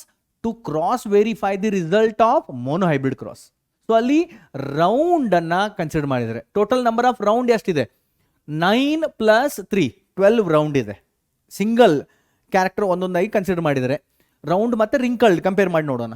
9 + 3 round ಇದೆ, 12 ಟೋಟಲ್ 12 ಆರ್ ರೌಂಡ್. ರಿಂಕಲ್ಡ್ ಎಷ್ಟಿದೆ? 3 + 1. ಸೊ 12:4 ಈ ರೀತಿ ರೇಷಿಯೋ ಬರುತ್ತೆ ನೋಡಿ. ಇಲ್ಲಿ ರೌಂಡ್ ಆರ್ 12, ರಿಂಕಲ್ಡ್ ಆರ್ 3 + 1 4 ಆಯಿತು. ಆಮೇಲೆ ಯೆಲ್ಲೋ ಎಷ್ಟಿದೆ? 9 + 3 that is 12 yellow and green ಎಷ್ಟಿದೆ? 3 + 1 4 ಈ ರೀತಿ ಬರುತ್ತೆ. ಸೊ ಅದನ್ನೇ ನಾವು ಇಂಡಿವಿಜುವಲ್ ಕ್ಯಾರೆಕ್ಟರನ್ನು ಕನ್ಸಿಡರ್ ಮಾಡಿದರೆ, okay, if we considered individual character then ಏನು ರಿಸಲ್ಟ್ ಬರುತ್ತೆ ನೋಡಿ. If we considered individual character that is a seed shape ನೋಡೋಣ. If I consider the seed shape, ಅಥವಾ ಸೀಡ್ ಸೇಪ್ಗೆ ಏನು ಬರುತ್ತೆ? ಇಲ್ಲಿ ಒಂದು ರೌಂಡ್ ಸೀಡ್ ಸೇಪ್ ಇದೆ. Total number of round seed shape ಎಷ್ಟಿದೆ ನೋಡಿ? ರೌಂಡ್ ಇಷ್ಟು ರಿಂಕಲ್ಡ್ ಎರಡು ನೋಡೋಣ. ರೌಂಡ್ ಇಷ್ಟು ರಿಂಕಲ್ಡ್ ಎರಡು ನೋಡಿದ್ದೆ ಆದರೆ ಎಷ್ಟಿದೆ ರೌಂಡ್? ಟೋಟಲ್ಲು 12 ಇದೆ ಅಲ್ಲ. ರಿಂಕಲ್ಡ್ ಎಷ್ಟಿದೆ? 4 ಇದೆ. 3 + 1 4 ಇದೆ. ಸೊ 12:4 ನಥಿಂಗ್ ಬಟ್ ಎಷ್ಟಾಯ್ತು ಇದು? ಇದನ್ನು ಸಿಂಪ್ಲಿಫೈ ಮಾಡಿದರೆ 3:1. ಅಂದರೆ at a time if we consider the single character monohybrid cross ratio ನಮಗೆ ಸಿಗುತ್ತೆ. ಅದೇ ರೀತಿ ಸೀಡ್ ಕಲರ್ ತಗೊಂಡ್ರು ಕೂಡ if we consider even seed colour then ಏನು ರಿಸಲ್ಟ್ ಬರುತ್ತೆ ನೋಡಿ. ಇಲ್ಲಿ ಸೀಡ್ ಕಲರ್ ಎರಡಿದೆ, ಯಾವುದು? Yellow and one more is green. Yellow and green ಎರಡು ಕನ್ಸಿಡರ್ ಮಾಡ್ತಾ ಇದ್ದೀವಿ. ಟೋಟಲ್ ನಂಬರ್ ಆಫ್ ಯೆಲ್ಲೋ ಎಷ್ಟಿದೆ? 12 ಇದೆ. ಟೋಟಲ್ ನಂಬರ್ ಆಫ್ ಗ್ರೀನ್ ಎಷ್ಟಿದೆ? 4 ಇದೆ. ಓಕೆ, ಸೊ 12:4 ಎಷ್ಟಾಯಿತು? ಇದನ್ನು ಸಿಂಪ್ಲಿಫೈ ಮಾಡಿದರೆ 3:1 ಬರ್ತಾ ಇದೆ. So means it is similar to like that of the monohybrid cross if we considered one character at a time. ಅದನ್ನೇ ಲಾ ಆಫ್ ಇಂಡಿಪೆಂಡೆಂಟ್ ಅಸಾರ್ಟ್ಮೆಂಟ್ ಅಲ್ಲಿ explain ಮಾಡಿದ್ದಾರೆ. two pair of trait, two traits, okay, two traits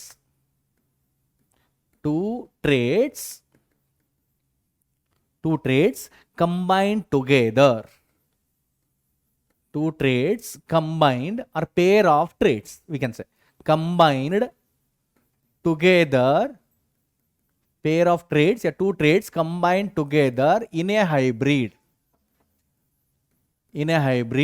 ಏನಾಗುತ್ತೆ ನೋಡಿ, two traits combined together in a hybrid, then segregation of traits combined together in a hybrid or in a organism, that is F1 ಅಲ್ಲಿ capital R small r capital Y small y ಅದನ್ನೇ consider ಮಾಡಬೇಕು.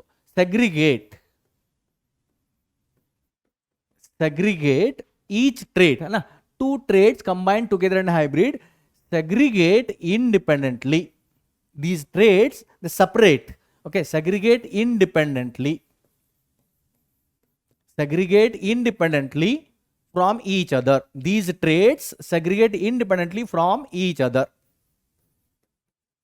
ಏನು ಹೇಳ್ತಿದ್ದಾರೆ ನೋಡಿ, a pair of trait, nothing but two trait, a pair of trait for a character combined together in a hybrid, they segregate or separate independent with each other. So that we can say it is the law of independent assortment ಅಂತ ಹೇಳ್ತೀವಿ. So ಅದು independent ಆಗಿ segregate ಆದರೆ in the F2 generation ಅಲ್ಲಿ ಹೊಸ recombinant produce ಆಗ್ತಿದೆ ಅಂತ ತೋರಿಸ್ತಿದ್ದಾರೆ. So that we can say it the law of independent assortment. And this law of independent assortment explained, Mendel explained by using, ಹೆಂಗೆ explain ಮಾಡಿದ್ದಾರೆ, explained by using dihybrid cross. He explained this one by using dihybrid cross. Dihybrid cross use ಮಾಡಿಕೊಂಡು ಇದನ್ನ explain ಮಾಡಿದ್ದಾರೆ. ಇದು ನೆನ್ಪಿಟ್ಕೊಳ್ಳಿ dear students, important ಇದೆ. Law of dominance ಮತ್ತೆ law of segregation explain ಮಾಡಿದ್ದು by using monohybrid cross. Law of independent assortment explain ಮಾಡಿದ್ದು by using dihybrid cross. So ಇದು ಆಯ್ತು ಅಬೌಟ್ ಸಮ್ ಡೈಹೈಬ್ರಿಡ್ ಕ್ರಾಸ್. ಇನ್ನು ಮುಂದೆ ನೋಡೋಣ questions with respect to Mendelian dihybrid cross. ಇಲ್ಲಿವರೆಗೆ ನಾವು ಮೆಂಡಲಿಯನ್ ಡೈಹೈಬ್ರಿಡ್ ಕ್ರಾಸ್ ನೋಡಿ ಆಯಿತು. ಅದರ ರಿಲೇಟೆಡ್ ಕೆಲವೊಂದು ಕ್ವಶನ್ಸ್ಗಳನ್ನು ನೋಡೋಣ. ಫಸ್ಟ್ ಕ್ವಶನ್ ಇದೆ, calculate the proportion of parental phenotypes in F2 generation or in F2. So ಇಲ್ಲಿ ಮತ್ತೊಂದ್ಸಲ ನಾನು ಡೈಹೈಬ್ರಿಡ್ ಕ್ರಾಸ್ ಸ್ಲೈಡ್ ತೋರಿಸ್ತಾ ಇದ್ದೀನಿ ನಿಮಗೆ. ಇಲ್ಲಿ ನೋಡಿ, in the dihybrid cross total number of phenotypes are 4. What are the 4 phenotypes? Round yellow, wrinkled yellow, round green, wrinkled green. In that, these which are the wrinkled yellow and round green, these two phenotypes are the recombinants. And round yellow, it is the parental phenotype. Wrinkled green is also a parental phenotype. Means in the Mendelian dihybrid cross, during the F2 generation, how many are parental phenotypes? 9 round yellow and 1 wrinkled green. These are the parental phenotypes. How many are the recombinants? Wrinkled yellow are 3, round green are 3. So these are the recombinant phenotypes. So now we can check the question here. Here, calculate the proportion of parental phenotype in F2 generation. So what is the proportion of parental phenotype? That is 10 out of 16. What are the 10 parental phenotypes? 9 are round yellow, 9 are round yellow, and 1 is wrinkled green. 1 is wrinkled green. 9 are round yellow and 1 is wrinkled green. So it is the answer for this question. Next, calculate the proportion of recombinant phenotypes in F2 of Mendelian dihybrid cross. So what is the total number of recombinant phenotypes? That is 6 out of 16. ಯಾವುದು ಬರುತ್ತೆ ನೋಡಿ 6? That is 1 is round green, 3 are round green, 3 are round green, and 3 are wrinkled yellow. 3 are wrinkled yellow. 3 are round green and 3 are wrinkled yellow. So these are the recombinant phenotype. The correct answer is 6/16. Next you can see, find out the proportion of homozygote genotype for both trait in F2 generation. Homozygous genotype for both the trait. Genotype ಕೇಳಿದ್ದಾರೆ ನೋಡಿ. ಇವಾಗ ಯಾವ್ದಾಗುತ್ತೆ, ಒಂದು capital R capital Y ಎರಡು ಟ್ರೇಟ್ಗೆ ಹೋಮೋಜೈಗಸ್ condition ಇದೆ. ಅದಾದ ನಂತರ small R small Y ಇದು ಕೂಡ ಹೋಮೋಜೈಗಸ್ ಇದೆ. ಅಷ್ಟೇ ಅಲ್ಲ, ಇದು ನೋಡಿ ಕ್ಯಾಪಿಟಲ್ ಆರ್ ಸ್ಮಾಲ್ ವೈ ಇದು ಕೂಡ ಹೋಮೋಜೈಗಸ್ ಇದೆ. The next small R capital Y ಇದು ಕೂಡ ಹೋಮೋಜೈಗಸ್ ಇದೆ ಅಲ್ಲ. ಸೊ ಇವುಗಳ ಪ್ರಪೋರ್ಷನ್ ಎಷ್ಟಾಗುತ್ತೆ ನೋಡಿ. What is the proportion of these probability ನೋಡೋಣ. ಒಂದು ಕ್ಯಾಪಿಟಲ್ ಆರ್ ಇದೆ, ಇದು 1/4. ದೆನ್ ಕ್ಯಾಪಿಟಲ್ ವೈ ಇದು 1/4 ಮೀನ್ಸ್ ಟೋಟಲ್ ಪ್ರೊಬ್ಯಾಬಿಲಿಟಿ ಎಷ್ಟಾಯಿತು, 1/16. ಅದೇ ರೀತಿ ಇದು ಕೂಡ ನೋಡಿ, ಇದು 1/4 ಇದು 1/4 1/4 into 1/4 that is 1/16 ಆಯಿತು. Then even here also same case. Here 1/4 and this one is a 1/4, that is it is also 1/16. And in case of this one, here also 1/4 and this one also 1/4. So here also totally it is 1/16. So ಈ phenotype homozygous for both the trait, ಈ phenotype ಇದ್ರೆ 1/16 ಇದೆ, ಇದು 1 out of 16 ಇದೆ, ಇದು 1 out of 16, ಇದು 1 out of 16.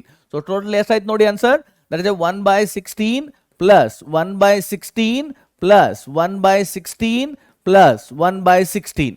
Total ಎಷ್ಟಾಯಿತು, it is 4 out of 16 are homozygous for both the traits in Mendelian Dihybrid Cross of F2 generation.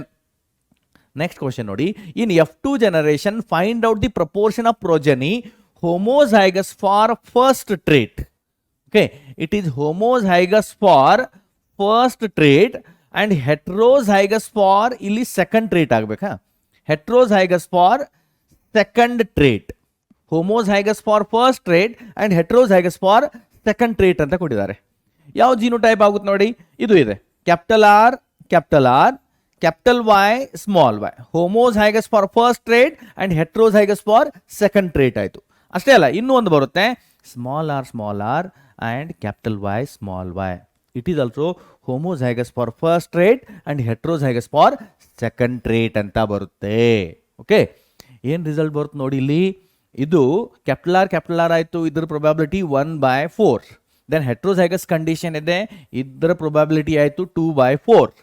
Then ಇಲ್ಲಿ ನೋಡಿ ಸ್ಮಾಲ್ ಆರ್ ಇದೆ, ಇದರ ಪ್ರೊಬ್ಯಾಬಿಲಿಟಿ ಆಯಿತು 1/4.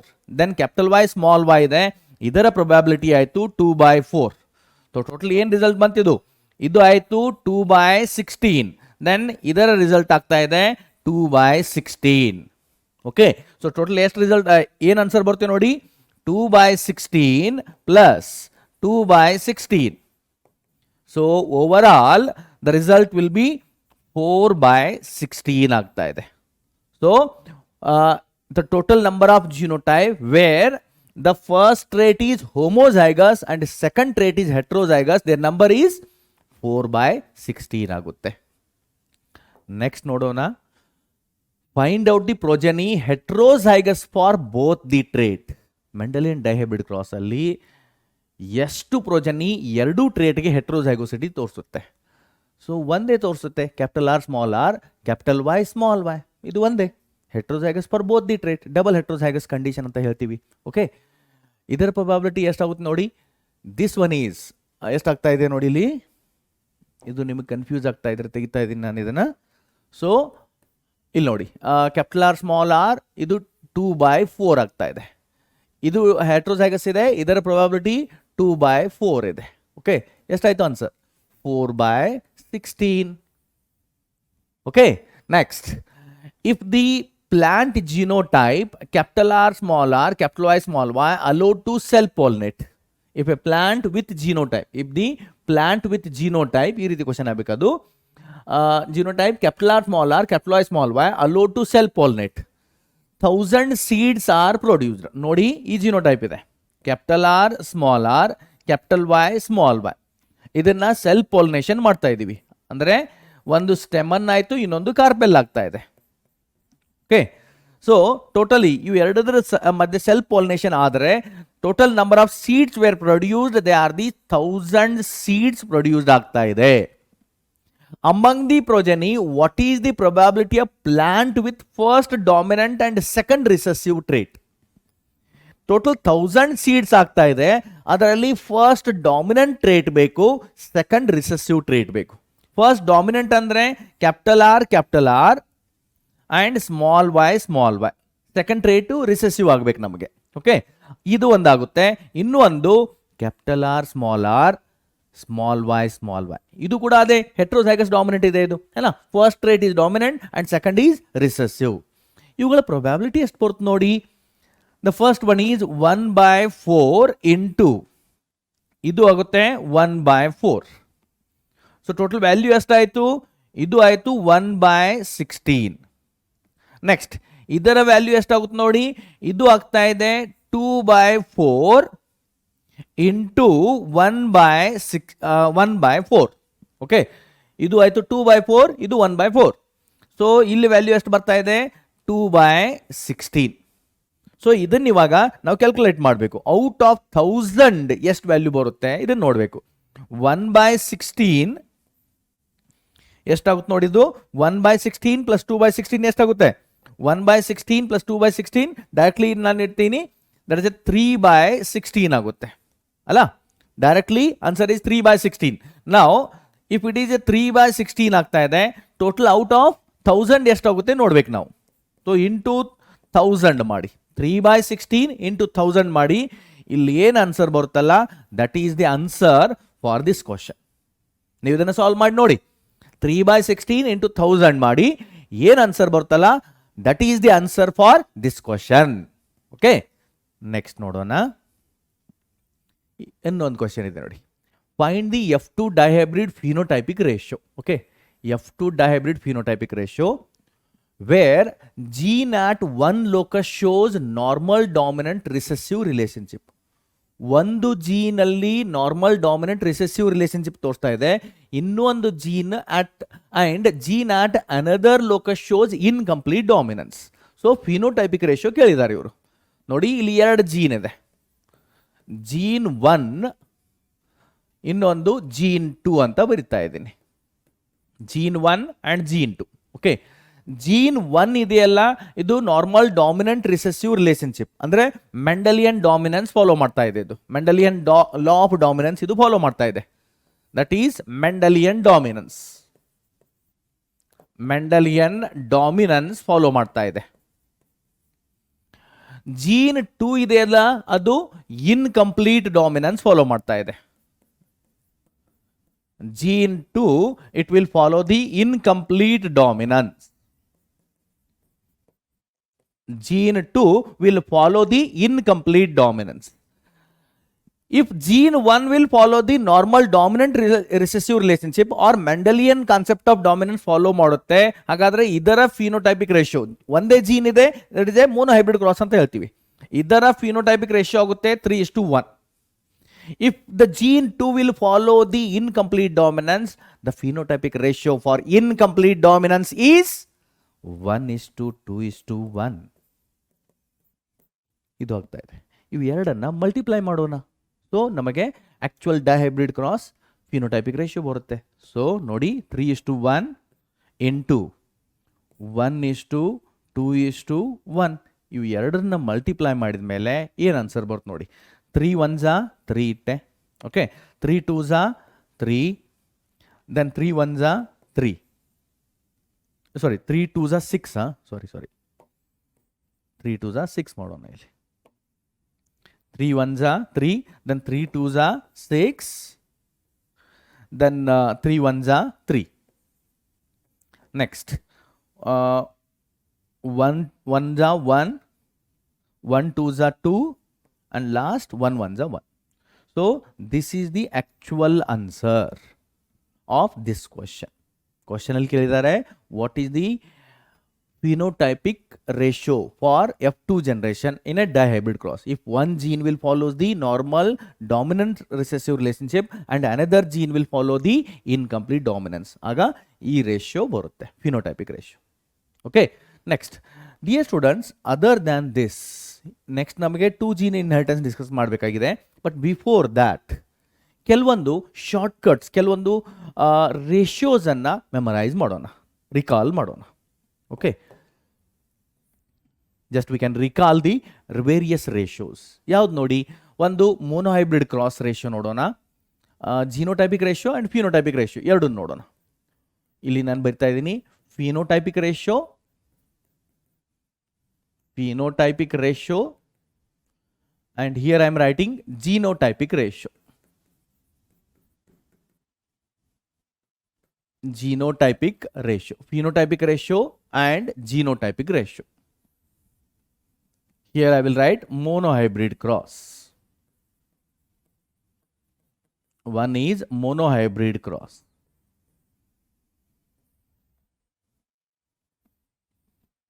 The next, dihybrid cross.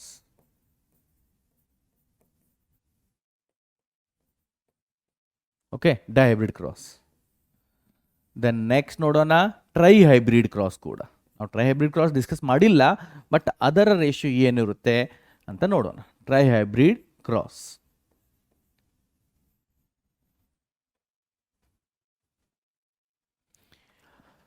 So ನೋಡಿ ಇಲ್ಲಿ ಏನಾಗುತ್ತೆ ratio. Monohybrid cross phenotypic ratio, I think hope all of you know that one, and all of you remember that one. Phenotypic ratio is, it is a 3:1. Genotypic ratio for the monohybrid cross is 1:2:1. Then dihybrid cross phenotypic ratio, it is 9:3:3:1. ಈ ರೀತಿ ಬರಿಬಹುದು. R ಇದನ್ನೇ to the power 2 ಅಂತ 2 ಸಲ multiply ಮಾಡಿದರೆ ಆಯಿತು. R ನಾನು ಇಲ್ಲಿ ಬರಿತಾ ಇದ್ದೇನೆ ನೋಡಿ, ಆರ್ 3 ಟು ದಿ ಪವರ್ 1 ಅಂತ ಮಾಡಿ ಇದನ್ನೇ ಪವರ್ 2 ಮಾಡಿ, ಆರ್ ಸ್ಕ್ವೇರ್ ಮಾಡಬೇಕಷ್ಟೆ.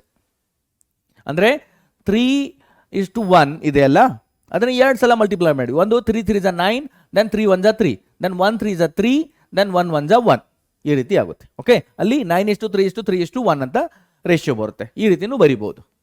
ಜಿನೋಟೈಪಿಕ್ ರೇಷಿಯೋ ಏನಿದೆ, I think hope all of you know this one. 1:2:1:4, 2:, then 4:2:1:2:1. ಈ ರೀತಿ ಇದೆ. ಆರ್ ನೀವು ಇದನ್ನು ಹೆಂಗೆ ಬರೀಬಹುದು, ಇನ್ ಒನ್ ಮೋರ್ ವೇ, ಇದನ್ನೇ ಮೋನೋಹೈಬ್ರಿಡ್ ಕ್ರಾಸ್ ಜಿನೋಟೈಪಿಕ್ ರೇಷಿಯೋ ಇದೆಯಲ್ಲ, ಅದನ್ನು 2 ಸಲ ಮಲ್ಟಿಪ್ಲೈ ಮಾಡಿ. That is 1:2:1 to the power 2. ಈ ರೀತಿ ಬರೆದರೆ ಸಾಕು, ಅದು ಜಿನೋಟೈಪಿಕ್ ರೇಷಿಯೋ ಆಯಿತು. ಓಕೆ, ನೆಕ್ಸ್ಟ್ ಟ್ರೈಹೈಬ್ರಿಡ್ ಕ್ರಾಸ್ ಹೇಗೆ ಬರಿತೀರಾ? ನಮಗೆ ಟ್ರೈಹೈಬ್ರಿಡ್ ಕ್ರಾಸ್ ಫಿನೋಟೈಪಿಕ್ ರೇಷಿಯೋ ಗೊತ್ತಿಲ್ಲ. ಸೊ ಇದನ್ನೇ ಇಲ್ಲಿ ಪವರ್ 2 ಮಾಡಿದ್ದೀವಿ, ಅದನ್ನು 3 ಸಲ ಮಲ್ಟಿಪ್ಲೈ ಮಾಡಬೇಕು. That is 3:1 to the power 3 ಆಯಿತು. That is a phenotypic ratio. So genotypic ratio ಹೆಂಗೆ ಬರೆಯೋದು ಇಲ್ಲಿ? 1:2:1 ಟು ದಿ ಪವರ್ 3. ಈ ರೀತಿ ನಾವು ಜಿನೋಟೈಪಿಕ್ ರೇಷಿಯೋ ಬರೆಯೋದು. ದೆನ್ ಅಷ್ಟೇ ಅಲ್ಲ, ಇವನ್ V can see the test cross also. Okay, ನಾನು ಇಲ್ಲಿ ಟೆಸ್ಟ್ ಕ್ರಾಸ್ ಬರಿತಾ ಇದ್ದೀನಿ. Monohybrid test cross, monohybrid test cross, monohybrid test cross ಎರಡು ನೋಡೋಣ. Monohybrid test cross and dihybrid test cross. ಇನ್ನೊಂದು dihybrid test cross.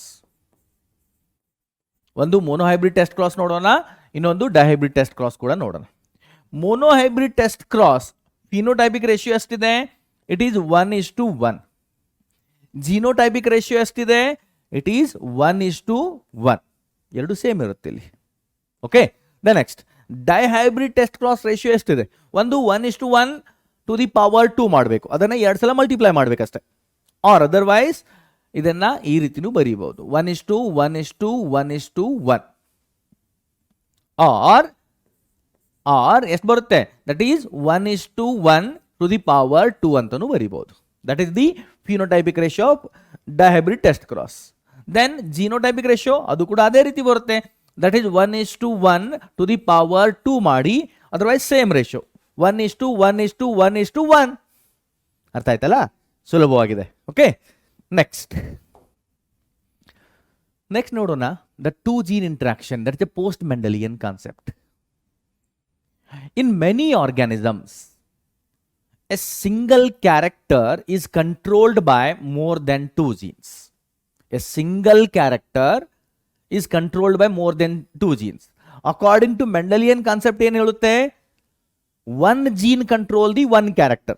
But after the death of the Mendel, many scientists again studied inheritance of many characters, and they come to conclusion that in many organisms, a single character, the expression of a single character is controlled by 2 genes. That we can say is a 2 gene interaction, post Mendelian concept.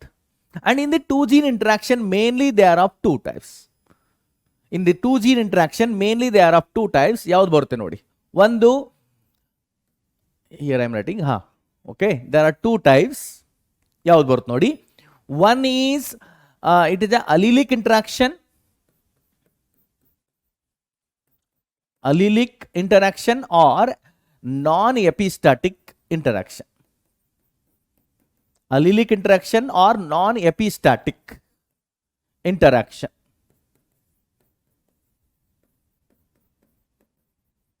Allelic interaction or non-epistatic interaction ಅಂತ ಹೇಳ್ತೀವಿ. ಅಲೀಲಿಕ್ interaction ಅಂದ್ರೆ ಏನಾಗುತ್ತೆ? That is alleles of a gene. ಒಂದು gene allele ಇದೆಯಲ್ಲ, pair of alleles ಇರುತ್ತೆ ಪ್ರತಿಯೊಂದು ಜೀನ್ಗೆ, ಅವೇ interact ಮಾಡುತ್ತೆ ಮತ್ತೆ ಒಂದು ಪರ್ಟಿಕ್ಯುಲರ್ ಕ್ಯಾರೆಕ್ಟರ್ ಎಕ್ಸ್ಪ್ರೆಷನ್ ಸಲುವಾಗಿ ಅವು ಎಕ್ಸ್ಪ್ರೆಸ್ ಆಗ್ತಾ ಇರುತ್ತೆ. ಒಂದು ಫಿನೋಟೈಪ್ ಎಕ್ಸ್ಪ್ರೆಷನ್ ಸಲುವಾಗಿ ಅವು ಎಕ್ಸ್ಪ್ರೆಸ್ ಆಗ್ತಾ ಇರುತ್ತೆ. So that we can say it the allelic or non epistatic interaction ಅಂತ ಹೇಳ್ತೀವಿ. And with this interaction it will produces normal Mendelian ratio or it is a normal Mendelian concept ಆಗುತ್ತೆ. Normal Mendelian concept, it is normal Mendelian concept. If it is a normal Mendelian concept ಆದ್ರೆ, okay, if it is normal Mendelian concept ಆದ್ರೆ ಇಲ್ಲಿ ratio ಏನ್ ಬರುತ್ತೆ ನೋಡಿ? That is phenotypic ratio. For monohybrid cross ಆದ್ರೆ 3:1 ಬರುತ್ತೆ. Or if it is a dihybrid cross ಆದ್ರೆ phenotypic ratio is 9:3:3:1 ಬರುತ್ತೆ. ಅಂಡ್ ಇಲ್ಲಿ ಏನಾಗ್ತಾ ಇದೆ? Alleles of a gene, they are interacting with each other for a expression of a phenotype. So this one we can say the intragenic interaction anta helbodu. This one is intragenic interaction. Next ಇನ್ನೊಂದು ಬರುತ್ತೆ, that is non-allelic interaction or we can say epistatic interaction, epistatic gene interaction, epistatic gene interaction, non-allelic interaction or epistatic gene interaction. ಇದು ಏನಾಗುತ್ತೆ ನೋಡಿ? Here the phenotypic ratio is slightly different than the Mendelian. ಇಲ್ಲಿ ಏನಾಗುತ್ತೆ? Phenotypic ratio change ಆಗುತ್ತೆ. Phenotypic ratio different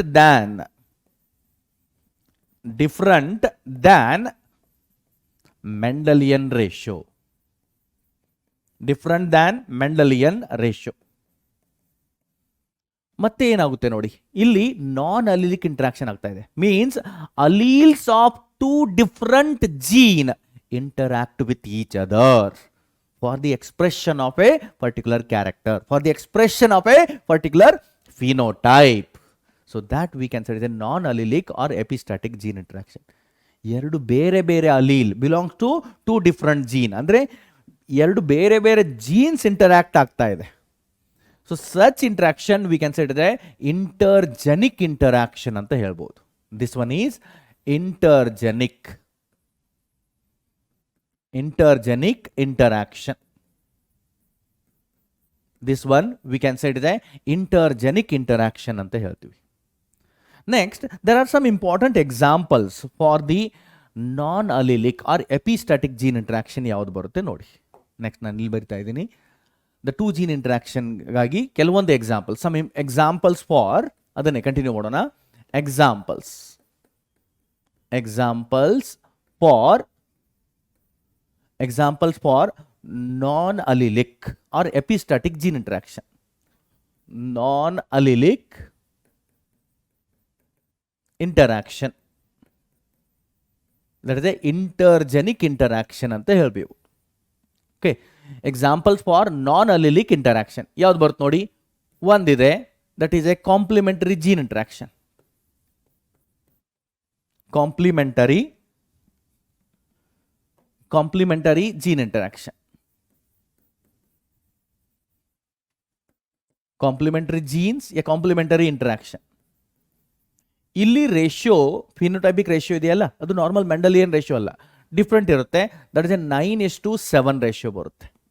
and example for this one is, ಇದಕ್ಕೊಂದು example ಯಾವ್ದು ನೋಡಿ. That is a flower colour in sweet pea. Example for this one is a flower color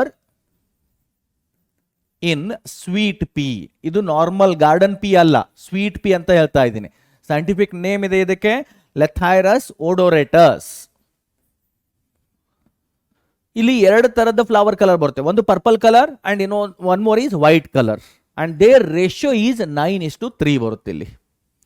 then second example for this one is, second example ನೋಡಿ, that is a duplicate gene interaction. Yet to duplicate genes.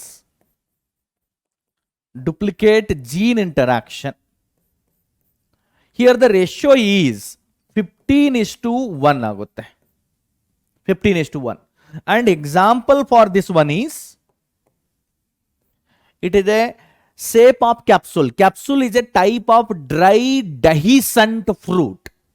It is a simple dry dehiscent fruit ಅಂತ ಹೇಳ್ತೀವಿ. So shape of the capsule, or ಸುಲಭವಾಗಿ ಅರ್ಥ ಮಾಡ್ಕೊಳ್ಬೇಕಂದ್ರೆ shape of fruit in shepherd's purse, or scientific name is Capsella bursa fabricus. The shape of capsule. What is this capsule? It is a type of fruit.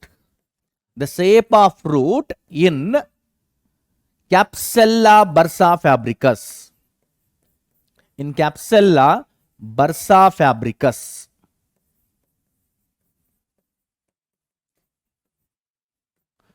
In Capsella bursa fabricus. ಇಲ್ಲಿ ಎರಡು ತರ ಬರುತ್ತೆ, ಒಂದು triangular shaped fruit and one more top shaped fruit, and they are found in the ratio 15:1. Next third ನೋಡೋಣ, recessive epistasis. Third one is recessive epistasis. Recessive epistasis ಇಲ್ಲಿ ratio ಏನು ಬರುತ್ತೆ ನೋಡಿ. ಇಟ್ ಈಸ್ 9:3:1 ರೇಷಿಯೋ ಬರುತ್ತೆ. And example for this one is a coat colour in mice. Coat colour in mice. So ಇದು example ಬರ್ತಾ ಇದೆ. And here the three variants 9:3:4 ಇದು 9:3:4, and here the three variants are produced. One is 9R it is agouti mice, 3 are the colored mice, and 4 are the albino mice. The ಮೂರು variant ಬರ್ತಾ ಇದೆ ನೋಡಿ, ಯಾವುದು agouti, colored mice and albino mice ಅಂತ ಬರ್ತಾ ಇದೆ. Next ನೋಡೋಣ fourth one, that is a dominant epistasis. Dominant epistasis. Fourth one is dominant epistasis. And here the ratio is 12:3:1. ಈ ರೇಷಿಯೋ ಬರ್ತಾ ಇದೆ. And example for this one is a color of fruit in the summer squash or cucurbita pepo. है ना, fruit color, it is, example is fruit color in summer squash. Fruit color in the summer squash. So these it is the example. In this summer squash, scientific name is cucurbita pepo, and in this there are three variants with respect to fruit color. They are, one is white, yellow and green color. So they are found in the ratio 12:3:1. So these are the best example for two gene interaction with respect to post-Mendelian concept. Next, dear students, you can see here what is this epistasis and one more is hypostasis concept. Here I am writing, here some space is there, I will write here. First one is there, just check it out. What is this epistasis? First is, what is epistasis? Epistasis means a gene which masks the expression of another gene. ಒಂದು gene ಇದೆ, ಆ gene product ಬೇರೆ gene ಅನ್ನ express ಮಾಡಲಿಕ್ಕೆ ಬಿಡ್ತಿಲ್ಲ, ಬೇರೆ gene expression ಅನ್ನ inhibit ಮಾಡ್ತಾ ಇದೆ. So such genes they are known as a epistatic gene ಅಂತ ಹೇಳ್ತೀವಿ, or the phenomenon is known as a epistasis. A gene which mask the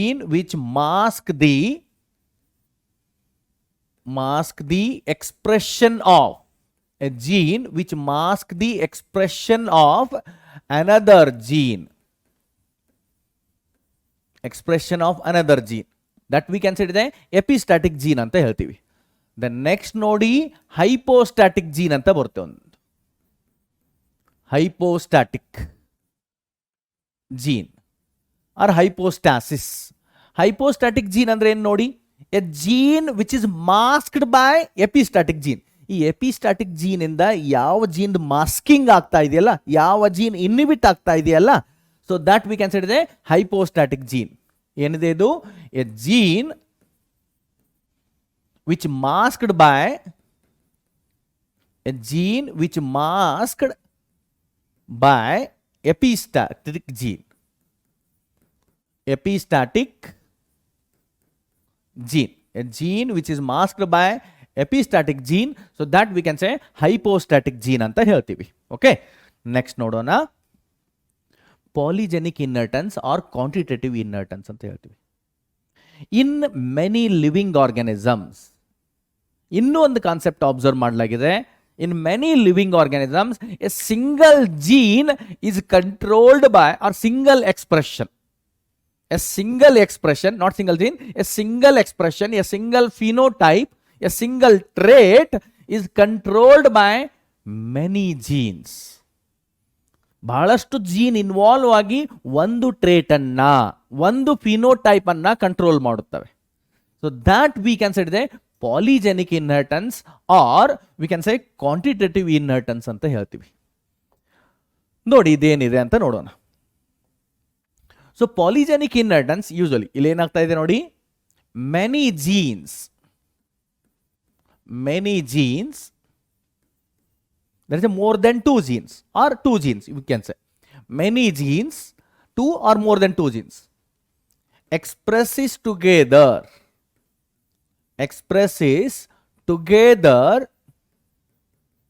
many genes, that is a two or more than two genes expresses together for single trait, for single phenotype or single trait. So that we can say the polygenic inheritance anta heltivi. This polygenic inheritance, it is also known as cumulative, it will shows cumulative effect. Polygenic inheritance or quantitative inheritance, it will shows cumulative effect or additive effect idu show ಮಾಡುತ್ತೆ. Cumulative effect or we can say it will show the additive effect. Now the question is, what is the meaning of this cumulative effect or additive effect? Consider one example nodi illi. There are two genes are there, A and B gene. ಒಂದು particular character ಅನ್ನ control ಮಾಡ್ತಾ ಇದೆ. Both A and B gene product ಅವು ಎರಡು express ಆದ ನಂತರ A and B gene product ಒಟ್ಟಿಗೆ ಒಂದು ಫಿನೋಟೈಪ್ ಅನ್ನ ಕಂಟ್ರೋಲ್ ಮಾಡ್ತಾ ಇದೆ. ಸೊ ನೋಡಿ ಇಲ್ಲಿ, if the genotype is capital A small a, capital B small b, A ಕೂಡ ಅದೇ ಫಿನೋಟೈಪ್ ಎಕ್ಸ್ಪ್ರೆಸ್ ಮಾಡ್ತಾ ಇದೆ, ಬಿ ಕೂಡ ಅದೇ. ಸೊ ಎರಡು ಜೀನ್ ಪ್ರಾಡಕ್ಟ್ ಬಂದ ಮೇಲೆ ಅಲ್ಲಿ ಸ್ವಲ್ಪ ಎಕ್ಸ್ಪ್ರೆಷನ್ ಜಾಸ್ತಿ ಆಗುತ್ತೆ.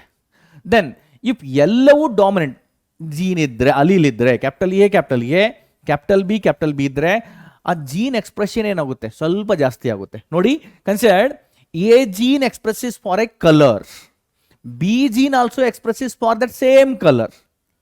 ಒಂದೇ ಅಲೀಲ್ ಅಲ್ಲಿ ಎಕ್ಸ್ಪ್ರೆಸ್ ಆಗ್ತಾ ಇದ್ರೆ ಕಲರ್ ಆಗ್ತಾ ಇದೆ, ಇಲ್ಲಿ ಕೂಡ ಒಂದೇ ಅಲೀಲ್, ಟೋಟಲ್ ಡಾಮಿನೆಂಟ್ ಅಲ್ಲಿ 2 ಇದೆ, ಅಲ್ಲಿ ಒಂದು ಕಲರ್ ಬರ್ತಾ ಇದೆ. ಓಕೆ, ಯಾವುದೋ ಒಂದು ಪರ್ಟಿಕ್ಯುಲರ್ ಕಲರ್ ಅಂತ ಕನ್ಸಿಡರ್ ಮಾಡೋಣ. If they are all the 4 are dominant allele, ಅದೇ ಕಲರ್ ಬರ್ತಾ ಇದೆ, ಬಟ್ ಜಾಸ್ತಿ ಸೇಮ್ ಕಲರ್ ಅಲ್ಲಿ ಜಾಸ್ತಿ ಬರ್ತಾ ಇದ್ರೆ, ಪ್ರೊಡ್ಯೂಸ್ ಆಗ್ತಾ ಇದ್ರೆ, ultimately darkness of colour will increases. ಆ ಕಲರ್ನ ಡಾರ್ಕ್ನೆಸ್ ಇದೆಯಲ್ಲ ಅದು ಇನ್ಕ್ರೀಸ್ ಆಗುತ್ತೆ. So that we can set a cumulative effect or additive effect ಅಂತ ಹೇಳ್ತೀವಿ. ಸಮ್ ಇಂಪಾರ್ಟೆಂಟ್ ಎಕ್ಸಾಂಪಲ್, ಕೆಲವೊಂದು ಎಕ್ಸಾಂಪಲ್ ನೋಡಿ. Some important examples for this polygenic inheritance are: one is skin colour in human being. Skin color in human. Skin color in human being. The next example is height in human. Height in human. Then third one is intelligence, human intelligence. Intelligence. Then corolla length in tobacco. Corolla length. Corolla length in tobacco plant. Next, fifth example I am writing here: kernel color in wheat. Kernel color in wheat. Next, sixth example is milk and meat production by cattle. Milk and meat production. Milk and meat production in cattles. ಮತ್ತೆ ಇನ್ನು ಕೆಲವೊಂದು example ನೋಡಿ. That is a size and number of seeds or fruits in plant. Size and number of seeds or fruits in plants. All these are the best examples for polygenic inheritance. Then here we can see the two examples. ಎರಡು examples ಅನ್ನ ನಾವು detail ಆಗಿ ನೋಡೋಣ. ಒಂದು skin colour in human and one more is kernel colour in wheat. ಇವೆರಡನ್ನು compare ಮಾಡಿ ನೋಡೋಣ ಏನು ರಿಸಲ್ಟ್ ಬರುತ್ತೆ. ಸೊ ಇಲ್ಲಿ ನಾನು ಬರಿತಾ ಇದ್ದೀನಿ kernel colour in wheat. Kernel color in wheat.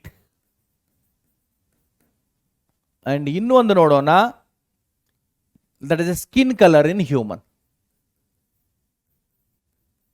Skin color in human. Kernel color in wheat ಇದೆಯಲ್ಲ, it is controlled by 2 pair of genes. ಎರಡು ಜೀನ್ಸ್ ಅಲ್ಲ, 2 pair of genes ಇಂದ ಕಂಟ್ರೋಲ್ ಆಗ್ತಾ ಇದೆ. It is controlled by 2 pair of genes. 2 pair of genes ಈ kernel colour in wheat control ಮಾಡ್ತಾ ಇದೆ. Kernel colour ಅಂದ್ರೆ ಏನು? ವೀಟ್ ಇದೆಯಲ್ಲ, ಗೋಧಿ ಅಂತೀವಿ ಕನ್ನಡದಲ್ಲಿ. ಆ ಗೋಧಿಯ ಮೇಲೆ ಕಲರ್ ಇದೆಯಲ್ಲ, ಅದರ ಬಣ್ಣ ಏನು? ಸಮವಾಟ್ ಮರೂನ್ ಕಲರ್ ಇದೆ, ಅಥವಾ ಲೈಟ್ ರೆಡ್ ಕಲರ್ ಇದೆ, ಸಮವಾಟ್ ಎಕ್ಸ್ಟ್ರೀಮ್ಲಿ ಲೈಟ್ ರೆಡ್ ಕಲರ್ ಇದೆ. ಈ ರೀತಿ ಕಲರ್ ವೇರಿಯೇಷನ್ ಆಗ್ತಾ ಇರುತ್ತೆ. ಆರ್ ವೈಟ್ ಕಲರ್ ಗೋಧಿನೂ ಇರುತ್ತೆ. ಸೊ ವೀಟ್ ಅಲ್ಲಿ ಯಾವ ಕಲರ್ ಇದೆ, ಎಷ್ಟು ಜೀನ್ ಎಕ್ಸ್ಪ್ರೆಷನ್ ಇಂದ ಯಾವ ರೀತಿ ಬೇರೆ ಬೇರೆ ಕಲರ್ಸ್ ಬರುತ್ತೆ ಅದು ನೋಡಬೇಕಾಗಿದೆ. So kernel colour in wheat, it is under the control of 2 pair of genes. What are the 2 pair of genes? That is gene A and gene B. Both these expresses for the kernel color in wheat. So usually it will produces in the F2 generation. Okay, ಇದರ cross ಮಾಡಿದರೆ ಎರಡು ನಾವು wheat colour ತಗೋಣ. ಒಂದು extreme red kernel colour wheat and one more is completely white kernel colour wheat. ಎರಡು wheat ಅನ್ನು ತಗೊಂಡು ಎರಡರ ಮಧ್ಯೆ ಕ್ರಾಸ್ ಮಾಡಿದ್ದೆ ಆದರೆ in the F2 generation we get 5 different types of variants. 5 types ನಮಗೆ ವೇರಿಯಂಟ್ಸ್ ಸಿಗುತ್ತೆ. ಸೊ 5 ಟೈಪ್ಸ್ ಆಫ್ ಫಿನೋಟೈಪ್ ಇದು ಪ್ರೊಡ್ಯೂಸ್ ಮಾಡುತ್ತೆ.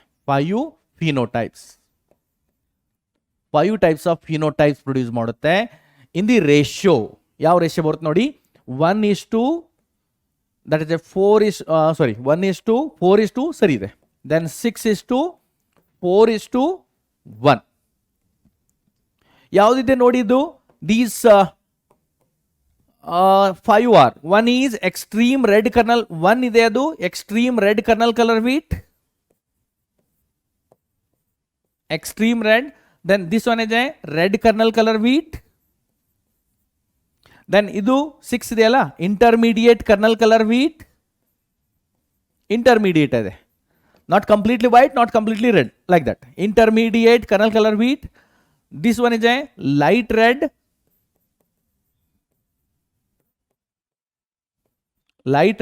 and this one is a completely white kernel color wheat. It is a white kernel color wheat. ಈ ರೀತಿ 5 phenotypes ಬರುತ್ತೆ. In the ratio 1:4:6:4:1. And by using these values, if we plot a graph, ನಾವಿಲ್ಲಿ graph draw ಮಾಡಿದ್ದೆ ಆದರೆ ಒಂದು y axis ಅಲ್ಲಿ relative frequency ಅಂತ consider ಮಾಡೋಣ. If we consider relative frequency in the y-axis and in x-axis ಅಲ್ಲಿ various different types of kernel colors. Kernel colour ಅಂತ consider ಮಾಡಿದ ಮೇಲೆ ಇಲ್ಲಿ ಗ್ರಾಫ್ ಬರುತ್ತೆ. That graph is somewhat it ಇದೆ, ಬೆಲ್ ಸೇಪ್ಡ್ ಕರ್ವ್ ಬರುತ್ತೆ. Centre ಅಲ್ಲಿ 6 ಇದೆ, ಅಲ್ಲಿ ಹಚ್ಚಿದೆ 4 1, ಈ ಕಡೆ ಕೂಡ 4 1, ಈ ರೀತಿ ಬರುತ್ತೆ. And the graph is, we can say it's a bell shaped curve, it's a bell shaped curve, or we can say it is a histogram ಅಂತ ಹೇಳ್ತೀವಿ. Bell shaped curve or we can say histogram, ಈ ರೀತಿ graph ಬರುತ್ತೆ ಇಲ್ಲಿ. Next we can see that is a skin colour in human beings. As per the NCERT, skin color in human, it is controlled by either 2 pair of genes, 2, or in some human beings it is ಇದು ನೋಡಲಾಗಿದೆ, ಇನ್ ಕೆಲವೊಂದು human beings ಅಲ್ಲಿ 3 pair of genes ಇಂದನೂ ಕೂಡ ಇದು control ಆಗುತ್ತೆ. It may be 2 pair of genes or 3 pair of genes. 3 pair of genes ಇಂದ ಈ skin colour in human being control ಆಗ್ತಾ ಇರುತ್ತೆ. Skin colour is mainly due to the melanin pigment. ನಮ್ಮ ಬಾಡಿಯಲ್ಲಿ ಎಷ್ಟು ಮೆಲಾನಿನ್ ಪಿಗ್ಮೆಂಟ್ ಸಿಕ್ರೀಟ್ ಆಗುತ್ತೆ ಅದ್ರ ಮೇಲೆ ಸ್ಕಿನ್ ಕಲರ್ ಡಿಪೆಂಡ್ ಆಗುತ್ತೆ. ಅಂಡ್ ಆ ಮೆಲಾನಿನ್ ಪಿಗ್ಮೆಂಟ್ ಸಿಂಥಸೈಸ್ ಆಗಲಿಕ್ಕೆ, ಸಿಕ್ರೀಟ್ ಆಗಲಿಕ್ಕೆ 3 types of genes ಇಲ್ಲಿ ಕೆಲಸ, 3 pair of genes or either 2 pair of genes work ಮಾಡುತ್ತೆ. ಸೊ ನಾವು 3 pair of genes ಎಕ್ಸಾಂಪಲ್ಸ್ ಅನ್ನ ನೋಡೋಣ. There is a 3 pair of genes. 3 genes are A, B and C genes ಅಂತ consider ಮಾಡೋಣ. Okay, these 3 genes they are working. 3 pair of genes ಇದೆ. Totally ಎಷ್ಟಾಯ್ತು? 6 genes ಅಲ್ಲಿ express ಆಗ್ತಾ ಇದೆ. ಸೊ ಮೀನ್ಸ್ ಇದು ಟ್ರೈ ಹೈಬ್ರಿಡ್ ಕ್ರಾಸ್ ತೋರಿಸುತ್ತೆ. So ಇವಾಗ ಏನು ಮಾಡೋಣ, there are 2 human beings. One is completely black. That is a Negro black human being. Is allowed to mate with a completely white human being. ಅವಾಗ ಅಲ್ಲಿ F2 generation ಅಲ್ಲಿ totally 7 phenotypes ಬರುತ್ತೆ ನಮಗೆ. We get the 7 phenotypes. Totally we get the 7 phenotypes in the ratio. ಇವುಗಳ ratio ಏನಾಗುತ್ತೆ ನೋಡಿ, 1:6:15:20:, then 15:6:1. So it is the phenotypic ratio. So ಈ ಯಾವ್ಯಾವ್ದು ಫಿನೋಟೈಪ್ಸ್ ಆಗುತ್ತೆ ನೋಡಿ ಇದು. What are these phenotypes? This one is a negro black. 1 ಇದೆಯಲ್ಲ, ಇದು ಕಂಪ್ಲೀಟ್ಲಿ ಬ್ಲ್ಯಾಕ್ ಇದೆ, that is a negro black ಅಂತ ಹೇಳ್ತೀವಿ. ಒಂದು ನಿಗ್ರೋ ಬ್ಲ್ಯಾಕ್ ಆಯ್ತು. Then this one 6 is deep black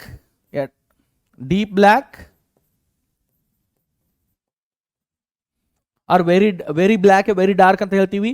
then this one is a fair, means it is a dark or black color, dark skin color, yeah, black color. Then this 20 ಇದೆ, it is a intermediate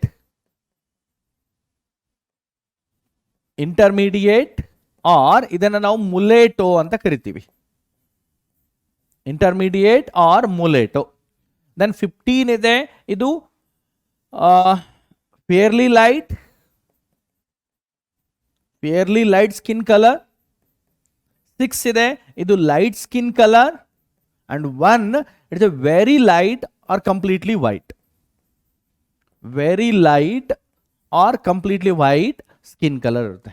ಈ ರೀತಿ ನಮಗೆ 6 variant ಬರುತ್ತೆ.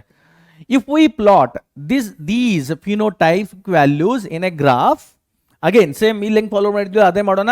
Y axis ಅಲ್ಲಿ relative frequency and X axis ಅಲ್ಲಿ various different types of these are phenotypes.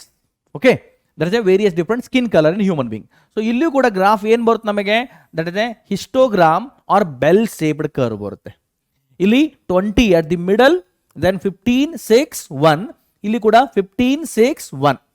So here also we will get the bell shaped curve, or one more name for that one is a histogram ಅಂತ ಹೇಳ್ತೀವಿ.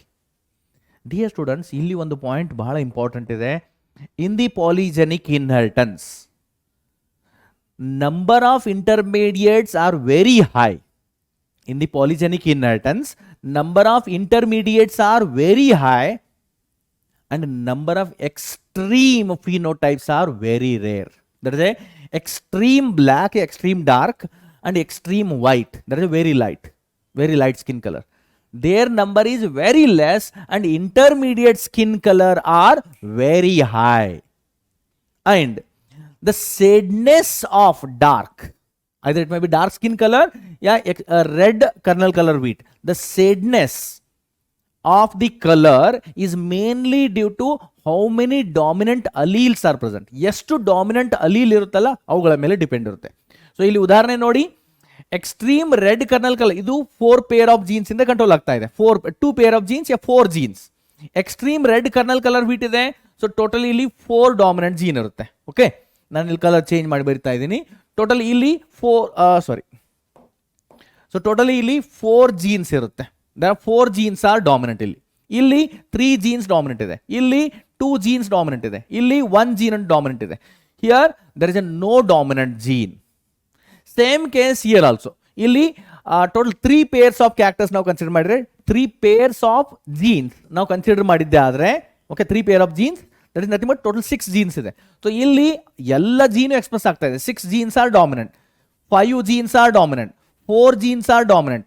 Here 3 genes are dominant, 2 genes are dominant, 1 gene is dominant. Here there is a no dominant gene. So the shadiness of color is depends on number of dominant genes in the polygenic inheritance. Next, ಇಲ್ಲಿ ಕೆಲವೊಂದು ಫಾರ್ಮುಲೆ of polygenic inheritance ಅಂತ ಕೊಟ್ಟಿದ್ದೀನಿ. Polygenic inheritance ಅಲ್ಲಿ number of genotypes and number of phenotypes find out ಮಾಡಬೇಕಂದ್ರೆ formula follow ಮಾಡಬೇಕು. That is number of genotypes are 3 to the power n ಫಾರ್ಮುಲಾದಿಂದ follow ಮಾಡ್ಬೋದು. And number of phenotype ಇದೆ, ಇದಕ್ಕೆ 2n plus 1 use ಮಾಡಬೇಕು. And in both these condition n is equal to, in both these condition n is nothing but number of pair of polygenes. Number of pair of polygenes. Number of pair of polygenes in both these conditions. ಒಂದು ಉದಾಹರಣೆ ನೋಡಿ, that is a kernel colour in wheat ನೋಡ್ತಾ ಇದ್ವಿ. Just ಈ ಫಾರ್ಮುಲಾವನ್ನು cross verify ಮಾಡೋಣ. Kernel colour in wheat ಅಲ್ಲಿ total ಎಷ್ಟು ಫಿನೋಟೈಪ್ ಬರ್ತಾ ಇತ್ತು? 5 ಫಿನೋಟೈಪ್. ಎಷ್ಟು ಪೇರ್ ಆಫ್ ಜೀನ್ಸ್ ಇಂದ ಕಂಟ್ರೋಲ್ ಆಗ್ತಾ ಇತ್ತು? 2 ಪೇರ್ ಆಫ್ ಜೀನ್ಸ್. ಸೊ ಇದು ನೋಡಿ, 2 into 2 plus 1, n is equal to 2 pair of genes. So ಎಷ್ಟಾಗ್ತಾ ಇದೆ? 5. ಓಕೆ, ಸೊ 5 ಅಲ್ಲಿ ಫಿನೋಟೈಪ್ ಬರ್ತಾ ಇದೆ. Okay, 5 different types of phenotype. Genotype ಎಂದು ವೇರಿಯೇಷನ್ ಆಗೋದಿಲ್ಲ.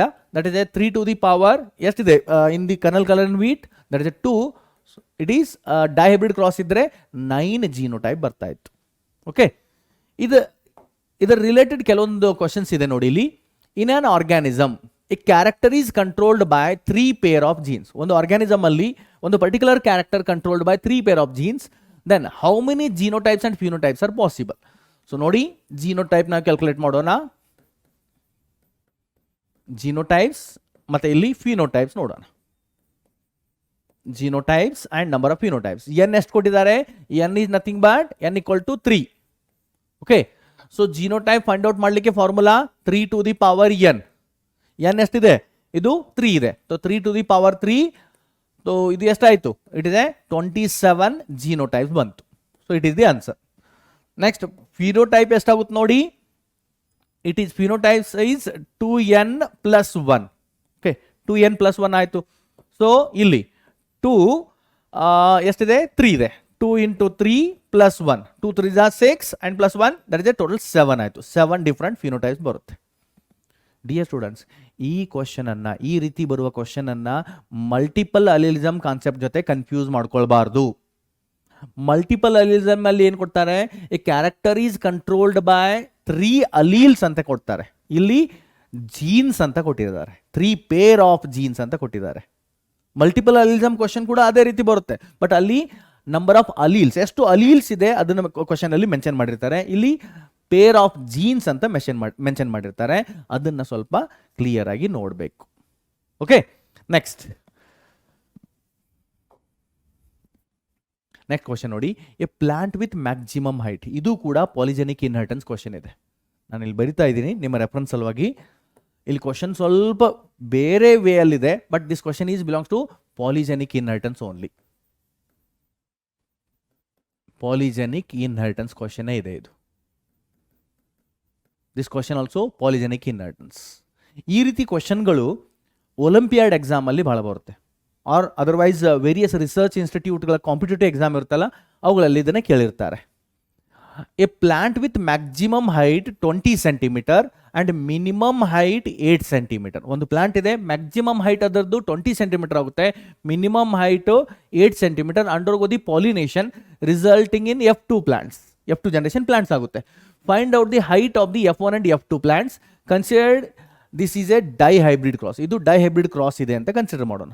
ಡೈಹೈಬ್ರಿಡ್ ಅಂದರೆ 2 ಪೇರ್ ಆಫ್ ಜೀನ್ಸ್ ಇದೆ. ಓಕೆ, ಮ್ಯಾಕ್ಸಿಮಮ್ ಹೈಟ್ ಎಲ್ಲ ಜೀನ್ಸ್ಗಳು ಡಾಮಿನೆಂಟ್ ಇದೆ. ನೋಡಿ ಇಲ್ಲಿ capital A, capital B, all the genes are dominant. So ಅವಾಗ ಎಷ್ಟು ಹೈಟ್ ಆಯಿತು, 20 ಸೆಂಟಿಮೀಟರ್ ಹೈಟ್ ಆಗ್ತಾ ಇದೆ ಪ್ಲಾಂಟ್. ಮಿನಿಮಮ್ ಹೈಟ್ ಅಂದರೆ ಯಾವುದೇ ಅಲೀಲ್ಸ್ ಅಲ್ಲಿ ಡಾಮಿನೆಂಟ್ ಇಲ್ಲ. So small A, small B. So ಇಲ್ಲಿ ಎಷ್ಟು ಹೈಟ್ ಆಗ್ತಾ ಇದೆ, ದಟ್ ಇಸ್ 8 ಸೆಂಟಿಮೀಟರ್ ಆಗ್ತಾ ಇದೆ. ಮೀನ್ಸ್ ಎರಡರ ಮಧ್ಯೆ ಡಿಫರೆನ್ಸ್ ಎಷ್ಟಿದೆ. If there is a no dominant allele, that is a basic height. ಇದು ಏನಾಯ್ತು, this is the basic height ಆಯಿತು. This is the basic height of the plant and this is the maximum height. So ಎರಡರ ಮಧ್ಯೆ difference ಎಷ್ಟಿದೆ, that is 20 - 8 12 difference ಇದೆ. ಅಂದರೆ 4 gene express ಆದಮೇಲೆ 12 centimetre increase ಆಗ್ತಾ ಇದೆ. ಸೊ ಪ್ರತಿಯೊಂದು ಅಲೀಲ್ಸ್ ಎಕ್ಸ್ಪ್ರೆಸ್ ಆಗಿ ಪ್ರಾಡಕ್ಟ್ ಪ್ರೊಡ್ಯೂಸ್ ಮಾಡ್ತಾ ಇದೆಯಲ್ಲ, ಅದರಿಂದ ಎಷ್ಟು ಸೆಂಟಿಮೀಟರ್ ಹೈಟ್ ಪ್ಲಾಂಟ್ ಇನ್ಕ್ರೀಸ್ ಆಗ್ತಾ ಇದೆ ನೋಡಿ. ದಟ್ ಈಸ್ ಎರಡರ ಮಧ್ಯೆ ಡಿಫರೆನ್ಸ್ ಎಷ್ಟಿದೆ, ದಟ್ ಈಸ್ 20. ಓಕೆ, 20 - 8 ಎಷ್ಟಾಯಿತು, 12 ಆಯಿತು. ಸೊ ಎಷ್ಟು ಅಲೀಲ್ಸ್ ಇದೆ ಇಲ್ಲಿ, ಡಾಮಿನೆಂಟ್ ಅಲೀಲ್ 4 ಇದೆ. ಸೊ ಡಿವೈಡ್ ಬೈ 4 ಮಾಡಿ ಎಷ್ಟಾಯಿತು, 3 ಸೆಂಟಿಮೀಟರ್.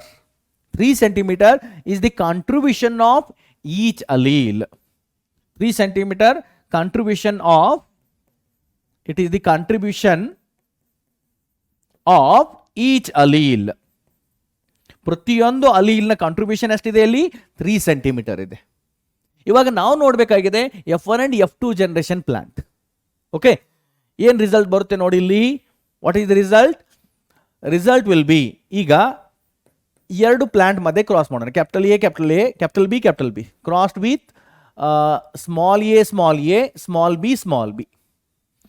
F1 ಜನರೇಷನ್ ಪ್ಲಾಂಟ್ ಏನು ಬರುತ್ತೆ ಇಲ್ಲಿ, F1 generation plants are capital A, capital B. Okay, ಇದನ್ನ ಸೆಲ್ ಪಾಲಿನೇಷನ್ ಅಲೋ ಮಾಡಿದ ಮೇಲೆ ನಾನು SP ಅಂತ ಬರಿತಾ ಇದ್ದೀನಿ. As we allowed this one for the self pollination, then it is a polygenic inheritance ಇದೆ. So and this is the dihybrid cross. So ಇಲ್ಲಿ ratio ಏನು ಬರುತ್ತೆ, what will be the ratio, that is 5 types of phenotype ಇದು produce ಮಾಡುತ್ತೆ ಅಲ್ಲ. It will produce the 5 types of phenotype. ಯಾವುದದು ಇನ್ ratio 1:4:6:4:1 ಈ ratio produce ಮಾಡುತ್ತೆ. ಕರ್ನಲ್ ಕಲರ್ ಇನ್ ವೀಟ್ ನಾನು ಎಕ್ಸ್ಪ್ಲೇನ್ ಮಾಡಿದ್ದು ನೋಡಿ, ಅದೇ ರೀತಿ ಇಲ್ಲಿ ರೇಷಿಯೋ ಬರ್ತಾ ಇದೆ. ದ ನೆಕ್ಸ್ಟ್ ಇಲ್ಲಿ ನಂಬರ್ ಆಫ್ ಡಾಮಿನೆಂಟ್ ಜೀನ್ ಎಷ್ಟಿದೆ ಮತ್ತು ಅದರ ಹೈಟ್ ಎಷ್ಟಾಗುತ್ತೆ ನೋಡಿ. Basic height is 8 centimetre and ಮತ್ತೆ ಇಲ್ಲಿ ಡಾಮಿನೆಂಟ್ ಅಲೀಲ್ ಎಷ್ಟಿದೆ, 2 ಇದೆ. ಪ್ರತಿಯೊಂದು ಜೀನ್ ಎಷ್ಟು ಸೆಂಟಿಮೀಟರ್ ಹೈಟ್ ಇನ್ಕ್ರೀಸ್ ಮಾಡ್ತಾ ಇದೆ, ಪ್ರತಿಯೊಂದು ಅಲೀಲ್ ಎಷ್ಟು ಸೆಂಟಿಮೀಟರ್ ಇನ್ಕ್ರೀಸ್ ಮಾಡ್ತಾ ಇದೆ, 3. So F1 generation plant height ಎಷ್ಟಾಯಿತು, ಬೇಸಿಕ್ ಹೈಟ್ ಇಸ್ 8 ಪ್ಲಸ್ ಇಲ್ಲೆಷ್ಟು 3 ಪ್ಲಸ್ ಇದು ಒಂದು 3. So 8 + 6 that is 14 centimetre is the height of F1 plant. F1 plant height ಇದೆ ಅದು 14 ಸೆಂಟಿಮೀಟರ್. ನೆಕ್ಸ್ಟ್ ಇಲ್ಲಿ ನೋಡಿ, ಇವುಗಳಲ್ಲಿ ಡಾಮಿನೆಂಟ್ ಜೀನ್ ಎಷ್ಟಿದೆ ಅಂತ ನೋಡೋಣ. 1 ಇದೆ, all the 4 genes are dominant. ಇಲ್ಲಿ 3 genes are dominant, 2 genes are dominant. ಇಲ್ಲಿ only one gene is dominant, ಇಲ್ಲಿ ನೋ ಜೀನ್ಸ್ ಆರ್ ಡಾಮಿನೆಂಟ್, ಯಾವುದೇ ಜೀನ್ ಡಾಮಿನೆಂಟ್ ಇಲ್ವೇ ಇಲ್ಲ. ಸೊ ಈಗ ಇಲ್ಲಿ ಏನು ಮಾಡೋಣ, basic height 8 plus that is 3 into 4 ಮಾಡಬೇಕು, ಆರ್ 3 ಪ್ಲಸ್ 3 ಪ್ಲಸ್ 3 ಪ್ಲಸ್ 3 ಇದು ನೋಡಬೇಕು. ಸೊ ಎಷ್ಟು ಹೈಟ್ ಆಗುತ್ತೆ ಇದರದ್ದು, that is 8 plus 12 that is 20 centimetre height. Then ಇಲ್ಲಿ ಪ್ಲಾಂಟ್ ಇದೆಯಲ್ಲ ಇದ್ರದ್ದು ಹೈಟ್ ಎಷ್ಟಾಗುತ್ತೆ ನೋಡಿ, ಬೇಸಿಕ್ ಹೈಟ್ ಈಸ್ 8, ಅದ್ರ ಜೊತೆಗೆ 3 ಡಾಮಿನೆಂಟ್ ಅಲ್ಲಿದೆ, 3 3 9 ಆಗುತ್ತೆ. ಸೊ 8 ಪ್ಲಸ್ 9 ಎಷ್ಟಾಗುತ್ತೆ ಹೈಟ್ ಇಲ್ಲಿ, ದಟ್ ಈಸ್ 17 ಸೆಂಟಿಮೀಟರ್. ಇಲ್ಲಿ ನೋಡಿ basic height is 8 and 2 alleles are dominant, 3 2 6, that is 8 plus 6. So ಇಲ್ಲಿ ಹೈಟ್ ಆಗುತ್ತೆ 14 ಸೆಂಟಿಮೀಟರ್. ಇಲ್ಲಿ ಓನ್ಲಿ ಒನ್ ಡಾಮಿನೆಂಟ್ ಅಲೀಲ್ ಇದೆ, so that is basic height is 8 centimetre and 3. So ಎಷ್ಟಾಯಿತು, that is 11 centimetre. And ಇಲ್ಲಿ ಯಾವುದೇ allele dominant ಇಲ್ಲ, basic height ಮಾತ್ರ, that is 8 centimetre height ಆಯಿತು. ಸೊ ಇದು these are the values of plants in F2 generation and this is the height of plant in F1 generation. Next ನೋಡಿ, ಇಲ್ಲಿ ಒಂದು probability question ಹೇಳಿದ್ದಾರೆ. ಇಲ್ಲಿ biology ಕಡಿಮೆ, ಜೆನೆಟಿಕ್ಸ್ ಕಡಿಮೆ, ಮ್ಯಾಥಮೆಟಿಕ್ಸೇ ಜಾಸ್ತಿ ಇದೆ ಈ ಕ್ವಶನ್ ಅಲ್ಲಿ. ನೋಡಿ ಏನಿದೆ, ಎ ಫ್ಯಾಮಿಲಿ ವಿತ್ 4 ಚಿಲ್ಡ್ರನ್ಸ್, ಒಂದು ಫ್ಯಾಮಿಲಿಯಲ್ಲಿ 4 ಚಿಲ್ಡ್ರನ್ಸ್ ಇದ್ದಾರೆ. What is the probability with 2 male and 2 female childrens in that family? A family with 4 childrens and what is the probability of 2 male and 2 female in that family? 2 male 2 female ಆಗುವಂಥ probability ಎಷ್ಟಿದೆ ಆ ಫ್ಯಾಮಿಲಿಯಲ್ಲಿ ಕೇಳ್ತಾ ಇದ್ದಾರೆ.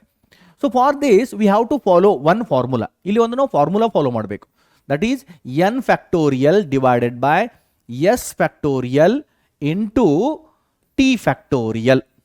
ಈ formula follow ಮಾಡೋಣ. Okay, n factorial ಅಂದರೆ in this given question total number of events ಎಷ್ಟಿದೆ, ದಟ್ ಇಸ್ 4. s ಫ್ಯಾಕ್ಟೋರಿಯಲ್ ಅಂದರೆ first sub event, that is 2. t factorial ಅಂದರೆ second sub event, that is female children, that is also 2. So ಇಲ್ಲಿ number of different ways of formation of 2 male and 2 female, ನಮಗೆ ಅದು value ಬರುತ್ತೆ. ಎಷ್ಟು ಬರುತ್ತೆ ನೋಡಿ, 4 ಇದೆ total number of event, 4 into 3 into 2 into 1 ಇದು ಆಯಿತು. Next S factorial, that is 2 male childrens ಇದೆ, so 2 into 1 and T factorial 2 female childrens ಇದೆ, 2 ಇಂಟು 1. ಓಕೆ, ಎಷ್ಟಾಗ್ತಾ ಇದೆ ನೋಡಿ, ಇದು 2 ಹೋಯ್ತು, 2 1 2 2 ಸೊ 3 2 6 ಆಗ್ತಾ ಇದೆ. So in 6 different ways, in a 6 different ways 2 male and 2 females can be formed in a family with 4 children. ಯಾವ್ದು ನೋಡಿ, ಒಂದು first 2 girls then later 2 boys, ಈ ರೀತಿ ಬರ್ತ್ ಆಗಬಹುದು. ಆರ್ 2 boys 2 girls ಈ ರೀತಿ ಬರ್ತ್ ಆಗಬಹುದು. Or boys girl boys girl ಈ ರೀತಿ ಬರ್ತ್ ಆಗಬಹುದು. ಈ ರೀತಿ ಟೋಟಲ್ 6 ಕಾಂಬಿನೇಷನ್ಸ್ ನಮಗೆ ಸಿಗುತ್ತೆ. ಈ ರೀತಿ ಟೋಟಲ್ ಆಗಿ 6 ಕಾಂಬಿನೇಷನ್ ಸಿಗುತ್ತೆ. ನೆಕ್ಸ್ಟ್, ಹಾಗಾದ್ರೆ ವಾಟ್ ಈಸ್ ದಿ ಪ್ರೊಬ್ಯಾಬಿಲಿಟಿ ಅಂತ ಕೇಳಿದ್ದಾರೆ. ನಾವು how to find out this probability? 6 male, ಈಗ ಒಂದು ಮೇಲ್ ಚೈಲ್ಡ್ ಆಗುವ ಪ್ರೊಬ್ಯಾಬಿಲಿಟಿ ಎಷ್ಟು? ದಟ್ ಇಸ್ ಒಂದು ಮೇಲ್ ಫಿಮೇಲ್ ಆಗುತ್ತೆ. ಓಕೆ, ಅದರಲ್ಲಿ ಮೇಲ್ ಮತ್ತೆ ಫಿಮೇಲ್ ಅಲ್ಲಿ ಮೇಲ್ ಪ್ರೊಬ್ಯಾಬಿಲಿಟಿ ಎಷ್ಟಿದೆ? 1/2, ದಟ್ ಇಸ್ 50-50 ಪ್ರೊಬ್ಯಾಬಿಲಿಟಿ ಇರುತ್ತಲ್ಲ. ಸೊ ಮೇಲ್ ಚೈಲ್ಡ್ ಆಗೋ ಪ್ರೊಬ್ಯಾಬಿಲಿಟಿ 1/2. ಎಷ್ಟು ಮೇಲ್ ಚೈಲ್ಡ್ ಇದೆ? 2 ಇದೆ. ಓಕೆ, ಟು ದಿ ಪವರ್ 2 ಮಾಡಿದೆ. ಇಂಟು ಫಿಮೇಲ್ ಚೈಲ್ಡ್ ಆಗುವ ಪ್ರೊಬ್ಯಾಬಿಲಿಟಿ ಎಷ್ಟು? That is 1/2. ಎಷ್ಟು ಫಿಮೇಲ್ ಚೈಲ್ಡ್ ಇದೆ? 2 ಇದೆ. ಸೊ ಇದರ ಆನ್ಸರ್ ಎಷ್ಟು ಬರುತ್ತೆ ನೋಡಿ, 6 ಇಂಟು 1/2, ಇಲ್ಲಿ ಪವರ್ 2 ಇದೆ, ಮೀನ್ಸ್ 1/4 ಆಯ್ತು. ಇದು ಇಂಟು ಇದು ಕೂಡ 1/4 ಆಯ್ತು. ಸೊ ಎಷ್ಟು ಆನ್ಸರ್ ಬರುತ್ತೆ ನೋಡಿ, 6/16. 4 4 16. So the probability of 2 male and 2 female childs in a family of 4 children is 6/16 answer ಬರ್ತಾ ಇದೆ. ಓಕೆ, ನೆಕ್ಸ್ಟ್ ಅದೇ ರೀತಿ ಇಲ್ಲಿ ಇನ್ನೂ ಒಂದು ಕ್ವಶನ್ ಇದೆ ನೋಡಿ. In A hospital 5 childrens are born on August 15, 2022. What is the probability of 3 male children? Okay, total events are 5. Same ಅದೇ ಫಾರ್ಮುಲಾ ಯೂಸ್ ಮಾಡಬೇಕು. n factorial divided by s factorial and t factorial. ಮೊದಲು total number of ways find out ಮಾಡಬೇಕು, ಆಮೇಲೆ probability find out ಮಾಡಬೇಕು. Total events ಎಷ್ಟಿದೆ? 5 ಇದೆ. Okay, in that first sub event is 3 male children. 5 childrens ಅಲ್ಲಿ 3 male children ಇದ್ರೆ female children ಎಷ್ಟು? Of course it is a 2. Okay, so ನೋಡಿ ಈ ಫಾರ್ಮುಲಾ ಹೆಂಗೆ ಫಾಲೋ ಮಾಡೋದು? ಮೇಲ್ ಚಿಲ್ಡ್ರನ್ಸ್ ನಾ ಇಲ್ಲಿ ಬರಿತೀನಿ, 3 ಮೇಲ್ ಇದೆ. ಫಿಮೇಲ್ ಚಿಲ್ಡ್ರನ್ ಎಷ್ಟಾಗುತ್ತೆ? ದಟ್ ಇಸ್ ಎ 2 ಆಗುತ್ತೆ. ಸೊ ಹಾಗಾದ್ರೆ ಈ ಫಾರ್ಮುಲಾ ಫಾಲೋ ಮಾಡೋಣ. n factorial divided by s factorial into t factorial. n factorial ಎಷ್ಟಿದೆ? Total number of events 5. That is 5 into 4 into 3 2 1. Then s factorial is male children are 3 2 1 and t factorial is a 2 number of female children. That is 2 into 1. Okay, so idu complete ಆಯಿತು. 2 1s are 2 2s are, so 5 2s are 10 ಆಗ್ತಾ ಇದೆ. In 10 different ways, in total 10 different ways ಅಲ್ಲಿ 3 male and 2 female children's birth ಆಗಬಹುದು. In a family of 5 children, they were born on a 5 children born on a 15th August in a hospital. Okay, so ಇದರ total probability ಎಷ್ಟಾಗುತ್ತೆ ನೋಡಿ? That is 10 into male child ಆಗೋ probability ಎಷ್ಟಿದೆ? That is 1/2. Total number of male childrens ಎಷ್ಟಿದೆ? 3 into 1/2 female child probability. Total female child ಎಷ್ಟಾಗ್ತಾ ಇದೆ? 2 ಆಗ್ತಾ ಇದೆ. ಸೊ ಇದರ ಆನ್ಸರ್ ಎಷ್ಟು ಬರುತ್ತೆ ನೋಡಿ? 10 into 2 2s are 4 4 2s are 8. That is 1/8 into 2 2s are 4. That is 1/4. ಎಷ್ಟಾಗುತ್ತೆ ನೋಡಿ? 10 divided by 8 4s are 8 4 32. Okay, 10/32 is the probability of having 3 male children and 2 female children born in a hospital on 15th August. ಈ ರೀತಿ probability ಬರುತ್ತೆ. Next, why Mendel work was remains unnoticed. ಇಲ್ಲಿ Mendelian concept ಮುಗೀತು. But during Mendelian period, Mendel was born in 1822 and he worked for 7 years on garden pea plant from 1856 to 1863. And he was died in 1884 without recognition of his work. Now will question ಕೇಳ್ತಿದ್ದಾರೆ, why Mendel's work was remains unnoticed? ಕೆಲವೊಂದು reason ನೋಡಿ. One is, during the Mendelian period, communication was not easy. ಆ ಟೈಮಲ್ಲಿ communication ಇಷ್ಟೊಂದು ಸುಲಭವಾಗಿರಲಿಲ್ಲ. Communication was not easy. ಈಗ communication ಎಷ್ಟು fast ಇದೆ ಅಂದರೆ, ಯಾವುದಾದ್ರೂ ಒಂದು ಮೆಸೇಜ್ ಸ್ಪ್ರೆಡ್ ಮಾಡಬೇಕಂದ್ರೆ, ಜಸ್ಟ್ ಸೆಂಡ್ ಮಾಡಬೇಕಂದ್ರೆ within few minutes we can viral that message in a whole world. This complete planet earth ಅಲ್ಲಿ ಕೆಲವೊಂದೇ ನಿಮಿಷದಲ್ಲಿ ಕಂಪ್ಲೀಟ್ ಆ ಮೆಸೇಜ್ ಅನ್ನ ವೈರಲ್ ಮಾಡಬಹುದು ಅಲ್ಲ. ಸೊ ನಾವು communication is very fast, but during that time communication was not easy. So Mendel ಏನು articles publish ಮಾಡ್ತಿದ್ರಲ್ಲ, ಅದು local journal ಅಲ್ಲಿ ಮಾತ್ರ ಪಬ್ಲಿಷ್ ಆಗ್ತಿತ್ತು. And remaining scientist of the remaining countries they never come across with the Mendelian work. Next is his contemporary scientist, means Mendel ಜೊತೆಗೆ ಕೆಲಸ ಮಾಡ್ತಿರುವ ಆ ಟೈಮ್ದು scientist ಇದ್ರಲ್ಲ, they not accepted the result because he used mathematical logic and statistical analysis. ಅವರಿಗದು ಅರ್ಥನೇ ಆಗಲಿಲ್ಲ. ಆ ಟೈಮಲ್ಲಿ inter disciplinary work ಆಗ್ತಿರ್ಲಿಲ್ಲ. Pure biologist ಅಂದ್ರೆ ಪ್ಯೂರ್ ಬಯಾಲಜಿಸ್ಟೇ, ಅವರಿಗೆ ಮ್ಯಾಥ್ಸ್ ಸ್ಟ್ಯಾಟಿಸ್ಟಿಕ್ಸು ಅದ್ರ ಬಗ್ಗೆ ಏನು ಗಂಧ ಗಾಳಿನೂ ಇರ್ತಿರ್ಲಿಲ್ಲ. Okay, so contemporary scientist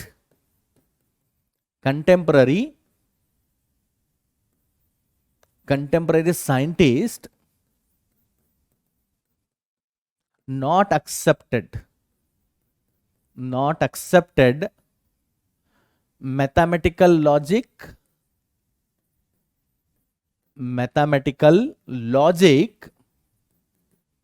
and statistical analysis. ನಾನು ಸ್ಟ್ಯಾಟ್ ಅಂತ ಬರಿತಾ ಇದ್ದೀನಿ. ಮ್ಯಾಥಮೆಟಿಕಲ್ ಲಾಜಿಕ್ ಮತ್ತು ಸ್ಟ್ಯಾಟ್ಸನ್ನು ಅವರು ಅಕ್ಸೆಪ್ಟ್ ಮಾಡಲೇ ಇಲ್ಲ. ಇನ್ನೊಂದು, ಮೆಂಡಲ್ ಪ್ರತಿ ಸಲ ಎಕ್ಸ್ಪ್ಲೇನ್ ಮಾಡ್ತಿದ್ರು, there is a inheritance of character or transfer of factors from one generation to another generation, ಈ ರೀತಿ ಹೇಳ್ತಾ ಹೋದರು. But there is no physical evidences for factor ಹೆಂಗಿರುತ್ತೆ, ಎಲ್ಲಿರುತ್ತೆ ಅಂತ ಅವ್ರು ಎಂದು ಫಿಸಿಕಲಿ ಪ್ರೂವ್ ಮಾಡಿ ತೋರಿಸಲೇ ಇಲ್ಲ. Okay, no physical evidences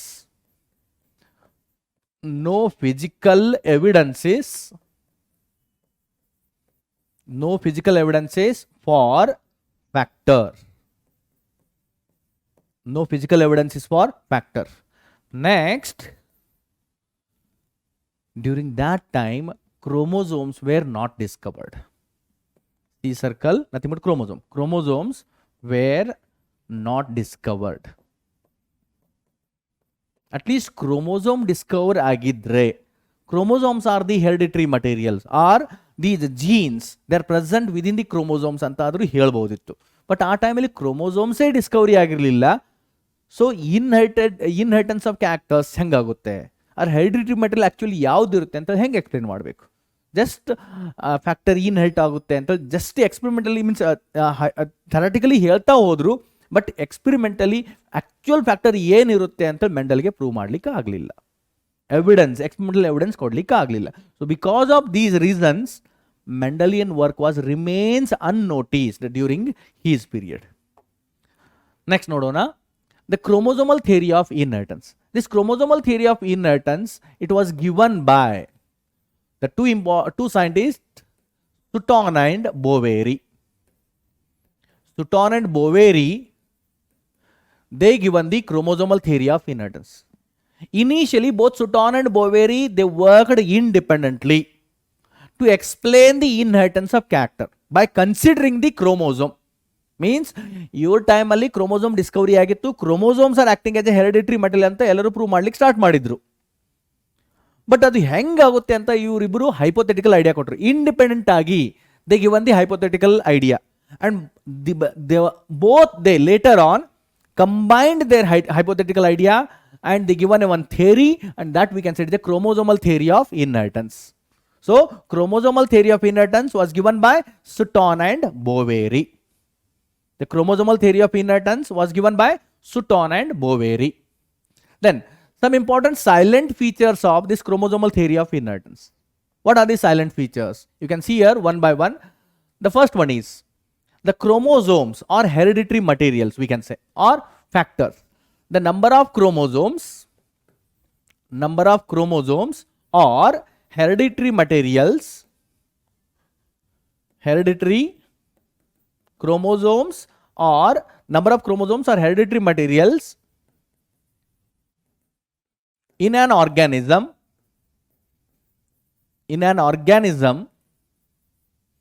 Are always constant. In a diploid organism are always constant. Even generation after generation, they are always constant ಆಗಿರುತ್ತೆ ಅಂತ ಇವರು ತೋರಿಸಿದ್ರು. Next, usually and they are always found in a pair. So these number of chromosomes are hereditary material. Chromosomes, we can say, ನಾನು ಇಲ್ಲಿ ಬರಿತಾ ಇದ್ದೀನಿ, chromosomes ಅಲ್ಲಿ ಏನಿರುತ್ತೆ, genes, or we can say alternative forms of a gene, that is a alleles ಅಂತ ಹೇಳ್ತೀವಿ, or factors. The number of chromosomes or factors in diploid organism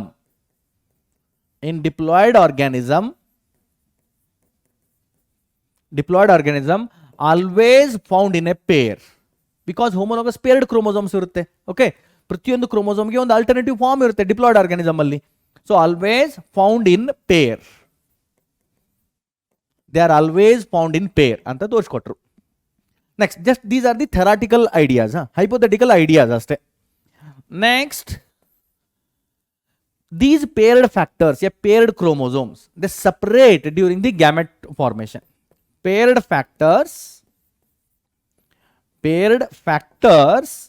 or chromosomes separate during gamete formation.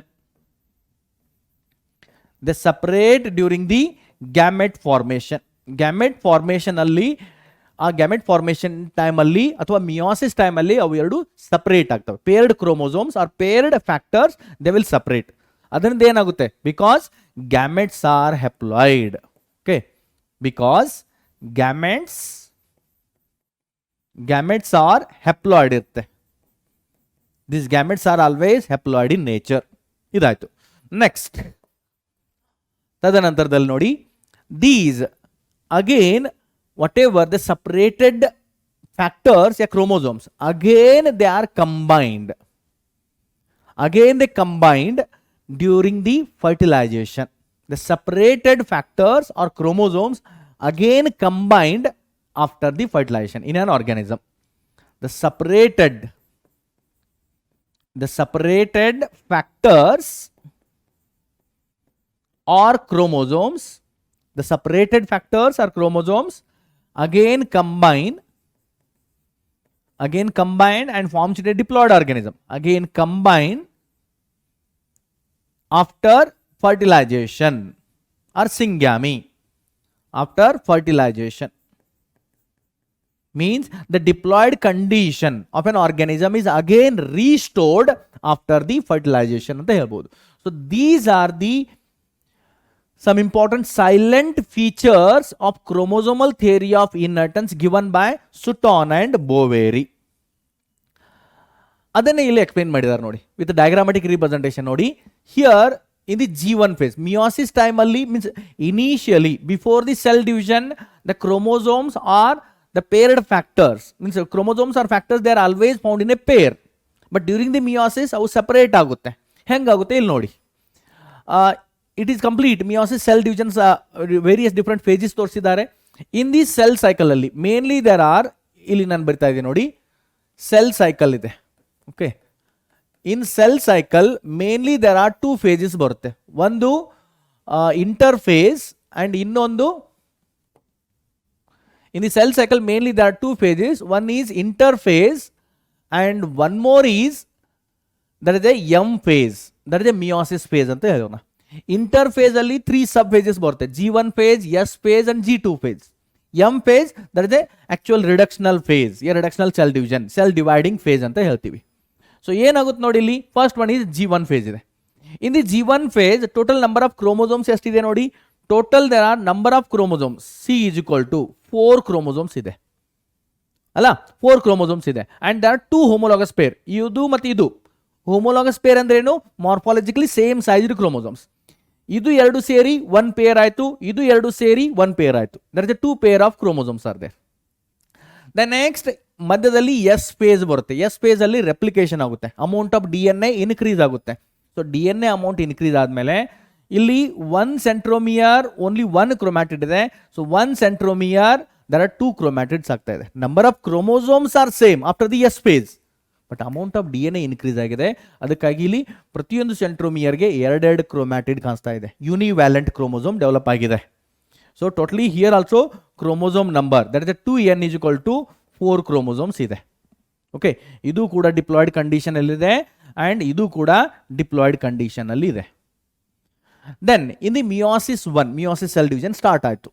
Anaphase stage ಅಲ್ಲಿ ಏನಾಗ್ತಾ ಇದೆ, homologous chromosome just ಇನ್ನು separate ಆಗ್ತಾ ಇದೆ. Separate ಆಗಿಲ್ಲ, ಈ ಡಯಾಗ್ರಾಮ್ ಪ್ರಕಾರ in just homologous chromosome separate ಆಗ್ತಾ ಇದೆ.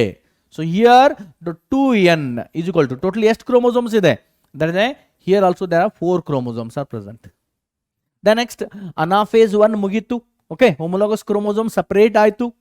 ದೆನ್ ಟಿಲೋಫೇಸ್ ಬರುತ್ತೆ, ಅಲ್ಲಿ haploid condition. After the telophase meiosis 1 complete ಆಗುತ್ತೆ, ಹೆಪ್ಲಾಯ್ಡ್ ಸೆಲ್ ಡೆವಲಪ್ ಆಗಿರುತ್ತೆ. ಬಟ್ ಇನ್ ಮಿಯೋಸಿಸ್ 2, ಅನಾಫೇಸ್ 2 ದಲ್ಲಿ ಅಗೇನ್ ಸೆಂಟ್ರೋಮಿಯರ್ ಸ್ಪ್ಲಿಟ್ಟಿಂಗ್ ಆಗುತ್ತೆ. So each cell with a 4 chromosomes.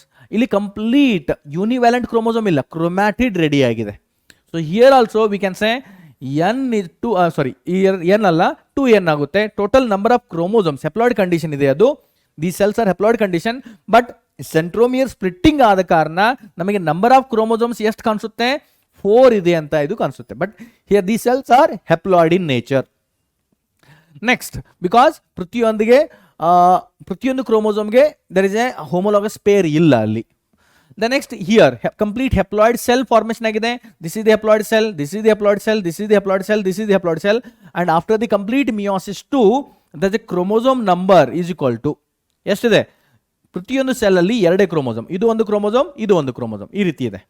Are the cell is haploid condition ಇದೆ. ಇದು it is completely haploid conditions ಇದೆ. So ಈ ರೀತಿ again these haploid gametes, the formed haploid gametes, if they will fuse during the syngamy or fertilization, again diploid condition is restored. That was explained in the chromosomal theory of inheritance. Next ನೋಡಿ, in the NCERT ಅಲ್ಲಿ ಒಂದು question ಕೇಳಿದ್ದಾರೆ. Okay, a comparison between behaviour of chromosomes and genes. ಮತ್ತೆ ಇಲ್ಲಿ ಕೆಳಗಡೆ question ಕೇಳಿದ್ದಾರೆ, can you tell which of these columns A and B represent the chromosome and which represent the gene? How did you decide? A ನೋಡಿ occur in pair, ಇದು always pair ಅಲ್ಲಿ occur ಆಗುತ್ತೆ. Segregate at the time of gamete formation such that only one of each pair is transmitted to the gamete. Okay, segregate during the time of gamete formation. ಇಲ್ಲಿ ಒಂದು chromosome ಇದೆ and ಇಲ್ಲಿ ನೋಡಿ ಪೇರ್ಡ್ chromosome ಅಂತ consider ಮಾಡೋಣ. And ಇವುಗಳಲ್ಲಿ ಕೆಲವೊಂದು genes ಇದೆ. ಇಲ್ಲಿ ಎ ಜೀನ್ ಇದೆ, ಇಲ್ಲಿ ಬಿ ಜೀನ್ ಇದೆ. ಓಕೆ, ಈ ರೀತಿ ಕನ್ಸಿಡರ್ ಮಾಡೋಣ. ಸೊ ಏನಾಗಿದೆ, segregate at the time of gamete formation such that only one of each pair is transmitted to the gamete. ಇದು ಸ್ಮಾಲ್ ಎ, ಅದರ ಅಲ್ಟರ್ನೇಟಿವ್ ಫಾರ್ಮ್ ಅಲೀಲ್ ಆಯ್ತು ಇದು. ಓಕೆ, ಇದಂತೂ ಜೀನ್ ಅಲ್ಲ, ಅಲ್ಟರ್ನೇಟಿವ್ ಫಾರ್ಮ್ಸ್ ಅಲೀಲ್ ಆಯ್ತು. But gene is A and B ಇಷ್ಟೇ. Then next statement ಏನು ಕೊಟ್ಟಿದ್ದಾರೆ, independent pair segregate independent of each other. ಅನ್ನಿಕಿ ಇದು ಪೇರ್ ಇದೆಯಲ್ಲ, ಈ ಪೇರ್ ಸೆಗ್ರಿಗೇಷನ್ ಇಂಡಿಪೆಂಡೆಂಟ್, ಈ ಪೇರ್ ಸೆಗ್ರಿಗೇಷನ್ ಇಂಡಿಪೆಂಡೆಂಟ್ ಆಗುತ್ತೆ. ಬಿಕಾಸ್ ಅಲ್ಲಿ ಮಿಯೋಸಿಸ್ ಆಗುವಾಗ, ಗ್ಯಾಮೆಟ್ ಫಾರ್ಮೇಷನ್ ಆಗುವಾಗ ಕ್ರಾಸಿಂಗ್ ಓವರ್ ಆಗುತ್ತೆ. ಕ್ರಾಸಿಂಗ್ ಓವರ್ ಇಂದ ಈ ಜೀನ್ಸ್ ಸೆಗ್ರಿಗೇಷನ್ ಸೆಪರೇಷನ್ ಡಿಫ್ರೆಂಟ್ ಆಗುತ್ತೆ. So therefore the A we can say it is a gene ಇದೆ, ಮತ್ತು ಬಿ ಏನಿದೆ ನೋಡಿ occur in pair, segregate at gamete formation and only one of each pair is transmitted to the gamete. Okay, ಇಲ್ಲಿ ಕೂಡ ಅದೇನು ನೋಡೋಣ. The paired chromosomes ಇದೆ, if we consider a paired chromosomes and only one of each is transmitted to the gamete. So out of homologous pair ಇದು ಒಂದು ಗ್ಯಾಮೆಟ್ಗೆ ಹೋಗುತ್ತೆ, ಇದು ಒಂದು ಗ್ಯಾಮೆಟ್ ಅಲ್ಲಿ ಎಂಟರ್ ಆಗುತ್ತೆ. So only out of a pair only one will enters in to the gamete. Okay, ಈ ರೀತಿ ಆಯಿತು. One pair segregate independently of the another pair. Okay, ಇಲ್ಲೊಂದು ಹೋಮೋಲಾಗಸ್ ಪೇರ್ ಇದೆ, ಇದರ ಪಕ್ಕದಲ್ಲಿ ಇನ್ನೂ ಒಂದು ಹೋಮೋಲಾಗಸ್, ಅದರ ಸೈಜ್ ಚಿಕ್ಕದಿದೆ. ಈ pair segregation independent with this pair. ಇದರ ಸೆಪರೇಷನ್ ಮತ್ತು ಇದರ ಸೆಪರೇಷನ್ ಜೊತೆಗೆ ಯಾವುದು ಲಿಂಕ್ ಇಲ್ಲ. ಇವು ಎರಡು ಇಂಡಿಪೆಂಡೆಂಟ್ ಆಗಿ ಸೆಗ್ರಿಗೇಟ್ ಆಗುತ್ತೆ. ಇವು ಎರಡು ಹೋಮೋಲಾಗಸ್ ಕ್ರೋಮೋಸೋಮ್ಸ್ ಇದೆಯಲ್ಲ, ಅವು ಎರಡು ಇಂಡಿಪೆಂಡೆಂಟ್ ಆಗಿ ಸೆಗ್ರಿಗೇಟ್ ಆಗುತ್ತೆ. So that we can say this B is considered as a chromosome. Next, experimental evidence for chromosomal theory of inheritance. Sutton and Boveri just ಒಂದು ಹೈಪೋಥೆಟಿಕಲ್ ಐಡಿಯಾ ಕೊಟ್ಟಿದ್ರು. ಈಗ ನೆಕ್ಸ್ಟ್ ನಾವು ನೋಡಬೇಕಾಗಿದೆ ಎಕ್ಸ್ಪೆರಿಮೆಂಟಲ್ ಎವಿಡೆನ್ಸ್. ಅದಕ್ಕಿಂತ ಮುಂಚೆ ನೋಡೋಣ, this experimental evidence given by T H. Morgan. T H. Morgan he given the experimental evidence. Then ಯಾವುದ್ರ ಮೇಲೆ ಇವರು ಎಕ್ಸ್ಪೆರಿಮೆಂಟ್ ಮಾಡಿದ್ದಾರೆ? On the Drosophila. Drosophila melanogaster. Okay, experimental organism is Drosophila. Drosophila melanogaster ಮೇಲೆ ಇವರು ಎಕ್ಸ್ಪೆರಿಮೆಂಟ್ ಮಾಡಿದ್ದಾರೆ. ಸೊ ಇಲ್ಲಿ ಕ್ವಶನ್ ಬರುತ್ತೆ, why Morgan selected Drosophila as experimental organism. Drosophila ಅಂದ್ರೆ ಏನು? In Kannada you will say ನಾರ್ತ್ ಜೂ ಅಂತ ಹೇಳ್ತಾರೆ ನೋಡಿ, or commonly it is referred as a fruit fly ಅಂತ ಹೇಳ್ತೀವಿ. It is commonly known as a fruit fly. Okay, banana fly, mango fly ಈ ರೀತಿನೇ ಕೇಳ್ತಾರೆ. ಈ ಕಾಮನ್ ಆಗಿ ನಾವು ರೆಫರ್ ಮಾಡ್ತೀವಿ.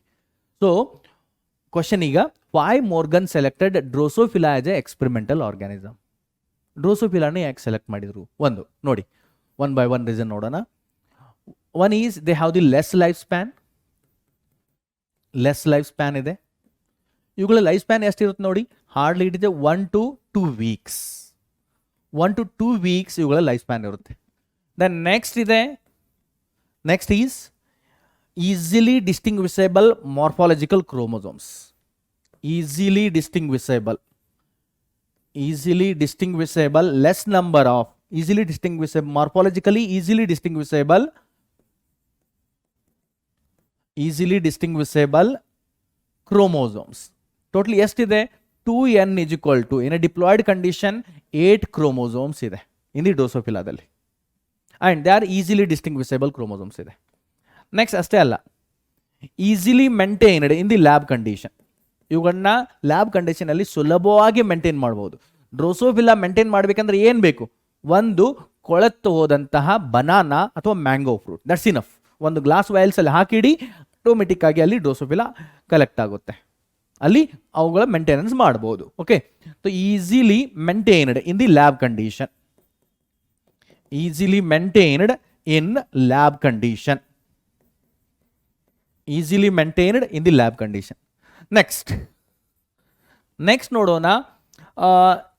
Here both male and female are clearly distinguishable. Male is always smaller size ಇರುತ್ತೆ and female is always larger size ಇರುತ್ತೆ, larger body size. So male ಮತ್ತು ಫೀಮೇಲ್ ಅನ್ನು ಕ್ಲಿಯರ್ಲಿ ಡಿಸ್ಟಿಂಗ್ವಿಷ್ ಮಾಡ್ಬೋದು. ಅಷ್ಟೇ ಅಲ್ಲ, ಆಸ್ ಲೈಕ್ ಹ್ಯೂಮನ್ ಬೀಯಿಂಗ್ಸ್ ಅಲ್ಲಿ ಹೆಂಗಿದೆಯಲ್ಲ ಅದೇ ರೀತಿ here also sex chromosomes are present. That is X and Y chromosomes ಇದೆ. ಸೊ ಎಕ್ಸ್ ಕ್ರೋಮೋಸೋಮ್ ಇದೆ, ಸೆಕ್ಸ್ ಕ್ರೋಮೋಸೋಮ್ ಅಲ್ಲಿ ಎಕ್ಸ್ ಕ್ರೋಮೋಸೋಮ್ ಇದೆ, it is the larger size. And Y chromosome ಇದೆಯಲ್ಲ ಇದು ಸ್ಮಾಲರ್ ಸೈಜ್ ಇದೆ. ವೈ ಕ್ರೋಮೋಸೋಮ್ ಇದೆ, smaller size ಇದೆ. X chromosome ಇದೆ larger size and Y chromosome ಇದು ಸ್ಮಾಲರ್ ಸೈಜ್ ಇದೆ. ನೋಡಿ, ವೈ ಕ್ರೋಮೋಸೋಮ್ ಇದೆ ಸ್ಮಾಲರ್ ಸೈಜ್. ಅಷ್ಟೇ ಅಲ್ಲ, one more benefit is in a less lifespan they produce large number of progenies. Okay, in a single mating they produce thousands of progenies produce ಮಾಡುತ್ತೆ. Means many variants ಅನ್ನ in a single generation ಅಲ್ಲಿ ನೋಡಬಹುದು ನಾವು. Then X and Y chromosome ಆಯ್ತಲ್ಲ, ಇದು ಹೆಂಗಿದೆ ನೋಡಿ. This is the large X chromosome ಆಯ್ತು. Okay, it is the X chromosome and Y chromosome ಹೆಂಗಿದೆ ನೋಡಿ, ಈ ರೀತಿ ಇದೆ ಇದರಲ್ಲಿ. This is the Y chromosome. So larger X chromosome and smaller Y chromosome, they can be easily distinguished. So because of these and because of the less life span, T.H. Morgan selected Drosophila as a experimental organism. Next we can see about the linkage. ವಿದ್ಯಾರ್ಥಿಗಳೇ, ಇಲ್ಲಿ ನೋಡಿ, the term linkage and recombinant both they were given by, ನಾನು ಇಲ್ಲಿ side ಅಲ್ಲಿ ಬರ್ತಾ ಇದ್ದೀನಿ, term linkage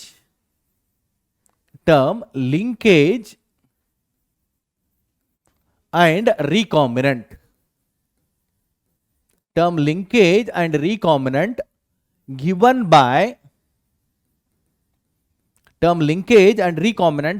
by T.H. Morgan. Both these terms were given by T.H. Morgan only. Okay, then linkage andre enu, one example nodi. Here there is one chromosome, ಇಲ್ಲಿ ಒಂದು chromosome ಇದೆ. Okay, ಇದರ ಮೇಲೆ ಕೆಲವೊಂದು ಜೀನ್ಸ್ ಇದೆ ಇಲ್ಲಿ. That is A, B, C, D and E gene ಅಂತ consider ಮಾಡೋಣ. All the genes present together on a single chromosome, they are known as a linked genes. All genes present together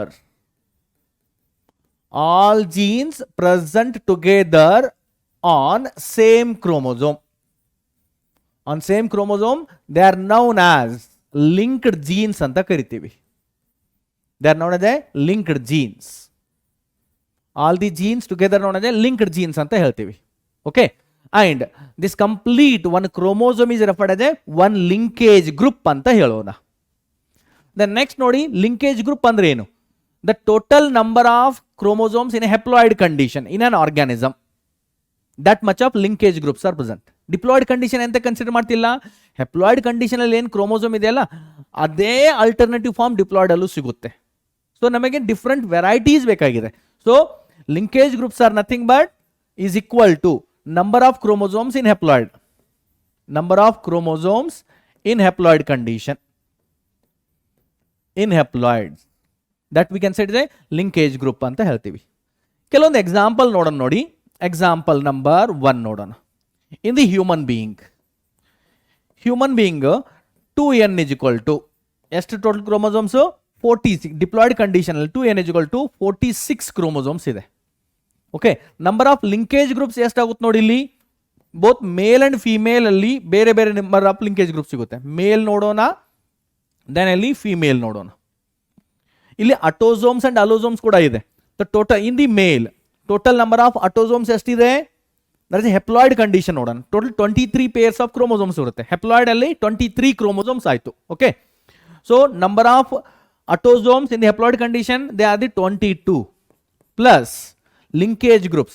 X chromosome alli different type of genes are present, and in Y chromosome also there are the different types of genes are present, because both X and Y chromosomes are not a homologous chromosomes. Okay, so X chromosome is a separate linkage group and Y chromosome is a separate linkage group. So therefore total number of linkage groups in the human male are 24. Then in case of female, human female, total number of autosomes are 22 plus there are 2 sex chromosomes are present. Both they are X chromosome only. 2 X chromosomes are present. 2 X chromosome ಇದೆ ಅಂದ್ರೆ ಎರಡರಲ್ಲೂ ಅದೇ type of genes ಇದೆ. So ಅಲ್ಲಿ ಒಂದೇ linkage group consider ಮಾಡೋಣ. There is only 1 X chromosome. So total number of linkage groups in the human female are they are the 23. Male ಅಲ್ಲಿ 24 linkage group ಇದ್ರೆ ಫಿಮೇಲ್ ಅಲ್ಲಿ 23 ಲಿಂಕೇಜ್ ಗ್ರೂಪ್ ಇದೆ. Then take a one more example in the Drosophila. Example number 2 ನೋಡಿ. Example number 2 Drosophila. In the Drosophila 2n is equal to, okay, 2n is equal to 8 chromosomes ಇದೆ. R ಇದರಲ್ಲಿ 8 chromosomes ಅಲ್ಲಿ ಇಲ್ಲಿ ನೋಡಿ there are ಎಷ್ಟು chromosomes ಇದೆ, in the haploid condition n is equal to ಎಷ್ಟಾಗುತ್ತೆ, there are 4 chromosomes ಇದೆ. In that 3 chromosomes are autosomes and 1 chromosome sex chromosome, or 6 + 2 ಅಂತ ಆಗುತ್ತೆ. 6 chromosomes are autosomes and 2 chromosomes are the sex chromosomes. ಇಲ್ಲೂ ಕೂಡ just like human beings ತರ ಮೇಲ್ and female ಅಲ್ಲಿ ಎಷ್ಟು linkage group ಇದೆ ನೋಡಿ. How many linkage groups are present in the male and female. Male ಆದರೆ there is a 3 autosomes plus 1 X chromosome ಆಗುತ್ತೆ and 1 Y chromosome. Totally ಎಷ್ಟಾಯಿತು, there is a 5 linkage groups are present in the male Drosophila. And in case of female, if you see the female, 3 plus only X chromosome, homologous paired X chromosomes irutte. So 3 plus X is equal to only 4 linkage groups are present in the female Drosophila. Next. ಈಗ next ನೋಡೋಣ Morgan's experiment for linkage. ಇಲ್ಲಿ TH Morgan selected 3 characters. TH Morgan, he selected the 3 characters of Drosophila. He selected the 3 characters of Drosophila, and all these 3 characters are responsible genes for these 3 characters are located on X chromosome. The responsible genes for these 3 characters are located on the X chromosome. So therefore, ಈ characters 3 characters ಇದೆಯಲ್ಲ, ಇದನ್ನ ನಾವು X linked characters ಅಂತ ಕೂಡ ಹೇಳ್ಬೋದು. Because the responsible genes are present on the X chromosome, so they are the X-linked characters. ಇವಿದೆಯಲ್ಲ, that we can say X-linked characters ಅಂತ ಹೇಳೋಣ. So what are the 3 characters? They selected by the TH Morgan from the Drosophila. ನೋಡಿ, ಇಲ್ಲಿ ನಾನು ಬರಿತಾ ಇದ್ದೀನಿ characters. The next ಒಂದು dominant trait. ಅವುಗಳಲ್ಲಿ dominant trait ಯಾವುದು, recessive trait ಯಾವುದು ನೋಡೋಣ. Dominant trait and recessive trait.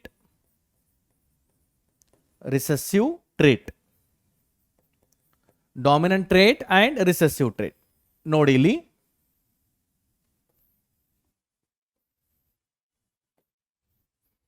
first character is character number 1, that is a body color.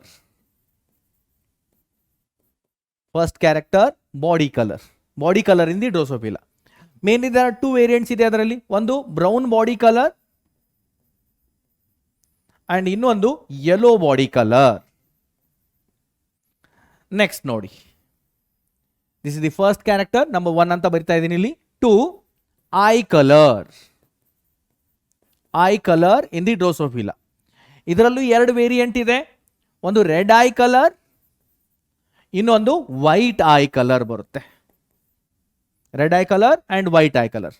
And third character which is selected by the T.H. Morgan is, that is a wing size. Wing size. ಒಂದು dominant trait ಇದೆ, ಅದು normal wing size, and recessive trait is miniature.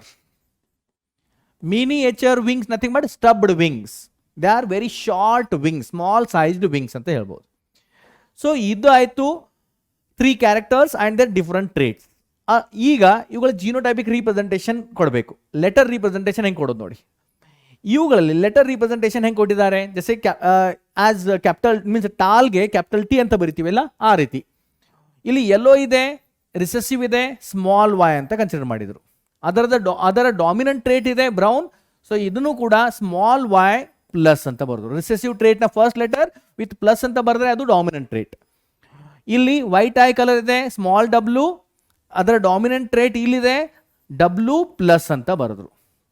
Miniature wing M, small M ಆಯಿತು, ಇಲ್ಲಿ small M ಅದರ ಮೇಲೆ plus ಅಂತ ಬರೆದ್ರು, dominant trait. ಈ ರೀತಿ ಜಿನೋಟೈಪಿಕ್ ರಿಪ್ರೆಸೆಂಟೇಷನ್ ಕೊಟ್ಟಿದ್ದಾರೆ. The next, Mendel performed the 3 crosses. Total 3 cross ಮಾಡಿದ್ದಾರೆ ಈ 3 ಕ್ಯಾರೆಕ್ಟರ್ನ ತಗೊಂಡು. 3 dihybrid cross he performed. What are the 3 dihybrid cross? First cross between character 1 and character 2. ಇದು ಕ್ರಾಸ್ 1 ಆಯಿತು. Second cross between character 2 and character 3, that is I colour and wing size, ಇವು ಎರಡರ ಮಧ್ಯೆ cross ಮಾಡಿದ್ದಾರೆ. So ಇದು cross number 2. And third cross is between body colour and wing size, ಇವು ಎರಡರ ಮಧ್ಯೆ ಒಂದು ಕ್ರಾಸ್ ಮಾಡಿದ್ದಾರೆ. Body colour and wing size ಮಧ್ಯೆ ಒಂದು ಡೈಹೈಬ್ರಿಡ್ ಕ್ರಾಸ್ ಮಾಡಿದ್ದಾರೆ. ಸೊ ಅದರ ರಿಸಲ್ಟ್ ಇಲ್ಲಿದೆ ನೋಡಿ.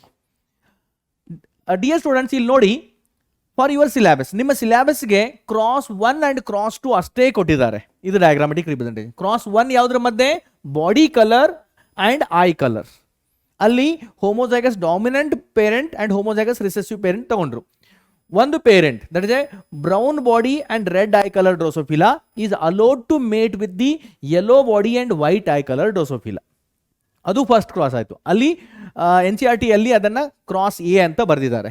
Then second cross is eye colour and wing size ಮಧ್ಯೆ, ಅಲ್ಲಿ ಕ್ರಾಸ್ ಬಿ ಅಂತ ಬರೆದಿದ್ದಾರೆ ನೋಡಿ. ಈ ಡಯಾಗ್ರಾಮ್ ನೋಡಿ, ಕ್ರಾಸ್ ಎ ನಥಿಂಗ್ ಬಟ್ ಇದು first cross, cross A it is nothing but ಇದು ಫಸ್ಟ್ ಕ್ರಾಸ್ ಆಯಿತು. ಕ್ರಾಸ್ ಬಿ ನಥಿಂಗ್ ಬಟ್ ಇದು ಸೆಕೆಂಡ್ ಕ್ರಾಸ್ ಆಯಿತು. ಈ ಕ್ರಾಸ್ ಎಲ್ಲವೂ ಕಂಪ್ಲೀಟ್ ನೆನಪಿಟ್ಕೊಳ್ಳೋದು ಏನು ಬೇಕಾಗಿಲ್ಲ, ಜಸ್ಟ್ ಇವುಗಳ ರೇಷಿಯೋ ನೋಡಿ. ನಾನು ಇಲ್ಲಿ ಡೈರೆಕ್ಟ್ಲಿ ರೇಷಿಯೋ ಬರಿತಾ ಇದ್ದೀನಿ. ಕ್ರಾಸ್ 1 ಇದೆಯಲ್ಲ, ನಥಿಂಗ್ ಬಟ್ ಕ್ರಾಸ್ ಎ. ಇದರ ಪ್ರಕಾರ ಕ್ರಾಸ್ ಇಲ್ಲಿ ಏನು ಎಕ್ಸಾಮ್ ಸಲುವಾಗಿ ನೆನಪಿಟ್ಕೊಳ್ಬೇಕು ನೋಡಿ. Total if the genes are completely linked then they will 100% parental progeny produce ಮಾಡುತ್ತೆ. If they are incompletely linked ಯಾನಿಕಿ on a chromosome if the genes are distantly located ಇದ್ರೆ ಅಲ್ಲಿ ರೀಕಾಂಬಿನೆಂಟ್ ಪ್ರೊಡ್ಯೂಸ್ ಆಗುತ್ತೆ. ಸೊ ನೋಡಿ, cross A ಇದೆ, ಅದರಲ್ಲಿ parental ಮತ್ತು recombinant ಎಷ್ಟಿದೆ ನೋಡಿ. ಪೇರೆಂಟಲ್ ಎಷ್ಟಿದೆ ಮತ್ತು ರೀಕಾಂಬಿನೆಂಟ್ ಎಷ್ಟಿದೆ ನೋಡೋಣ. ಪೇರೆಂಟಲ್ ಮತ್ತು ರೀಕಾಂಬಿನೆಂಟ್ ಎಷ್ಟಿದೆ ನೋಡಿ. ರೀಕಾಂಬಿನೆಂಟ್ ಪರ್ಸೆಂಟೇಜ್ ಇದೆ, ಇಲ್ಲಿ ಕೊಟ್ಟಿದ್ದಾರೆ ನೋಡಿ. ಈ ವ್ಯಾಲ್ಯೂ ನೀವು ನೆನ್ಪಿಟ್ಕೊಳ್ಬೇಕು. These values you have to remember. Recombinant percentage after the dihybrid cross it is 1.3% ಬರುತ್ತೆ. If there is a cross between brown body and red eye color Drosophila is allowed to mate with the yellow body with white eye color Drosophila. Okay, so recombinant is 1.3%. So remaining parental ಎಷ್ಟಾಯಿತು 98.7% ಇಲ್ಲಿ ಕೊಟ್ಟಿದ್ದಾರೆ ನೋಡಿ. Next cross B ನೋಡಿದರೆ ಅದರ result ಎಷ್ಟು ಬರುತ್ತೆ ನೋಡಿ. That is a parental combination, total number of parental progeny and recombinant progeny ಎರಡು ನೋಡೋಣ. Parental progeny and recombinant progeny ಎರಡು ನೋಡಿದರೆ ಇಲ್ಲಿ ರೀಕಾಂಬಿನೆಂಟ್ ಪ್ರೊಜನಿ ಎಷ್ಟಿದೆ ನೋಡಿ, 37.2 ಕೊಟ್ಟಿದ್ದಾರೆ. 37.2 ಇದು ನೋಡಿ, 37.2 ಆರ್ ದಿ ರೀಕಾಂಬಿನೆಂಟ್ ಪ್ರೊಜನಿ. ಸೊ ಹಾಗಾದರೆ ಪೇರೆಂಟಲ್ ಪ್ರೊಜೆನಿ ಎಷ್ಟಾಯಿತು? ದಟ್ ಇಸ್ 62.8% ಪೇರೆಂಟಲ್ ಪ್ರೊಜೆನಿ ಇದೆ. ಸೊ ಇಲ್ಲಿ ನೋಡಿ, here the number of recombinants are very less in the first cross, and second cross number of recombinants are comparatively first cross they are increased. Means the gene for, we can say conclusion heng kodbodu, gene for body color and eye color are tightly linked. Illi genes ide alla, idu tightly linked genes ide.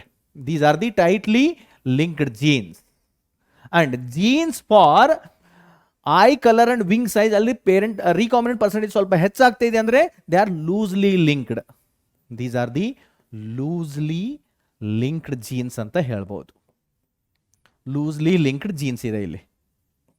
Next, NCERT ಅಲ್ಲಿ ಎರಡೇ cross ಕೊಟ್ಟಿದ್ದಾರೆ, but ನಾನು third cross result ಇಲ್ಲಿ ಬರಿತಾ ಇದ್ದೀನಿ because ಇದರಿಂದ ಕೆಲವೊಂದು numericals ಬರುತ್ತೆ, ಕ್ರೋಮೋಸೋಮಲ್ ಮ್ಯಾಪ್ ಡ್ರಾ ಮಾಡಲಿಕ್ಕೆ ಹೆಲ್ಪ್ ಆಗುತ್ತೆ. ಸೊ ಥರ್ಡ್ ಕ್ರಾಸ್ ಅಲ್ಲಿ, ಥರ್ಡ್ ಕ್ರಾಸ್ ಯಾವುದರ ಮಧ್ಯೆ? Between body colour and wing size ಎರಡರ ಮಧ್ಯೆ ಕ್ರಾಸ್ ಮಾಡಿದ ಮೇಲೆ. ಓಕೆ, ಸೊ ಪೇರೆಂಟಲ್ ಪ್ರೊಜೆನಿ ನೋಡಿ, ಪೇರೆಂಟಲ್ ಇದೆ, total number of parentals progenies and parental phenotypic progenies and recombinant progenies ಎಷ್ಟು ಬರುತ್ತೆ ನೋಡಿ. ಪೇರೆಂಟಲ್ ಪ್ರೊಜೆನೀಸ್ ಇದೆ 61.5%, ರೀಕಾಂಬಿನೆಂಟ್ ಇದೆ 38.5% ಬರ್ತಾ ಇದೆ. ಇಲ್ಲಿ ಕೂಡ ಏನಾಗಿದೆ, here also the recombinant percentage is very high compare to the first cross. So ಇಲ್ಲಿ ಕೂಡ ನಾವು ಹೇಳ್ಬೋದು genes are loosely linked. Loosely linked genes ಇದೆ ಇಲ್ಲಿಯೂ ಕೂಡ. The genes are loosely linked. So this is the TH Morgan's experiment. ಅಂದರೆ recombinant percentage ಎಷ್ಟು ಬರುತ್ತೆ, ಲಿಂಕ್ಡ್ ಜೀನ್ಸ್ ಇದೆ ಹೆಂಗಿದೆ. If the genes are tightly linked ಇದೆ, ರೀಕಾಂಬಿನೆಂಟ್ ಪರ್ಸೆಂಟೇಜ್ ಕಡಿಮೆ ಆಗುತ್ತೆ. If the genes are loosely linked on a same chromosome, then the recombinant percentage will increase. Because if the genes are loosely linked, the chances of separation, the chances of segregation is very high during the gamete formation, during the crossing over in the Pleiotropy stage of meiosis. Next ನೋಡಿ, ಅಷ್ಟೇ ಅಲ್ಲ, chromosomal mapping ಇದೆ. But before the chromosomal mapping ಇಲ್ಲೊಂದೊಂದು concept explain ಮಾಡ್ಲಿಕ್ಕೆ ಇಷ್ಟಪಡ್ತೀನಿ. If the genes if the tightly linked genes ಇದ್ರೆ, completely tightly linked genes ಇದ್ರೆ parental percentage is 100% ಬರುತ್ತೆ. Tightly linked, completely tightly linked genes ಇದ್ರೆ, if there are tightly linked genes ಆಗಿದ್ರೆ, okay, if there are tightly linked genes ಇದ್ರೆ 100% parent, complete tightly linked genes ಇದೆ, ಅಲ್ಲಿ ಸ್ವಲ್ಪ ಚಾನ್ಸೇ ಇಲ್ಲ, ದೆನ್ 100% ಪೇರೆಂಟಲ್ ಬರುತ್ತೆ. 100% parental. Then loosely linked, distantly located genes idre, okay, loosely linked genes agidre, if they are loosely linked genes idre ಏನಾಗುತ್ತೆ, between the genes crossing over is possible. ಇಲ್ಲಿ completely tightly linked genes ಇದ್ರೆ there is no chance of crossing over. ಇಲ್ಲಿ ಏನಾಗುತ್ತೆ, crossing over between the genes during the Pleiotropy stage, crossing over is present. Crossing over ಇದ್ರೆ recombinant percentage ಎಷ್ಟಾಗುತ್ತೆ ನೋಡಿ, maximum in such cases recombinant percentage ಎಷ್ಟಿರುತ್ತೆ ನೋಡಿ, up to the 50%, maximum up to 50% ಇರುತ್ತೆ. ಇದು recombinant percentage ಇದೆಯಲ್ಲ, up to the 50% ಇರುತ್ತೆ. And parental ಎಷ್ಟಿರುತ್ತೆ, ಅಪ್ ಟು 50 ಹೇಳ್ತಾ ಇದ್ದೀನಿ. ಅಂಡ್ ಪೇರೆಂಟಲ್ ಪರ್ಸೆಂಟೇಜ್ ಇದೆ ಅದು up to the 100%, means 50 to 100% ಇದು ವೇರಿ ಆಗ್ತಾ ಇರುತ್ತೆ. 50 to 100%, ಮ್ಯಾಕ್ಸಿಮಮ್ 100% ಇರುತ್ತೆ if it is completely tightly linked. And extremely loosely linked ಇದ್ರೆ, ಡಿಸ್ಟೆಂಟ್ಲಿ ಲೊಕೇಟೆಡ್ ಜೀನ್ಸ್ ಇದ್ರೆ ಕ್ರಾಸಿಂಗ್ ಓವರ್ ಚಾನ್ಸಸ್ ಇದೆ, but maximum percentage of recombinant is up to the 50% in any condition, ಅದಕ್ಕಿಂತಲೂ ಹೆಚ್ಚಿಗೆ ಆಗೋದಿಲ್ಲ. Okay, next chromosomal mapping ನೋಡಬೇಕಾಗಿದೆ. The concept of chromosomal mapping was given by A.H. Sturtevant, Alfred H. Sturtevant. He is a student of TH Morgan. TH Morgan ಅವರ student ಇವರು. ಏನಿದೆ chromosomal mapping?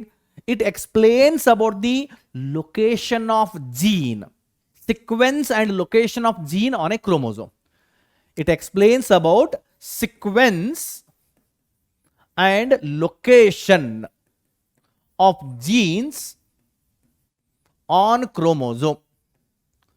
Next ನೋಡಿ, ಇದು chromosomal mapping ಇದೆಯಲ್ಲ, usually first chromosomal mapping, first chromosome map was prepared by the Stramps in Drosophila.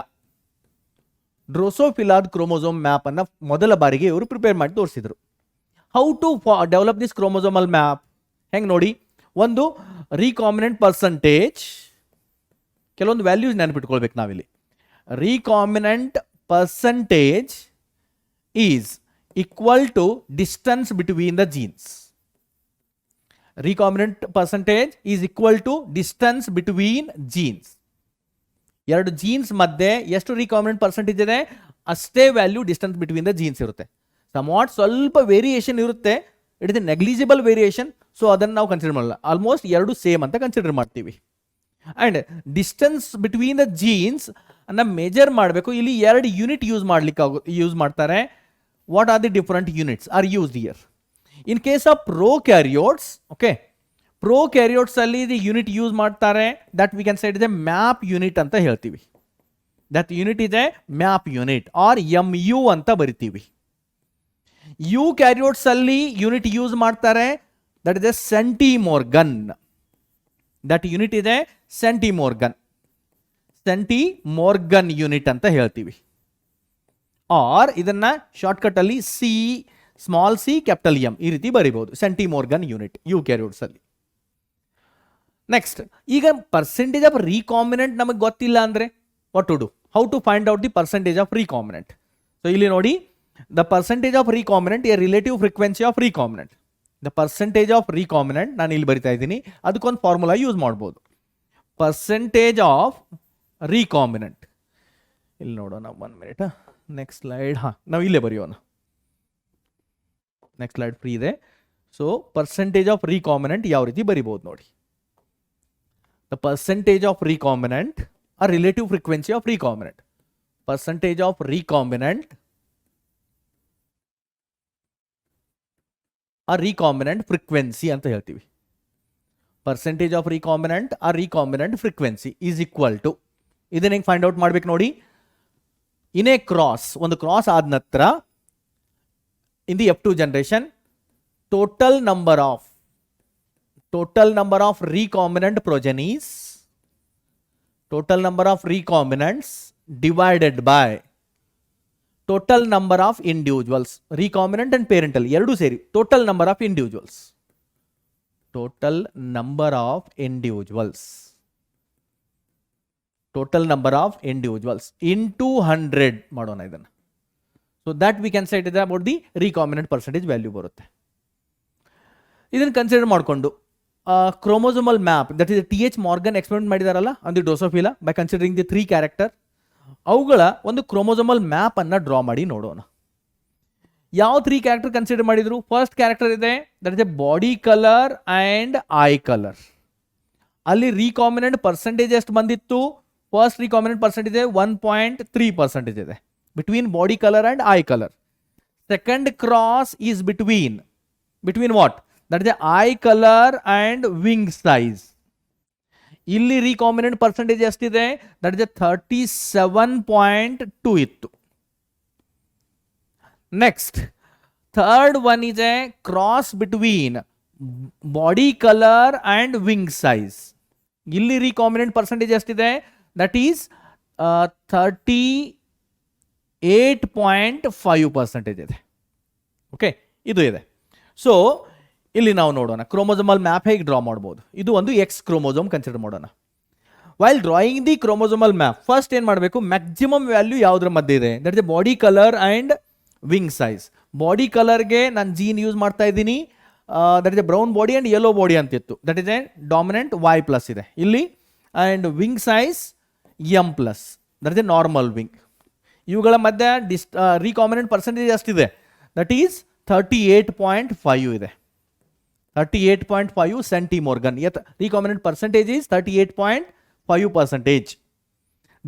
Recombinant percentage is equal to distance between the genes. Next highest value ಎಷ್ಟಿದೆ? 37.2 between I colour and wing size ಅಂತೂ ಇಲ್ಲಿದೆ. I colour ಎಲ್ಲಿ that ಇದೆ ಇಲ್ಲಿ ನೋಡೋಣ ಎಷ್ಟಿದೆ ಅದ್ರದ್ದು value. That is 37.2. ಇದು ಬಿಟ್ವೀನ್ ದೀಸ್ ಟು. ಇದು ಐ ಕಲರ್ ಇದೆ. ಐ ಕಲರ್ಗೆ genes red eye and white eye that is W+ genes ಬಂತು. ಓಕೆ, ಇದು ಇದೆ 37.2 ಇದೆ. ಈಗ 38.5 ಮೈನಸ್ 37.2 ಮಾಡಿದರೆ ಎಷ್ಟು ವ್ಯಾಲ್ಯೂ ಬರುತ್ತೆ? That value should be between these to. ಇವುಗಳ ಎರಡರ ಮಧ್ಯೆ ಇರಬೇಕು. ಎಷ್ಟಿದೆ ಅದು? ದಟ್ ಇಸ್ 1.7 ಬರುತ್ತೆ. So that is the distance between body colour and eye colour genes. So correct ಇದೆ. So the sequence of genes on X chromosome they were selected by TH Morgan or ಯಾವ sequence ಇದೆ ನೋಡಿ, Y+, W+ and M+ genes. ಈ sequence ಇಲ್ಲಿ ಬಂದೋಗುತ್ತೆ. Okay, next ಇದು chromosomal map ಆಯಿತು. Next ನಾವು ನೋಡೋಣ chromosomal sex determination. The sex of an individual is determined in his embryonic condition on the basis of what kind of sex chromosomes present. ಆ ಎಂಬ್ರಿಯೋದಲ್ಲಿ gamete fuse ಆಗ್ತಾ ಇದೆಯಲ್ಲ, during the gamete fusion ಟೈಮಲ್ಲಿ ನಾವು decide ಮಾಡ್ಬೋದು ಯಾವ sex develop ಆಗುತ್ತೆ ಎಂಬ್ರಿಯೋದಲ್ಲಿ ಅಥವಾ ಜೈಗೋಟಲ್ಲಿ ಅಂತ. Whether it is gamete containing X chromosome or whether it is a gamete containing Y chromosome, ಅದರಿಂದ ಡಿಸೈಡ್ ಮಾಡಬಹುದು. ಆರ್ ಕೆಲವೊಂದು ಬರುತ್ತೆ ಎನ್ವೈರನ್ಮೆಂಟಲ್ ಸೆಕ್ಸ್ ಡಿಟರ್ಮಿನೇಷನ್ ಅಂತ. ಓಕೆ, ಎನ್ವೈರನ್ಮೆಂಟಲ್ ಸೆಕ್ಸ್ ಡಿಟರ್ಮಿನೇಷನ್ ನಾವು ನೋಡ್ಬೋದು in case of crocodile, turtle, tortoise or even lizards ಅಲ್ಲಿ ಕೂಡ, even worms ಅಲ್ಲಿ ಏನ Crepidula worm, marine worm. Okay, ಅವುಗಳಲ್ಲೂ ಕೂಡ ಎನ್ವೈರನ್ಮೆಂಟಲ್ ಸೆಕ್ಸ್ ಡಿಟರ್ಮಿನೇಷನ್ ನೋಡ್ಬೋದು. ಎನ್ವೈರನ್ಮೆಂಟಲ್ ಸೆಕ್ಸ್ ಡಿಟರ್ಮಿನೇಷನ್ ಅಂದ್ರೆ ಏನು? ಎನ್ವೈರನ್ಮೆಂಟಲ್ ಫ್ಯಾಕ್ಟರ್ಸ್ ಲೈಕ್ ಟೆಂಪರೇಚರ್, ಯಾವ ಟೆಂಪರೇಚರಲ್ಲಿ ಅವುಗಳ ಫರ್ಟಿಲೈಸ್ಡ್ ಎಗ್ ಇನ್ಕ್ಯುಬೇಟ್ ಆಗುತ್ತೆ, ಓಕೆ, ಅದರ ಮೇಲೆ ಆ ಫರ್ಟಿಲೈಸ್ಡ್ ಎಗ್ ಮೇಲ್ ಆಗಿ ಡೆವಲಪ್ ಆಗುತ್ತೋ ಅಥವಾ ಫಿಮೇಲ್ ಇಂಡಿವಿಜುವಲ್ ಆಗುತ್ತೋ ಅಂತ ಡಿಸೈಡ್ ಮಾಡಬಹುದು. Next that we can say it is environmental sex determination. In Drosophila ಇನ್ನೊಂದು ಬರುತ್ತೆ genic balance theory on the basis of number of X chromosomes divided by total number of autosomal set. That is X/A ratio ಅಂತ follow ಮಾಡ್ತೀವಿ. ಅದು ಒಂಥರದ್ದು sex determination. But most important ಇದೆ for your examination, that is chromosomal sex determination ಅಂತ ಹೇಳ್ತೀವಿ. On the basis of what kind of sex chromosomes are involved, what kind of sex chromosomes of gamete are involved in the development of zygote, ಅದರ ಪ್ರಕಾರ sex determination ಮಾಡ್ಬೋದು. Mainly there are 5 types of chromosomal sex determination. What are they? One is XX, XY type of sex determination. Then second one is a XX, X0 type of sex determination. Then third one is a ZW, ZZ type of sex determination. Fourth one is a Z0, ZZ type of sex determination. And fifth one is a haploidy, diploidy type of sex determination. Haploidy, diploidy type of sex determination. ಇದು ಇರುತ್ತೆ.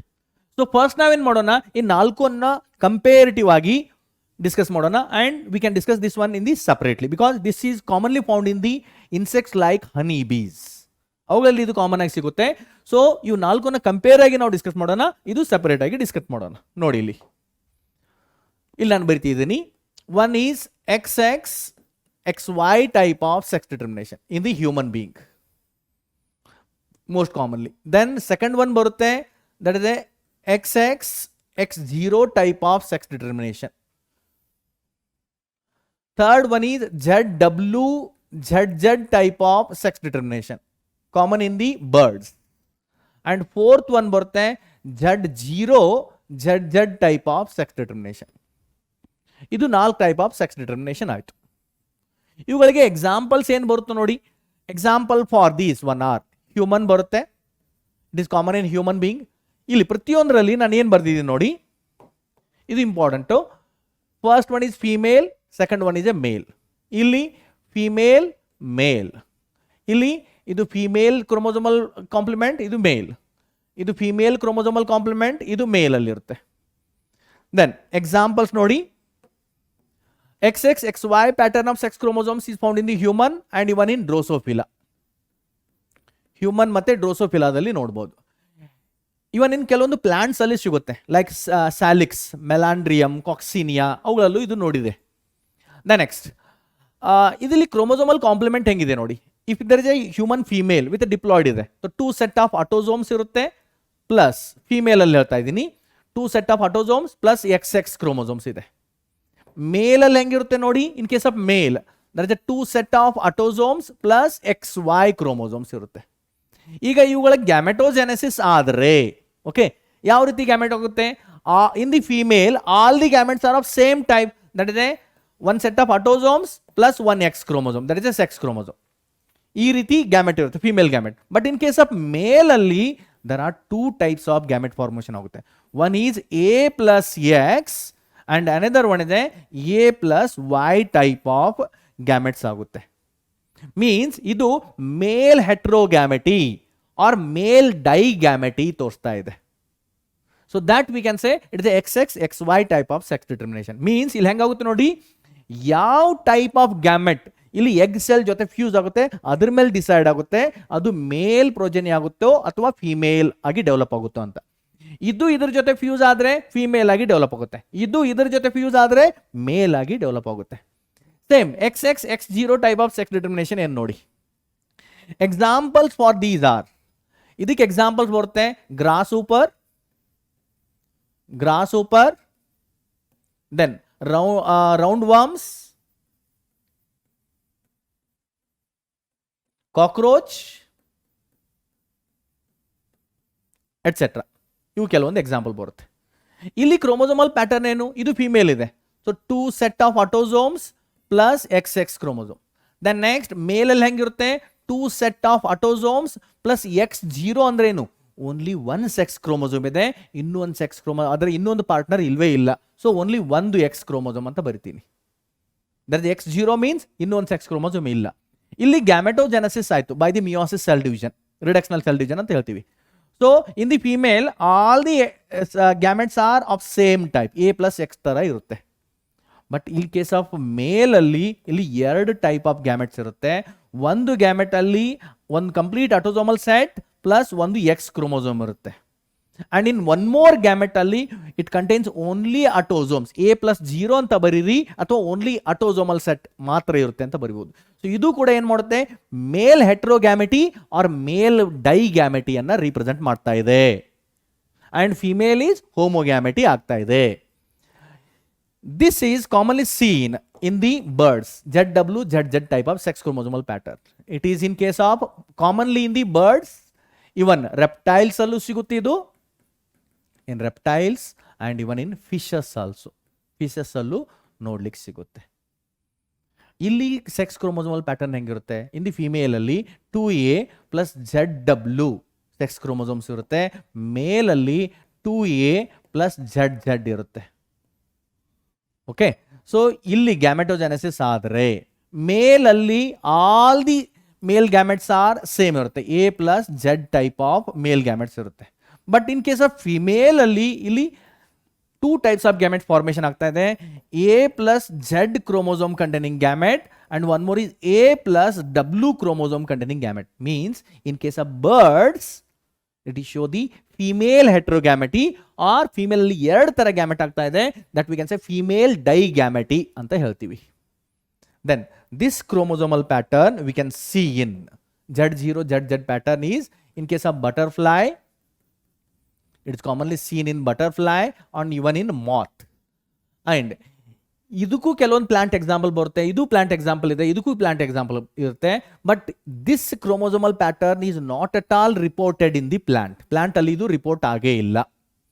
ಇಲ್ಲಿ chromosomal complement ಹೆಂಗಿದೆ ನೋಡಿ, there is a 2 set of autosomes plus Z0 ಅಂದ್ರೆ ಇನ್ನೊಂದು sex chromosomal partner ಅದ್ರ ಜೊತೆಗೆ ಇಲ್ಲ, Z ಕ್ರೋಮೋಸೋಮ್ ಜೊತೆಗೆ, ದಟ್ ಇಸ್ ಓನ್ಲಿ Z ಅಂತ ಕನ್ಸಿಡರ್ ಮಾಡೋಣ. ಅಂಡ್ ಇದು 2A ಪ್ಲಸ್ ZZ. ಇಲ್ಲಿ ಗ್ಯಾಮೆಟ್ಸ್ ಆದ್ರೆ in case of male all the gametes are of same type, that is A plus Z type of gamete. In case of female gametogenesis ಆದ್ರೆ ಇಲ್ಲಿ 2 types of gametes ಆಗುತ್ತೆ, ಒಂದು A plus Z type of gamete and one more is ಇಲ್ಲಿ ಇನ್ನೊಂದು sex chromosomal partner ಇಲ್ಲ, ಅದಕ್ಕೆ all they are the autosomal chromosomes only. So here also we can say female digamety or female heterogamety ಅಂತ ಹೇಳ್ತೀವಿ. Okay, so ಇದು ಆಯ್ತು chromosomal sex determination in 4 cases. Next ನೋಡೋಣ haploidy diploidy condition. The best example for this one is social insect. ಯಾವುದು, honey B, termite, ಅವುಗಳಲ್ಲಿ ಇದು common ಆಗಿ ನೋಡ್ಲಿಕ್ಕೆ ಸಿಗುತ್ತೆ. So so best example for this one ಇದೆ ಹನಿ ಬಿ, ಜೇನು ನೊಣ ಅಂತ ಕರಿತೀವಿ. ಓಕೆ, ಹನಿ ಬಿ ಏನಾಗುತ್ತೆ ನೋಡಿ ಇಲ್ಲಿ. In honey bee usually in diploid condition 2n = 32 chromosomes ಇರುತ್ತೆ. 2n = 32 chromosomes. ಈಗೇನಾಗಿದೆ, ಇಲ್ಲಿ ಒಂದು ಎಗ್ ಸೆಲ್ ಇದೆ ಅಂತ ನೋಡೋಣ. There is one egg cell. Egg cell ಅಂದರೆ there is a female gamete ಇದೆ. Okay, we can say female gamete. Female gamete ಇದೆ. So n = 16 chromosomes ಇದೆ. ಗ್ಯಾಮೆಟ್ಸ್ ಆರ್ ಹೆಪ್ಲಾಯ್ಡ್ ಕಂಡೀಷನ್ ಇದೆ. ಸೊ n = 16 ಕ್ರೋಮೋಸೋಮ್ಸ್ ಇದೆ. ಈಗ ಇದು ಏನಾಗುತ್ತೆ, it will develops without fertilisation. ಇಲ್ಲಿ ಫರ್ಟಿಲೈಸೇಷನ್ ಆಗೋದೇ ಇಲ್ಲ. It will develops without fertilisation. Develops without fertilisation. ಇಲ್ಲಿ ಫರ್ಟಿಲೈಸೇಷನ್ ಆಗದೇನೆ ಇದು ಡೆವಲಪ್ ಆಗುತ್ತೆ by the mitosis cell division. Without fertilisation ಆ ಕಂಡೀಷನ್ಗೆ ಏನು ಹೇಳ್ತೀವಿ, that we can say it ಇದೆ ಪಾರ್ಥೆನೋಜೆನೆಸಿಸ್. ಇದು ಫಿಮೇಲ್ ಎಗ್ ಸೆಲ್ ಇದೆಯಲ್ಲ, it will develops without fertilisation, that we can say it ಇದೆ ಪಾರ್ಥೆನೋಜೆನೆಸಿಸ್. ಪಾರ್ಥೆನೋಜೆನೆಸಿಸ್ ಮುಖಾಂತರ ಇದು ಡೆವಲಪ್ ಆಗುತ್ತೆ ಅಂಡ್ ಏನಾಗುತ್ತೆ, ಇಟ್ ಇದೆ ಮೇಲ್ ಹನಿ ಬಿ ಆಗಿ ಡೆವಲಪ್ ಆಗುತ್ತೆ. And that we can say it ಇದೆ ಡ್ರೋನ್ ಅಂತ ಹೇಳ್ತೀವಿ. Drone is nothing but it is a male honey bee. Number of chromosomes ಎಷ್ಟಿದೆ, n = 16 ಕ್ರೋಮೋಸೋಮ್ಸ್ ಇದೆ. ಇಲ್ಲಿ ಹೆಪ್ಲಾಯ್ಡ್ ಕಂಡೀಷನ್ ಇರುತ್ತೆ ಇದು. ಓಕೆ, ನೆಕ್ಸ್ಟ್ ಕಂಡೀಷನ್ ಏನಾಗುತ್ತೆ ನೋಡಿ. If this egg cell, okay, ಬಹಳಷ್ಟು ಎಗ್ ಸೆಲ್ ಪ್ರೊಡ್ಯೂಸ್ ಆಗಿದೆ. Few egg cells they are directly developed in to a male honey bee as a drone ಅಂತ ಹೇಳ್ತೀವಿ. And few egg cell they are fused with male sperm cell. Okay, male ಏನಿದೆ ಅವು sperm cell produce ಮಾಡುತ್ತೆ by the mitosis cell division. Because as they are haploid condition, ಅವು meiosis ಮಾಡೋದಿಲ್ಲ. Haploid condition ಇಂದ ಇಲ್ಲಿ sperm cell produce ಮಾಡುತ್ತೆ. n = 16 chromosomes ಇದೆ. Egg cell ಕೂಡ n = 16 ಕ್ರೋಮೋಸೋಮ್ಸ್. ಸೊ ಇಲ್ಲಿ ಫರ್ಟಿಲೈಸೇಷನ್ ಆಗುತ್ತೆ. ಸೊ ಏನಾಗುತ್ತೆ, ಇಲ್ಲಿ ಲಾರ್ವಾ ಡೆವಲಪ್ ಆಗುತ್ತೆ. ಇಲ್ಲಿ ಲಾರ್ವೆ ಡೆವಲಪ್ ಆಗುತ್ತವೆ ಬಹಳಷ್ಟು. ದೆನ್ ಮೆನಿ ಸ್ಪರ್ಮ್ ಜೊತೆ ಫ್ಯೂಸ್ ಆಗ್ತಿದೆ ಇದ್ರೆ ಇಲ್ಲಿ ಲಾರ್ವೆ ಆಗ್ತಾ ಇದೆ. ಅದಕ್ಕೆ ಪ್ಲೂರಲ್ ಫಾರ್ಮ್ ಅಲ್ಲಿ ಬರ್ದಿದ್ದೀನಿ. 2n = ಎಷ್ಟಾಯ್ತಿದು 16 ಕ್ರೋಮೋಸೋಮ್ಸ್ ಆಗ್ತಾ ಇದೆ. ಫಸ್ಟ್ ಝೈಗೋಟ್ ಆಗುತ್ತೆ, ಝೈಗೋಟ್ ಆಮೇಲೆ ಲಾರ್ವೆ ಆಗಿ ಡೆವಲಪ್ ಆಗುತ್ತೆ. ಓಕೆ, ಸೊ ಈ ಲಾರ್ವೆಗಳು if they feed on royal jelly means nutritious food ಮೇಲೆ, ನ್ಯೂಟ್ರಿಷಿಯಸ್ ಫುಡ್ ಅವಕ್ಕೆ ಸಪ್ಲೈ ಆದರೆ, ದಟ್ ಇಸ್ ರಾಯಲ್ ಜೆಲ್ಲಿ ಮೇಲೆ ಫೀಡ್ ಮಾಡಿದರೆ ಇದು ಕ್ವೀನ್ ಬಿ ಆಗುತ್ತೆ. It is queen bee. Diploid condition 2n = 36 chromosome. ನಾನು ಇಲ್ಲಿ ತಪ್ಪು ಬರ್ತೀನಿ ನೋಡಿ. ಇದು 2n = 36 ಅಲ್ಲ 32 ಕ್ರೋಮೋಸೋಮ್ಸ್ ಬಿಕಾಸ್ ಫರ್ಟಿಲೈಸೇಷನ್ ಆಗಿದೆ. ಸೊ ಕ್ವೀನ್ ಹನಿ ಬಿ ಆಗಿದೆ. ಹಿಯರ್ ಇದು ಡಿಪ್ಲಾಯ್ಡ್ ಕಂಡೀಷನ್ ಇರುತ್ತೆ, 32 ಕ್ರೋಮೋಸೋಮ್ಸ್ ಇದೆ. And if it feeds on normal food, that is a B bread, ಇದಕ್ಕೆ ನಾರ್ಮಲ್ ಫುಡ್ ಸಿಕ್ಕಿದ್ದೆ ಆದರೆ ಏನಾಗುತ್ತೆ ನೋಡಿ, ಇಲ್ಲಿ ಇದು ವರ್ಕರ್ ಬಿ ಆಗಿ ಡೆವಲಪ್ ಆಗುತ್ತೆ. It will develops into a worker bee, and in that there is a 2n = 32 chromosomes ಇದೆ ಇದರಲ್ಲೂ ಕೂಡ same. and it is also female. Dear students, ಇಲ್ಲಿ ಒಂದು ಇಂಪಾರ್ಟೆಂಟು, ಕ್ವೀನ್ ಬಿ ಇದೆ, ಇದು ಕೂಡ ಫೀಮೇಲೇ ಇದೆ. This is the female queen, female ಇದೆ ಅಂಡ್ ಫರ್ಟೈಲ್ ಇರುತ್ತೆ. Worker bees, these are also female but ಇವು ಸ್ಟರೈಲ್ ಇರ್ತವೆ. These are the sterile. So means here in case of honey bee, male are always haploid and female are always diploid irutte. And one more important point here, the drones have drone formation agideyalla, they don't have direct father, therefore they don't have son. ಇವುಗಳಿಗೆ ಸನ್ ಇಲ್ಲ. ಇಲ್ಲಿ ಬರೀತಾ ಇದೆ ನೋಡಿ, important point ಇದೆ. Don't have father, ಅವುಗಳಿಗೆ father ಇಲ್ಲ, directly egg cell ಇಂದ ಡೈರೆಕ್ಟ್ ಡೆವಲಪ್ ಆಗಿದೆ. Don't have father, they don't have father, therefore no direct son, therefore no direct son, no direct son, ಅವುಗಳಿಗೆ direct son ಇಲ್ಲ. But they have grandfather, they have grandfather, they have grandfather, thus have grandson, thus they have grandson. ಅವುಗಳಿಗೆ grandfather ಇದ್ದಾರೆ, ಅದಕ್ಕಾಗಿ grandson ಇರ್ತಾರೆ. Okay, thus they have the grandson. ಈ ರೀತಿ ಆಯಿತು. Okay, so so that's about the haploidy diploidy sex determination. Next ನೋಡೋಣ human sex chromosomes. Mainly human beings ಅಲ್ಲಿ there are 2 sex chromosomes ಬರುತ್ತೆ. ಒಂದು ಎಕ್ಸ್ ಕ್ರೋಮೋಸೋಮ್, ಇನ್ನೊಂದು Y chromosomes. There 2 types of sex chromosomes. X chromosomes ಕೆಲವೊಂದು ಎರಡು feature ನೋಡಿ. ಇದು ಇದೆ ಸಬ್ ಮೆಟಾಸೆಂಟ್ರಿಕ್. ಸಬ್ ಮೆಟಾಸೆಂಟ್ರಿಕ್ ಇರುತ್ತೆ X chromosomes. This is the submetacentric ಇದೆ on the basis of position of centromere. Position of centromere ನಾವು metacentric, submetacentric, acrocentric and telocentric ಅಂತ ಹೇಳ್ತೀವಿ. ಇದು ಸಬ್ ಮೆಟಾಸೆಂಟ್ರಿಕ್ ಇದೆ. ಅಂದ್ರೆ ಹೆಂಗೆ, one is longer arm and another one is a shorter arm. Longer arm is a there is a Q arm and shorter arm is a P arm ಅಂತ ಹೇಳ್ತೀವಿ. ಇಲ್ಲಿ ಈ ರೀತಿ ಕಂಡೀಷನ್ ಇದೆ. ದೆನ್ ಸಬ್ metacentric chromosome ಇದೆ. Then next ಇಲ್ಲೇನಿದೆ ನೋಡಿ, it contains many genes compared to the Y chromosome. Y chromosome comparatively ಹೇಳ್ತಾ ಇದ್ದೀನಿ. ಮೆನಿ ಜೀನ್ಸ್ ಇದೆ and most of the part is transcriptionally active ಇರುತ್ತೆ. ಮ್ಯಾಕ್ಸಿಮಮ್ ಪಾರ್ಟ್ ಇದರಲ್ಲಿ ಟ್ರಾನ್ಸ್ಕ್ರಿಪ್ಷನಲಿ ಆಕ್ಟಿವ್ ಇರುತ್ತೆ. So ಅದಕ್ಕೇನು ಹೇಳೋಣ, ಇದು ಯು ಕ್ರೊಮ್ಯಾಟಿನ್ ಕಂಡೀಷನ್ ಅಲ್ಲಿ ಇರುತ್ತೆ. ಸೊ ಇಲ್ಲಿ ಏನಾಗುತ್ತೆ, ಇದು ಅಕ್ರೋಸೆಂಟ್ರಿಕ್ ಇದೆ. Acrocentric means one is very short arm and one is very long arm. Number of genes ಇಲ್ಲಿ 231 ಜೀನ್ಸ್ ಇದೆ ಮಾತ್ರ. ಇಲ್ಲಿ ಥೌಸಂಡ್ಸ್ ಟುಗೆದರ್ ಜೀನ್ಸ್ ಇರುತ್ತೆ ಎಕ್ಸ್ ಕ್ರೋಮೋಸೋಮ್ ಅಲ್ಲಿ. ಹಿಯರ್ ಓನ್ಲಿ 231 ಜೀನ್ಸ್ ಇದೆ.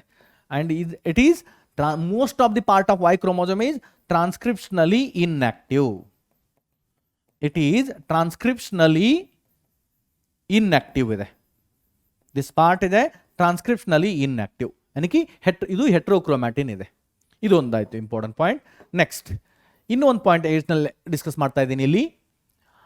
These X chromosomes were first time discovered by a scientist Henking. ನೋಡಿ ಏನ್ ಮಾಡಿದ್ರು, ಹೆಂಕಿಂಗ್ he discovered X chromosomes in insects. ಮೊದಲ ಬಾರಿಗೆ ಎಕ್ಸ್ ಕ್ರೋಮೋಸೋಮ್ಸ್ ಅನ್ನ ಡಿಸ್ಕವರ್ ಮಾಡೋರು ಸೈಂಟಿಸ್ಟ್ ಇದ್ದಾರೆ, ಅವರು ಹೆಂಕಿಂಗ್. And he named them. ಈ ಎಕ್ಸ್ ಕ್ರೋಮೋಸೋಮ್ಸ್ ಗಳಿಗೆ ಅವರು ಡೈರೆಕ್ಟ್ಲಿ ಎಕ್ಸ್ ಕ್ರೋಮೋಸೋಮ್ ಅಂತ ಹೆಸರು ಕೊಟ್ಟಿರಲಿಲ್ಲ ಮೊದಲ ಬಾರಿಗೆ. He named them as a X body. ಅವರು ಎಕ್ಸ್ ಬಾಡಿ ಅಂತ ಹೆಸರು ಕೊಟ್ಟಿದ್ರು. ಸೊ ಎಕ್ಸಾಮ್ ಅಲ್ಲಿ ಇದನ್ನ ಪದೇ ಪದೇ ಕ್ವಶನ್ ಕೇಳ್ತಾರೆ. Who first time discovered the X bodies is a hanking, or who first time discovered the X chromosome in the insect is a hanking only. But later on these X body only X chromosomes anta ಕಂಡುಹಿಡಿಯೋರು that is Wilson. Next ಬಂದವರು ಯಾರು, Wilson. He recognized that, he clarified that the X body are nothing but X chromosomes. Next ನೋಡಿ, sex linked inheritance ನೋಡಬೇಕಾಗಿದೆ. There are 3 types of sex linked inheritance. ಯಾವ್ದು ಬರುತ್ತೆ ನೋಡಿ, ಒಂದು X linked inheritance, ಇನ್ನೊಂದು Y linked inheritance, and last XY linked inheritance ಅಂತ ಹೇಳ್ತೀವಿ. XY linked inheritance.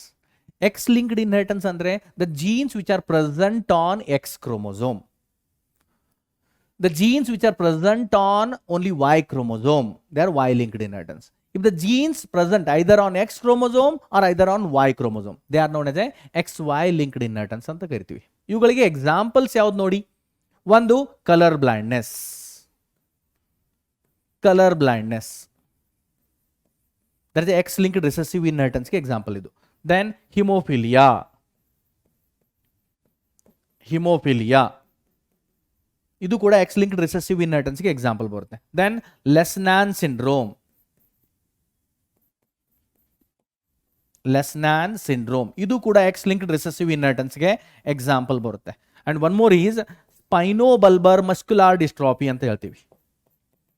ಸ್ಪೈನೋಬಲ್ಬರ್ muscular ಡಿಸ್ಟ್ರಾಫಿ.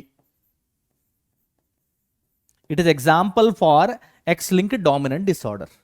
Y-linked disorder ಅಂದ್ರೆ ಏನು? The genes which are present only on the Y chromosome. And the genes of Y chromosomes, they are known as a Hollandric genes ಅಂತ ಕರಿತೀವಿ. The genes of Y chromosomes, they are known as a Hollandric genes. ಯಾಕೆ ನೋಡಿ ಹಿಂಗೆ, Andrus nothing but male, these male genes the male genes are present only in the Y chromosomes, or the Y chromosome found only in the male. So therefore it is a holandric genes anta ಕರಿತೀವಿ. Examples ನೋಡಿ ಇವಕ್ಕೆ. ಒಂದು TDF gene. TDF gene, that is a testis determining factor producing gene, or Mullerian inhibiting factor ಅಂತ ಕರಿತೀರಿ ಇದಕ್ಕೆ. Next ಬರುತ್ತೆ, that is a hypertrichosis.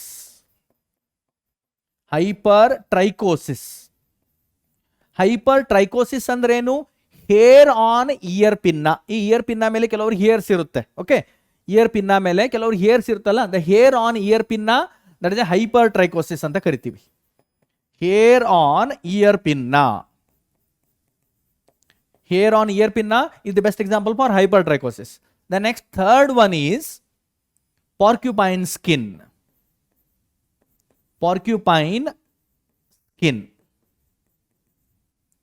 Next XY linked inheritance ಗೆ example ನೋಡಿ.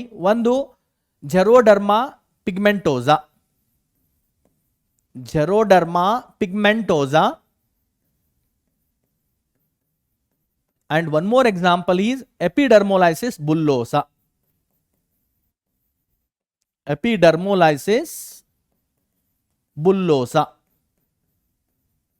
So these are the examples. Next ನೋಡೋಣ, X-linked inheritance.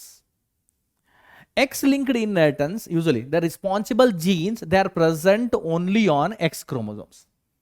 And these X-linked inheritance ಇದೆಯಲ್ಲ, example ಯಾವ್ದು ಬರುತ್ತೆ? Colour blindness, haemophilia, they are the best examples. Usually these X-linked inheritance characters, they follow the criss-cross inheritance pattern. They follow criss-cross inheritance pattern follow ಮಾಡ್ತವೆ ಇವು. They follow the criss-cross inheritance pattern. Criss-cross inheritance pattern ಅಂದ್ರೆ ಏನು?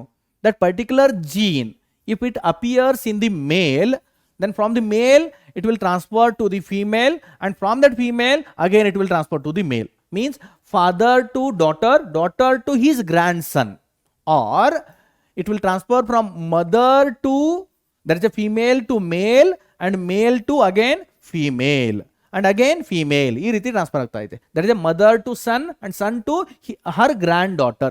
ಈ ರೀತಿ transfer ಆಗ್ತಾ ಇದೆ. So that we can say is a criss-cross inheritance pattern ಅಂತ ಹೇಳ್ತೀವಿ.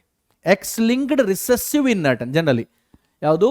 ಎಸ್ಪೆಷಲಿ X-linked recessive ಇರ್ತಾವಲ್ಲ, X-linked recessive inheritance ಡಾಮಿನೆಂಟ್ ಈ ಪ್ಯಾಟರ್ನ್ ಫಾಲೋ ಮಾಡೋದಿಲ್ಲ.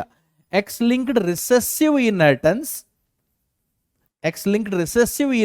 ಇರುತ್ತೆ, ಅವು ಈ ಕ್ರಿಸ್-ಕ್ರಾಸ್ ಇನ್ಹೆರಿಟೆನ್ಸ್ ಪ್ಯಾಟರ್ನ್ ಅನ್ನು ಫಾಲೋ ಮಾಡ್ತವೆ. And in the X-linked recessive inheritance ಅಲ್ಲಿ, X-linked recessive ಅಲ್ಲಿ ಫಿಮೇಲ್ ಆರ್ ಕ್ಯಾರಿಯರ್ಸ್ ಇರಬಹುದು, ಫಿಮೇಲ್ ಕ್ಯಾರಿಯರ್ ಇರಬಹುದು, but male are never be carrier. Male ಎಂದು ಕ್ಯಾರಿಯರ್ ಇರೋದಿಲ್ಲ. ಯಾಕೆ ನೋಡಿ, ಒಂದು ಎಕ್ಸಾಂಪಲ್ ನೋಡಿ. XX XY ಕ್ರೋಮೋಸೋಮ್ ಇದ್ರೆ ಬೋತ್ ಮೇಲ್, ಇದು ಫಿಮೇಲ್ ಅಂಡ್ ಮೇಲ್ ಇಬ್ರು ನಾರ್ಮಲ್ ಇದ್ದಾರೆ. ಓಕೆ, X ಬಾರ್ ಅಂತ ಮಾಡ್ತೀನಿ ಅಂದ್ರೆ ಒಂದು ಡಿಫೆಕ್ಟಿವ್ ಜೀನ್ ಇದೆ ಆನ್ X ಕ್ರೋಮೋಸೋಮ್. ಇದು ಏನಾಗುತ್ತೆ, ಕ್ಯಾರಿಯರ್ ಫಿಮೇಲ್ ಆಗ್ತಾಳೆ ಇವಳು. ಕ್ಯಾರಿಯರ್ ಫಿಮೇಲ್ ಅಂದ್ರೆ C is phenotypically normal, but ಅವರಲ್ಲಿ ಒಂದು ಡಿಫೆಕ್ಟಿವ್ ಜೀನ್ ಇದೆ, ಬಟ್ ಅದು ಏನು ಪ್ರಾಬ್ಲಮ್ ಮಾಡ್ತಾ ಇಲ್ಲ, ಬಿಕಾಸ್ ಅಲ್ಲಿ ಒಂದು ಡಾಮಿನೆಂಟ್ X ಕ್ರೋಮೋಸೋಮ್ ಇದೆ. ಸೊ ಅವಳು ಜಸ್ಟ್ ಆ ಜೀನ್ ಇದೆ ಮಾತ್ರ ಅವಳಲ್ಲಿ, ಅವಳು ಕ್ಯಾರಿಯರ್ ಇದ್ದಾಳೆ, ಅವಳ ಜೀನ್ ನೆಕ್ಸ್ಟ್ ಜನರೇಷನ್ ಇನ್ಹೆರಿಟ್ ಆಗುತ್ತೆ. So therefore we can say carrier. ಅದೇ ರೀತಿ X ಬಾರ್ ಇದ್ರೆ affected female with X-linked recessive disorder, just like colour blindness or haemophilia. ಅದೇ ಮೇಲಲ್ಲಾದರೆ X bar Y affected male, ಈ ರೀತಿ ಆಗ್ತಾ ಇರುತ್ತೆ. ಮೀನ್ಸ್ ಮೇಲಲ್ಲಿ ಒಂದೇ X ಕ್ರೋಮೋಸೋಮ್ ಇರೋದ್ರಿಂದ ಅಲ್ಲಿ ಕ್ಯಾರಿಯರ್ ಚಾನ್ಸ್ ಇರೋದಿಲ್ಲ. So therefore the probability of this X-linked recessive disorders are more in case of male than the female, because female carrier ಆಗಬಹುದು, but ಮೇಲಲ್ಲಿ ಕ್ಯಾರಿಯರ್ ಆಗ್ಲಿಕ್ಕೆ ಚಾನ್ಸ್ ಇಲ್ಲ. ನೆಕ್ಸ್ಟ್ ನೋಡಿ, colour blindness ನೋಡೋಣ. Colour blindness ಇದೆ, ಇದರಲ್ಲಿ ಎರಡು type colour blindness, most commonly ಎರಡು ಟೈಪ್ ಕಲರ್ ಬ್ಲೈಂಡ್ನೆಸ್ ಬರುತ್ತೆ. ಒಂದು red colour blindness and one more is green colour blindness. That is a deuteranopia and protanopia ಅಂತ ಕರಿಬಹುದು. Okay, so due to presence of defective genes in the X chromosome. ಇಲ್ಲಿ genotype ಏನು ಮಾಡ್ಬೋದು ನೋಡಿ, that is a colour ಬ್ಲೈಂಡ್ನೆಸ್ಗಾಗಿ XX XY ಇದ್ರೆ ಇದು normal female and male ಆಯಿತು, ನಾರ್ಮಲ್ ಫಿಮೇಲ್ ಆ್ಯಂಡ್ ಮೇಲ್ ಆಯಿತು. XXC ಅಂತ ಮಾಡಿದ್ದೀನಿ, ಒಂದು gene for the colour in the eyes, colour recognition in the eyes, that is a defective form ಇದೆ, ಅದರಲ್ಲಿ ಮ್ಯೂಟೇಷನ್ ಆಗಿದೆ. ಬಟ್ ಇನ್ನೊಂದು ಎಕ್ಸ್ ಕ್ರೋಮೋಸೋಮ್ ನಾರ್ಮಲ್ ಇದೆ ಅದರಲ್ಲಿ ಜೀನ್, ಸೊ ಇದೇನಾಗುತ್ತೆ, ಫಿಮೇಲ್ ಈಸ್ ಕ್ಯಾರಿಯರ್ ಫಿಮೇಲ್ ಆಗ್ತಾಳೆ. ಮೀನ್ಸ್ ಫಿನೋಟೈಪಿಕಲಿ ಅವಳು ಚೆನ್ನಾಗಿದ್ದಾಳೆ, ಎಲ್ಲ ಕಲರನ್ನು ಪ್ರಾಪರ್ ಆಗಿ ರಿಕಗ್ನೈಸ್ ಮಾಡ್ತಾಳೆ, ಬಟ್ ಅವಳಲ್ಲಿ ಒಂದು ಜೀನ್ ಇದೆ, ಅದು ನೆಕ್ಸ್ಟ್ ಜನರೇಷನ್ಗೆ ಇನ್ಹೆರಿಟ್ ಆಗುತ್ತೆ. ನೆಕ್ಸ್ಟ್ XC ಆರ್ XCY ಆಗಿದ್ರೆ ಏನಾಗುತ್ತೆ ನೋಡಿ, that is a affected female and male. ಇಲ್ಲಿ ಮೇಲ್ ಆ್ಯಂಡ್ ಫೀಮೇಲ್ ಅಫೆಕ್ಟೆಡ್ ಆಗಿರ್ತಾರೆ, ಇಬ್ರಿಗೂ ಕಲರ್ ಬ್ಲೈಂಡ್ನೆಸ್ ಪ್ರಾಬ್ಲಮ್ ಇರುತ್ತೆ. ಚಾನ್ಸಸ್ ಆಫ್ ಕಲರ್ ಬ್ಲೈಂಡ್ನೆಸ್ ಎಷ್ಟಿದೆ ನೋಡಿ, ಮೇಲ್ ಆ್ಯಂಡ್ ಫೀಮೇಲಲ್ಲಿ, ಮೇಲಲ್ಲಂತೂ ಜಾಸ್ತಿ ಇರುತ್ತೆ.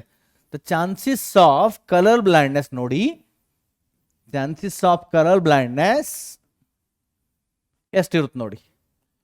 ಯೂಶ್ವಲಿ ಮೇಲಲ್ಲಿ chances of a probability of colour blindness in the male population is up to 4%, and ಫಿಮೇಲಲ್ಲಿ ಚಾನ್ಸಸ್ ಆಫ್ ಕಲರ್ ಬ್ಲೈಂಡ್ನೆಸ್ ಇದೆ, ಅದು 0.8% ಇದೆ. ಇಂಪಾರ್ಟೆಂಟ್ ಇದೆ, ಇದು ನೆನಪಿಟ್ಕೊಳ್ಳಿ ಈ ವ್ಯಾಲ್ಯೂನ. ನೆಕ್ಸ್ಟ್ ಹಿಮೋಫಿಲಿಯಾ ನೋಡೋಣ. ಇದು ಕೂಡ X linked recess, just like colour blindness, ಇದು ಕೂಡ ಎಕ್ಸ್ ಲಿಂಕ್ಡ್ ರಿಸೆಸಿವ್ ಡಿಸಾರ್ಡರ್ ಇದೆ. X linked recessive disorder means responsible gene ಇದೆಯಲ್ಲ, ಅದು ಹೋಮೋಜೈಗಸ್ ರಿಸೆಸಿವ್ ಕಂಡೀಷನ್ ಅಲ್ಲಿ ಬಂದ್ರೆ ಅದು ಎಕ್ಸ್ಪ್ರೆಸ್ ಆಗುತ್ತೆ, ಡಿಸಾರ್ಡರ್ ತೋರಿಸುತ್ತೆ. And haemophilia is a commonly it is due to ಎಂತಕ್ಕಾಗುತ್ತೆ ನೋಡಿ, it is due to absence of blood clotting factors or deficiency of blood clotting factors.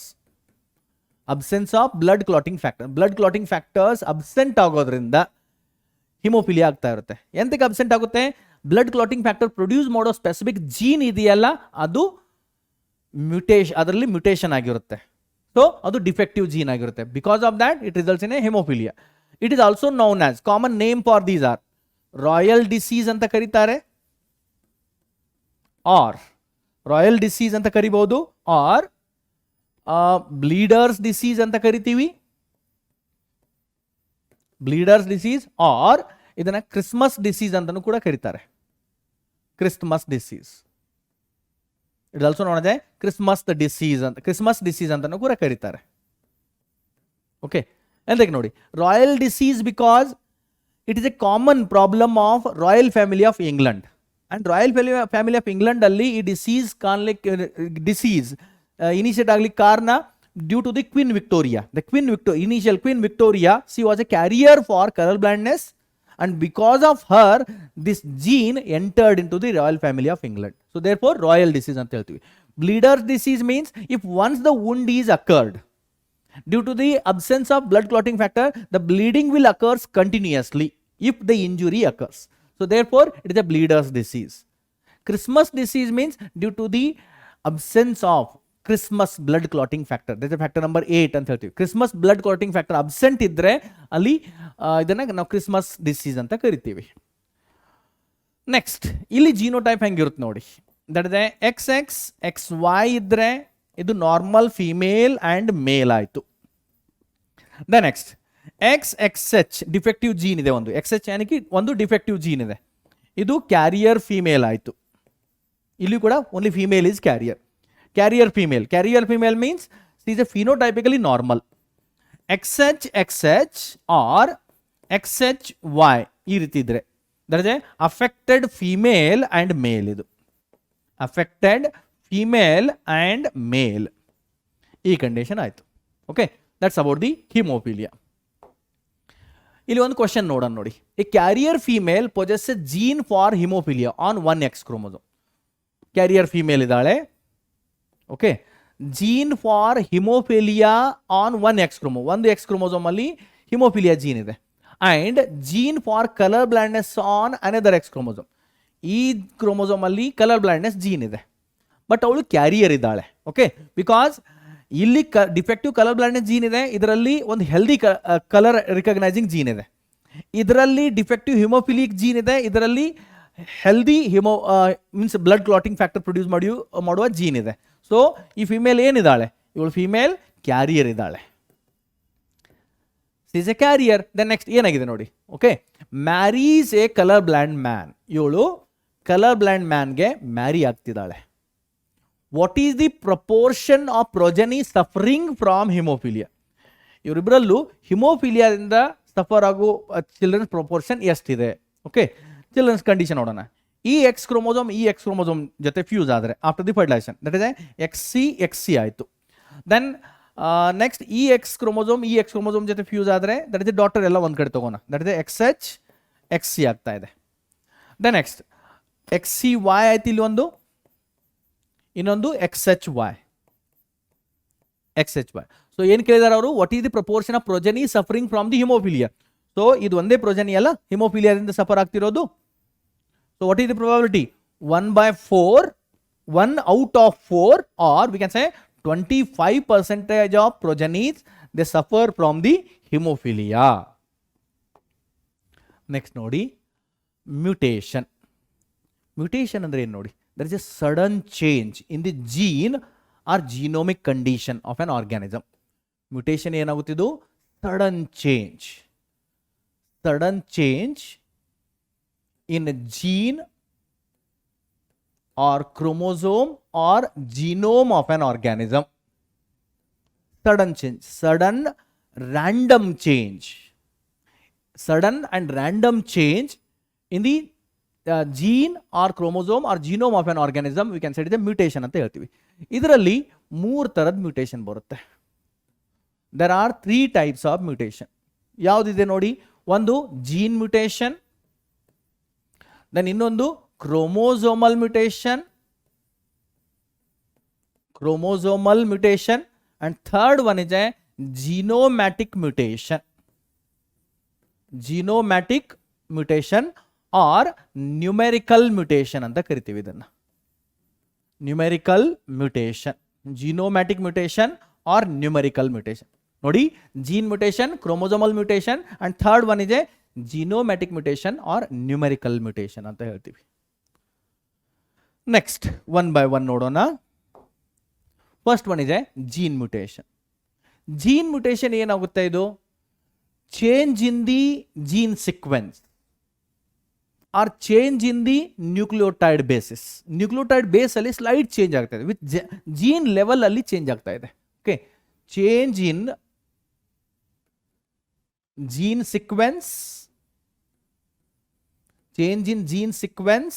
or change in gene structure, structure, or we can say change in nucleotides ಅಂತ ಹೇಳ್ತಾ ಇದ್ದೀನಿ. Okay, or we can say change in the nucleotide basis, NTD nucleotide, change in nucleotide basis of a gene. So that we can say gene mutation ಅಂತ ಹೇಳ್ತೀವಿ. ಇದರಲ್ಲಿ 2 types ಬರುತ್ತೆ. there are 2 types of gene mutation. ಯಾವ್ದು ಬರುತ್ತೆ ನೋಡಿ? ಒಂದು frame shift mutation ಅಂತ ಬರುತ್ತೆ, ಇನ್ನೊಂದು ಸಬ್ಸ್ಟಿಟ್ಯೂಷನ್ ಮ್ಯೂಟೇಷನ್.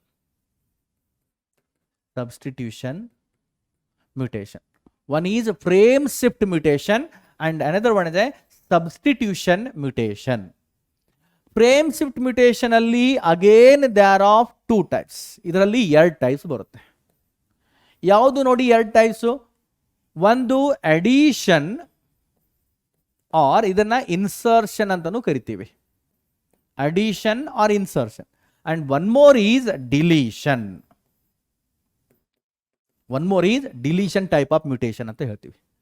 ಏನ್ ನೋಡಿ ಇದು ಅಡಿಷನ್ ಅಥವಾ ಇನ್ಸರ್ಷನ್ ಮ್ಯೂಟೇಷನ್ ಅಂದ್ರೆ? Considered here there is one gene, there is one DNA sequence ಇದೆ. ಇಲ್ಲಿ ಕೆಲವೊಂದು ಸೀಕ್ವೆನ್ಸಸ್ ಇದಾವೆ, ATGC ಈ ಸೀಕ್ವೆನ್ಸ್ ಇದೆ. ಈಗ ಅಲ್ಲಿ ಮ್ಯೂಟೇಷನ್ ಆಯಿತು. ಯಾವುದು? Insertion type of frame shift mutation. ಅಂದರೆ ಕೆಲವೊಂದು ನ್ಯೂಕ್ಲಿಯೋಟೈಡ್ ಬೇಸಿಸ್ ಇಲ್ಲಿ ಆ್ಯಡ್ ಆಗ್ತಾ ಇದೆ. ನೋಡಿ ಏನಾಗ್ತಾ ಇದೆ? Sequence is like this. A T G T T C C. So ಇಲ್ಲಿ ಏನು ಚೇಂಜ್ ಆಗಿದೆ? ಯೂಶಲಿ ಇಲ್ಲಿ ನೋಡಿ ಗಮನ ಕೊಟ್ಟು ದೀಸ್ ಟಿ ಟಿ ಸೀಕ್ವೆನ್ಸ್ ಇದೆಯಲ್ಲ, ಎರಡು ನ್ಯೂಕ್ಲಿಯೋಟೈಡ್ ಇದೆಯಲ್ಲ, ಇದು ಎಕ್ಸ್ಟ್ರಾ ಆಡ್ ಆಗಿದೆ. So that we can say addition or insertion type of frame shift mutation ಅಂತ ಹೇಳ್ತೀವಿ. ಜೀನ್ ಸ್ಟ್ರಕ್ಚರ್ ಅಲ್ಲಿ ಚೇಂಜ್ ಆಗಿದೆ. Next deletion type of mutation ಅಂದ್ರೆ ಏನು ನೋಡಿ, ಸೇಮ್ ಇದೇ ತರ, ಅಲ್ಲಿ ಯಾವುದಾದ್ರೂ ನ್ಯೂಕ್ಲಿಯೋಟೈಡ್ ಡಿಲೀಟ್ ಆಗ್ತಾ ಇದೆ. ಇಲ್ಲಿ ಒಂದು ಸೀಕ್ವೆನ್ಸ್ ಇದೆ, okay, A T G C C, ಈ ಸೀಕ್ವೆನ್ಸ್ ಇದೆ. ನೆಕ್ಸ್ಟ್ ಆಫ್ಟರ್ ದಿ ಮ್ಯೂಟೇಷನ್, ಇಲ್ಲಿ ಮ್ಯೂಟೇಷನ್ ಆಯಿತು. ಓಕೆ, ಸೊ ಏನಾಗಿದೆ ನೋಡಿ, ಇಲ್ಲಿ ಎ ಜಿ ಸಿ ಸಿ ಒಂದು ನ್ಯೂಕ್ಲಿಯೋಟೈಡ್ ಸೀಕ್ವೆನ್ಸ್ ಡಿಲೀಟ್ ಆಗಿದೆ. ಯಾವುದದು? ದಟ್ ಇಸ್ ಎ ಥೈಮೀನ್ ನ್ಯೂಕ್ಲಿಯೋಟೈಡ್ ಇದೆಯಲ್ಲ, ಥೈಮೀನ್ ನ್ಯೂಕ್ಲಿಯೋಟೈಡ್ ಇದು ಡಿಲೀಟ್ ಆಗಿದೆ. ಸೊ ಅಲ್ಲಿ ಜೀನ್ ಸ್ಟ್ರಕ್ಚರ್ ಚೇಂಜ್ ಆಯಿತು. So that we can say it is a deletion type of frame shift mutation. ಒಂದು important point related to frame shift is, ಯಾವ point ನೋಡಿ ಅದು? If there is a addition or deletion of sequence of 3 nucleotide, consecutive sequence of 3 nucleotides will not changes the frame of gene, because ಈ genes ಅಲ್ಲಿ ಏನಾಗಿದೆ, ಪ್ರತಿ 3 nucleotides ಒಂದು amine ಆಸಿಡ್ಗೆ code ಮಾಡುತ್ತೆ. Each and every 3 nucleotides, consecutive 3 nucleotides, they will code for 1 amine acid. So ಅಲ್ಲಿ continuous ಆಗಿ 3 nucleotide basis delete ಮಾಡಿದ್ದೆ ಆದರೆ, 3 ನ್ಯೂಕ್ಲಿಯೋಟೈಡ್ ಬೇಸಿಸ್ ಆ್ಯಡ್ ಮಾಡಿದ್ರೆ ಆದರೆ ಜೀನ್ ಫ್ರೇಮ್ ಚೇಂಜ್ ಆಗೋದೇ ಇಲ್ಲ. There is no change in the frame of the gene. ಇದಾಯ್ತು. Next substitution mutation ಅಂದ್ರೆ ಏನು ನೋಡಿ? What is this substitution mutation? ಇದರಲ್ಲಿ ಎರಡು ತರ ಬರುತ್ತೆ. ಒಂದು transition and one more is transversion type of mutation. ಒಂದು transition mutation and one more is transversion type of mutation ಅಂತ ಹೇಳ್ತೀವಿ. Transition and one more is transversion type of mutation. Transition mutation ಅಂದ್ರೆ if the purine ಯಾವ್ದು ಬರುತ್ತೆ? Adenine and guanine, nitrogenous bases are the purine. If the purine, one purine is substituted with another purine or vice versa, purine ಜೊತೆ substitute ಮಾಡ್ತಾ ಇದ್ರೆ, R pyrimidine ಜೊತೆ substitute ಮಾಡ್ತಾ ಇದ್ರೆ ಅದನ್ನ ಟ್ರಾನ್ಸಿಷನ್ ಮ್ಯೂಟೇಷನ್ ಅಂತ ಹೇಳ್ತೀವಿ. ಉದಾಹರಣೆಗೆ ನೋಡಿ, ಇಲ್ಲಿ ಒಂದು ಒಂದು ಡಿ ಎನ್ ಎ ಸೀಕ್ವೆನ್ಸ್ ಇದೆ. ಓಕೆ, ಇಲ್ಲಿ ಒಂದು ಡಿ ಎನ್ ಎ ಸೀಕ್ವೆನ್ಸ್ ಇದೆ. Here A T G C C ಈ ಸೀಕ್ವೆನ್ಸ್ ಇದೆ. ಇದರಲ್ಲಿ ಮ್ಯೂಟೇಷನ್ ಆಗಿದೆ. ಓಕೆ, ಮ್ಯೂಟೇಷನ್ ಆದ ನಂತರ ಏನಾಯ್ತು ನೋಡಿ, ಇಲ್ಲಿ ಎ ಇದೆ, ದೆನ್ ಟಿ ಇದೆ, ಇಲ್ಲಿ ಜಿ ಜಾಗದಲ್ಲಿ ಮತ್ತೆ ಎ ಬಂದಿದೆ, ಇದು ಸಿ ಇದೆ. So what is the change happened here? ಇಲ್ಲಿ ಜಿ ಇತ್ತು, ಅಲ್ಲಿ ಎ, ಇಲ್ಲಿ ಅದರ ಸಬ್ಸ್ಟಿಟ್ಯೂಟ್ ಆಗಿ ಎ ಬಂದಿದೆ. Means one purine is replaced by another purine. That is a transition mutation ಅಂತ ಹೇಳ್ತೀವಿ. ದೆನ್ ನೆಕ್ಸ್ಟ್ ಟ್ರಾನ್ಸ್ವರ್ಷನ್ ಮ್ಯೂಟೇಷನ್ ಅಂದ್ರೆ ಏನು ನೋಡಿ? If the purine is substituted by pyrimidine or vice versa, or pyrimidine is substituted by purine ಅಂತ ಹೇಳ್ತೀವಿ. ಆ ರೀತಿ ಏನಾದ್ರೆ ಆದರೆ ಅದನ್ನು ಟ್ರಾನ್ಸ್ವರ್ಷನ್ ಮ್ಯೂಟೇಷನ್ ಅಂತ ಹೇಳ್ತೀವಿ. ಉದಾಹರಣೆಗೆ ನೋಡಿ, ಇಲ್ಲಿ ಒಂದು ಡಿ ಎನ್ ಎ ಸೀಕ್ವೆನ್ಸ್ ಇದೆ. ಓಕೆ, ಇವುಗಳಲ್ಲಿ gene A T G C C T ಈ ಜೀನ್ ಇದೆ, ಜೀನ್ ಸೀಕ್ವೆನ್ಸ್ ಇದೆ ಇದರಲ್ಲಿ. ಓಕೆ, ದೆನ್ ನೆಕ್ಸ್ಟ್ ಏನಾಯ್ತು ನೋಡಿ, ಇಲ್ಲಿ ಇವಾಗ ಜೀನ್ಸ್ ಕಂಡೀಷನ್ ಹೆಂಗಿದೆ? ಎ ಟಿ ಜಿ ಜಾಗದಲ್ಲಿ ಮತ್ತೆ ಇಲ್ಲಿ ಟಿ ಬಂದಿದೆ, ಅಗೇನ್ ಸಿ ಮತ್ತೆ ಟಿ ಇದೆ. Means here one purine, okay, ಇಲ್ಲಿ ಪ್ಯೂರಿನ್ ಇದೆಯಲ್ಲ, that purine is replaced by one pyrimidine. That is a transversion mutation ಅಂತ ಕರಿತೀವಿ. So that mutation we can say transversion mutation. The next dear students, ಇಲ್ಲಿ ನೋಡಿ, usually ಇನ್ನೊಂದು gene mutation ಅಲ್ಲಿ ಒಂದು additional points ಇಲ್ಲಿ ಬರಿತಾ ಇದ್ದೀನಿ ನಾನು. ಒಂದು ಬರುತ್ತೆ ಪಾಯಿಂಟ್ ಮ್ಯೂಟೇಷನ್, ಒಂದು ಬರುತ್ತೆ that is A point mutation. Point mutation ಅಂದ್ರೆ ಏನು ನೋಡಿ? What is this point mutation? If the mutation only in a gene at the level of gene due to the addition or deletion of some nucleotides, so that we can say point mutation ಅಂತ ಹೇಳ್ತೀವಿ. or mutation in a single gene,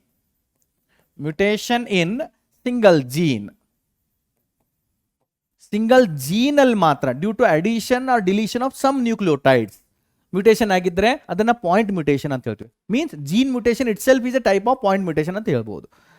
next is spontaneous mutation ಅಂತ ಬರುತ್ತೆ. Spontaneous mutation.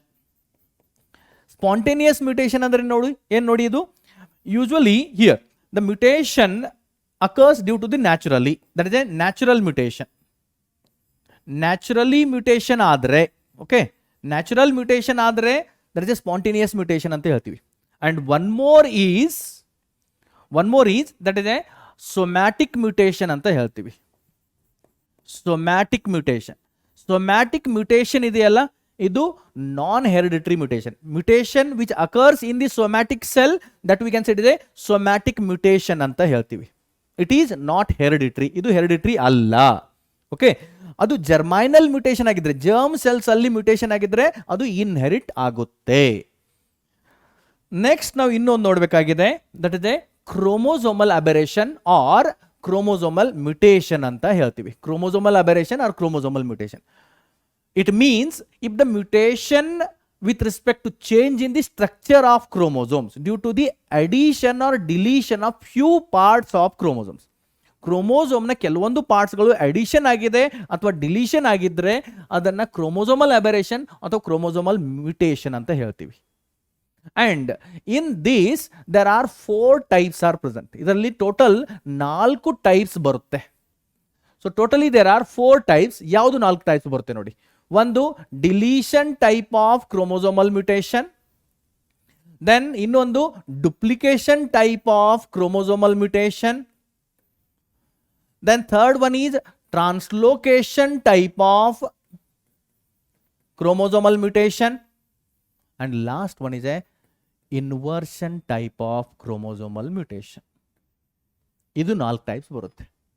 So one by one ನೋಡಿ. The first one is deletion type of mutation. ಅಂದರೆ if there is, ಇಲ್ಲಿ ಒಂದು chromosome ಇದೆ, okay, and ಇದರಲ್ಲಿ ಕೆಲವೊಂದು ಜೀನ್ಸ್ ಇದೆ ನೋಡಿ. ಇಲ್ಲಿ A B C D E and F gene ಇದೆ. If there is a deletion of few genes, ಕೆಲವೊಂದು ಜೀನ್ ಡಿಲೀಟ್ ಆದರೆ ಓಕೆ ಏನಾಗುತ್ತೆ ನೋಡಿ. A B C as it is ಇದೆ. ಓಕೆ, ಇದನ್ನು ಸ್ವಲ್ಪ ಚೇಂಜ್ ಮಾಡೋಣ,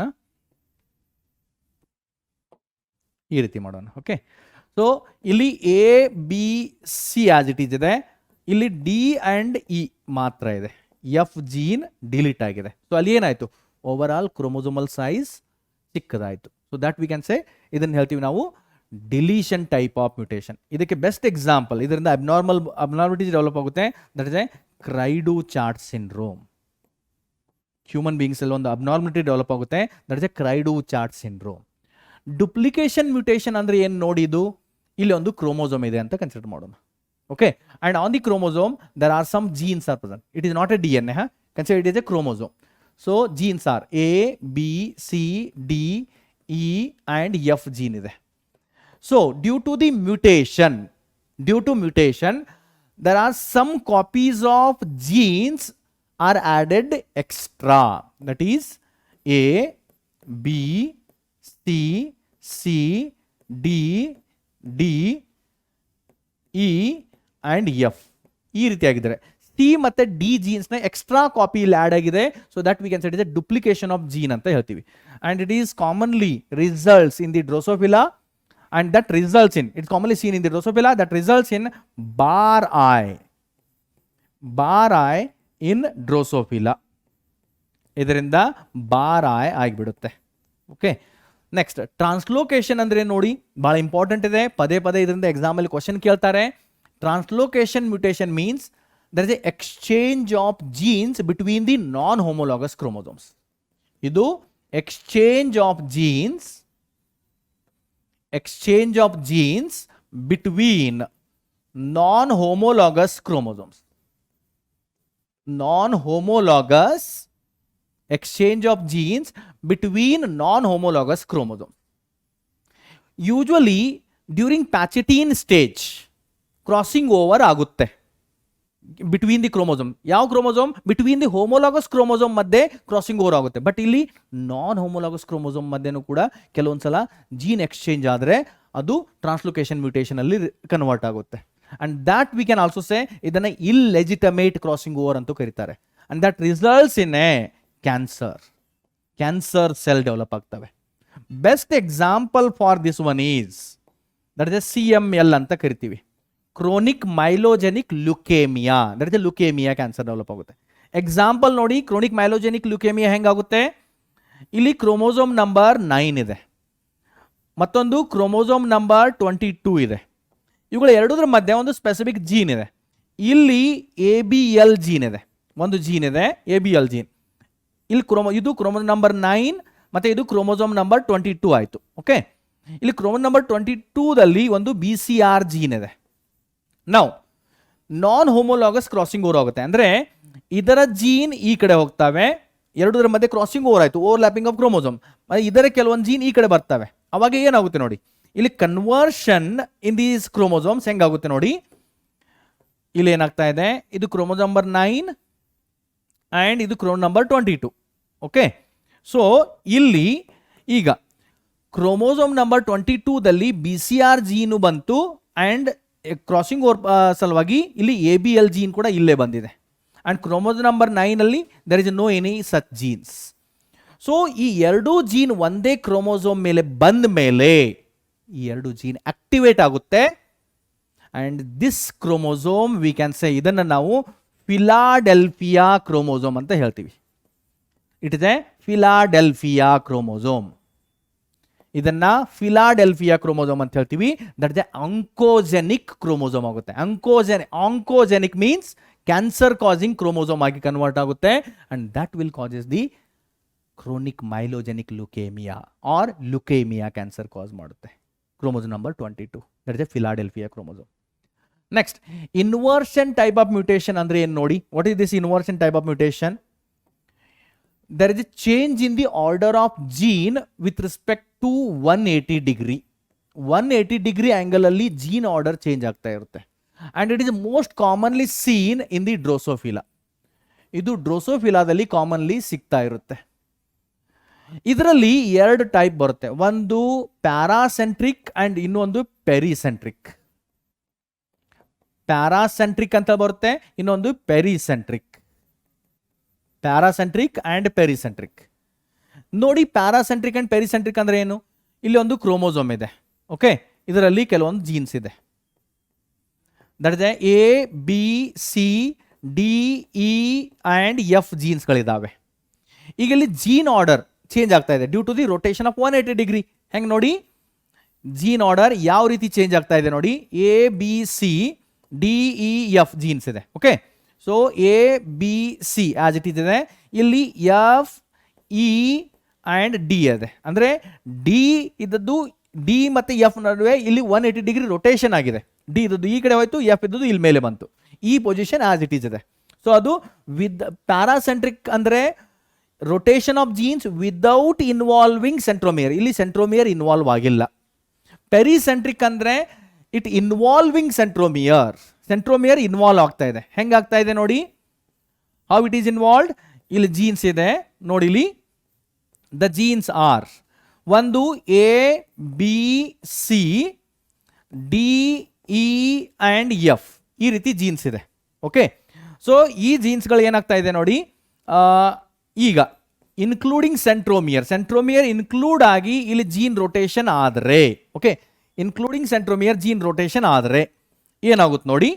what will happens here, that is AB, ಇಲ್ಲಿ C ಬರ್ತಾ ಇದೆ, ಈ ಕಡೆ D ಬರುತ್ತೆ, ದೆನ್ ಇದು E ಆ್ಯಂಡ್ F ಜೀನ್ ಬರುತ್ತೆ. ಈ ರೀತಿ ರೊಟೇಷನ್ ಆದರೆ ಅದನ್ನು pericentric type of inversion mutation ಅಂತ ಕರಿತೀವಿ, ಓಕೆ. ನೆಕ್ಸ್ಟ್ ನೋಡಿ, ಜೀನ್ ಇದು ಮ್ಯೂಟೇಷನ್ ಆಯಿತು, ಓಕೆ. ಕ್ರೋಮೋಸೋಮಲ್ ಮ್ಯೂಟೇಷನ್ ಇಲ್ಲೇ ಡಿಸ್ಕಸ್ ಮಾಡಿದ್ದೀವಿ. ನೆಕ್ಸ್ಟ್ ನೋಡೋಣ, genomatic mutation or numerical mutation ಅಂದರೆ ಏನಿರುತ್ತೆ ನೋಡಿ.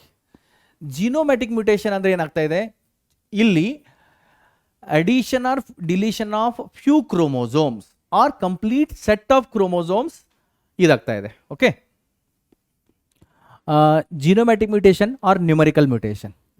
Here what will happens, change with respect to, this one is change with respect to genome, change with respect to genome size. ಅಂದರೆ ಏನಾಗುತ್ತೆ ನೋಡಿ, ಇಲ್ಲಿ complete chromosome one or few chromosomes delete ಆಗ್ತಾ ಇದೆ. ಅಥವಾ complete set of chromosomes addition or deletion ಆಗ್ತಾ ಇದೆ. Genomatic mutation or numerical mutation ಏನಾಗ್ತಾ ಇದೆ ನೋಡಿ, addition or deletion of one or few chromosomes or complete set of chromosomes. So that we can say it ಇದೆ genomatic mutation ಅಂತ ಹೇಳ್ತೀವಿ. ಇದರಲ್ಲಿ ಎರಡು ಟೈಪ್ಸ್ ಬರುತ್ತೆ. There are 2 types in the genomatic mutation. ಯಾವುದು ನೋಡಿ, ಎರಡು ಟೈಪ್ಸ್ ಯಾವ್ದು ಬರುತ್ತೆ ಇಲ್ಲಿ? The 2 types are, one is aneuploidy, ಒಂದು ಬರುತ್ತೆ ಅನ್ಯೂಪ್ಲಾಯ್ಡಿ, ಅಂಡ್ ಇನ್ನೊಂದು euploidy. One is aneuploidy and one more is euploidy ಅಂತ ಹೇಳ್ತೀವಿ. There are 2 types here. One is aneuploidy and one more is euploidy. Aneuploidy means usually ಇಲ್ಲಿ ಏನಾಗುತ್ತೆ ನೋಡಿ, addition or deletion of one or few chromosomes. Addition or deletion of one or few chromosomes. ಕೆಲವೊಂದು chromosome, 1-2 chromosomes add ಆಗ್ತಾ ಇದೆ ಅಥವಾ 1-2 chromosomes delete ಆಗ್ತಾ ಇದೆ. So ಅದಕ್ಕೆ ನಾವು ಅನ್ಯೂಪ್ಲಾಯ್ಡಿ ಅಂತ ಕರಿತೀವಿ. ಸೊ 1-2 ಕ್ರೋಮೋಸೋಮ್ ಆ್ಯಡ್ ಆಗ್ತಾ ಇದ್ರೆ ಅಲ್ಲಿ ಏನಾಗುತ್ತೆ, that results in a condition of that is a polyploidy ಆಗುತ್ತೆ. Okay, it results in polyploidy or not polyploidy. We can make a changes here. If there is a addition or deletion of one or few chromosomes ಆಗ್ತಾ ಇದ್ರೆ ಏನಾಗುತ್ತೆ ನೋಡಿ, what will happens here? It may results in a condition of trisomy or monosomy, tetrasomy. ಈ ರೀತಿ condition develop ಆಗ್ತಾ ಇರುತ್ತೆ. ಅದು ಯಾವ ರೀತಿ ಆಗುತ್ತೆ ನೋಡಿ, it may be one or few chromosomes, ಇಲ್ಲಿ ಕ್ರೋಮೋಸೋಮ್ಸ್ ಅಡಿಷನ್ನು ಆಗಬಹುದು. ಓಕೆ, ಆರ್ ಇಲ್ಲಿ ಕ್ರೋಮೋಸೋಮ್ ಡಿಲೀಷನ್ನು ಆಗಬಹುದು. ಇಲ್ಲಿ ಕ್ರೋಮೋಸೋಮ್ಸ್ ಡಿಲೀಷನ್ನು ಆಗಬಹುದು. ಯಾವ ರೀತಿ ಆಗ್ತಾ ಇದೆ, ಅಡಿಷನ್ ಆಫ್ ಕ್ರೋಮೋಸೋಮ್ ಆಗ್ತಾ ಇದೆ ಅಂತ ತಿಳ್ಕೊಳ್ಳೋಣ. ಇದು ಒಂದು ಆರ್ಗ್ಯಾನಿಸಮ್ ಇದೆ, there is one diploid organism. ಇದರಲ್ಲಿ ಹೋಮೋಲಾಗಸ್ ಪೇರ್ ಆಫ್ ಕ್ರೋಮೋಸೋಮ್ಸ್ ಇದೆ. Okay, already homologous pair of chromosomes ಇದರಲ್ಲಿ ಇದೆ. ಮತ್ತೆ ಏನಾಗ್ತಾ ಇದೆ ನೋಡಿ, to this homologous pair of chromosomes ಒಂದು ಎಕ್ಸ್ಟ್ರಾ ಕ್ರೋಮೋಸೋಮ್, ಈ ಹೋಮೋಲಾಗಸ್ ಕ್ರೋಮೋಸೋಮ್ಗೆ ಒಂದು ಎಕ್ಸ್ಟ್ರಾ ಕ್ರೋಮೋಸೋಮ್ ಆ್ಯಡ್ ಆಗ್ತಾ ಇದ್ರೆ ಇದನ್ನ ನಾವು ಟ್ರೈಸೋಮಿ ಕಂಡೀಷನ್ ಅಂತ ಹೇಳ್ತೀವಿ.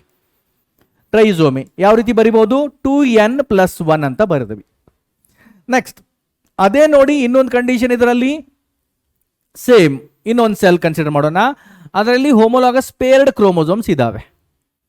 ಓಕೆ, ಎರಡು ಜಾಗದಲ್ಲಿ ಟ್ರೈಸೋಮಿ ಕಂಡೀಷನ್ ಬಂದ್ರೆ, okay, if there are trisomy condition at the 2 places, ಅಂದ್ರೆ ಇಲ್ಲಿ ಒಂದು ಆಯ್ತು ಟ್ರೈಸೋಮಿ ಕಂಡೀಷನ್, ಮತ್ತೆ ಅಲ್ಲೇ ಇನ್ನೂ ಒಂದು ಎಕ್ಸ್ಟ್ರಾ ಕ್ರೋಮೋಸೋಮ್ ಆ್ಯಡ್ ಆದರೆ, why it is because of non disjunction of chromosomes. Chromosome ಅಲ್ಲಿ ನಾನ್ ಡಿಸ್ಜಂಕ್ಷನ್ ಆದರೆ during the meiosis cell division ಅದು ಈ ರೀತಿ ಪ್ರಾಬ್ಲಮ್ ಕ್ರಿಯೇಟ್ ಆಗ್ತಾ ಇದೆ. ಸೊ ಇನ್ನೂ ಒಂದು ಕ್ರೋಮೋಸೋಮ್ ಇಲ್ಲಿ ಆದರೆ ಡಬಲ್ ಟ್ರೈಸೋಮಿ ಆಗುತ್ತೆ, ಅಥವಾ ಇಲ್ಲಿ ಆದರೆ ಅದನ್ನು ನಾವು ಟೆಟ್ರಾಸೋಮಿ ಅಂತ ಕರಿತೀವಿ. ಇಲ್ಲೊಂದು ಟ್ರೈಸೋಮಿ, ಇಲ್ಲೊಂದು ಇದು ಡಬಲ್ ಟ್ರೈಸೋಮಿ ಆಯಿತು. ಅಥವಾ ಇಲ್ಲಿ ಒಂದು ಎಕ್ಸ್ಟ್ರಾ ಕ್ರೋಮೋಸೋಮ್ ಆ್ಯಡ್ ಆದರೆ, ಇಲ್ಲಿ ಅಂದ್ರೆ ಒಂದು ಹೋಮೋಲಾಗಸ್ ಪೇರ್ ಇದೆ, ಅದರ ಜೊತೆಗೆ ಇನ್ನೂ ಒಂದು ಎಕ್ಸ್ಟ್ರಾ ಆ್ಯಡ್ ಆದರೆ, ಒಂದು ಆ್ಯಡ್ ಆಗಿದ್ರೆ ಟ್ರೈಸೋಮಿ, ಇನ್ನೊಂದು ಎಕ್ಸ್ಟ್ರಾ ಆ್ಯಡ್ ಆದರೆ ಅದನ್ನು ಟೆಟ್ರಾಸೋಮಿ ಅಂತ ಹೇಳ್ತೀವಿ.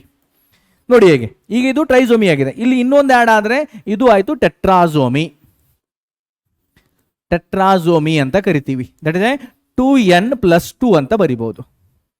ಡಿಲೀಷನ್ ಆಫ್ ಕ್ರೋಮೋಸೋಮ್ಸ್ ಆದರೆ ಏನಾಗ ಪ್ರಾಬ್ಲಮ್ ಆಗುತ್ತೆ ನೋಡಿ, ಇಲ್ಲಿ ಯೂಶುವಲಿ ಇಲ್ಲಿ ಒಂದು ಸೆಲ್ ಇದೆ, ಇಲ್ಲಿ ಹೋಮೋಲಾಗಸ್ ಪೇರ್ಡ್ ಕ್ರೋಮೋಸೋಮ್ಸ್ ಇದಾವೆ. ಓಕೆ, ಡಿಪ್ಲಾಯ್ಡ್ ಸೆಲ್ ಇದೆ, ಹೋಮೋಲಾಗಸ್ ಪೇರ್ಡ್ ಕ್ರೋಮೋಸೋಮ್ಸ್ ಇದೆ. And in that if there is a deletion of 1 chromosomes, ಇಲ್ಲಿ ಈ ಥರ್ಡ್ ಪೇರ್ ಇತ್ತಲ್ಲ ಅಲ್ಲಿ ಒಂದು ಕ್ರೋಮೋಸೋಮ್ ಡಿಲೀಟ್ ಆಗಿದೆ. ಸೊ ಈ ಕಂಡೀಷನ್ಗೆ ನಾವು ಏನಂತ ಕರಿತೀವಿ, ಇದು ಥರ್ಡ್ ಕ್ರೋಮೋಸೋಮ್ ಅಲ್ಲಿ ಥರ್ಡ್ ಹೋಮೋಲಾಗಸ್ ಪೇರ್ ಇತ್ತಲ್ಲ ಅಲ್ಲಿ ಹೋಮೋಲಾಗಸ್ ಪೇರ್ ಬದಲಾಗಿ ಒಂದೇ ಕ್ರೋಮೋಸೋಮ್ ಇದೆ, ಅದನ್ನು ನಾವು ಮೊನೋಸೋಮಿ ಅಂತ ಕರಿತೀವಿ. ಇದು monosomy. That is a 2n-1 condition ಆಗಿದೆ. ನೆಕ್ಸ್ಟ್ ಇನ್ನೊಂದು ಕಂಡೀಷನ್ ನೋಡಿ, ಇಲ್ಲಿ ಏನಾಗುತ್ತೆ, if the cell is like this, ಈ ರೀತಿ ಸೆಲ್ ಇದೆ. ಓಕೆ ಇದೆ, ಅಂಡ್ ಇಲ್ಲೊಂದು ಈಗ ಇಲ್ಲಿ ಥರ್ಡ್ ಹೋಮೋಲಾಗಸ್ ಪೇರ್ ಇದೆ. ಓಕೆ, ಬಟ್ ಅಲ್ಲಿ ಥರ್ಡ್ ಹೋಮೋಲಾಗಸ್ ಪೇರ್ ಅಲ್ಲಿ ಒಂದು ಕ್ರೋಮೋಸೋಮ್ ಡಿಲೀಟ್ ಆದರೆ ಮೊನೋಸೋಮಿ, ಎರಡೂ ಕ್ರೋಮೋಸೋಮ್ ಡಿಲೀಟ್ ಆದರೆ ಈ ಕಂಡೀಷನ್ಗೆ ನಾವು ಹೇಳ್ತೀವಿ ಇದು ನಲಿಸೋಮಿ ಅಂತ ಹೇಳ್ತೀವಿ. ಇದು ನಲಿಸೋಮಿ. ದಟ್ ಇಸ್ 2n-1 ಕಂಡೀಷನ್ ಅಲ್ಲಿ ಡೆವಲಪ್ ಆಗ್ತಾ ಇದೆ. ಓಕೆ, ಇದು ಆಯಿತು ಅನ್ಯೂಪ್ಲಾಯ್ಡಿ. ನೆಕ್ಸ್ಟ್ ನೋಡೋಣ ಯೂಪ್ಲಾಯ್ಡಿ ಅಂದ್ರೆ ಏನು. What is this ಯೂಪ್ಲಾಯ್ಡಿ?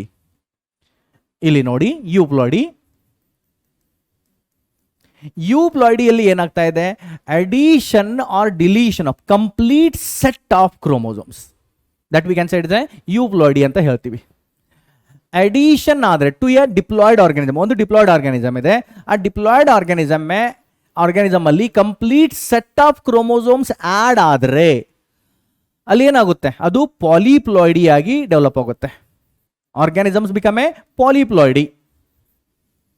ಡಿಲೀಷನ್ ಆದರೆ, ಓಕೆ, ಒಂದು ಡಿಪ್ಲಾಯ್ಡ್ ಆರ್ಗಾನಿಸಮ್ ಇದೆ, ಡಿಪ್ಲಾಯ್ಡ್ ಆರ್ಗಾನಿಸಮ್ ಅಲ್ಲಿ, ಓಕೆ, ಆಲ್ರೆಡಿ ಇದು ಡಿಪ್ಲಾಯ್ಡ್ ಆರ್ಗಾನಿಸಮ್ ಇದೆ, ಡಿಪ್ಲಾಯ್ಡ್ ಆರ್ಗಾನಿಸಮ್ ಅಲ್ಲಿ 2 ಸೆಟ್ ಆಫ್ ಕ್ರೋಮೋಸೋಮ್ಸ್ ಇರುತ್ತೆ, ಅದರಲ್ಲಿ 1 set of chromosomes complete delete ಆದರೆ ಅದು ಡೆವಲಪ್ ಆಗುತ್ತೆ ಹೆಪ್ಲಾಯ್ಡ್ ಆರ್ಗಾನಿಸಮ್ ಆರ್ ಹೆಪ್ಲಾಯ್ಡಿ ಆಗಿ ಡೆವಲಪ್ ಆಗುತ್ತೆ. And mostly these haploids are used in the mutation studies.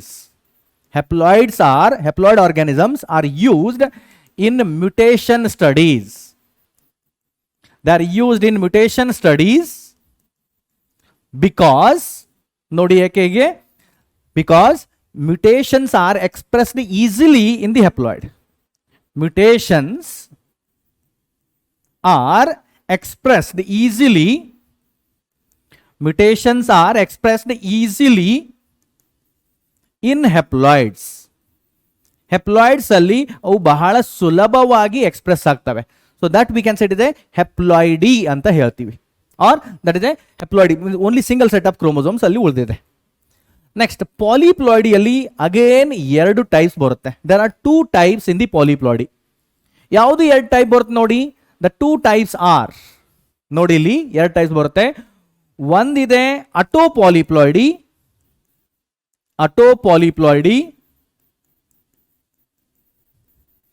And ಇನ್ನೊಂದಿದೆ allopolyploidy. One more type is allopolyploidy, autopolyploidy and one more is allopolyploidy. Autopolyploidy ಅಂದ್ರೆ ಏನು, addition of same set of chromosomes. A ಇದೆ, okay, diploid organism ಇದೆ, ಒಂದು same set of chromosomes ಇಲ್ಲಿ add ಆಗ್ತಾ ಇದೆ. So ಇದು ಏನಾಯ್ತು, ಟ್ರಿಪ್ಲಾಯ್ಡಿ ಆಯ್ತು. ಎ ಇದು ಒಂದು ಡಿಪ್ಲಾಯ್ಡ್ ಆರ್ಗಾನಿಸಮ್ ಇದೆ, same set of two set of chromosomes add ಆದ್ರೆ ಇದು ಟೆಟ್ರಾಪ್ಲಾಯ್ಡಿ ಆಯ್ತು. ಇದು ಟ್ರಿಪ್ಲಾಯ್ಡಿ ಆರ್ ಟೆಟ್ರಾಪ್ಲಾಯ್ಡಿ ಇದೆಯಲ್ಲ, it is commonly seen in the plants ಅಲ್ಲಿ ಇದು ಬಹಳ ಕಾಮನ್ ಆಗಿ ನೋಡಬಹುದು. And it helps in the increase in the yield of the plant. Overall plant yield ಇದರಿಂದ ಇನ್ಕ್ರೀಸ್ ಆಗ್ತಾ ಇರುತ್ತೆ. ದಟ್ ಇಸ್ ಅಟೋಪಾಲಿಪ್ಲಾಯ್ಡಿ ಆಯಿತು. ಅಲೋಪಾಲಿಪ್ಲಾಯ್ಡಿ ಅಂದ್ರೆ ಏನು ನೋಡಿ, addition of different set of chromosomes, A and B, the 2 set of chromosomes ಇದೆ. So ಇಲ್ಲಿ addition of different set of chromosomes ಆಗಿ ಏನಾಗುತ್ತೆ, ಒಂದು ಎ ಆಯಿತು, ಇನ್ನೊಂದು B, the 2 different set of chromosomes add ಆಯಿತು. The next that is autopolyploidy ಅಂತ ಹೇಳ್ತೀವಿ. ಆರ್ ಇಲ್ಲಿ ನೋಡಿ A B C and D, it is a tetraploid organism ಇದೆ. ಸೊ ಏನಾಗುತ್ತೆ, ಇದು different set of chromosomes add ಆಗ್ತಾ ಇದೆ. ಬಿ ಸಿ ಡಿ ಈ ರೀತಿ different set of chromosomes add ಆದ್ರೆ ಇದನ್ನ ಅಟೋಪಾಲಿಪ್ಲಾಯ್ಡಿ ಅಂತ ಕರಿತೀವಿ. And best example for this allopolyploidy ಪ್ಲಾಂಟ್ಸ್ಗೆ ಬೆಸ್ಟ್ ಎಕ್ಸಾಂಪಲ್ ಯಾವ್ದು ನೋಡಿ, example for these are high yielding hexaploid and octaploid wheat. Hexaploid and octaploid wheat, bread wheat ಅಂತ ಕಾಮನ್ಲಿ ಕರಿತೀವಿ ನಾವು ಇದನ್ನ. Octaploid wheat are the best example. Hexaploid and octaploid wheat are the best example for allopolyploidy. ಇದು ಆಯ್ತು genomatic mutation or numerical mutation. Next ನಾವು ನೋಡಬೇಕಾಗಿರೋದು ಮ್ಯೂಟಾಜನ್ಸ್. ಮ್ಯೂಟಾಜನ್ಸ್ ಅಂದ್ರೆ ಏನು ನೋಡಿ, mutagens are nothing but usually these are the substances which causes mutation,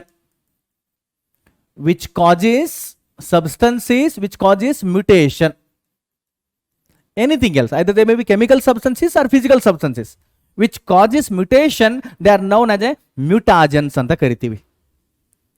In the mutagens there are 2 types. ಅದರಲ್ಲಿ 2 types ಬರುತ್ತೆ. ಯಾವ್ದು ನೋಡಿ, ಒಂದು physical ಮ್ಯೂಟಾಜನ್ಸ್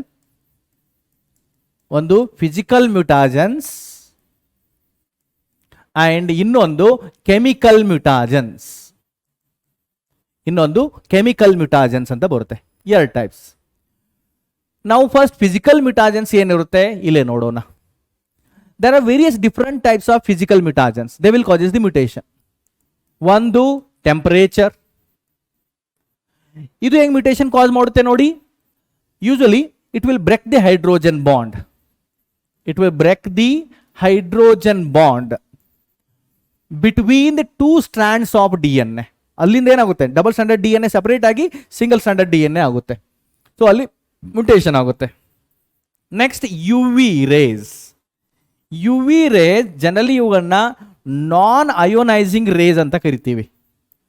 these are the non ionising. U V rays are non ionising rays ಅಂತ ಕರಿತೀವಿ. ಇವುಗಳ wave length ಎಷ್ಟಿರುತ್ತೆ ನೋಡಿ. What is the wave length of these? Nearly 260 nanometre wave length ಇರುತ್ತೆ. The wave length of these are nearly 260 nanometre. ಮತ್ತೆ ಈ ವೇವ್ಸ್ಗಳಿದ್ದಾವಲ್ಲ, ಇವುಗಳು ಏನು ಮಾಡುತ್ತೆ ನೋಡಿದ್ದು, they will causes the thymine dimer. Thymine pairing ಆಗಿ DNA ಸ್ಟ್ರಕ್ಚರ್ ಇದೆಯಲ್ಲ, over all width of DNA ಅನ್ನ ಚೇಂಜ್ ಮಾಡುತ್ತೆ. So they will causes the thymine dimer formation. They causes the thymine dimer formation. Next, third type of physical mutagens are, they are the X-rays, then gamma rays and beta rays. X-rays, gamma rays and beta rays. So these are the ionizing radiation rays. Ionizing radiation rays ಅಂತ ಕರಿತೀವಿ ಇದನ್ನ. ಅಯೋನೈಸಿಂಗ್ radiation race ಇದು ಏನು ಮಾಡುತ್ತೆ ನೋಡಿ. Usually these ionising radiation rays they break the chromosome. They causes the break in the chromosome. Break in chromosome structure. Chromosome structure ಅನ್ನೇ damage ಮಾಡುತ್ತೆ. And especially to induce the mutation in the plant ಅಲ್ಲಿ mutation ಮಾಡಬೇಕಾದ್ರೆ most common rays use ಮಾಡ್ತಾರೆ, that is a gamma rays. ಇದಕ್ಕೊಂದು additional point ನೋಡಿ. Usually first time these mutagens ಇದೆಯಲ್ಲ, the first time these mutagens were studied in the in the ಡ್ರೋಸೋಫಿಲಾದಲ್ಲಿ ಈ mutagens ಅನ್ನ study ಮಾಡಿದ್ರು. And branch of biology which deals with the study of mutagens that we can say it ಇದೆ actinobiology ಅಂತ ಹೇಳ್ತೀವಿ. ಆಕ್ಟಿನೋಬಯಾಲಜಿ, the branch of biology which deals with the study of mutagens and further study that we can say the actinobiology ಅಂತ ಕರಿತೀವಿ. Next ನೋಡೋಣ, chemical ಮ್ಯೂಟಾಜನ್ಸ್ ನೋಡಬೇಕಾಗಿದೆ ನಾವು ಅಲ್ಲ. ಇಲ್ಲಿ ನಾನು ಹೆಡಿಂಗ್ ಬರ್ತೀನಿ ನೋಡಿ, chemical mutagens. Usually there are various different chemicals, they also causes the mutagen and the effect of chemical mutagens is greater than the physical mutagens. ಯಾವ್ದು ಎಕ್ಸಾಂಪಲ್ ಬರುತ್ತೆ ನೋಡಿ. ಒಂದು mustard gas. Mustard gas is the first chemical mutagen which was most extensively used during the Second World War. Second world war time ಅಲ್ಲಿ ಇದನ್ನು ಬಹಳ extensive ಆಗಿ use ಮಾಡಿದ್ರು. Next ನೋಡೋಣ, that is a nitrous acid ಬರುತ್ತೆ. Nitrous acid usually they causes the mutation in the DNA or in the gene by causing deamination of nitrogenous bases. Nitrogenous base ಅಲ್ಲಿ amino group ಇರುತ್ತೆ, ಅದನ್ನ remove ಮಾಡಲಿಕ್ಕೆ ಇವು help ಮಾಡ್ತವೆ ಮತ್ತೆ complete over all nitrogenous base structure ಅನ್ನೇ change ಮಾಡ್ತವೆ.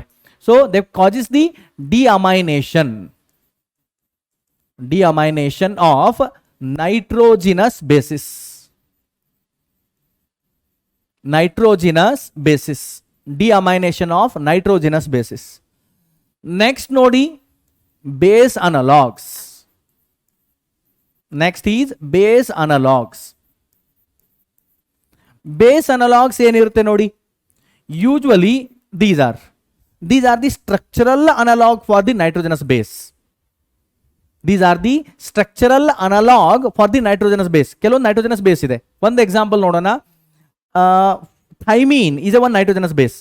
ಅದ್ರದ ತರದ ಇನ್ನೊಂದು nitrogenous sub standard nitrogenous base ಬರುತ್ತೆ, ಅದು 5-ಬ್ರೋಮೋಯುರಾಸಿಲ್. 5-bromouracil. ಏನಾಗುತ್ತೆ ನೋಡಿ, ಅಡೆನಿನ್ ಇದೆ ಇನ್ ದಿ DNA, ಅಡೆನಿನ್ ಜೊತೆಗೆ ಥೈಮಿನ್ ಇಲ್ಲಿ ಪೇರಿಂಗ್ ಆಗುತ್ತೆ. ಬಟ್ ಥೈಮಿನ್ ಪೇರಿಂಗ್ ಆಗೋ ಬದಲಾಗಿ ಇಲ್ಲಿ 5-bromouracil ಪೇರ್ ಆಗಿಬಿಡುತ್ತೆ. ಅಲ್ಲಿ DNA ಸ್ಟ್ರಕ್ಚರೇ ಚೇಂಜ್ ಆಗಿಬಿಡುತ್ತೆ. ನೆಕ್ಸ್ಟ್ ಇನ್ನೊಂದು ಬರುತ್ತೆ, that is 2-aminopurine. 2-aminopurine, it is the structural analog of adenine molecule. They also causes the mutation. Next ಇನ್ನೊಂದು ಬರುತ್ತೆ, that is acridine dyes. Acridine dyes, they causes generally frame shift mutation. They causes the frame shift mutation. ಅದರಿಂದ ಏನಾಗುತ್ತೆ ನೋಡಿ, that is addition or deletion of few nucleotide bases that causes the change in gene structure. That is a frame shift mutation. So these are the some important chemical mutagens.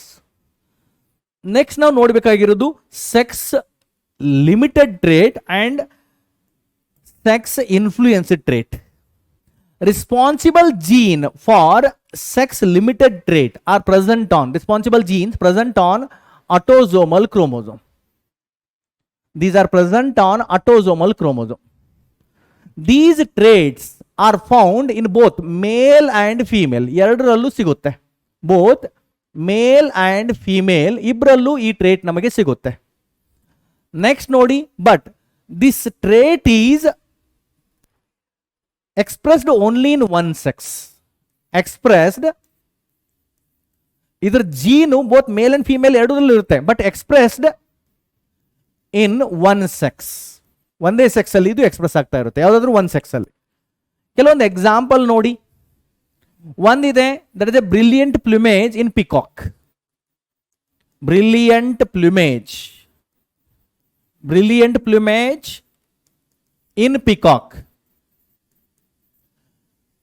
Great brilliant plumage ಇರುತ್ತಲ್ಲ, ಎಲ್ಲಿರುತ್ತದು? ಇನ್ case of male ಅಲ್ಲಿ. Okay, ಮೇಲ್ ಅದನ್ನ use ಮಾಡಿಕೊಂಡು ಮೇಲ್ dance ಮಾಡ್ತಾ ಇರುತ್ತೆ. Okay, during the mating behaviour. So that is a brilliant plumage in the peacock found only in the male. The next, antlers in male deer. Antlers in male deer. Male deer ಅಲ್ಲಿ antlers ಇರುತ್ತೆ. Okay, antlers in the male deer. Next is, we can say that is a deep voice in the male. Deep voice in human male. Voice in the male, human male में.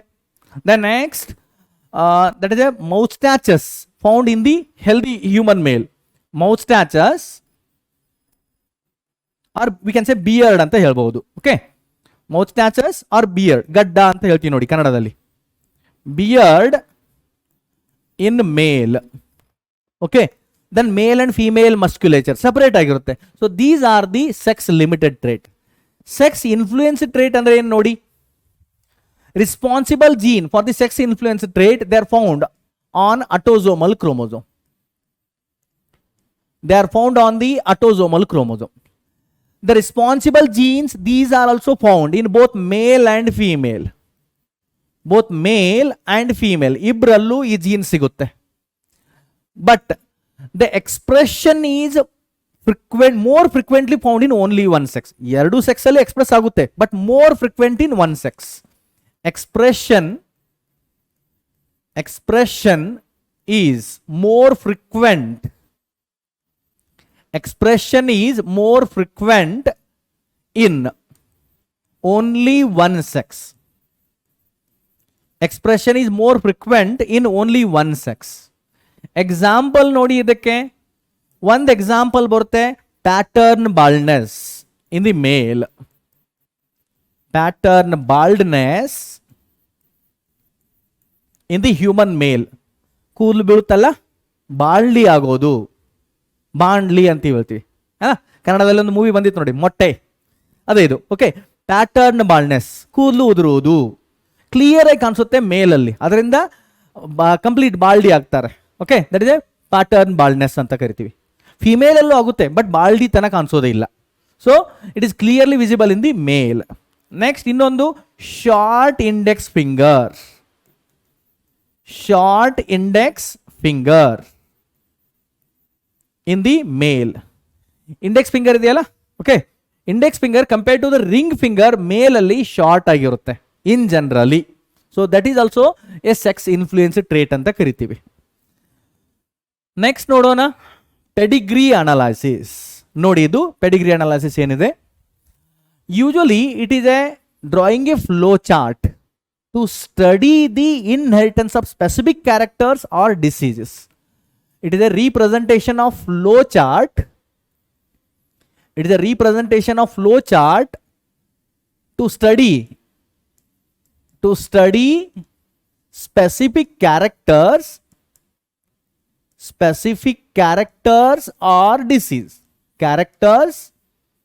or disease inheritance.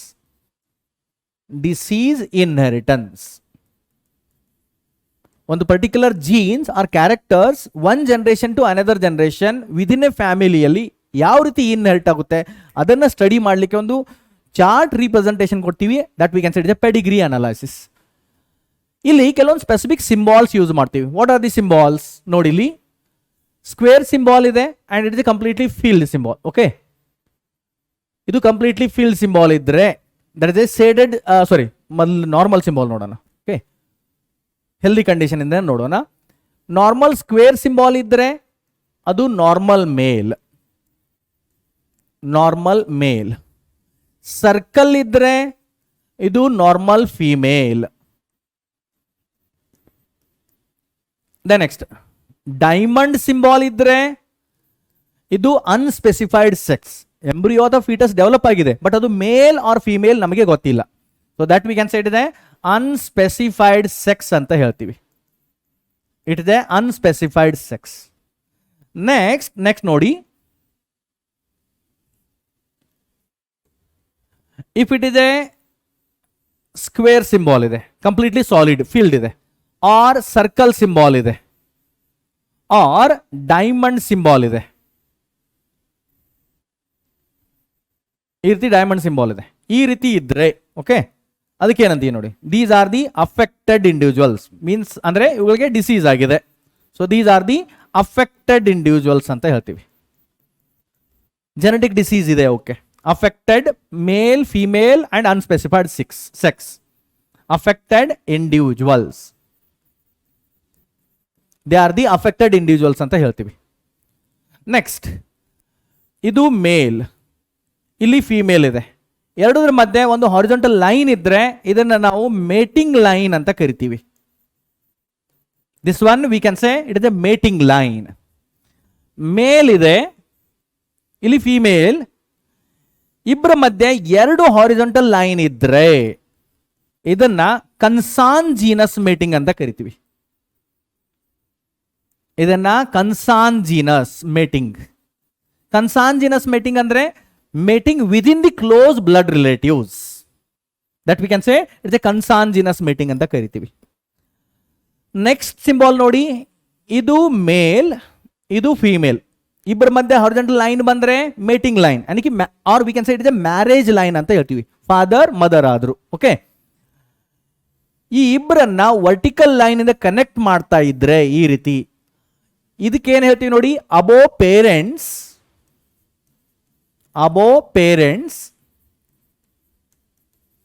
And below childrens, either son or daughter ಎರಡು ಇರಬಹುದು. Below vertical line ಇಂದ connect ಮಾಡೋದು progeny line ಹೇಳ್ತೀವಿ, ಏನ, below childrens or child, ಈ ರೀತಿ ಮಾಡ್ತೀವಿ. The next father mother, okay, mating line, and ಇದು ಈ ರೀತಿ ಸಿಂಬಾಲ್ ಇದೆ, ಡೈಮಂಡ್ ಲೈನ್ ಇದೆ ಅಂಡ್ 5 ಇದೆ, ಓಕೆ. ಈ ರೀತಿ ರಿಪ್ರೆಸೆಂಟ್ ಆಗಿದ್ರೆ above parents and these are 5 children, 5 unaffected childrens ಅಂತ ಹೇಳ್ತೀವಿ. This one we can say 5 unaffected childrens with non specified sex. ಅವ್ರ ಸೆಕ್ಸ್ ಯಾವುದು ನಮಗಿನ್ನೂ ಗೊತ್ತಿಲ್ಲ. So these are the some important pedigree symbols. Next, ಈಗ ಪೆಡಿಗ್ರಿ ಚಾರ್ಟ್ ನೋಡಿ ಅದರ ಮೇಲೆ ಕ್ವಶನ್ಸ್ ಬರುತ್ತೆ. ಇನ್ ಗಿವನ್ ಪೆಡಿಗ್ರಿ ಚಾರ್ಟ್ ಕೆಲವೊಂದು ನೋಡಿ, ಇಲ್ಲಿ ಉದಾಹರಣೆ, ಇಲ್ಲೊಂದು ಚಾರ್ಟ್ ಇದೆ, okay, this is one pedigree chart. Question ಹೆಂಗೆ ಕೇಳ್ತಾರೆ, given pedigree chart represents autosomal dominant disorder, autosomal recessive disorder, X link dominant disorder, X linked recessive disorder ಯಾ ವೈ ಲಿಂಕ್ಡ್ ಡಿಸಾರ್ಡರ್, ಈ ರೀತಿ ಕ್ವಶನ್ ಕೇಳಿರ್ತಾರೆ. ಅದನ್ನು ಹೆಂಗೆ ಐಡೆಂಟಿಫೈ ಮಾಡೋದು ನೋಡಿ. ಓಕೆ, ದ ಫಸ್ಟ್ ಒನ್, ಇಲ್ಲಿ ಕೆಲವೊಂದು ಕ್ರೈಟೀರಿಯಾ ಫಾಲೋ ಮಾಡೋಣ. ಬೇರೆ ಬೇರೆ ಥರದ ಡಿಸೀಸ್ ಬರುತ್ತೆ. So what kind of criteria we can follow? ಒಂದು autosomal dominant disorder, autosomal dominant, ಎಲ್ಲವನ್ನು ಕಂಪೇರ್ ಮಾಡಿ ನೋಡೋಣ. ಓಕೆ, ಒಂದು ಆಟೋಸೋಮಲ್ ಡಾಮಿನೆಂಟ್ ಡಿಸಾರ್ಡರ್ ಇದೆ.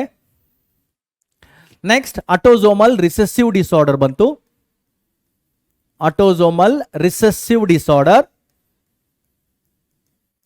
Then next to that, X-linked dominant, X-linked dominant. Then next to that, X-linked recessive, X-linked recessive disorder, X-linked recessive disorder. Then next to that we can say Y-linked disorder. Next ನೋಡೋಣ, Y-linked disorder. ಈ ರೀತಿ ಕೆಲವೊಂದು disorders ಇದೆ. Okay, ಅವುಗಳನ್ನ one by one ನೋಡೋಣ. ನೋಡಿ, autosomal dominant ಇದ್ದಾಗ ಯಾವ ರೀತಿ ಕ್ರೈಟೀರಿಯಾ ಫಾಲೋ ಮಾಡ್ಬೋದು ನೋಡಿ. ಅಂದರೆ ಕೆಲವೊಂದು ಕ್ರೈಟೀರಿಯಾ ಫಾಲೋ ಮಾಡಿದ ಮೇಲೆ ಟೆಂಟೇಟಿವ್ ಆಗಿ given flow chart is directly ಹೇಳ್ಬೋದು it is autosomal dominant disorder ಅಂತ. ಏನು ಕ್ರೈಟೀರಿಯಾ ಫಾಲೋ ಆಗುತ್ತೆ ಇಲ್ಲಿ? If any one parent, okay, parental generation ಅಲ್ಲಿ any one parent affected, ಯಾವುದಾದ್ರೂ ಒಂದು ಪೇರೆಂಟ್ ಅಫೆಕ್ಟೆಡ್ ಆಗಿದ್ರೆ, any one parent is affected, few children's may be affected, few children's may be affected or normal. Few children may be affected or few may be normal. That we can say is the autosomal dominant disorder ಆಗಿರುತ್ತೆ. ಇಲ್ಲಿ ಯಾವುದೇ carrier condition ಇರೋದಿಲ್ಲ. Any one chromosome or if it contains dominant ಇದೆ ಅಂದಮೇಲೆ homozygous condition ಅಲ್ಲೂ or heterozygous condition ಅಲ್ಲೂ ಇರುತ್ತೆ. A paired factor ಇರುತ್ತೆ. Any one factor is affected, immediately it will causes the disease. So there is a no chance of carrier condition. ಇದಕ್ಕೆ ಕೆಲವೊಂದು ಉದಾಹರಣೆ ಯಾವುದು ನೋಡಿ. Some best example for this disorder. ಕೆಲವೊಂದು example ಬರುತ್ತೆ. ಒಂದಿದೆ Huntington's chorea, Huntington's chorea. Next muscular dystrophy, spinobulbar muscular dystrophy X link dominant ಬರುತ್ತೆ. ಇದು ನಾರ್ಮಲ್ ಮಸ್ಕ್ಯುಲಾರ್ ಡಿಸ್ಟ್ರೋಫಿ.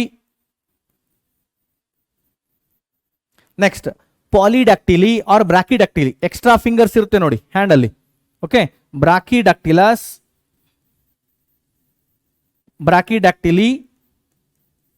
ಆರ್ ಪಾಲಿಡಕ್ಟಿಲಿ ಅಂತ ಹೇಳ್ತೀವಿ. So they are the best example for autosomal dominant disorder. Autosomal recessive disorder ಅಂದ್ರೆ ಏನಾಗುತ್ತೆ? If both parents are unaffected, here both parents are unaffected, both parents are unaffected ಇದೆ. ಅಲ್ಲಿ ಏನಾಗುತ್ತೆ? few children's may be affected, few may be unaffected. few children's may be affected or unaffected also. Few children may be affected or few may be unaffected. Both parents are unaffected ಅಂದ್ರೆ ಏನಾಗಿರುತ್ತೆ condition? Generally ಇಲ್ಲಿ carrier condition ಬಂದಿರುತ್ತೆ ಅವರಲ್ಲಿ. Phenotypically they are normal only. So that we can say autosomal recessive disorder. ಇಲ್ಲೇನಾಗುತ್ತೆ? Carrier is present. ಇವುಗಳಲ್ಲಿ carrier ಇರ್ಬೋದು, male and female carrier present in both male and female, ಇಬ್ಬರಲ್ಲೂ carrier ಇರುತ್ತೆ condition. ಅಂದರೆ phenotypically they are normal. Okay, next ಇವುಗಳಿಗೆ example ಯಾವ್ದು ಬರುತ್ತೆ ನೋಡಿ. Sickle cell anaemia, phenyl ketonuria, then cystic fibrosis, thalassaemia, all they are the best example for autosomal recessive disorders. Next X link dominant disorder. ಇದು ಹೆಂಗಿರುತ್ತೆ ನೋಡಿ. Responsible gene ಈ specially present on X chromosome ಮೇಲೆನೆ ಈ responsible gene ಇರುತ್ತೆ. Autosomal dominant disorder ಅಲ್ಲಿ responsible gene is present on autosomal chromosome. ಇಲ್ಲಿ responsible gene is present on X chromosome and it is similar to autosomal dominant. Autosomal dominant ತರಾನೇ ಇದರ inheritance ಕೂಡ ಆಗುತ್ತೆ.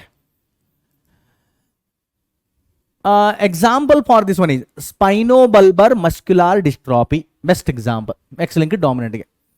X-linked recessive ಗೆ best example ಏನು ನೋಡಿ. It is also similar expression ಕೊಡ್ತಾ ಇರುತ್ತೆ.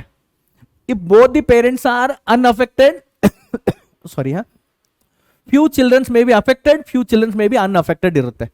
So similar to ಇದಂಗಿದೆ similar to autosomal recessive.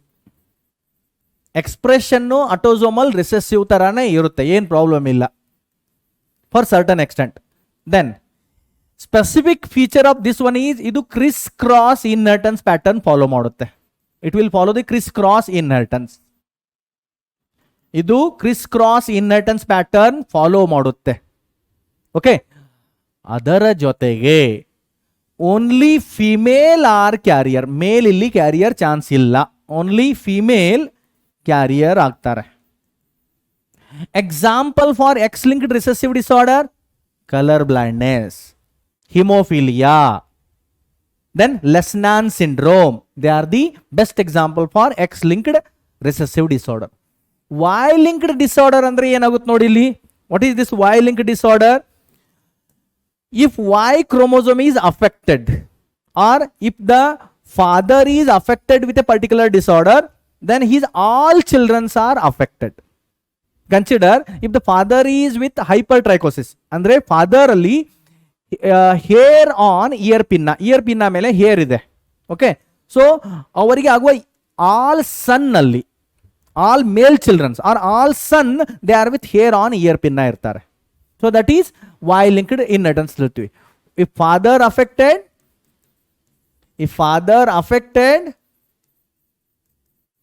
All son affected, father affected ಇದ್ರೆ ಆಲ್ ಸನ್ ಅಫೆಕ್ಟೆಡ್ ಇರ್ತಾರೆ. If father is unaffected all son are unaffected. So that we can say Y linked disorder ಆಗಿರುತ್ತೆ. Next ನೋಡಿ, ಇಲ್ಲಿ ಕೆಲವೊಂದು ಉದಾಹರಣೆ ಇದೆ, examples ಇದೆ ನೋಡಿ, ಕ್ವಶನ್ಸ್ ರಿಲೇಟೆಡ್ ಟು ಪೆಡಿಗ್ರಿ. ಈ ಕ್ವಶನ್ ಹೆಂಗೆ ಕೇಳ್ತಾರೆ, in a given pedigree chart it represents autosomal dominant, autosomal recessive, X-linked dominant, X-linked recessive or Y-linked ಅಂತ ಕೇಳ್ತಾರೆ. ಸೊ ಈ ರೀತಿ ಕ್ವಶನ್ ಸಾಲ್ವ್ ಮಾಡಬೇಕಂದ್ರೆ first of all you have to understand these criteria. ಈ ಕ್ರೈಟೀರಿಯಾವನ್ನ ಅಂಡರ್ಸ್ಟ್ಯಾಂಡ್ ಮಾಡ್ಕೋಬೇಕು. Once if you understand these criteria then next immediately ಇನ್ನ question solve ಮಾಡ್ಬೋದು. ಈ ಕ್ವಶನ್ ನೋಡಿದ ತಕ್ಷಣ ನಮಗೆ ಗೊತ್ತಾಗುತ್ತೆ ಏನಿದೆ ಇದು. ಫಸ್ಟ್ ನೋಡಿ ಹೆಂಗೆ ಸಾಲ್ವ್ ಮಾಡೋದು. ಇದು ಜನರೇಷನ್ 1, ಜನರೇಷನ್ 2, ಜನರೇಷನ್ 3, ಇದು ಜನರೇಷನ್ 4. ನಮ್ಮ ಕ್ರೈಟೀರಿಯಾ ಏನು ಹೇಳ್ತಾ ಇದೆ, if any one parent is affected, few of their childrens are affected and few are there unaffected. So ಇದು ಆಟೋಸೋಮಲ್ ಡಾಮಿನೆಂಟ್ ಆಗ್ತಾ ಇದೆ. ವೆರಿ ಸುಲಭವಾಗಿ ಸಾಲ್ವ್ ಮಾಡಿ ನೋಡೋಣ. ಆಟೋಸೋಮಲ್ ಡಾಮಿನೆಂಟ್ ಆಗ್ತಾ ಇದೆ.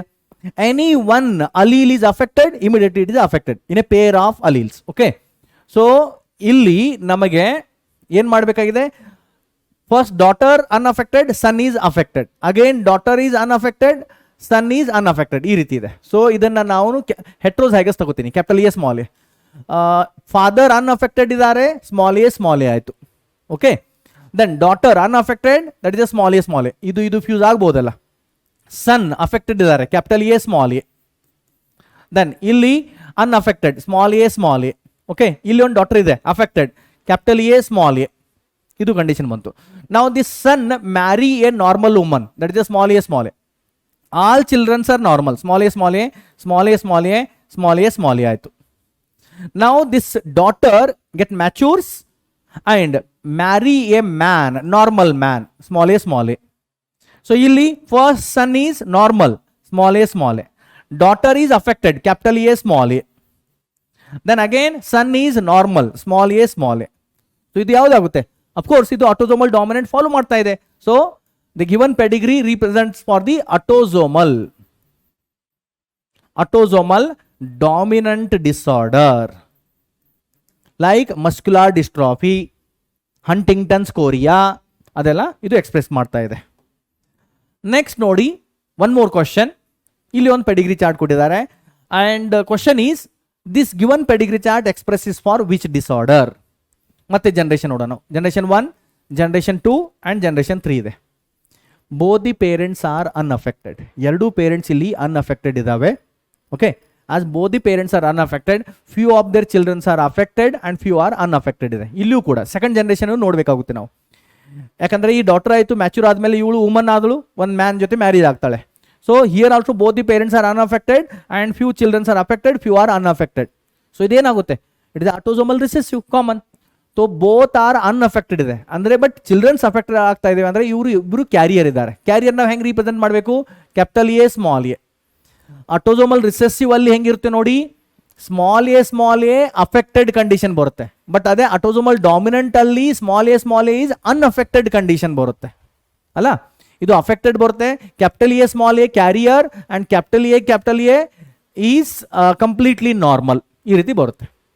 ಸೊ ಇದು ಕ್ಯಾರಿಯರ್ ಆಯಿತು, ವುಮನ್ ಕೂಡ ಕ್ಯಾರಿಯರ್. ದೆನ್ ಇಲ್ಲೇನಾಗುತ್ತೆ, ಅನ್ಅಫೆಕ್ಟೆಡ್ ಇದೆ. ಸೊ ಇದು ಕ್ಯಾಪಿಟಲ್ ಎ ಕೂಡ ಆಗ್ಬೋದು, okay, or capital A small A ಕೂಡ ಆಗ್ಬೋದು. ಇದು ಅಫೆಕ್ಟೆಡ್ ಇದೆ ಅಂದರೆ ಸ್ಮಾಲ್ ಎ. ಇಲ್ಲಿ ಡಾಟರ್ ನಮಗೆ ಕ್ಯಾರಿಯರೇ ತಗೊಳ್ಬೇಕು, ಬಿಕಾಸ್ ಇಲ್ಲಿ ಅಫೆಕ್ಟೆಡ್ ತೋರಿಸ್ಬೇಕಾಗಿದೆ. ಇಲ್ಲಿ ಅಫೆಕ್ಟೆಡ್ ಇದೆ ಸ್ಮಾಲ್ ಎ. ದೆನ್ ಇಲ್ಲಿ ಕ್ಯಾಪಿಟಲ್ ಎ ಕೂಡ ಆಗ್ಬೋದು, ಇದು ಕ್ಯಾಪಿಟಲ್ ಎ ಸ್ಮಾಲ್ ಎ ಕೂಡ ಆಗ್ಬೋದು ಈ ಚೈಲ್ಡ್. ನೆಕ್ಸ್ಟ್ ಇಲ್ಲಿ ಇವಾಗ ಏನಾಗ್ತಾ ಇದೆ ನೋಡಿ, ಇಲ್ಲಿ ಕ್ಯಾರಿಯರ್ ತಗೋಬೇಕು, ಬಿಕಾಸ್ ನಾವಿಲ್ಲಿ ಡಿಸೀಸ್ ತೋರಿಸ್ಬೇಕಾಗಿದೆ, ಸ್ಮಾಲ್ ಎ. ದೆನ್ ನೆಕ್ಸ್ಟ್ ಇಲ್ಲಿ ಕ್ಯಾಪಿಟಲ್ ಎ ಆಗಬಹುದು or capital A small A ಆಗಬಹುದು. ಓಕೆ, ದೆನ್ ಇಲ್ಲಿ ಕೂಡ capital A or capital A small A ಯಾವುದು ಆಗ್ಬೋದು. Phenotypically they are normal. ಈ ರೀತಿ ಆಗ್ತಾ ಇದೆ ಅಂದರೆ ಏನಾಗ್ತಾ ಇದೆ, ಇದು this given pedigree chart represent the autosomal recessive disorder. Autosomal recessive disorder like sickle cell anemia, phenylketonuria, thalassemia, cystic fibrosis ಇಂಥ ಡಿಸಾರ್ಡರ್ನ ಇದು ರೀಪ್ರೆಸೆಂಟ್ ಮಾಡುತ್ತೆ. ಓಕೆ, ನೆಕ್ಸ್ಟ್ ನೋಡಿ ಜೆನೆಟಿಕ್ ಡಿಸಾರ್ಡರ್ಸ್ ನೋಡೋಣ. Mainly there are 2 types of genetic disorders. 2 ಥರದ genetic disorders ಬರುತ್ತೆ. What are the 2 types of genetic disorders ನೋಡಿ. ಇಲ್ಲಿ 2 ಥರದ ಜೆನೆಟಿಕ್ ಡಿಸಾರ್ಡರ್ಸ್ಗಳು. ಒಂದು ಇನ್ ದೀಸ್ ಜೆನೆಟಿಕ್ ಡಿಸಾರ್ಡರ್ಸ್ ಅಲ್ಲಿ ಒಂದು ಮೆಂಡಲಿಯನ್ ಡಿಸಾರ್ಡರ್ಸ್ ಅಂತ ಡಿವೈಡ್ ಮಾಡ್ತೀವಿ, ಮೆಂಡಲಿಯನ್ disorders, and one more is chromosomal disorders ಅಂತ ಹೇಳ್ತೀವಿ. Chromosomal disorders, ಮೆಂಡಲಿಯನ್ disorders and chromosomal disorders ಅಂದ್ರೆ ಏನು ನೋಡಿ. If the genetic disorders due to gene mutation ದಿಂದ ಜೆನೆಟಿಕ್ ಡಿಸಾರ್ಡರ್ ಆಗಿದ್ರೆ ಅದನ್ನ ಮೆಂಡಲಿಯನ್ ಡಿಸಾರ್ಡರ್ ಅಂತ ಹೇಳ್ತೀವಿ. If the disorders due to the chromosomal mutation, it is due to the chromosomal mutation. Chromosomal mutation ಇಂದ ಅಲ್ಲಿ ಡಿಸಾರ್ಡರ್ ಆಗ್ತಾ ಇದ್ರೆ ಕ್ರೋಮೋಸೋಮಲ್ ಮ್ಯೂಟೇಷನ್ ಯಾ chromosomal ಅಬೆರೇಷನ್ ಅಂತ ಕರಿತೀವಿ, ಅದರಿಂದ ಆಗ್ತಾ ಇದ್ರೆ ಅದನ್ನು ಕ್ರೋಮೋಸೋಮಲ್ ಡಿಸಾರ್ಡರ್ ಅಂತ ಕರಿತೀವಿ. Some important example for the chromosomal disorders are Down syndrome, Klinefelter syndrome, then Turner syndrome, cri du chat syndrome, Patau syndrome, Edward syndrome, Jacob syndrome, super male, super female, ಈ ರೀತಿ ಬರುತ್ತೆ. Okay, Mendelian disorders are we can say gene mutation ಇಂದ ಆಗಿರುವಂಥ ಡಿಸಾರ್ಡರ್ಸ್ಗೆ example colour blindness, haemophilia, sickle cell anaemia, thalassaemia, phenylketonuria, cystic fibrosis, Huntington's chorea, muscular dystrophy, all these are myotonic dystrophy, all they are the best example for genetic disorders ಅಂತ ಕರಿತೀವಿ. Okay, ನೋಡಿ ಇವಾಗ one by one ಈ disorders ಅನ್ನ ನೋಡೋಣ. First genetic disorders ನೋಡೋಣ. Already 2 genetic disorders ನಾವು ನೋಡಿದ್ದೀವಿ. There is a Mendelian disorders ನೋಡಿದ್ದೀವಿ. ಯಾವುದು? ಒಂದು ಕಲರ್ ಬ್ಲೈಂಡ್ನೆಸ್, ಹಿಮೋಫಿಲಿಯಾ. ನೆಕ್ಸ್ಟ್ ನೋಡೋಣ ಸಿಕಲ್ ಸೆಲ್ ಅನಿಮಿಯಾ. ಇದು ಆಟೋಸೋಮಲ್ ಡಿಸಾರ್ಡರ್ಸ್ ಇದೆ. ಇದು autosomal disorder, autosomal recessive disorder ಇದೆ. Autosomal recessive disorder. Responsible gene for this one is present on chromosome number 11. Chromosome number 11 ಮೇಲೆ ಇದರ ರೆಸ್ಪಾನ್ಸಿಬಲ್ ಜೀನ್ ಇದೆ. Okay, ಏನಾಗುತ್ತೆ ನೋಡಿ ಇಲ್ಲಿ, on the chromosome number 11 there is a gene is present. That gene is responsible for the synthesis of polypeptides of hemoglobin. And hemoglobin ಅಲ್ಲಿ normal adult haemoglobin ಅಲ್ಲಿ ನಾನು HB ಅಂತ ಬರಿತಾ ಇದ್ದೀನಿ. ಅಡಲ್ಟ್ ಹಿಮೋಗ್ಲೋಬಿನ್ ಅಲ್ಲಿ 4 ಪಾಲಿಪೆಪ್ಟೈಡ್ಸ್ ಇರುತ್ತೆ. 4 ಪಾಲಿಪೆಪ್ಟೈಡ್ಸ್ in adult human being. There are generally 2 alpha and 2 beta polypeptides ಇರುತ್ತೆ. Normal haemoglobin ಇದ್ರೆ ಅದನ್ನ HbA ಅಂತ ಕರಿತೀವಿ, ನಾರ್ಮಲ್ ಹಿಮೋಗ್ಲೋಬಿನ್ ಜೀನ್. ಇಫ್ ಅದರಲ್ಲಿ ಮ್ಯೂಟೇಷನ್ ಆಗಿ ಸಿಕಲ್ ಸೆಲ್ ಅನಿಮಿಯಾ ಆಗಿ ಕನ್ವರ್ಟ್ ಆಗಿದ್ರೆ ಅದನ್ನ HbS ಜೀನ್ ಅಂತ ಕರಿತೀವಿ. ಓಕೆ, ಸೊ ಅದು ಹೆಂಗಾಗುತ್ತೆ ನೋಡಿ, ಇದು ಬೀಟಾ ಪಾಲಿಪೆಪ್ಟೈಡ್ ಇದೆಯಲ್ಲ, beta polypeptide, in that the 6th amino acid, okay, ಏನಾಗ್ತಾ ಇದೆ ನೋಡಿ, 6ನೇ amino acid, 6th amino acid ಯಾವುದಿದೆ, ಗ್ಲುಟಾಮಿಕ್ ಆಸಿಡ್ ಇದೆ. 6th amino acid is glutamic acid. 6th amino acid is glutamic acid ಇದೆ. It is replaced by valine. It is replaced by valine amino acid. The glutamic amino acid is replaced by valine amino acid. Glutamic acid is negatively charged. Valine uncharged amino acid ಇದೆ. So glutamic acid valine ಇಂದ replace ಆದರೆ ಏನಾಗುತ್ತೆ, haemoglobin ಸ್ಟ್ರಕ್ಚರೇ change ಆಗುತ್ತೆ. ಹೆಂಗಾಗುತ್ತೆ, network ಸೇಪ್ಡ್ haemoglobin ಆಗುತ್ತೆ ಅಲ್ಲಿ. ಅದರಿಂದ RBC shaped, sickle shaped RBC ಆಗುತ್ತೆ. ಇಲ್ಲಿ NCERT ಅಲ್ಲಿ ಇಮೇಜ್ ಕೊಟ್ಟಿದ್ದಾರೆ ನೋಡಿ, ಇದು normal haemoglobin or normal RBC. ಯಾವ ರೀತಿ ಇದೆ ಇದು, this one is biconcave RBC ಅಂತ ಕರಿತೀವಿ. Biconcave or circular RBC. ಇದು ಏನಿದೆ, ಸಿಕಲ್ ಸೇಪ್ಡ್ RBC. ಇದು ಸಿಕಲ್ ಸೇಪ್ಡ್ RBC ಇದೆ. ಹೆಂಗಾಗಿದೆ ನೋಡಿ, it is because of the mutation. ಯಾವುದು, ಸಬ್ಸ್ಟಿಟ್ಯೂಷನ್ ಮ್ಯೂಟೇಷನ್ ಆಗ್ತಾ ಇದೆ ಇಲ್ಲಿ ಸಬ್ಸ್ಟಿಟ್ಯೂಷನ್ ಮ್ಯೂಟೇಷನ್ ಆಗ್ತಾ ಇದೆ. ಹೆಂಗಾಗ್ತಾ ಇದೆ ನೋಡಿ, ನಾರ್ಮಲ್ ಹಿಮೋಗ್ಲೋಬಿನ್ ಜೀನ್ ಇದೆ. ಓಕೆ, ನಾರ್ಮಲ್ ಹಿಮೋಗ್ಲೋಬಿನ್ ಜೀನ್ ಅಂದ್ರೆ ಇದು DNA ಸೀಕ್ವೆನ್ಸ್ ಇದೆ ಇಲ್ಲಿ, GAG ಅಂಡ್ ಅದಕ್ಕೆ ಕಾಂಪ್ಲಿಮೆಂಟರಿ ಸೀಕ್ವೆನ್ಸ್ CTC ಇದೆ. ಇದು 5' to 3' ಆಯ್ತು, ಅಂಡ್ ದಿಸ್ ಒನ್ ಇದೆ 3' to 5' ಇದೆ. ಈಗ ಇದು 3' to 5' ಇದೆಯಲ್ಲ, ಇದರ ಕಾಂಪ್ಲಿಮೆಂಟರಿ mRNA ಸಿಂಥಸೈಸ್ ಆಗುತ್ತೆ. How, by the transcription process. Transcription process ಇಂದ ಇಲ್ಲಿ ಏನಾಗ್ತಾ ಇದೆ, mRNA ಸಿಂಥಸೈಸ್ ಆಗ್ತಾ ಇದೆ. ಟ್ರಾನ್ಸ್ಕ್ರಿಪ್ಷನ್ ಸಿಂಥಸಿಸ್ ಪ್ರೋಸೆಸ್ ಇಂದ ಇಲ್ಲಿ CTC ಇದೆ, C ಗೆ G, T ಗೆ A ಅಂಡ್ C ಗೆ G ಬರ್ತಾ ಇದೆ. ಅಂಡ್ ದಿಸ್ GAG, ಈ GAG ಇದೆಯಲ್ಲ, it will code for glutamic amino acid or glutamic acid. Glutamic ಆಸಿಡ್ಗೆ ಕೋಡ್ ಮಾಡುತ್ತೆ. ಅದರಲ್ಲಿ ಬಹಳಷ್ಟು ಅಮೈನೋ ಆಸಿಡ್ ಇದೆ, ಬಟ್ 6th ಅಮೈನೋ ಆಸಿಡ್ ಅಲ್ಲಿ ವೇರಿಯೇಷನ್ ಆಗ್ತದೆ. ಅರ್ಲಿಯರ್ ಅಮೈನೋ ಆಸಿಡ್ ಅವು ಆಸ್ ಇಟ್ ಈಸ್ ಇದೆ, that is valine, histidine, leucine, threonine, proline. Then glutamic acid ಅಲ್ಲಿ ಮಾತ್ರ ವೇರಿಯೇಷನ್ ಆಗುತ್ತೆ. And 7th one glutamic acid as it is ಅದಿದೆ. ಇದರಲ್ಲಿ ಮ್ಯೂಟೇಷನ್ ಹೆಂಗೆ ಆಗ್ತಾ ಇದೆ ನೋಡಿ, ಯೂಶಲಿ ಇಲ್ಲಿ ಏನಿದೆ, ಟಿ ಇದೆಯಲ್ಲ, this T is replaced by adenine, means pyrimidine is replaced by a purine. Transversion type of substitution mutation ಅಂತ ಹೇಳ್ತೀವಿ ಇದಕ್ಕೆ. ಓಕೆ, ಸೊ ಸಿ ಇದೆ G, ದೆನ್ ಎಗೆ ಟಿ ಕಾಂಪ್ಲಿಮೆಂಟರಿ ಆಗ್ತಾ ಇದೆ, ಇಲ್ಲಿ ವೇರಿಯೇಷನ್ ಆಗ್ತಾ ಇದೆ. And C G. ಸೊ ಈಗ ಸಿಗೆ ಇಲ್ಲಿ RNA ಸಿಂಥಸೈಸ್ ಆಗುತ್ತೆ ಬೈ ದ ಟ್ರಾನ್ಸ್ಕ್ರಿಪ್ಷನ್ mRNA. ಸಿಗೆ G, ಎಗೆ U ಬಂತು ನೋಡಿ, ಇಲ್ಲಿ ಎ ಇತ್ತು, ಇಲ್ಲಿ ಅಡೆನಿನ್ ಇತ್ತು, ಇಲ್ಲಿ ಯುರಾಸಿಲ್ ಬಂದಿದೆ, ಅಗೇನ್ ಇಲ್ಲಿ G. ಸೊ ಇಲ್ಲಿ GAG ಇದ್ದದ್ದು GUG ಆಗಿದೆ, ಇದು ವ್ಯಾಲೀನ್ ಕೋಡ್ ಮಾಡ್ತಾ ಇದೆ. 6th amino acid glutamic acid ಇದ್ದದ್ದು ಈಗ ವ್ಯಾಲೀನ್ ಆಗಿದೆ.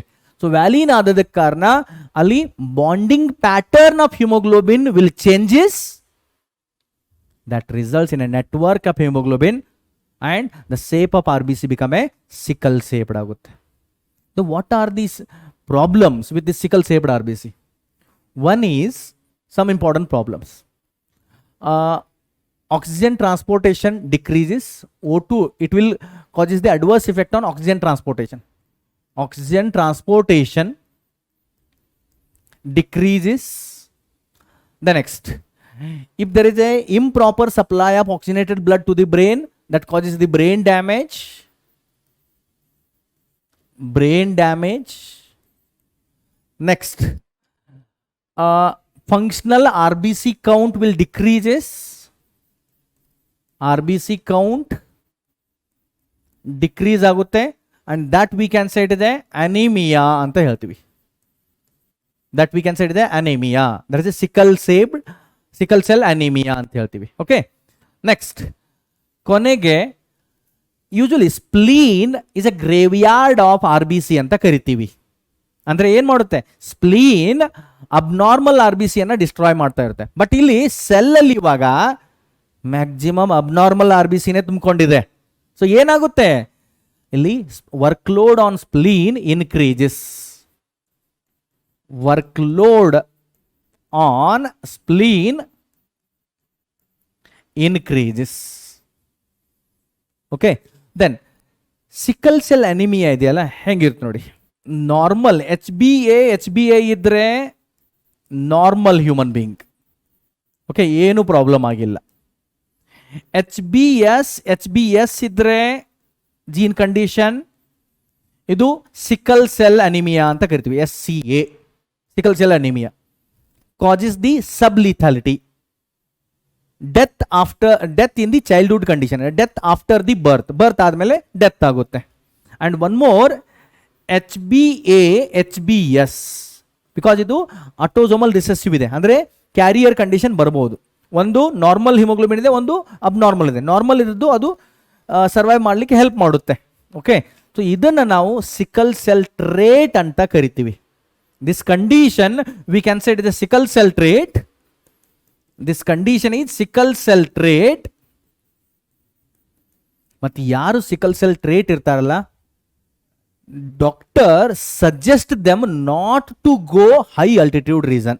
ಇವರು ಸಿಕಲ್ ಸೆಲ್ ಟ್ರೇಟ್ ದವರು ಹೈ ಅಲ್ಟಿಟ್ಯೂಡ್ ಹೋದ್ರೆ ಅವರಿಗೆ ಆಕ್ಸಿಜನ್ ಡೆಫಿಷಿಯನ್ಸಿ ಪ್ರಾಬ್ಲಮ್ ಬರ್ಬೋದು ಬಾಡಿಗೆ, ಮತ್ತೆ all the RBC sickle cell sickle shape convert ಆಗ್ಬೋದು, ಅವರ ಡೆತ್ ಆಗ್ಬೋದು. ಅಷ್ಟೇ ಅಲ್ಲ, in the some tribal peoples of Africa, it is also seen that these sickle cell trait peoples show the resistance to the malarial pathogen, that is a plasmodium.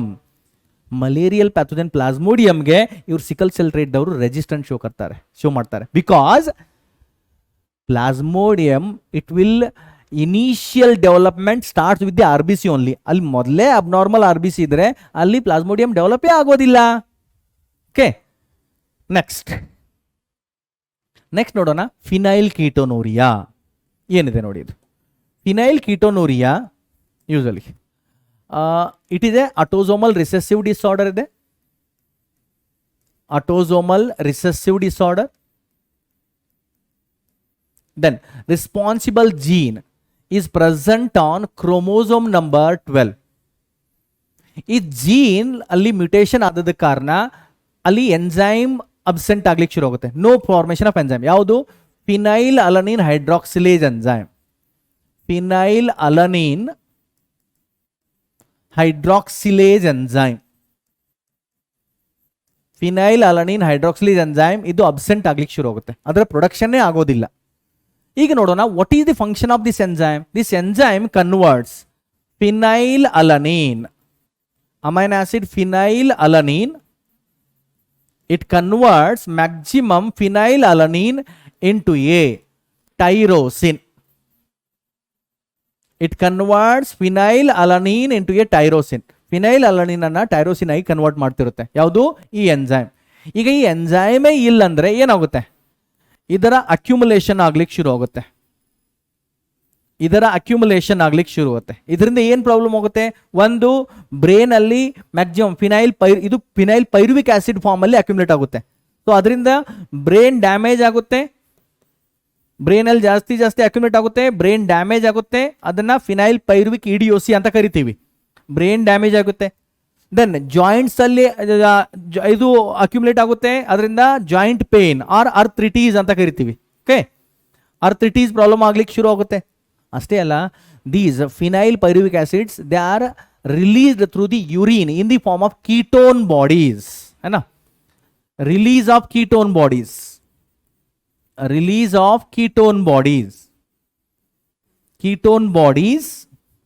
ಹೆಂಗೆ? through urine. ಅದನ್ನು ಹೇಳ್ತೀವಿ phenyl ಕೀಟೋನೂರಿಯಾ ಅಂತ ಕರಿತೀವಿ.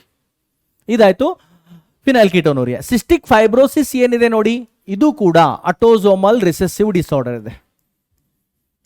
ಅಟೋಸೋಮಲ್ recessive disorder, this is the autosomal recessive disorder ಇದೆ.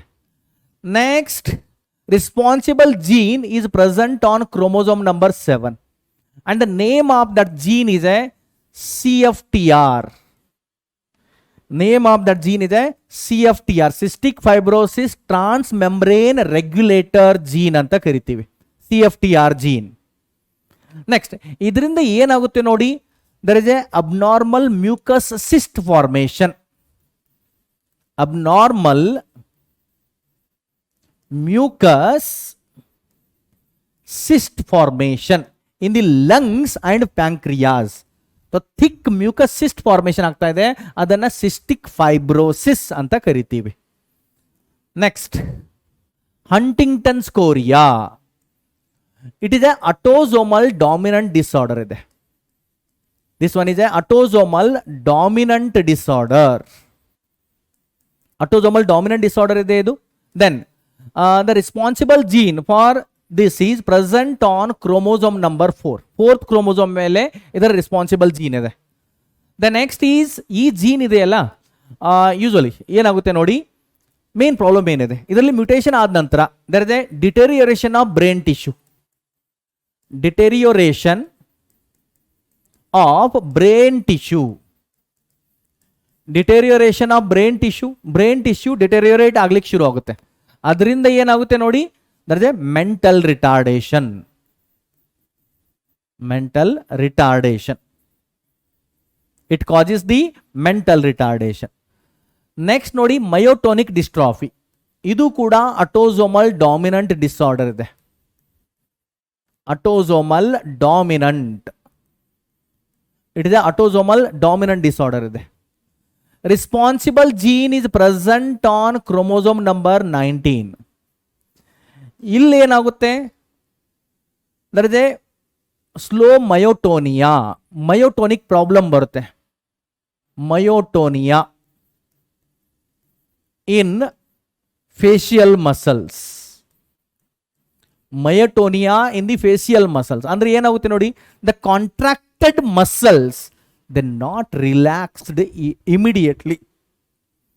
Contract, ಈಗ ನೋಡಿ hands ಇದೆ, free ಆಗಿದೆ ನನ್ನ ಹ್ಯಾಂಡ್, ಓಕೆ, ಅದನ್ನು ಇಮಿಡಿಯೇಟ್ಲಿ ಫೋಲ್ಡ್ ಮಾಡಿದರೆ ಇಲ್ಲಿ ಮಸಲ್ಸ್ ಕಾಂಟ್ರಾಕ್ಟ್ ಆಯಿತು, ಮತ್ತೆ ಬಿಟ್ಟರೆ ರಿಲ್ಯಾಕ್ಸ್ ಆಯಿತು. There is a contraction and relaxation fast ಆಗುತ್ತೆ. ಬಟ್ ಈ ಪ್ರಾಬ್ಲಮ್ ಇದ್ದಾಗ facial muscles, contracted facial muscles immediately relax ಆಗೋದಿಲ್ಲ. ಅದರಿಂದ ಏನಾಗುತ್ತೆ, ಯಂಗ್ ಪರ್ಸನ್ ಕೂಡ ಓಲ್ಡ್ ಏಜ್ಡ್ ಥರ ಕಾಣ್ಲಿಕ್ಕೆ ಶುರು ಆಗುತ್ತೆ.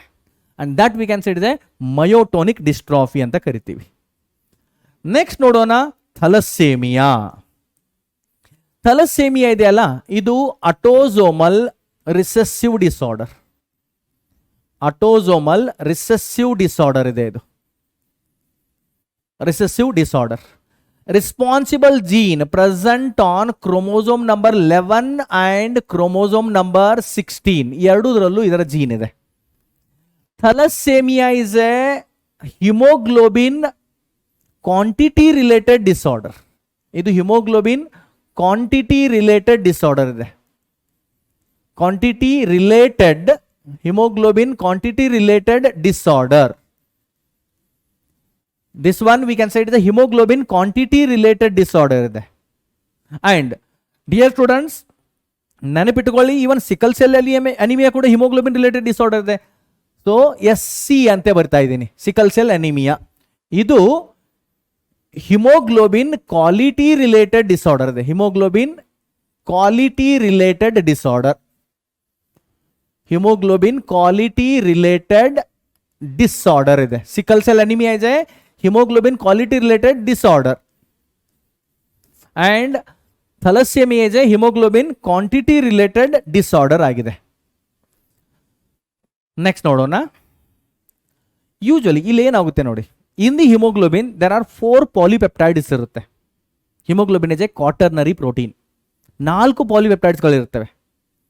ಔಟ್ ಆಫ್ ದೀಸ್ 4 ಪಾಲಿಪೆಪ್ಟೈಡ್ಸ್ ಒಂದು ಯಾವುದಾದ್ರೂ ಕಡಿಮೆ ಆಗ್ತಾ ಇದೆ ಆ್ಯಂಡ್ ಇನ್ನೊಂದು ಪಾಲಿಪೆಪ್ಟೈಡ್ ಜಾಸ್ತಿ ಸಿಂಥಸೈಸ್ ಆಗ್ತಾ ಇದೆ. ಸೊ ಅದು ಒಂದು ಸ್ಪೆಸಿಫಿಕ್ ಥಲಸೇಮಿಯಾ ಪ್ರಾಬ್ಲಮ್ ಆಗುತ್ತೆ. Totally there are 3 types of thalassaemia. ಇದರಲ್ಲಿ 3 ಟೈಪ್ಸ್ ಬರುತ್ತೆ. 3 ಟೈಪ್ಸ್ ಆಫ್ ಥಲಸೇಮಿಯಾ ಯಾವ್ದು ಬರುತ್ತೆ ನೋಡಿ. ಒಂದು ಅಲ್ಫಾ ಥಲಸೇಮಿಯಾ, ಒಂದಿದೆ ಅಲ್ಫಾ ಥಲಸೇಮಿಯಾ. ಏನಿರುತ್ತೆ ನೋಡಿ ಇದು alpha thalassaemia. Responsible jeans are present on chromosome number 16 ಅಲ್ಲಿರುತ್ತೆ. ಯಾವುದಿದೆ ಇದು responsible gene? The genes R ನೋಡಿ ಇಲ್ಲಿ HBA. The responsible jeans R ಒಂದು HBA1 and HBA2. So these are the 2 responsible jeans ಇದೆ. ನೆಕ್ಸ್ಟ್ ನಂತರ ನೋಡಿ ಇಲ್ಲೇನಾಗುತ್ತೆ, ನಾರ್ಮಲ್ ಹಿಮೋಗ್ಲೋಬಿನ್ ಇದೆ. Okay, ಅದರಲ್ಲಿ 2 ಆಲ್ಫಾ 2 ಬೀಟಾ ಪಾಲಿಪೆಪ್ಟೈಡ್ಸ್ ಇರುತ್ತೆ. ಇದು ನಾರ್ಮಲ್ ಹಿಮೋಗ್ಲೋಬಿನ್, ಇದು ಒಂದು ನಾರ್ಮಲ್ ಹಿಮೋಗ್ಲೋಬಿನ್ ಆಯಿತು.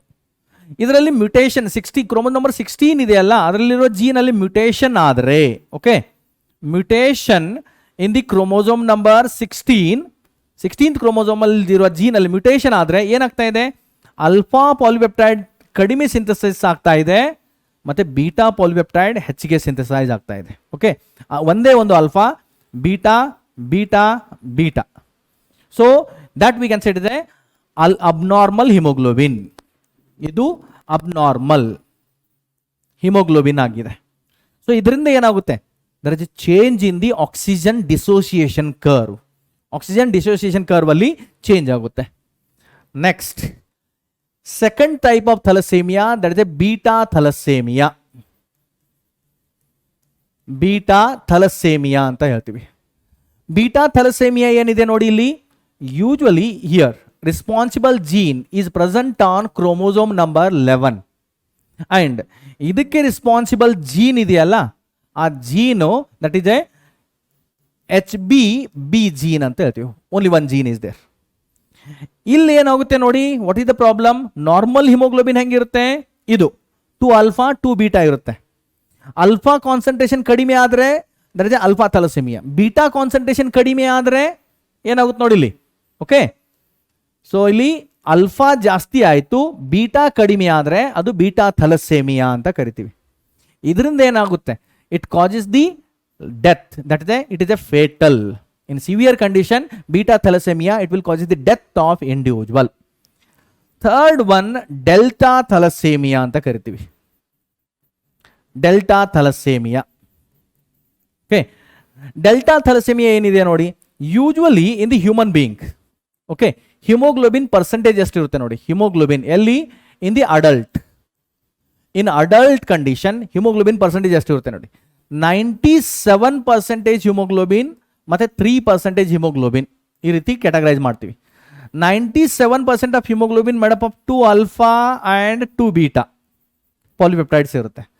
3% of haemoglobin it is made up of 2 alpha and 2 delta polypeptides ಇಂದ ಆಗಿರುತ್ತೆ.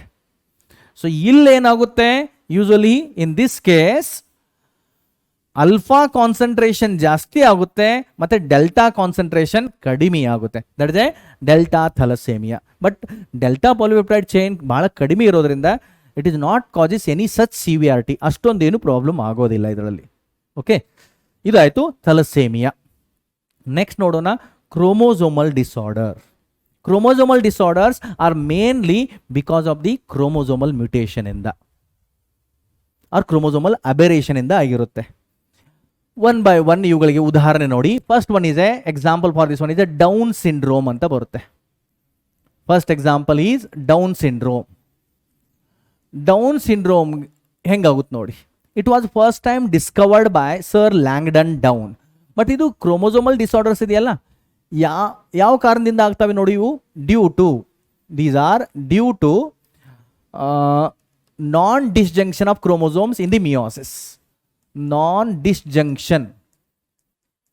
non-disjunction of chromosomes during the meiosis ಟೈಮಲ್ಲಿ ಕ್ರೋಮೋಸೋಮಲ್ ನಾನ್ ಡಿಸ್ಜಂಕ್ಷನ್ ಆಗೋದ್ರಿಂದ ಈ ಪ್ರಾಬ್ಲಮ್ ಬರ್ತಾ ಇರುತ್ತೆ. ಓಕೆ, ಕ್ರೋಮೋಸೋಮಲ್ಲಿ ನಾನ್ ಡಿಸ್ಜಂಕ್ಷನ್ ಆಗೋದ್ರಿಂದ ಈ ಪ್ರಾಬ್ಲಮ್ ಬರ್ತಾ ಇರುತ್ತೆ.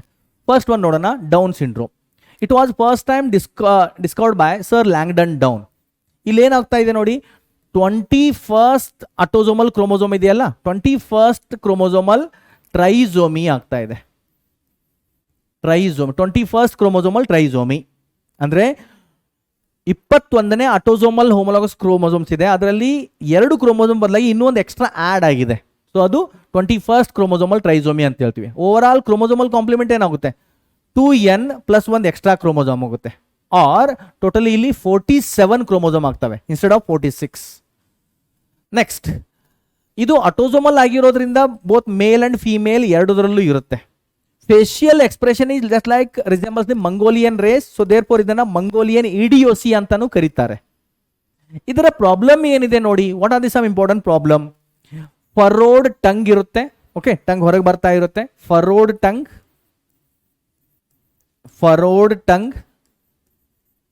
ದೆನ್ ಕ್ಯಾರೆಕ್ಟರಿಸ್ಟಿಕ್ ಪಾಮ್ ಕ್ರೇಸ್, जो ಪಾಮ್ ಇದೆಯಲ್ಲ ಅದರಲ್ಲಿ ಸ್ಪೆಸಿಫಿಕ್ ಮಾರ್ಕಿಂಗ್ ಇರುತ್ತೆ.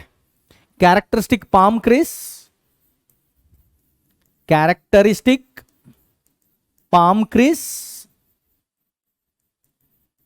then slow psychomotor development,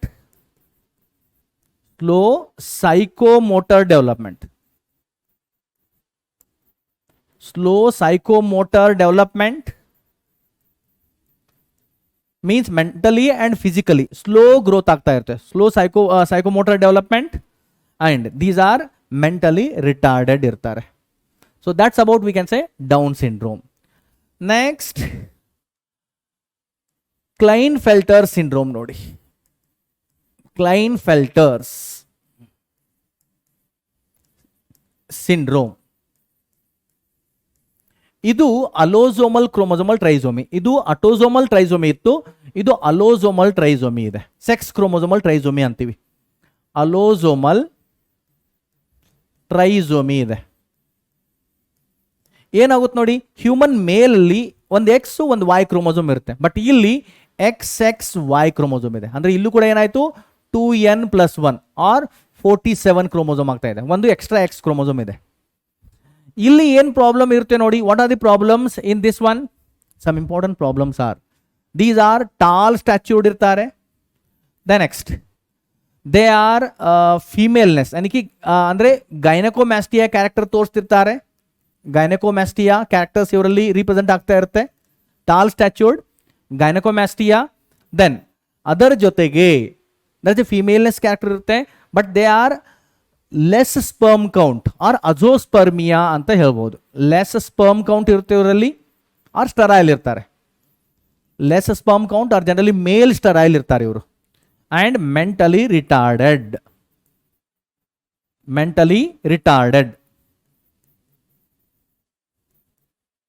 they are mentally retarded.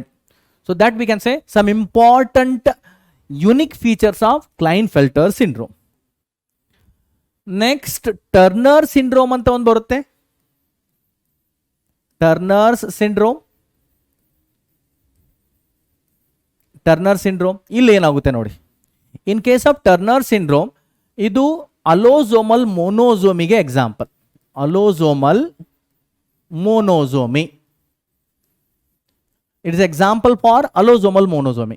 ಇಲ್ಲಿ ಏನಾಗ್ತಾ ಇದೆ ನೋಡಿ, ಏನಾಗ್ತಾ ಇದೆ ಇಲ್ಲಿ, usually in the female XX chromosome ಇರುತ್ತೆ, ಇದು X0 ಕಂಡೀಷನ್ ಆಗ್ತಾ ಇದೆ. ಇದು X0 ಆಗ್ತಾ ಇದೆ, ಅಂದರೆ 2n-1 ಕಂಡೀಷನ್ ಡೆವಲಪ್ ಆಗ್ತಾ ಇದೆ. ಆರ್ ಇನ್ಸ್ಟೆಡ್ ಆಫ್ 46 ಇಲ್ಲಿ ಕೇವಲ 45 ಕ್ರೋಮೋಸೋಮ್ಸ್ ಇರುತ್ತೆ. ಏನು ಸಿಂಪ್ಟಮ್ಸ್, ಏನು ಪ್ರಾಬ್ಲಮ್ಸ್ ಡೆವಲಪ್ ಆಗುತ್ತೆ ಇಲ್ಲಿ? ಶಾರ್ಟ್ ಸ್ಟ್ಯಾಚ್ಯೂರ್ಡ್ ಇರ್ತಾರೆ ಇವರು, ಶಾರ್ಟ್ ಹೈಟ್ ಇರುತ್ತೆ. ದೆನ್ ವೆಬ್ಡ್ ನೆಕ್ ಇರುತ್ತೆ ಇವರಿಗೆ, webbed neck, under developed breast or shielded chest ಅಂತ ಕರಿತೀವಿ ಅದನ್ನು. ಬ್ರೀಸ್ಟ್ ಸರಿಯಾಗಿ ಡೆವಲಪ್ ಆಗಿರೋದಿಲ್ಲ, that is a shielded chest. Or they are the sterile ಇರ್ತಾರೆ, ಸ್ಟರೈಲ್ ಫಿಮೇಲ್ ಅಂತ ಹೇಳ್ಬೋದು ಇವರಿಗೆ. ಕ್ಲೈನ್ಫೆಲ್ಟರ್ಸ್ ಆರ್ ಸ್ಟರೈಲ್ ಮೇಲ್, ಇವರು ಸ್ಟರೈಲ್ ಫಿಮೇಲ್ ಇರ್ತಾರೆ. ಆ್ಯಂಡ್ ಇವರು ಕೂಡ ಮೆಂಟಲಿ ರಿಟಾರ್ಡೆಡ್ ಇರ್ತಾರೆ. ಇನ್ನೂ ಒಂದು ಬರುತ್ತೆ, ಕ್ರೈಡು chat syndrome. Cri du chat syndrome ಇದು ಏನಿದೆ ನೋಡಿ, ಕಾಮನ್ಲಿ ಇದನ್ನ ಕ್ಯಾಟ್ ಕ್ರೈ ಸಿಂಡ್ರೋಮ್ ಅಂತ ಕರೀತಾರೆ. Cat cry syndrome, common name for this one, cat cry syndrome or cri du chat syndrome. ಅಂದರೆ ಏನಿದು? The person one who affected with Cry-du-Chat syndrome, he produces sound like mewing cat. ಬೆಕ್ ಒದರುತ್ತಲ್ಲ ಆ ರೀತಿ ಅವ್ರ sound ಇರುತ್ತೆ. They produces sound like mewing cat. ಇದು ಏನಿದೆ? Due to deletion of short arm of 5th chromosome. Deletion of short arm of 5th chromosome. 5th chromosome short arm ಇಲ್ಲಿ delete ಆಗ್ತಾ ಇದೆ. ಅದರಿಂದ ಏನಾಗುತ್ತೆ? What are the problems? ಅಲ್ಲಿ complete 5th chromosome inactive ಆಗುತ್ತೆ. So that is a autosomal ಮೊನೋಸೋಮಿಗೆ example ಇದು. Autosomal ಮೊನೋಸೋಮಿಗೆ ಎಕ್ಸಾಂಪಲ್ ಆಗುತ್ತೆ ಇದು. Okay, that is a cri du chat syndrome. And they are also mentally retarded and short statured ಇರ್ತಾರೆ. Usually ಈ ಎಲ್ಲ ಕ್ರೋಮೋಸೋಮಲ್ ಡಿಸಾರ್ಡರ್ಸ್ ಇದೆಯಲ್ಲ, ಎಲ್ಲರೂ ಮೆಂಟಲಿ ರಿಟಾರ್ಡೆಡ್ ಇದ್ದೇ ಇರ್ತಾರೆ. ನೆಕ್ಸ್ಟ್ ಇನ್ನೂ ಕೆಲವೊಂದು ಡಿಸಾರ್ಡರ್ಸ್ ಬರುತ್ತೆ ನೋಡಿ. ಒಂದು ಎಡ್ವರ್ಡ್ ಸಿಂಡ್ರೋಮ್ ಅಂತ ಬರುತ್ತೆ. ಎಡ್ವರ್ಡ್ ಸಿಂಡ್ರೋಮ್ ಇದು 18th ಕ್ರೋಮೋಸೋಮಲ್ ಟ್ರೈಸೋಮಿಗೆ ಉದಾಹರಣೆ. ಅಂದರೆ 18th ಹೋಮೋಲಾಗಸ್ ಪೇರ್ಡ್ ಕ್ರೋಮೋಸೋಮಲ್ಲಿ ಒಂದು ಎಕ್ಸ್ಟ್ರಾ ಕ್ರೋಮೋಸೋಮ್ ಆ್ಯಡ್ ಆಗಿದೆ. ಪಟಾವೂಸ್ ಸಿಂಡ್ರೋಮ್ ಅಂತ ಬರುತ್ತೆ. ಪಟಾವೂಸ್ ಸಿಂಡ್ರೋಮ್ ಇದು 13th chromosomal trisomy. Then super male ಅಂತ ಬರುತ್ತೆ. Super male or Jacob syndrome ಅಂತ ಕರೀತಾರೆ ಇದನ್ನ. ಇಲ್ಲಿ ಏನಾಗುತ್ತೆ? ಎಕ್ಸ್ ವೈ ಇದ್ದದ್ದು ವೈ ವೈ ಆಗ್ಬೋದು, or X Y Y Y ಈ ರೀತಿ ಆಗುತ್ತೆ. Okay, so that we can say it is a super male syndrome. Then super female ಇಲ್ಲಿ ಏನಾಗುತ್ತೆ ನೋಡಿ. ಫೀಮೇಲ್ ನಾರ್ಮಲಿ XX ಕ್ರೋಮೋಸೋಮ್ ಇರುತ್ತೆ, ಬಟ್ ಇಲ್ಲಿ XX ಇರ್ಬೋದು ಆರ್ XX ಈ ರೀತಿ ಎಕ್ಸ್ಟ್ರಾ X ಕ್ರೋಮೋಸೋಮ್ ಇರುತ್ತೆ. So that is a super female condition. Next last part ನೋಡಬೇಕಾಗಿದೆ ಈ ಚಾಪ್ಟರ್ ಇದ್ದು. That is a cytoplasmic inheritance.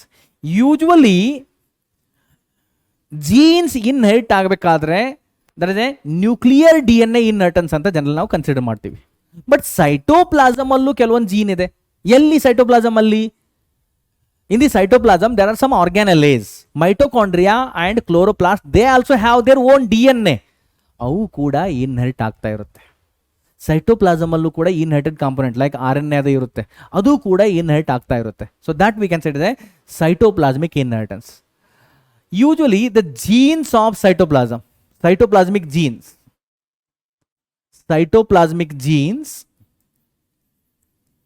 cytoplasmic genes all they are together known as plasmons ಅಂತ ಕರಿತೀವಿ.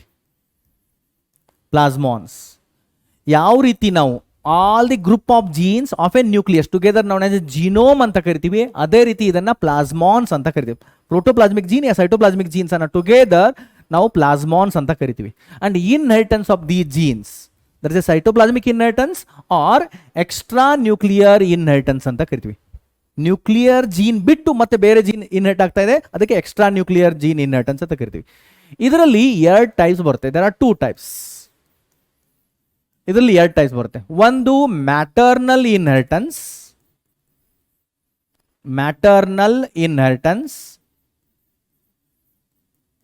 ಅಂಡ್ ಇನ್ನೊಂದು ಆರ್ಗ್ಯಾನೆಲಾರ್ ಇನ್ಹೆರಿಟೆನ್ಸ್. ಫಸ್ಟ್ ನಾವು maternal inheritance ಏನಿರುತ್ತೆ ಅಂತ ನೋಡೋಣ. What is this maternal inheritance? ಇಲ್ಲಿ ಫೀಮೇಲ್ ಎಗ್ ಸೆಲ್ ಇದೆ ಆರ್ ಫೀಮೇಲ್ ಗ್ಯಾಮೆಟ್ ಇದೆ. ಇದರಲ್ಲಿ ನ್ಯೂಕ್ಲಿಯಸ್ ಇದೆ ಮತ್ತೆ ಇದು ಕ್ರೋಮೋಸೋಮ್ಸ್ ಆಯ್ತು. ಓಕೆ, ಮತ್ತೆ ಇದರ ಸೈಟೋಪ್ಲಾಸಮ್ ಇದೆ. ಎಗ್ ಸೆಲ್ ಅಲ್ಲಿ ಇದು cytoplasm. Okay, this one is the egg cell female gamete which is haploid in nature. Next ಇಲ್ಲಿ ಸ್ಪರ್ಮ್ ಸೆಲ್ ಇದೆ.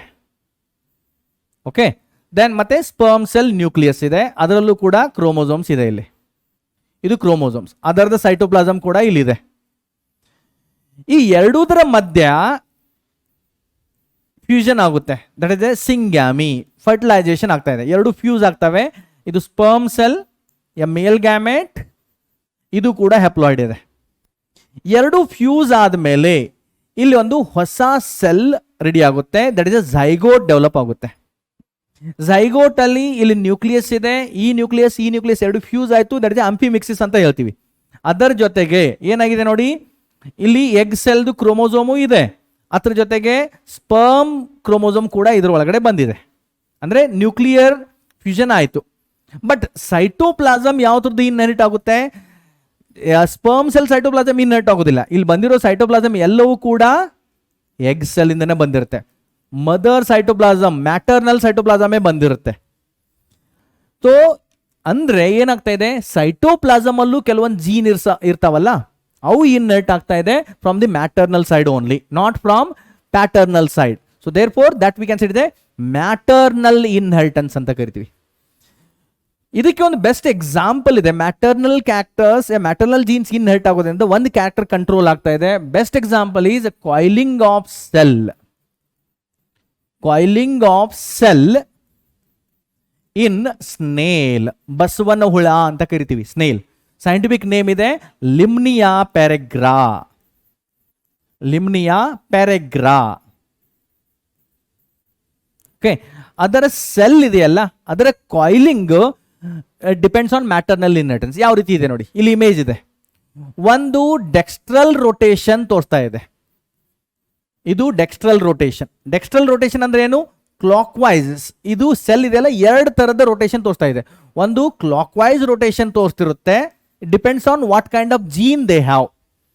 ಅಂಡ್ ಇನ್ನು ಒಂದು ಆಂಟಿ ಕ್ಲಾಕ್ ವೈಸ್ ರೊಟೇಷನ್ ತೋರಿಸ್ತಾ ಇದೆ, ಅದನ್ನ ಹೇಳ್ತೀವಿ sinistral. One more is sinistral, or that we can say ಇದೆ aunty clock wise.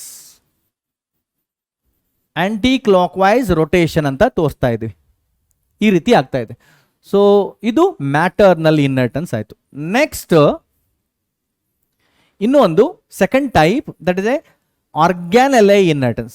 Second type of cytoplasmic inheritance is organelle. Organelle inheritance. Organelle inheritance. Organelle inheritance ಅಲ್ಲಿ ಏನಾಗುತ್ತೆ ನೋಡಿ, what will happens here? Mainly that the inheritance of mitochondrial gene or plastid gene. Okay, ಇಲ್ಲಿ ಏನಾಗ್ತಾ ಇದೆ? Inheritance of mitochondrial gene, inheritance of mitochondrial gene and plastid gene. And plastid gene, inheritance of mitochondrial gene and plastid gene. ಹೆಂಗಾಗುತ್ತೆ ನೋಡಿ ಇಲ್ಲಿ, what will happens? Mitochondrial gene ಇನ್ಹೆರಿಟೆನ್ಸ್ಗೆ ಕೆಲವೊಂದು example ನೋಡಿ. ಒಂದು iojap gene, IOJAP, iojap gene in the maize. Maize ಗೋವಿನ ಜೋಳ, ಮೆಕ್ಕೆಜೋಳ ಅಂತ ಕರಿತೀವಲ್ಲ ಅದು. Okay, iojap gene in the maize plant. ಈ ಜೀನ್ ಎಕ್ಸ್ಪ್ರೆಸ್ ಆದ್ರೆ, ಇದರ ಪ್ರೊಡಕ್ಷನ್ ರೆಡಿ ಆದ್ರೆ, ಪ್ರೊಡಕ್ಷನ್ ಬಂದ್ರೆ ಏನಾಗುತ್ತೆ? It will causes male sterility. Maize flowers ಅಲ್ಲಿ ಎರಡು ಬಗೆ ಇರುತ್ತೆ. ಮೇಲ್ ಫ್ಲವರೇ ಬೇರೆ, ಫಿಮೇಲ್ ಫ್ಲವರೇ ಬೇರೆ, ಅಂದರೆ ಯೂನಿಸೆಕ್ಷುವಲ್ ಫ್ಲವರ್ ಇರುತ್ತೆ ಅಲ್ಲಿ. ಸೊ ಈ ಅಯೋಜಾಪ್ ಜೀನ್ ಎಕ್ಸ್ಪ್ರೆಸ್ ಆದರೆ ಫರ್ಟೈಲ್ ಮೇಲ್ ಫ್ಲವರ್ ಇರುತ್ತಲ್ಲ, ಅದು ಸ್ಟರೈಲ್ ಆಗಿ ಕನ್ವರ್ಟ್ ಆಗುತ್ತೆ. So that is a male sterility due to the mitochondrial inheritance in the maize ಅಂತ ಹೇಳ್ತಿರ್ತೀವಿ ನಾವು. Next poky gene inheritance. Poky inheritance, poky inheritance in Neurospora. Neurospora crassa, ಇದು ಕೂಡ ಫಂಗಾ ಇದೆ. Okay, next petite inheritance. Petite gene, petite inheritance, petite inheritance in yeast. Petite inheritance in the yeast is also a best example for mitochondrial gene inheritance. Next, plastid gene inheritance ಗೆ example ಯಾವ್ದು ನೋಡಿ, ಅಂದರೆ ಪ್ಲಾಸ್ಟಿಡ್ ಅಲ್ಲಿ DNA ಇದೆಯಲ್ಲ, ಅದು ಕೂಡ inherit ಆಗ್ತಾ ಇರುತ್ತೆ. ಯಾವುದಿದೆ ಎಕ್ಸಾಂಪಲ್ಲು? ಇಲ್ಲಿ there is a flower colour in the Mirabilis jalapa. ಒಂದು flower colour, flower colour in Mirabilis jalapa. Flower colour in Mirabilis, Mirabilis jalapa. 4 o'clock plant ಅಂತ ಕರಿತೀವಿ ಇದನ್ನ ಅಲ್ಲ. ಆಲ್ರೆಡಿ ನಾವು ಇದನ್ನ ನೋಡಿದೀವಿ ಇನ್ ದಿ ಇನ್ಕಂಪ್ಲೀಟ್ ಡಾಮಿನೆನ್ಸ್ ಅಲ್ಲಿ. Flower colour in Mirabilis jalapa, that is a 4 o'clock plant, is due to the plastid gene inheritance. ಇದಾಯಿತು total, that is a cytoplasmic inheritance ಆಯಿತು. ಸೊ ಇದರ ಜೊತೆಗೆ ಈ ಚಾಪ್ಟರ್ ಇಲ್ಲಿ ಕಂಪ್ಲೀಟ್ ಆಗ್ತಾ ಇದೆ. ಭಾಳ ಡೀಟೇಲ್ ಆಗಿ ನಾವು ಡಿಸ್ಕಸ್ ಮಾಡಿದ್ದೀವಿ. ಡಿಯರ್ ಸ್ಟೂಡೆಂಟ್ಸ್, ಈ ವಿಡಿಯೋವನ್ನು ಸರಿಯಾಗಿ ನೋಡಿ, ಪದೇ ಪದೇ ನೋಡ್ತಾ ಇರಿ. ಇದರಲ್ಲಿ ಬರೆದಿರೋ ಎಲ್ಲ ನೋಟ್ಸು ಮತ್ತು ಪ್ರಾಬ್ಲಮ್ ಸರಿಯಾಗಿ ಸಾಲ್ವ್ ಮಾಡ್ಕೊಳ್ಳಿ. ಈ ಚಾಪ್ಟರ್ ಇಷ್ಟು ನೀವು ಪರ್ಫೆಕ್ಟ್ ಆಗಿದ್ದರೆ ನಾಟ್ ಓನ್ಲಿ KCET, ನೀಟ್ ಕೂಡ ಬರಿಬಹುದು, ಮತ್ತು competitive exams, other competitive exams like IISc Bengaluru ಒಂದು ಕಾಂಪಿಟೇಟಿವ್ ಎಕ್ಸಾಮ್ ನಡೆಸುತ್ತೆ, ಐಸರ್ ಪುಣೆ ಇದೆ, ಅವರು ಕೂಡ ಅವರ ಸ್ವಂತದ್ದೇ ಕಾಂಪಿಟೇಟಿವ್ ಎಕ್ಸಾಮ್ ನಡೆಸ್ತಾರೆ. ಅದರ ಜೊತೆಗೆ ಇವನ್ ಒಲಿಂಪಿಯಾಡ್ ಎಕ್ಸಾಮ್ ಕೂಡ ಸುಲಭವಾಗಿ ಇಷ್ಟು ನೋಟ್ದಿಂದ ಕ್ರ್ಯಾಕ್ ಮಾಡಬಹುದು 100% ಆಗಿ. ಸೊ ಅದಕ್ಕೆ ಚೆನ್ನಾಗಿ ಮಾಡಿ. Okay, thank you.